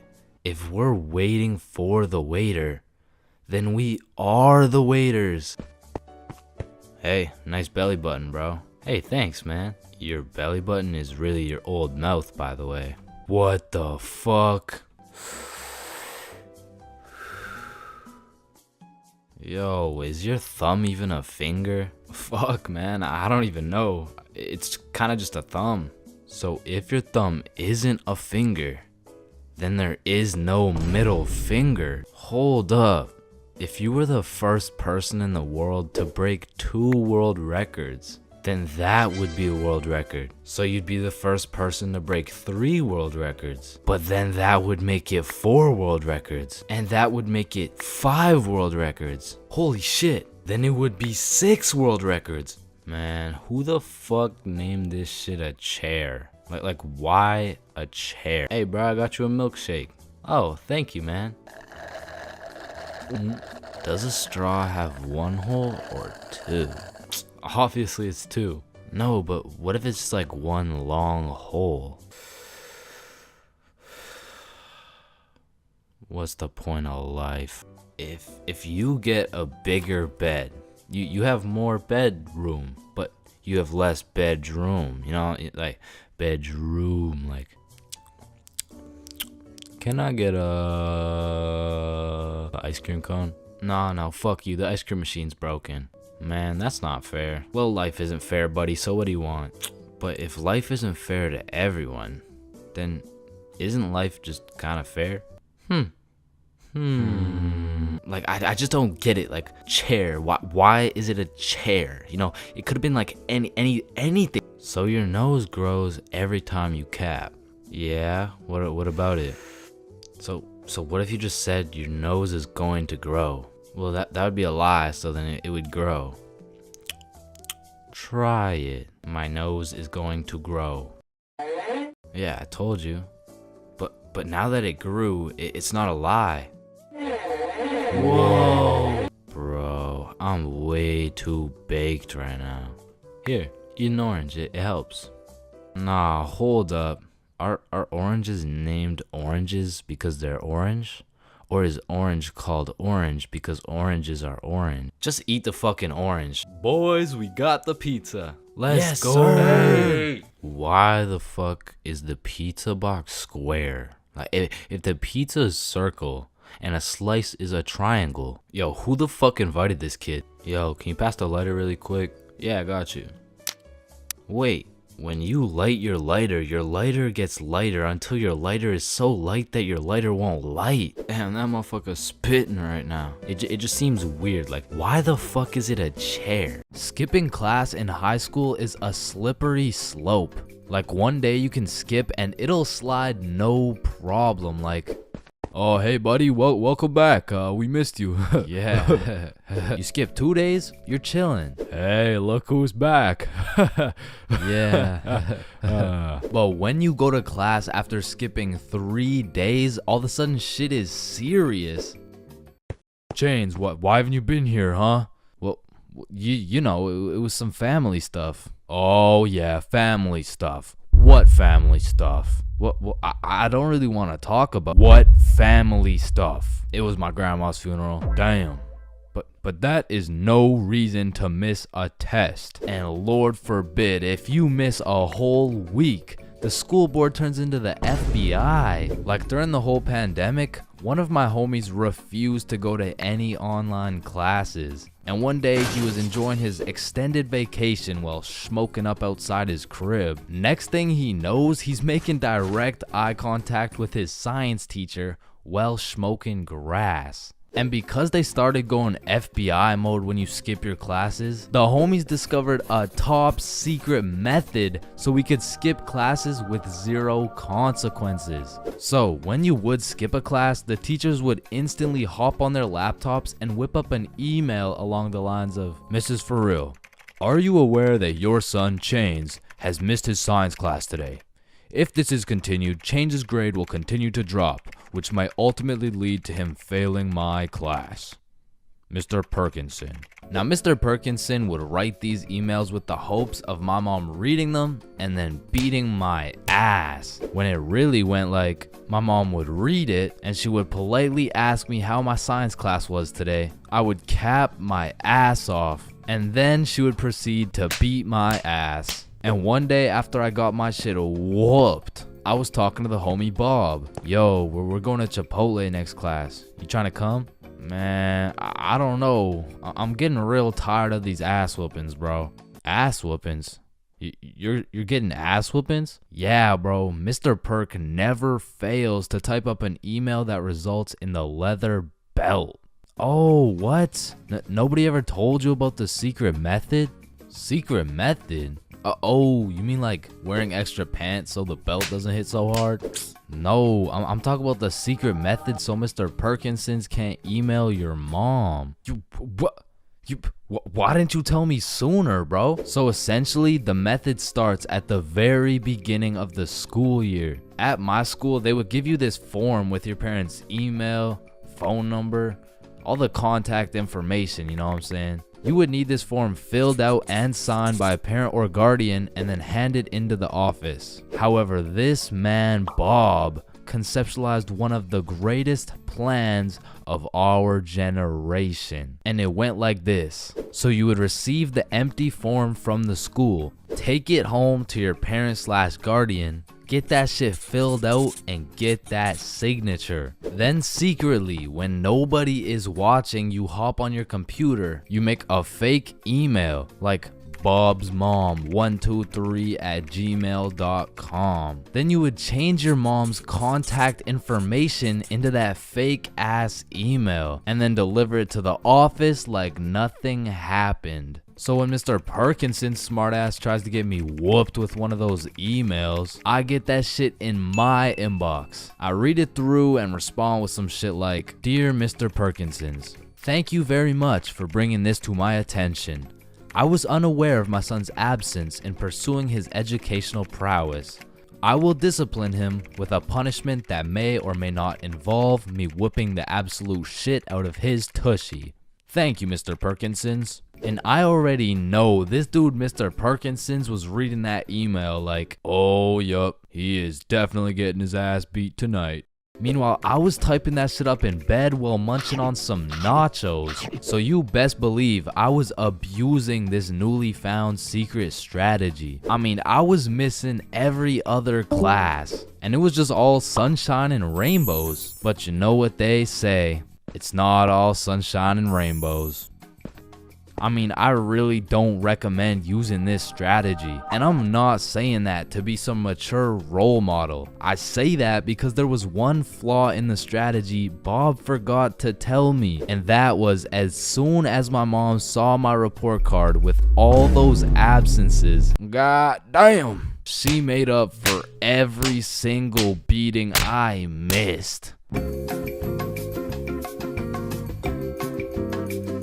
Greening out is the worst thing you can get hit with when smoking. And coming from a greening out connoisseur, I can tell you there are many different things you'll experience when ODing on that Zaza. I mean, greening out can range anywhere from a zooted panic attack all the way to seeing yourself in third person, and of course, if you go way too far, GERPing may occur. But let's start it off on a light note. When greening out, you may convince yourself you're about to fucking die. Now, I know that might sound very bad, but trust me, it's even worse than you would think. Like, this is the type of green out that will have you fall into your knees in a Wendy's bathroom. The type of green out that will have you repenting your sins. And the type of green out that will have your life flashing before your eyes. Now, after a careful examination, I have determined this green out is caused by combining an excessive amount of Mary Jane with negative thoughts. This circumstance causes a chemical reaction in the brain scientifically known as getting so zooted you convince your dumbass you're about to die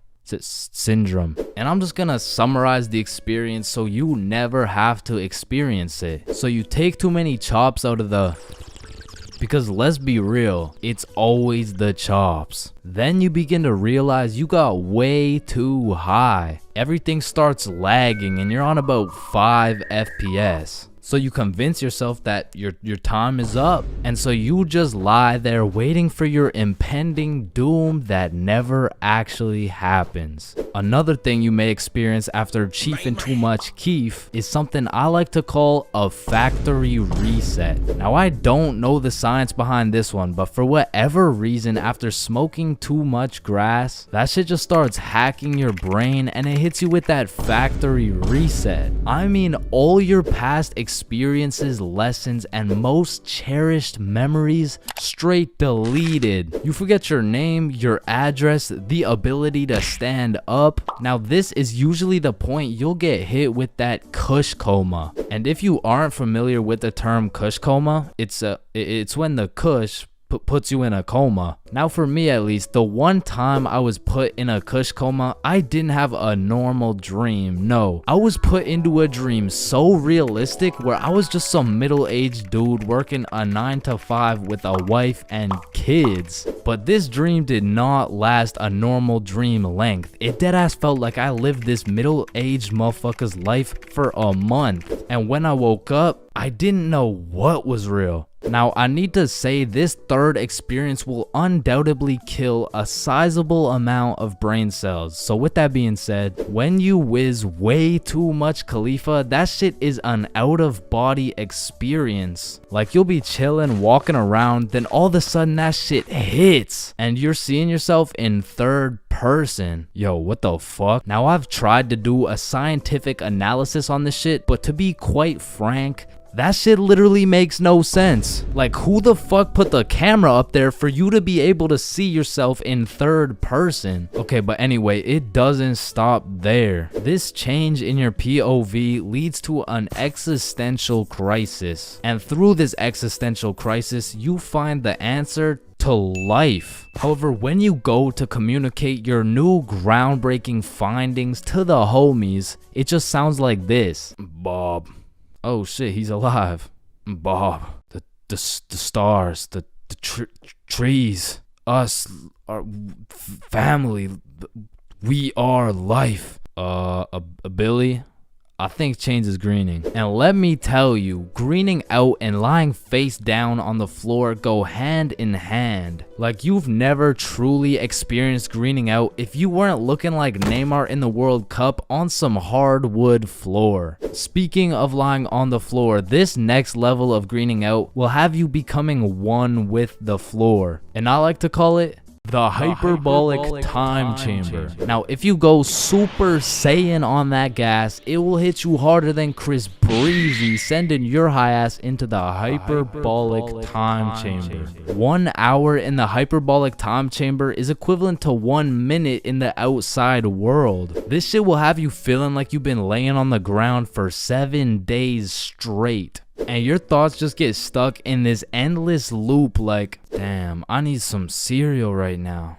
Wait, I've been lying on this floor for forever, bruh. I'm gonna fucking die in this infinite loop. Wait, loop? Loop like Cheerios.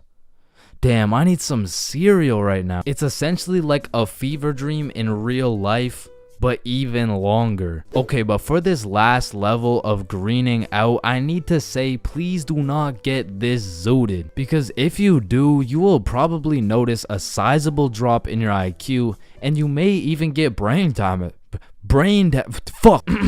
So with that being said, if you do more chops than Bruce Lee, you will experience a pain I would not wish on my worst enemy. A pain worse than stubbing your toe, worse than hitting your funny bone, and even worse than finding out your girl has your homie's Wi-Fi password. And this is the pain I call ODing on the devil's lettuce. Now, ODing on the devil's lettuce is pretty much all of the above combined into one horrible, agonizing pain. Not only do you think you're gonna die, but you forget your name, eat shit on hardwood floor, see in third person, and on top of all of that, time is in slow motion. And with all this going on, you're pretty much on 1 HP and your body is fighting to survive. And this is the point where you start throwing up and you are stuck in this infinite loop of death for what seems like an eternity. So don't green out, it's bad.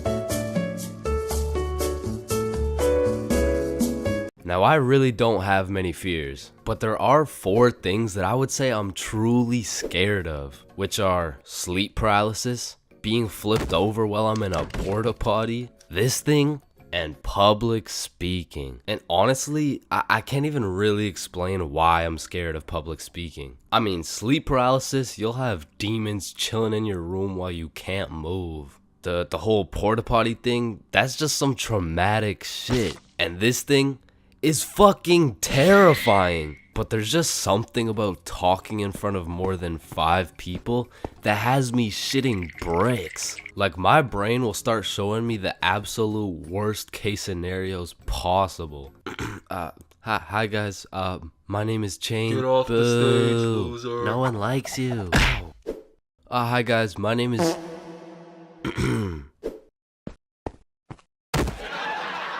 So I volunteer at daycares because I really like young kids. I love young kids. I mean like not love, like they're only 4 years old. No, like I'm not attracted to. Sir, hands behind your back. That's why I'm scared of public speaking. And even worse than normal public speaking was school speeches. And if you saw my going to school high video, you would know I have a pretty bad record when it comes to speeches. Sorry, Tyrannosaurus Rex has short arms. Yeah, Chains, don't worry about it. You can sit down. You could just go tomorrow. It's alright. In fact, after I failed miserably while trying to present my speech well zooted, some motherfuckers was flaming me for it. So you know me, I had to get my get back. So when speeches came around next year, I put my heart and soul into that shit. And it wasn't just a speech, it was a spoken word, so it all had to rhyme. I mean, I was whipping up some heat. I was writing bar after bar like Kendrick. Shit, I had to have a fire extinguisher on standby while I was writing that shit. And I was never the dude to actually study. Like, I would start learning while I was taking the tests. If y equals mx plus b, then who invented the Eiffel Tower? Oh shit, I guess y equals mx plus b. I mean, even though I did bad on all my tests, maybe I can just get a job drawing stickmen or some shit. Anyway, so I never studied, I never did homework. But when it came to this spoken word, I had something to prove. I mean, it felt like motherfuckers was preying on my downfall. So I actually spent my own free time at home practicing and perfecting this spoken word. So by the time I had to present, I was prepared as fuck. I mean, don't get me wrong, I was still shitting bricks. But when I got up there, Chains, get up here. And don't stutter like last time, alright, buddy? He's gonna stutter for sure. Don't get on here rapping, I'm stacking, making it happen. Okay? I've been perfecting this speech while y'all jits was lacking. You don't want beef with me, I put you on a tee, I call that shit fashion. Okay. I'll put you in a box like some cereal. You'll get crunched, I'm the captain. Captain Crunch. Now let me stir it up like some mac and cheese. I want 100% like curry from the 3. I'm talking all A's, no B's, bitch. I'm blessed like a sneeze, blue 100's like the seas. I'm too icy, I might freeze cause I'm him. I'm not talking slash he. Damn. Spitting right now. I went bonkers, bro. In fact, I went so bonkers, the teacher volunteered me to go present my speech to the entire school. Now, usually I would be way too scared to public speak in front of that many people. But right now, I'm all hyped up on how bananas my speech went. Plus, I spent all that time perfecting it. I might as well share the heat with the rest of the school. Alright, next up is Chains with a spoken word on Don't get on here rapping.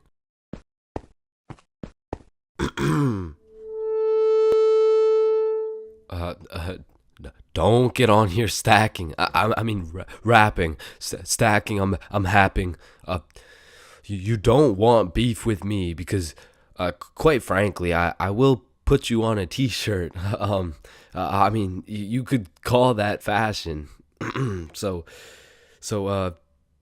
Thank you guys for having me. I fucking fumbled. I folded under the pressure, bro. With the entire school watching my fear of public speaking absolutely crush me. And that is the reason why I have a fear of public speaking.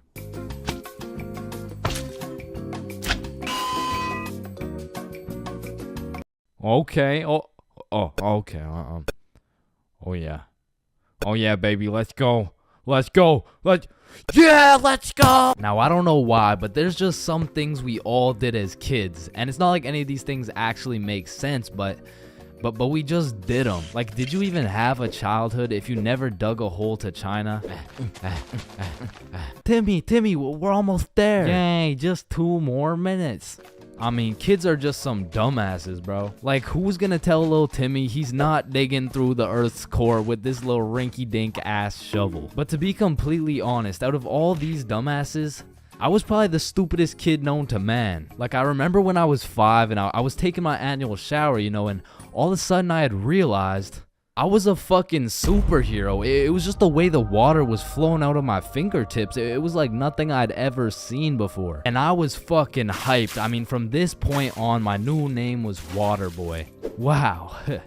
I was pretty fucking stupid, but not everything I did as a kid was completely impractical. For example, I know you used to run up the stairs on all 4s, bro. Like, this was just the most efficient way to get from point A to point B. I used to feel like a fucking cheetah going up those stairs. In fact, going up the stairs in this manner was so efficient, I asked myself, well, why don't people go down the stairs like this? And shit, I figured out why. Or bro, on a hot summer day, I would wait for my mom to whip out the fan. And as soon as she turned that bitch on, me and my brother would turn into the Migos. We were dropping hit after hit. Like we were spending so much time talking into this fan, our mom was a little concerned. Raindrop, drip, drop top, smoking no cookie in a hot box. Cookie. Fucking on your bitch, yeah, dot. Cooking up dope in a crock pot.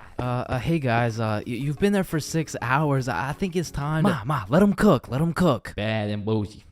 Cooking up dope with the Uzi. Hey. And speaking of cooking, when Mama Chains would whip up some good old craft dinner, I had no choice but to put a piece of KD on each prong of the fork. Like, that shit just simply tasted better, bro. Or whenever I was walking on a sidewalk, I would strategically plan out each footstep to make sure I was not stepping on a crack. Now, the funny thing about this one is I still do that shit. And I know some of y'all are gonna think I'm weird for that, but riddle me this. Who's gonna be laughing when your mom's in the ER with a broken back, bitch? Now, I feel like at one point or another in your life, you just had to check if the fridge light stayed on when you close it. It's really just a part of growing up. Like, one day you'll go grab some milk for your Honey Nut Cheerios and you'll be like, hey, wait a minute.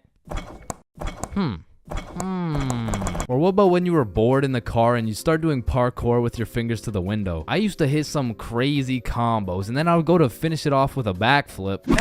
Or have you ever fucked around in the living room and you broke a vase or some shit? Whoops. You know, you get a timeout or you receive a little whooping.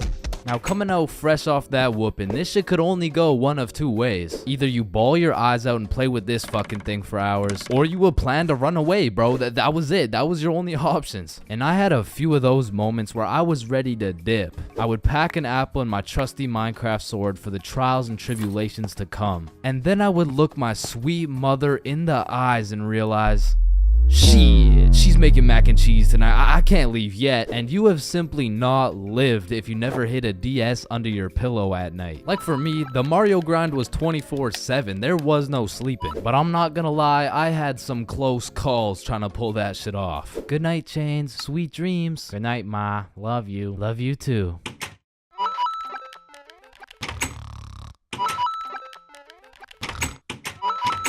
Fuck. And goddamn, bro, in grade 1, we would be doing anything but schoolwork. Like, we'd be poking holes in our erasers, injecting heroin with mechanical pencils, drawing this shit, and breaking this shit off mechanical pencils. I'm not gonna lie, you still gotta keep me away from those things, because if I see them, I will break them. And yo, I'm not gonna forget you motherfuckers who used to put glue on your hands and let it dry so you could peel it off. Like, bro, you're weird for that shit. I'm not gonna lie. But I did used to love crafting the biggest marker sword you could and have a duel. And I don't know why, but I always used to carry around this tiny ass pencil. Like, I never actually used it, but I always had it. And I used to flex it too, thinking it was cool or something. Yo, shorty. Take a look at my pencil. Oh my god, why is it so tiny? Tiny? It's not that small. And bro, tell me as a kid that you never had the random urge to just do this shit. And you just stay there. I don't know why. And I'm not gonna lie, I have to contribute my entire professional stickman career to drawing on the windows as a kid. Like, Mini Chains was whipping up some masterpieces. They were on some Picasso level shit, which is exactly why you see this high quality stickman content.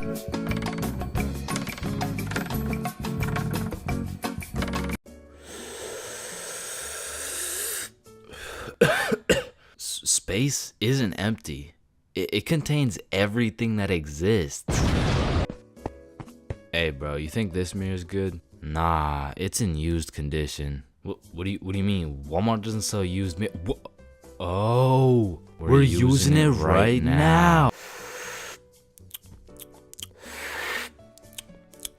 Damn, I've been hitting this joint for way too long. I should probably pass it to the next person. You ever thought about how most of the sky is actually below our feet? No, it's right up there. Holy shit. Okay guys, I'm gonna be your waiter for tonight. Just give me a second and I'll be right with you guys.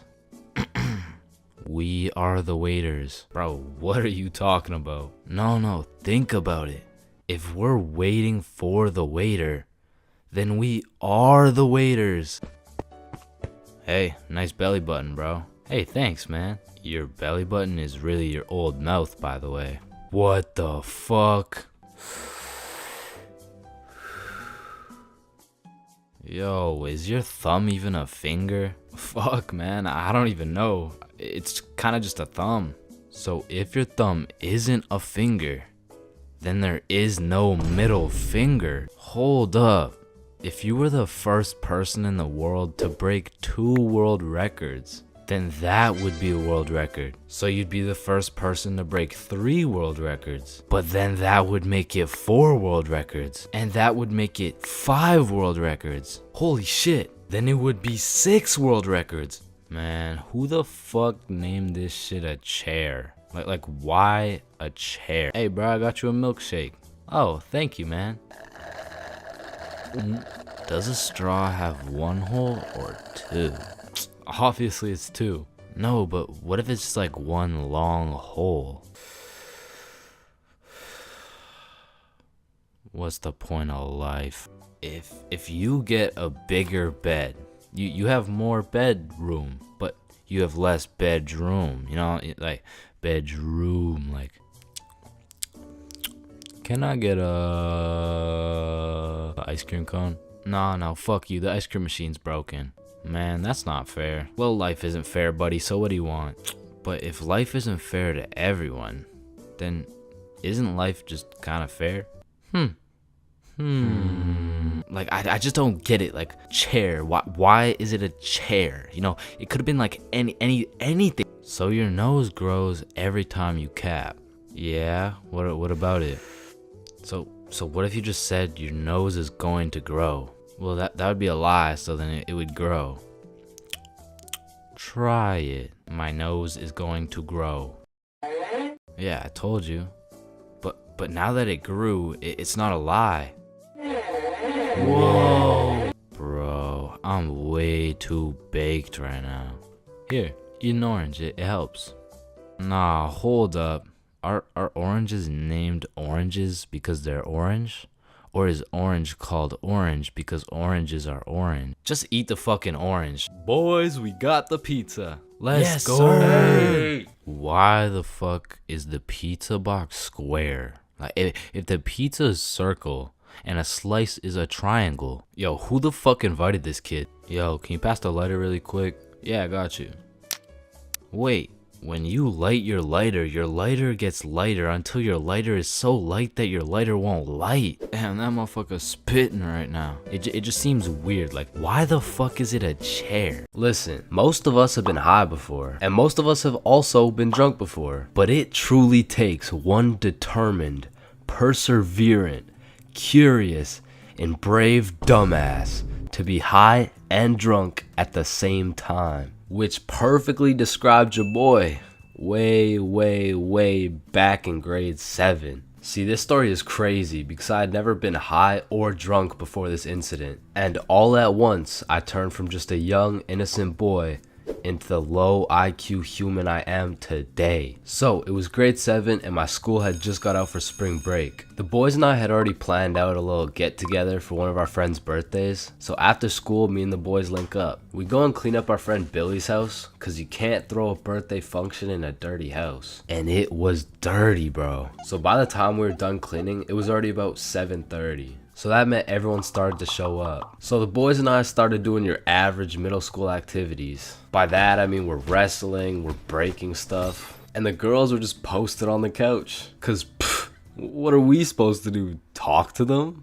Hell nah. But eventually we got tired of throwing each other around. So we're all sweaty and shit and we sit down on the couch, leaving at least 1.5 meters between us and the girls, of course. And we just sat there. But then out of nowhere, Billy's like, I got a brownie. And I'm over here thinking, the fuck? The hoes don't care about your brownie, bruh. But then Billy started to elaborate. Guys, this is no ordinary brownie. I stole it from my uncle's do not eat cabinet. And he says they're magical. Oh, he probably means they're magically tasty. I need a bite of that. Does anyone want a piece? Yeah, I'll try one. Yeah, sure, I want some. I mean, I am kind of hungry. Please. So everyone has their piece, and they're kind of building up the suspense. Like, are you guys ready? Are you sure we should do this? And I'm still clueless. I'm over here thinking, it's a brownie. What's the big deal? The fuck? This brownie isn't magical. This shit tastes like ass. Oh, Chains, how do you feel? I feel like I just ate some dog shit, bruh. I'm gonna keep it a stack. Your uncle needs a new baker for real. No, Chains, it's not about the taste. They're grass-infused brownies. They're supposed to get you high. Man, what? I feel like this is the kind of thing you're supposed to say before I downed it. So everyone eats their piece of brownie and then continues to sit in awkward silence for like the next 2 hours. But then the brownie starts to hit. People are dropping like flies. And eventually everyone felt it except me. And they're just doing high stuff like eating all the food in the kitchen, watching Netflix documentaries. But for me, the brownie still hasn't hit. And Billy notices that I'm sober and he's like, wait here. Bro goes into his mom's liquor cupboard and pours out unholy amounts of vodka and just hands me the cup. Keep in mind, I had never drank before, so I have no clue whether or not this is a lot. So I literally chugged the whole thing. Looking back, it had to have been at least 5 shots all at once. But man, I had no clue. So I'm just sitting there chilling on the couch, waiting for something magical to happen. And I start to think, maybe I'm just invincible. Like nothing can affect me.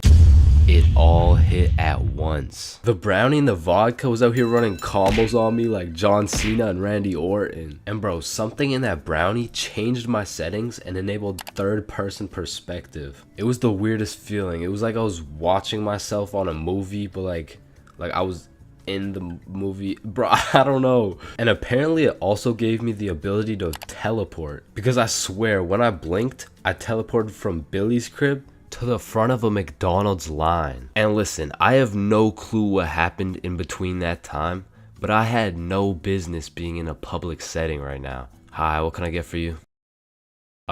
Sir, can I help you? Yeah.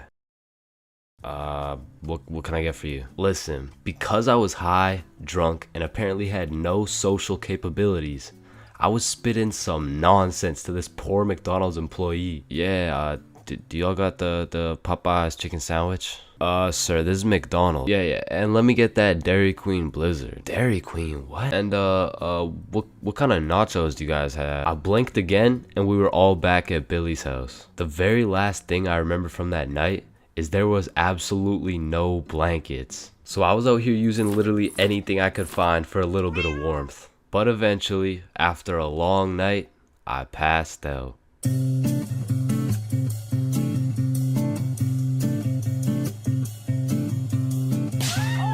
Yo, when you think about it, every light switch is also a dark switch. Light switch, dark switch. Light switch, dark switch. Okay, class, sound it out with me. Ball. When you really think about it, we learn to read, and then we read to learn. Teacher, yeah, I think Chains is high. What the fuck? This is kindergarten.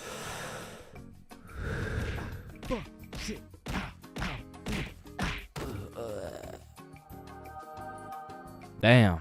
Any staircase can be a staircase to heaven if you're not careful enough. Baby, I've spent the best 4 years of my life with you, and I can't imagine my life without you. You're a 1 in a million, so will you marry me? So 1 in a million, huh?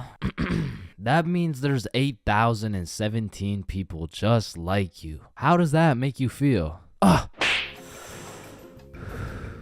Yo, if you cut your leg off, would it hurt? Of course it's gonna hurt, bro. Nah, think about it. Where would it hurt? Your leg. Oh, cause you cut your leg off. Yo, what happens if you push down the gas and the brakes at the same time? Shit, let's find out. Oh shit, it takes a screenshot. Damn, my eyes are dry as shit. Just close them for a minute. Damn, bro. You never actually close your eyes. You just look at the inside of your eyelids. Damn. Yo. Can anyone answer 547 to the power of 3? Yes, Chains. Yo, did you know every single odd number has an E in it? Damn. Chains, are you high again? No. Wait a minute, bruh. Since you were born deaf, what language do you think in? Oh shit, you right. Damn, I just realized squirrels' cheeks are also their nut sacks. You know what I'm saying? That's kind of like your mom. What? The way she had these nuts all up in her mouth. Bro, if everyone in the world all blinked at the same time, nobody would know. Oh shit, that's facts. Oh, I just blinked. Did you? Nah. Oh, I just blinked. Did you? Nah. Wait, what about just now? Yo, which of these buildings do you think has the most stories? Oh, it's gotta be that one, bro. That's massive. Nah, this one's even taller. Oh, it's this one for sure. No, it's this one. No, that shit's library. Tiny. Think about it. Oh, the story. How are you supposed to get clothes?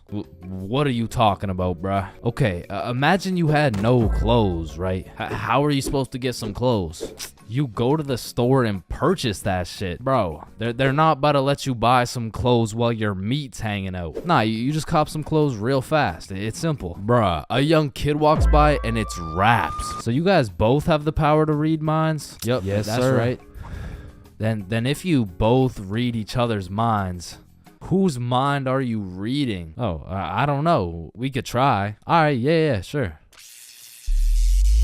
Nah, that was not me. That was you for sure, dude. Damn, bro. When you think about it, the hospital is the only building you leave without entering. Damn. And people are having the worst day of their life, the best day of their life, the last day of their life, and the first day of their life, all in one building. Damn. Bro, I'm kind of scared down here. What? Why? Because I'm scared a shark's finna eat my ass. Well, when you think about it, there's more people eating sharks in the world than sharks eating people. Damn. That's actually really crazy to think about. Fuck, yo, every single day there's some random motherfucker out there who took the biggest shit for that day. Yeah, he's in this room. Bro, it's literally just you and me in the room. Yo, this Taco Bell is bussin'. So he incorrectly assumed his position. You spelled that incorrectly. But spelled what incorrectly? Incorrectly. Yeah, but what's incorrect? Incorrectly. Wait, what? Wait, guys. When you really think about it, the only time incorrectly isn't spelled incorrectly is when it's spelled incorrectly. Shut the hell up. Yeah, shut the fuck up. You know, the number of people older than you never increases. It only gets smaller and smaller. Damn. What? It just got smaller. Yo, pizza's here. Shit, I got the munchies. I'm about to fuck this shit up. Wait, I ordered a mushroom pizza. Why'd they give us cheese? Hey, any pizza can be a mushroom pizza if you're patient enough. Damn, I guess you're right.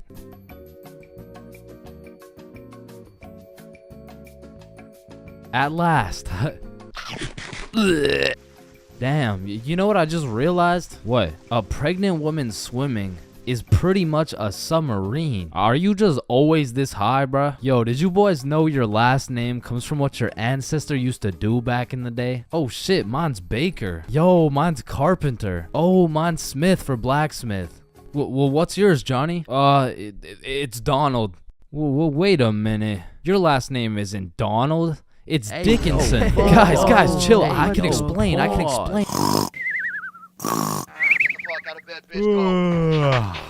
Your alarm is really your theme song because it plays at the start of every episode. Why the fuck are you in my house? Yo, is Chains still mad over that chair? Yeah, well, what does this dude have against chairs? Why is it a chair?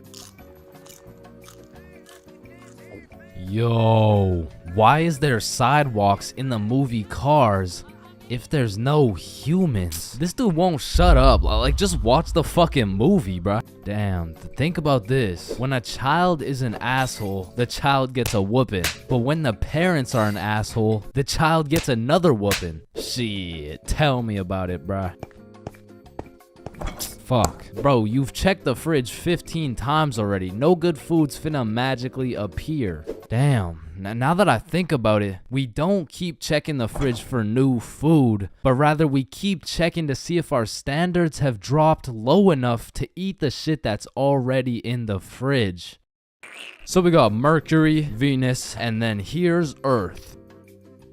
Yeah, Chains. What do you want? If Earth is the third planet from the sun, does that make every country a third world country? You're high again. Just get the fuck out of my class. And look at these sheep. Sheep. You know how one of your teeth is called a tooth? Yeah. And one geese is called a goose. Okay. Then why isn't one sheep called a shoop? All right, Chains, A shoop. I can't keep doing this. Shoopity-doo. We have to break Sheep, up. shoop. You know what I've been thinking? Yeah, what's up? Teenagers be whipping that shit like they're always running out of time. But old motherfuckers be driving like they got all the time in the world. Like, look at this geezer. Poor guy's practically decaying behind the wheel. But he's taking his time like he's got any time to spare. If I stab this cereal box, does that make me a serial killer? That one was straight ass. You gotta work on that shit. I'm gonna work on that one. Yo, if you weigh 99 pounds and you eat a 1 pound burrito, does that make you 1% burrito? Yo, that's crazy, because I literally just did that last night. You guys wouldn't believe this, but your blood work came back and it says you're 1% burrito. Yo, picture this. Imagine if Ed Sheeran was working at a bread place, right? Would that make him the gingerbread man? You're high as shit. Alright, bro, I'm a dip. Nah, don't leave me alone in this forest, bro. Hey, when you really think about it, you're not scared to be alone in this forest. You're scared you're not alone in the forest. You feel me? Yo, that's actually so true. Bro, you know what? Low key, if you're dead broke, robbing a bank isn't even a bad idea. Bro, there's no way some hobo's about to pull off a bank heist. Nah, but just think about it. Whether you successfully rob the bank or not, either way, you get over 10 years of bills you don't gotta worry about. Alright, fuck it. You got the strap? Yup. Yo, throw on your seatbelt really quick. Nah. What? Why not? Well, you see, it increases my risk of dying from cancer. What are you talking about, bro? That shit makes no sense. Just let that sink in. Oh, yeah, I got you. Yo, what's up? But still, that shit makes no sense. No, but actually think about it. Oh. Hey, bro, you want a hit? Nah, I don't smoke. I'm scared that I'll get all paranoid and shit. Hey, man, if you're paranoid that you're gonna get paranoid, you're having the side effect without even smoking. It's Yo.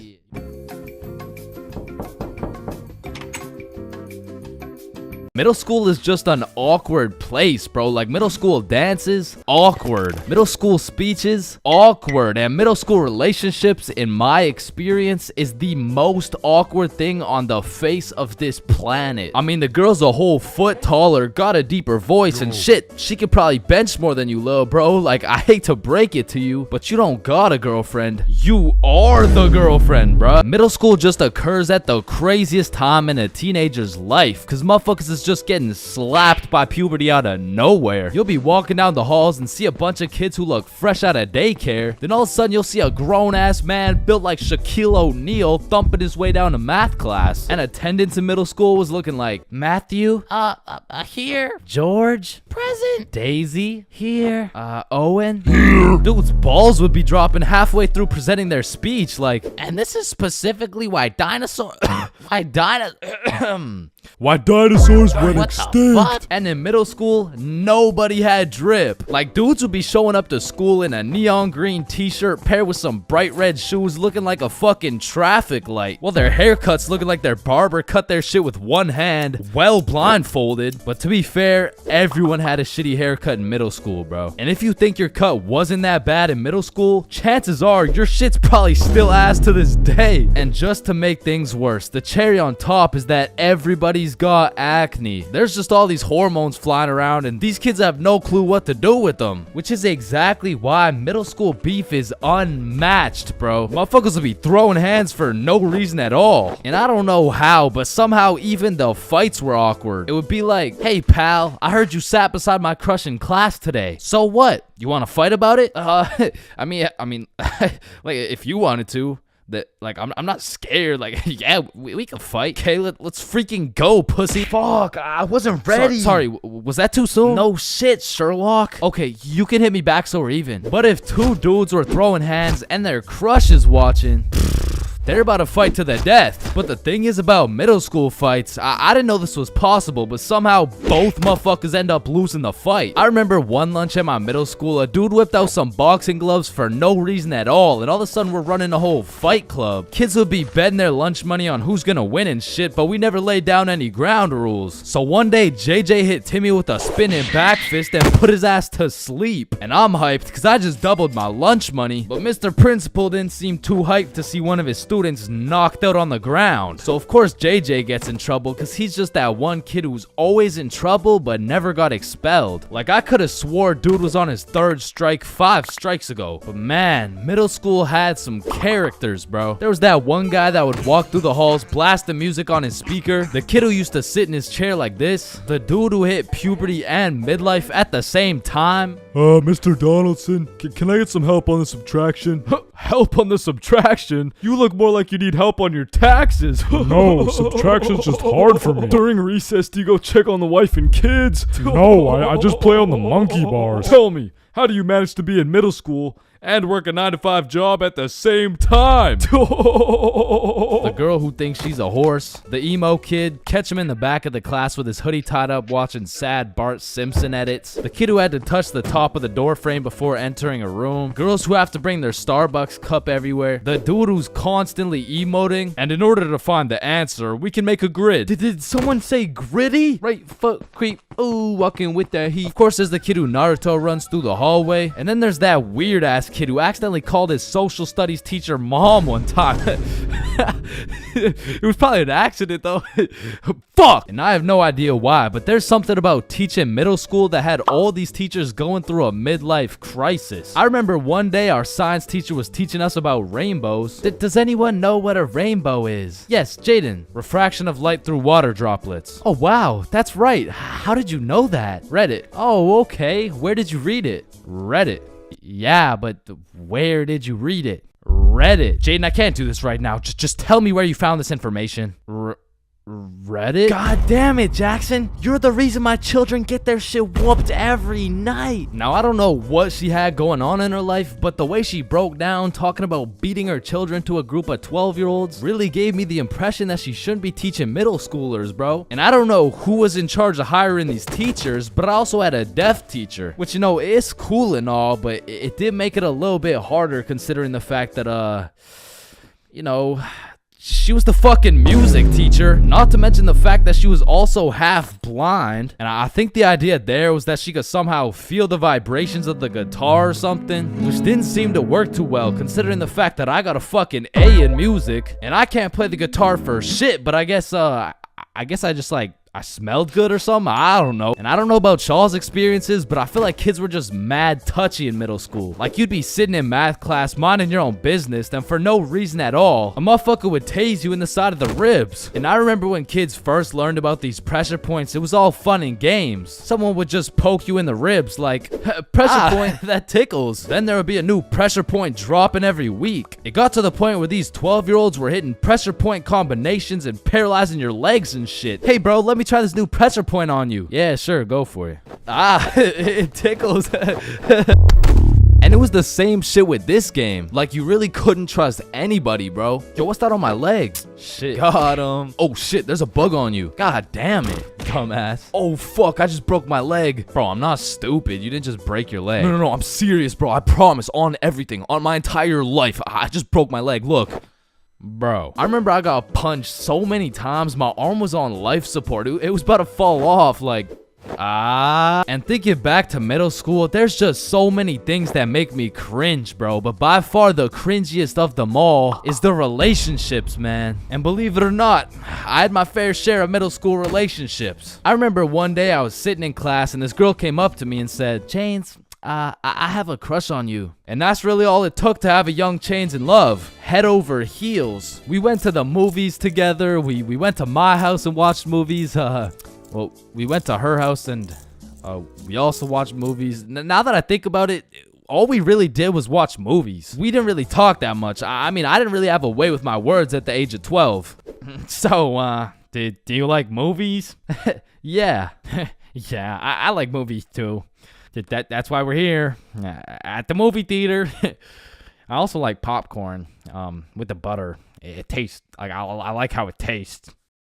And one day we went to the mall and I took a good look at my girlfriend of 2 weeks and thought, man, I don't even know this girl. Like who are you? I remember we were inside Zoomies at the time and I said, hey, Jessica, you're a great person and all, but I don't really think we're compatible like that.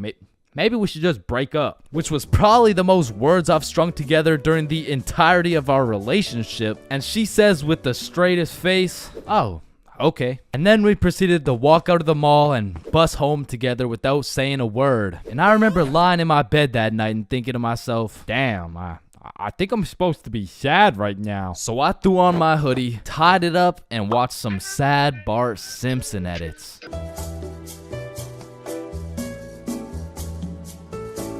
Man, summer is just a beautiful season. The sun is shining, the trees are green, and you can stay out with your homies all night. And best of all, you get to sleep in till that shit gets absolutely fucked by the first day of school. And waking up to that first alarm of the school year will have you discombobulated as hell. Like, Chains, square doodle mat salami mouse. What? You heard me, square doodle mat salami mouse. Wait, huh? Really? Keytor's Claw Bosomorph.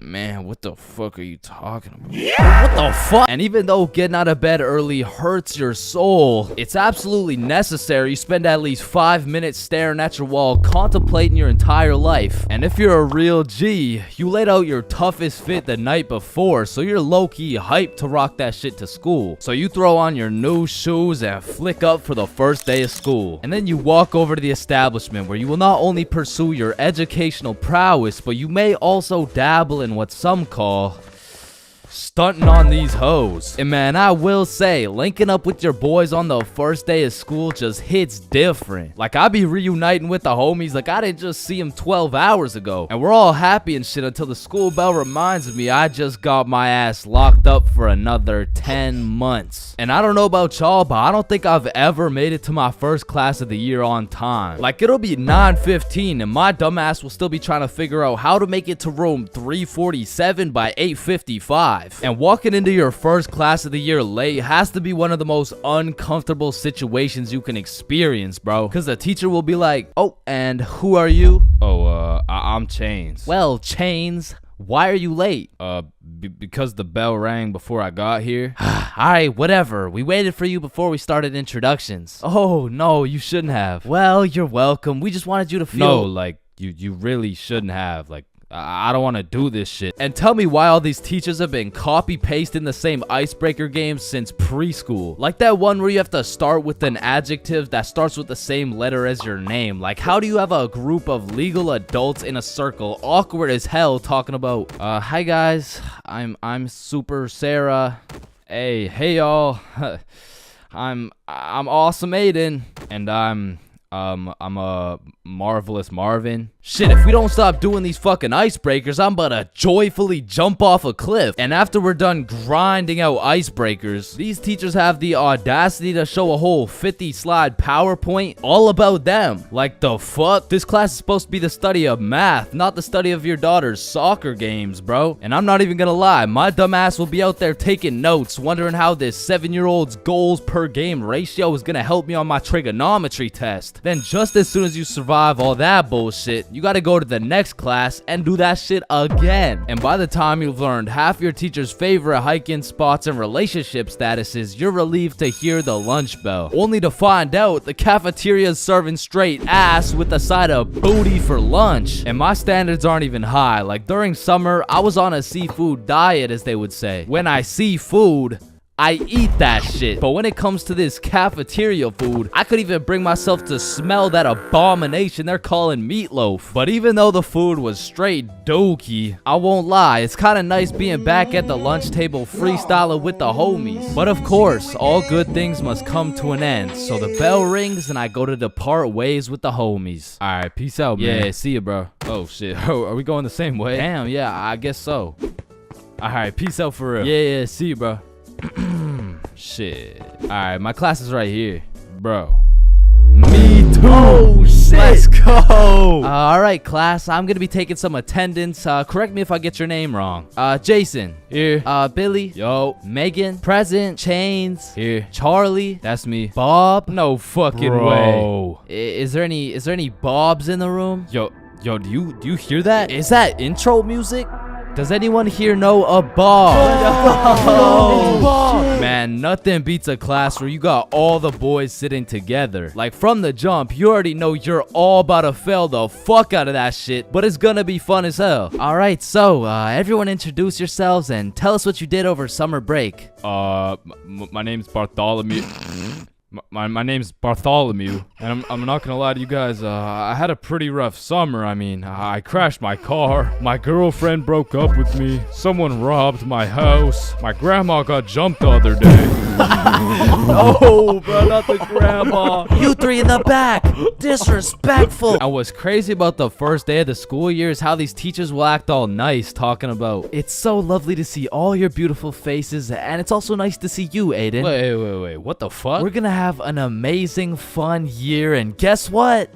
There's no homework today. Knowing damn well they're about to make up for it with twice as much homework tomorrow. Like, they'll for real be handing out kindergarten-ass coloring sheets the first day, and then tomorrow you're getting your ass whooped by some calculus worksheets. And I didn't even talk about the motherfuckers you'll be seeing in the halls on the first day. Like, I don't know what these dudes be going through in those 2 months, but motherfuckers be going from Arthur Kennedy to AK real fast, bro. Oh shit, is that you, Arthur? Oh, G, don't be dropping the government name like that. Government name? But that's just your first name. Hey fam, it's AK.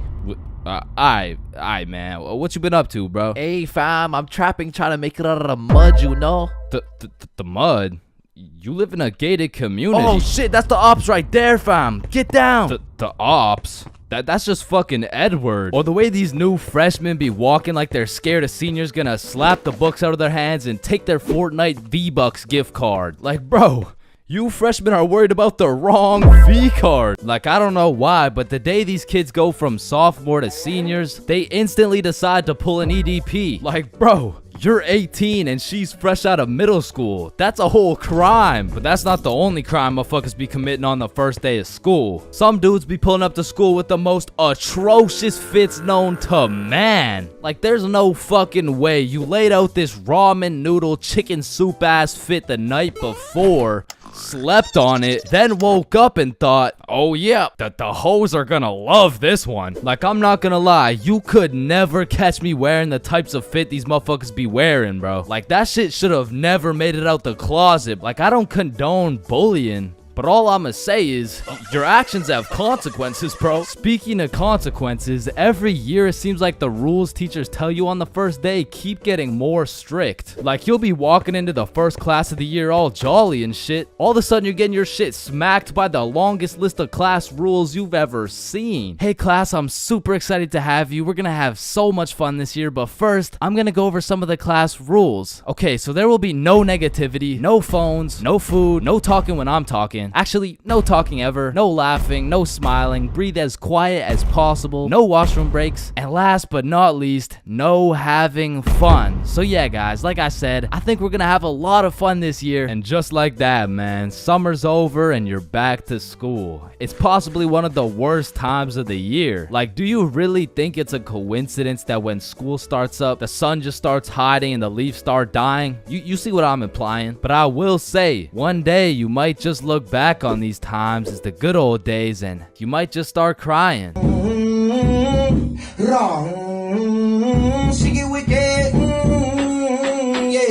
As a broke stick man like myself, I spent my fair share of time on the bus. And if you spend a long enough time on the bus, you will see some weird ass shit. I mean, I remember my first time getting on the bus by myself. I was feeling strong and independent. Next thing I know, a crackhead sits down beside me talking about, yabba dabba doo. the world is ending and you're gonna die a painful and lonely death, buddy. And just like that, I went from strong and independent to shitting my pants. Yeah, bro, the bus is just something else. Like 1 in 10 people who enter the bus are straight gremlins, bro. I'm talking about the gremlins who know the perk is fake, but they still pop it. Now you just gotta sit next to this motherfucker for another 30 minutes while he tells you about the kids in his basement. But to be fair, these gremlins aren't even the worst part of the bus. The worst part of the bus is the energy. You walk in there and everyone just stops and looks at you like they're sizing you up or some shit. And you know who sizes you up the most?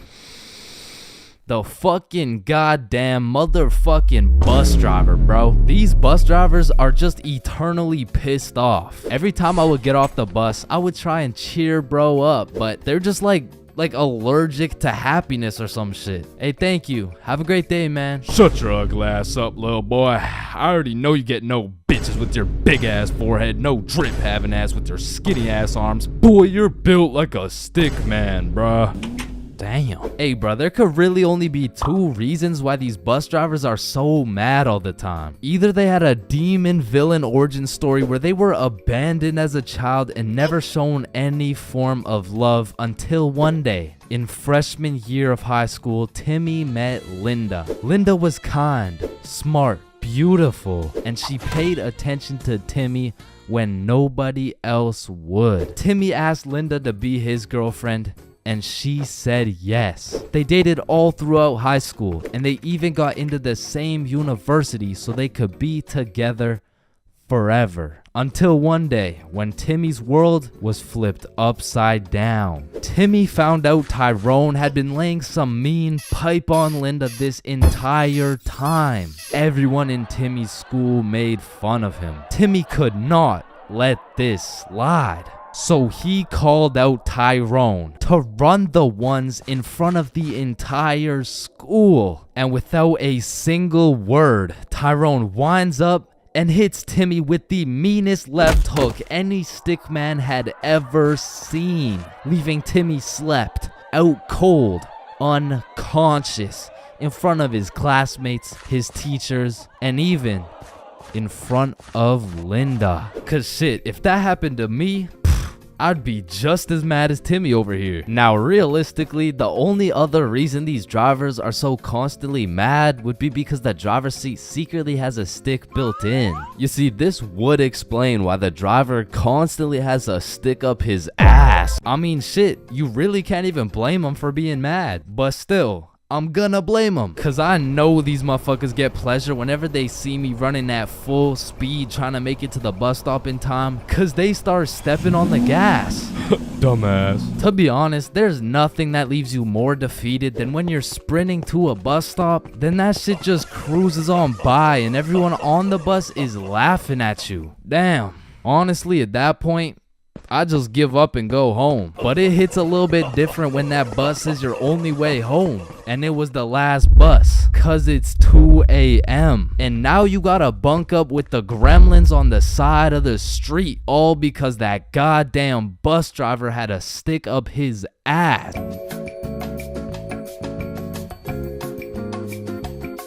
Bro, in life, there's so many things you can cheat on. Like, you can cheat on your diet, you can cheat on your girlfriend, you can cheat on your barber, you can cheat on your girlfriend with your barber. Shit, you can even cheat on your taxes. So compared to everything else, cheating on a little math test is not that bad. Like, compared to your taxes, you know what I'm saying? Like, oh shit. Hey, we've all cheated on our barber, but you cannot cheat on this math test.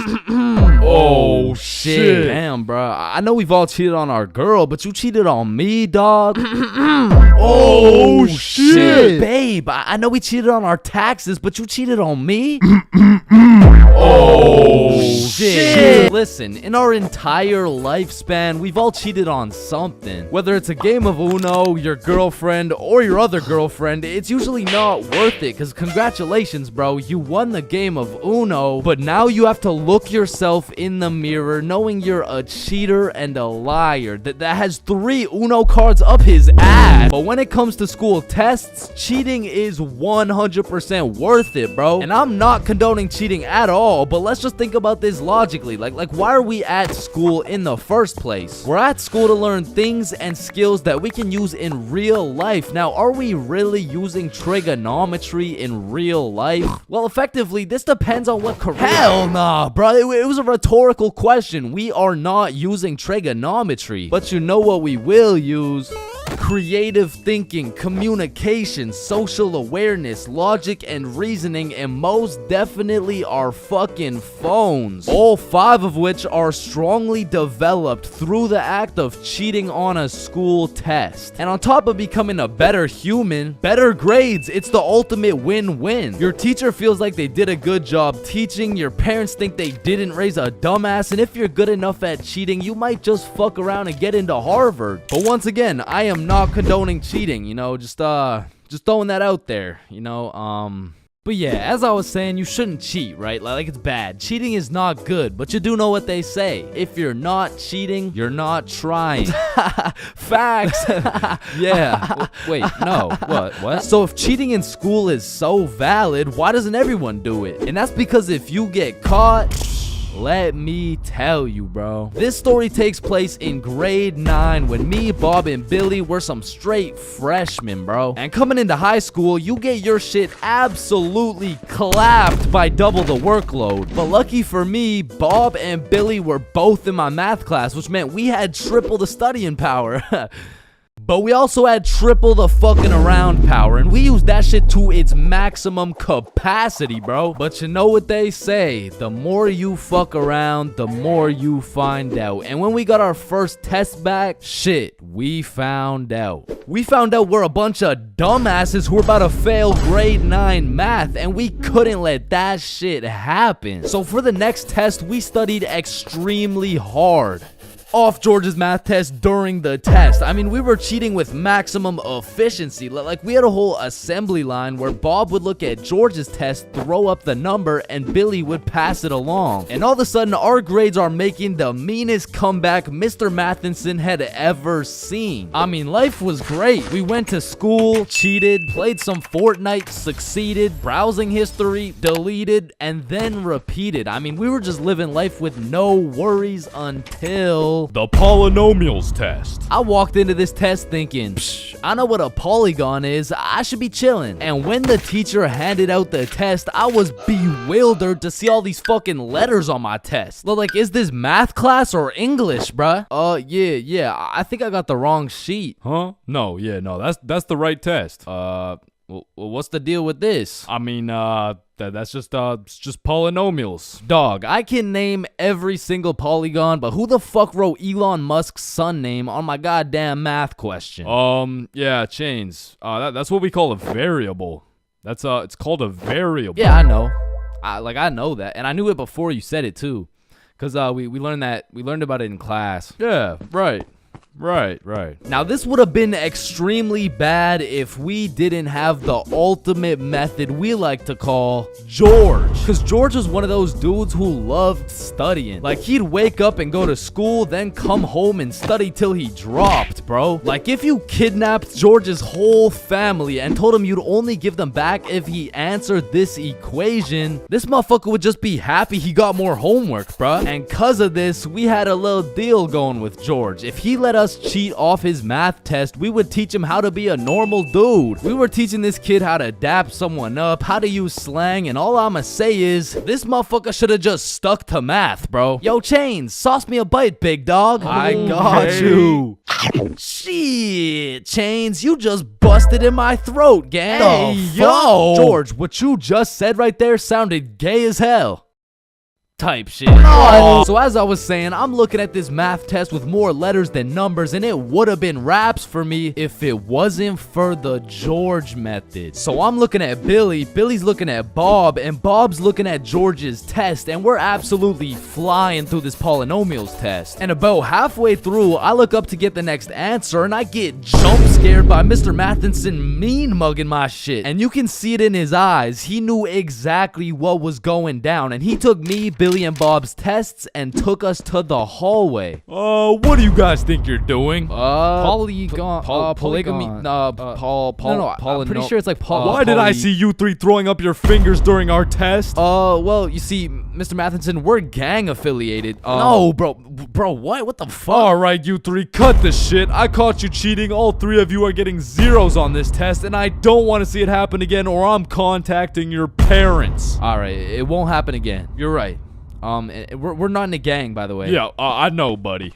Well, shit. Yo, what happened to you, Jits? Are you chilling? Bro, Mr. Matheson caught us lacking real bad. Yeah, he gave us all zeros on the test. Holy shit, it sounds like Mr. Matheson just absolutely railed you guys. No cap right now. And all three of us proceeded to absolutely shit the bed on all of our next tests. And it was at the point where our grades were on life support and our math final was coming up. So if we didn't get our shit together for this final, our parents were about to put us on life support with that leather belt. So we put our cheating ways in the past and locked in, bro. We were focused in class, and after we went to Bob's crib and kept studying there. And then it clicked. We all finally understood polynomials, and so the next day we walked into class confidently, knowing we were equipped with hours of studying. We lock in, sit down, and then the teacher gives us our test. And as soon as we lay our eyes on that very first question of the test, we were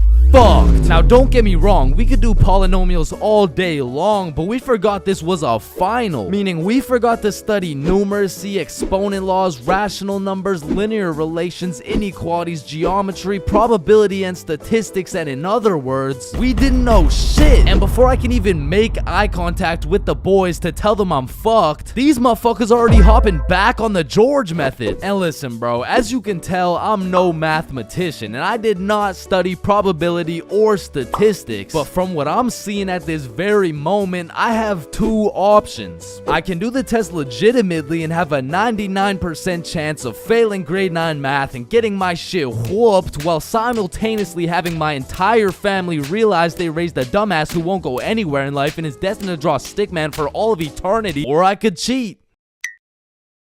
So we're out here hitting the George method, and I'm being extra careful, because if we get caught lacking twice, it's complete and utter raps for us, bro. So we're grinding out the method, then the teacher looks up, boom, we're locked in on our own tests. He puts his head down, back to the method. And there was a few times in there I thought we were cooked, but we just kept it pushing. But still, we were low-key running out of time, and I had a whole page to complete. And God bless this random ass dude's soul, because he raises his hand to ask a question, and as soon as the teacher turns his back on us, it's crunch time, bro. It's like double XP right now. Bob was out here throwing up these numbers so goddamn fast, I thought he turned Crip for a second. And then the bell went off, and we were all done, bro. We hand in our test, and then it was time to wait. A few classes go by, and then the teacher hands out our math finals alongside our report cards. And nervous as hell, we all check our report cards, and we all passed, bro. So we all go home happy as hell to show our parents our report cards and the fact that we passed. Chains, you got a 54 in math? Yup, mom, I sure did. You raised one hell of a smarty pants. Oh, fuck. But at the end of the day, even if we all got our shit whooped, maybe the real treasure is the friends we made along the way. Yo, homies, I'm bricked up right now. Oh, no.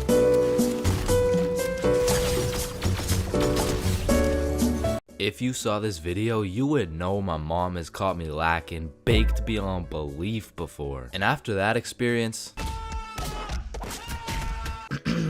I really changed my ways. I mean, I was grounded for over a year. So in that time, I decided to get my life together. I started working out, eating healthy, getting straight A's in school. Okay, that's cap, but straight B's in school. Okay, B's and C's, but that's besides the point. The point is, I got my ass beat for coming home zooted, and I never smoked again.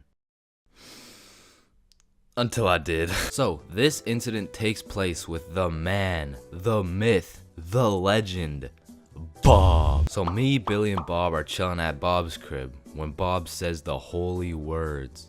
Are you guys trying to smoke? Yeah, bet. And keep in mind, the rest of my homies had been smoking regularly, but your boy was fresh out of the slammer. I mean, I was pretty much on probation at this point. And on top of that, I hadn't smoked for over a year, so my tolerance had gone to shit. So with all that being said, the smart decision was to simply not smoke. But shit, if you know me, I am not one for smart decisions. In fact, I was one for stupid decisions. So I was out here hitting this hoe like Chris Breezy. I was puffing this joint like Wiz Khalifa. When honestly, I should have been patient and just taken my time, because who knows what my tolerance was at this point. So when it starts hitting me, it hits hard. But the homies were closely monitoring me because they knew if I got caught high again, well on probation, I would be serving 20 to life. So they're out here checking my eyes, checking my heart rate, checking my pulse, and the diagnostic was, I think you're chilling, bro. But progressively, I was getting higher and higher. So as we're there watching the most goated cartoon, The Amazing World of Gumball, I start floating. And I don't know if anyone else has experienced this before, but sometimes when you get mad high, you just forget that you even exist. And you use 107% of your brain power to just think. So I was out here floating away, thinking about some random bullshit. Yo, it's crazy that everyone in the world is either named Quandale or they're not. Wait, what if I'm in a simulation? No. What if I'm in an animation being drawn by some dude on his computer for a platform of entertainment, and a bunch of people know what I'm thinking right now? Hold up. Is a tomato a vegetable or a fruit? But I'm brought back to earth by a text message. Oh man. Mom, please come home for dinner at 6. Damn, I gotta be home for dinner at 6. Oh shit, what time is it? It's 5:30. Nah, we can't let your mom find out you're cooked. So Bob whips out his emergency hide how baked you are kit. Boom, hits me with the eye drops to make my eyes less red. Douses me in cologne to cover up the smell. And apparently eating oranges also helps slow down your high.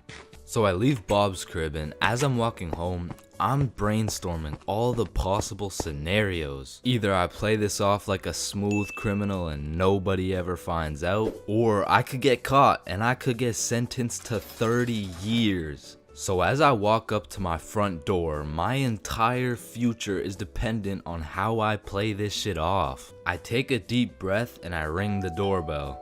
And my brother opens the door. The door was unlocked, dumbass. Fuck, I'm off to a bad start. So I walk into the kitchen, casual as hell. Oh, Chains, how was your day? Oh, it was good. How was yours? Yeah, good shit, we're doing good. Oh, it was good, thanks for asking. Wow, Mom, this mac and cheese looks succulent. Fuck, why did I say that? Who the fuck says succulent? Oh, why, thank you. I switched the recipe up a little bit. Just be casual, be casual. The mac and cheese, it's good. Thank you. So what were you guys doing at Bob's? Fuck, what do I say? A twister.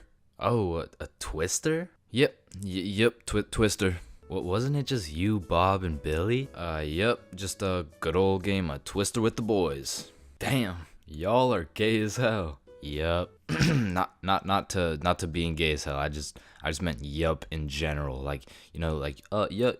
Chains, are you feeling okay? Oh fuck. She knows. What do I do? A little word of advice. Whenever you're in one of these situations, just cap and say you're tired. Like, it works for everything. Are you high? No, I'm just tired. Damn, bro. Are you depressed? No. I'm just tired. Help!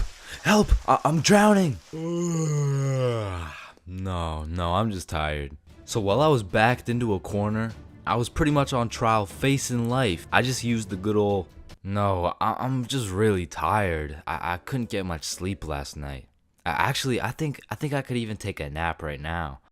But thank you very much for dinner. And call me Michael Jackson, cause your boy was a certified smooth criminal. And I moonwalked my high ass all the way into a nap.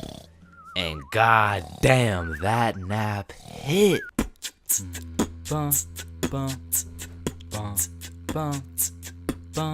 Getting zooted is a remarkable experience. However, the moment you step into a public setting, everything changes. I mean, being baked in public is the equivalent of trying to run track with clown shoes on. It's the equivalent of being an astronaut in the ocean. It's like bringing a sword to a gunfight. And trust me, I've been caught lacking baked beyond belief on several occasions. That is, until I learned the art of pretending you're not zooted. So the first order of business is covering up that dank smell. Cause shit, you and I both know if you get caught reeking of that sweet, sweet smell of Mary Jane, your cover's blown. So take some Axe, some cologne, some goddamn Febreze, and just douse yourself. And just when you think you put too much, spray some more, bro. And although all this Axe is gonna have you smelling like a frat boy, it is crucial that we avoid the following scenario at all costs. You get some of this. Nice. Yo, do you think you can still smell it? Nah, dude. I can't smell it at all. What about me?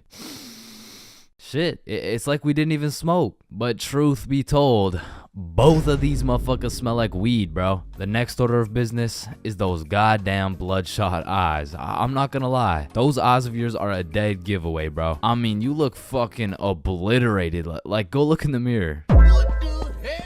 Yeah, we're gonna need some eye drops real quick. Just a few drops here. You know what I'm saying? A few drops here. Yup. Yeah, that's a lot better. But you know what? For a little safety measure, throw these hoes on. Damn. Now you're looking sober and fresh as fuck. But how are you feeling? Your mouth's a little dry, huh? Well, I got just the thing for you. You see this? Yeah, shit's called water. It's gonna help you with that cotton mouth, and it'll keep you hydrated.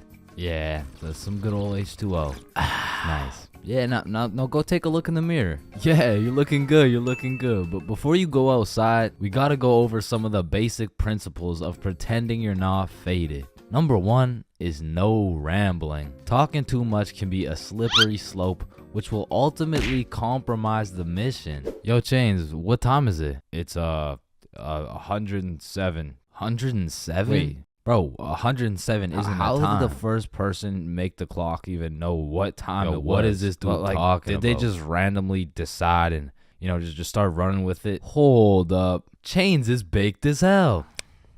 No. And principle number 2, don't talk too little. Although talking too much can sell the mission, so can talking too little. Hi there, what can I get for you? Sir, what do you want? Hello, welcome to McDonald's. What the fuck do you want, bitch? Yeah, we got a customer who's on fucking Mars. And last but of course not least is the golden rule for pretending you're not zooted.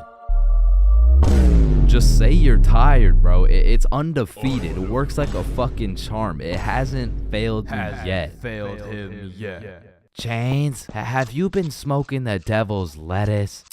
Nah, I'm just tired. Oh, okay. Hey, were you just smoking in the bathroom?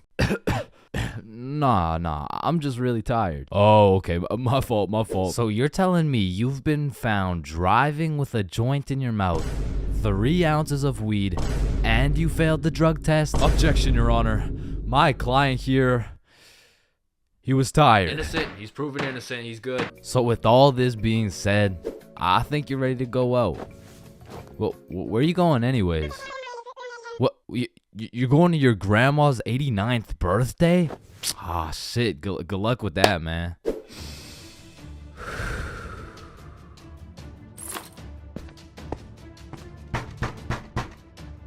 Oh, grandson, it's so nice to see you.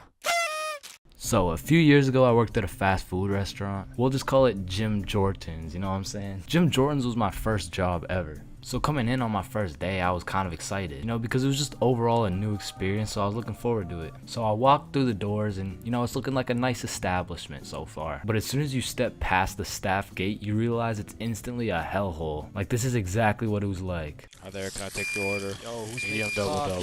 What's your order? Yo, hello. It's my first day. Hi there, can I take your order? And bro, once they give you the once they give you the Jim Jordan's drip, you instantly lose value as a human, bro. For example, if you're going for a casual stroll down the street, an average interaction would look something like this. Hey, how are you? Good, how are you? Good. You know, just average small talk things. But once you throw on that Jim Jordan's drip, hey, what can I get for medium black coffee?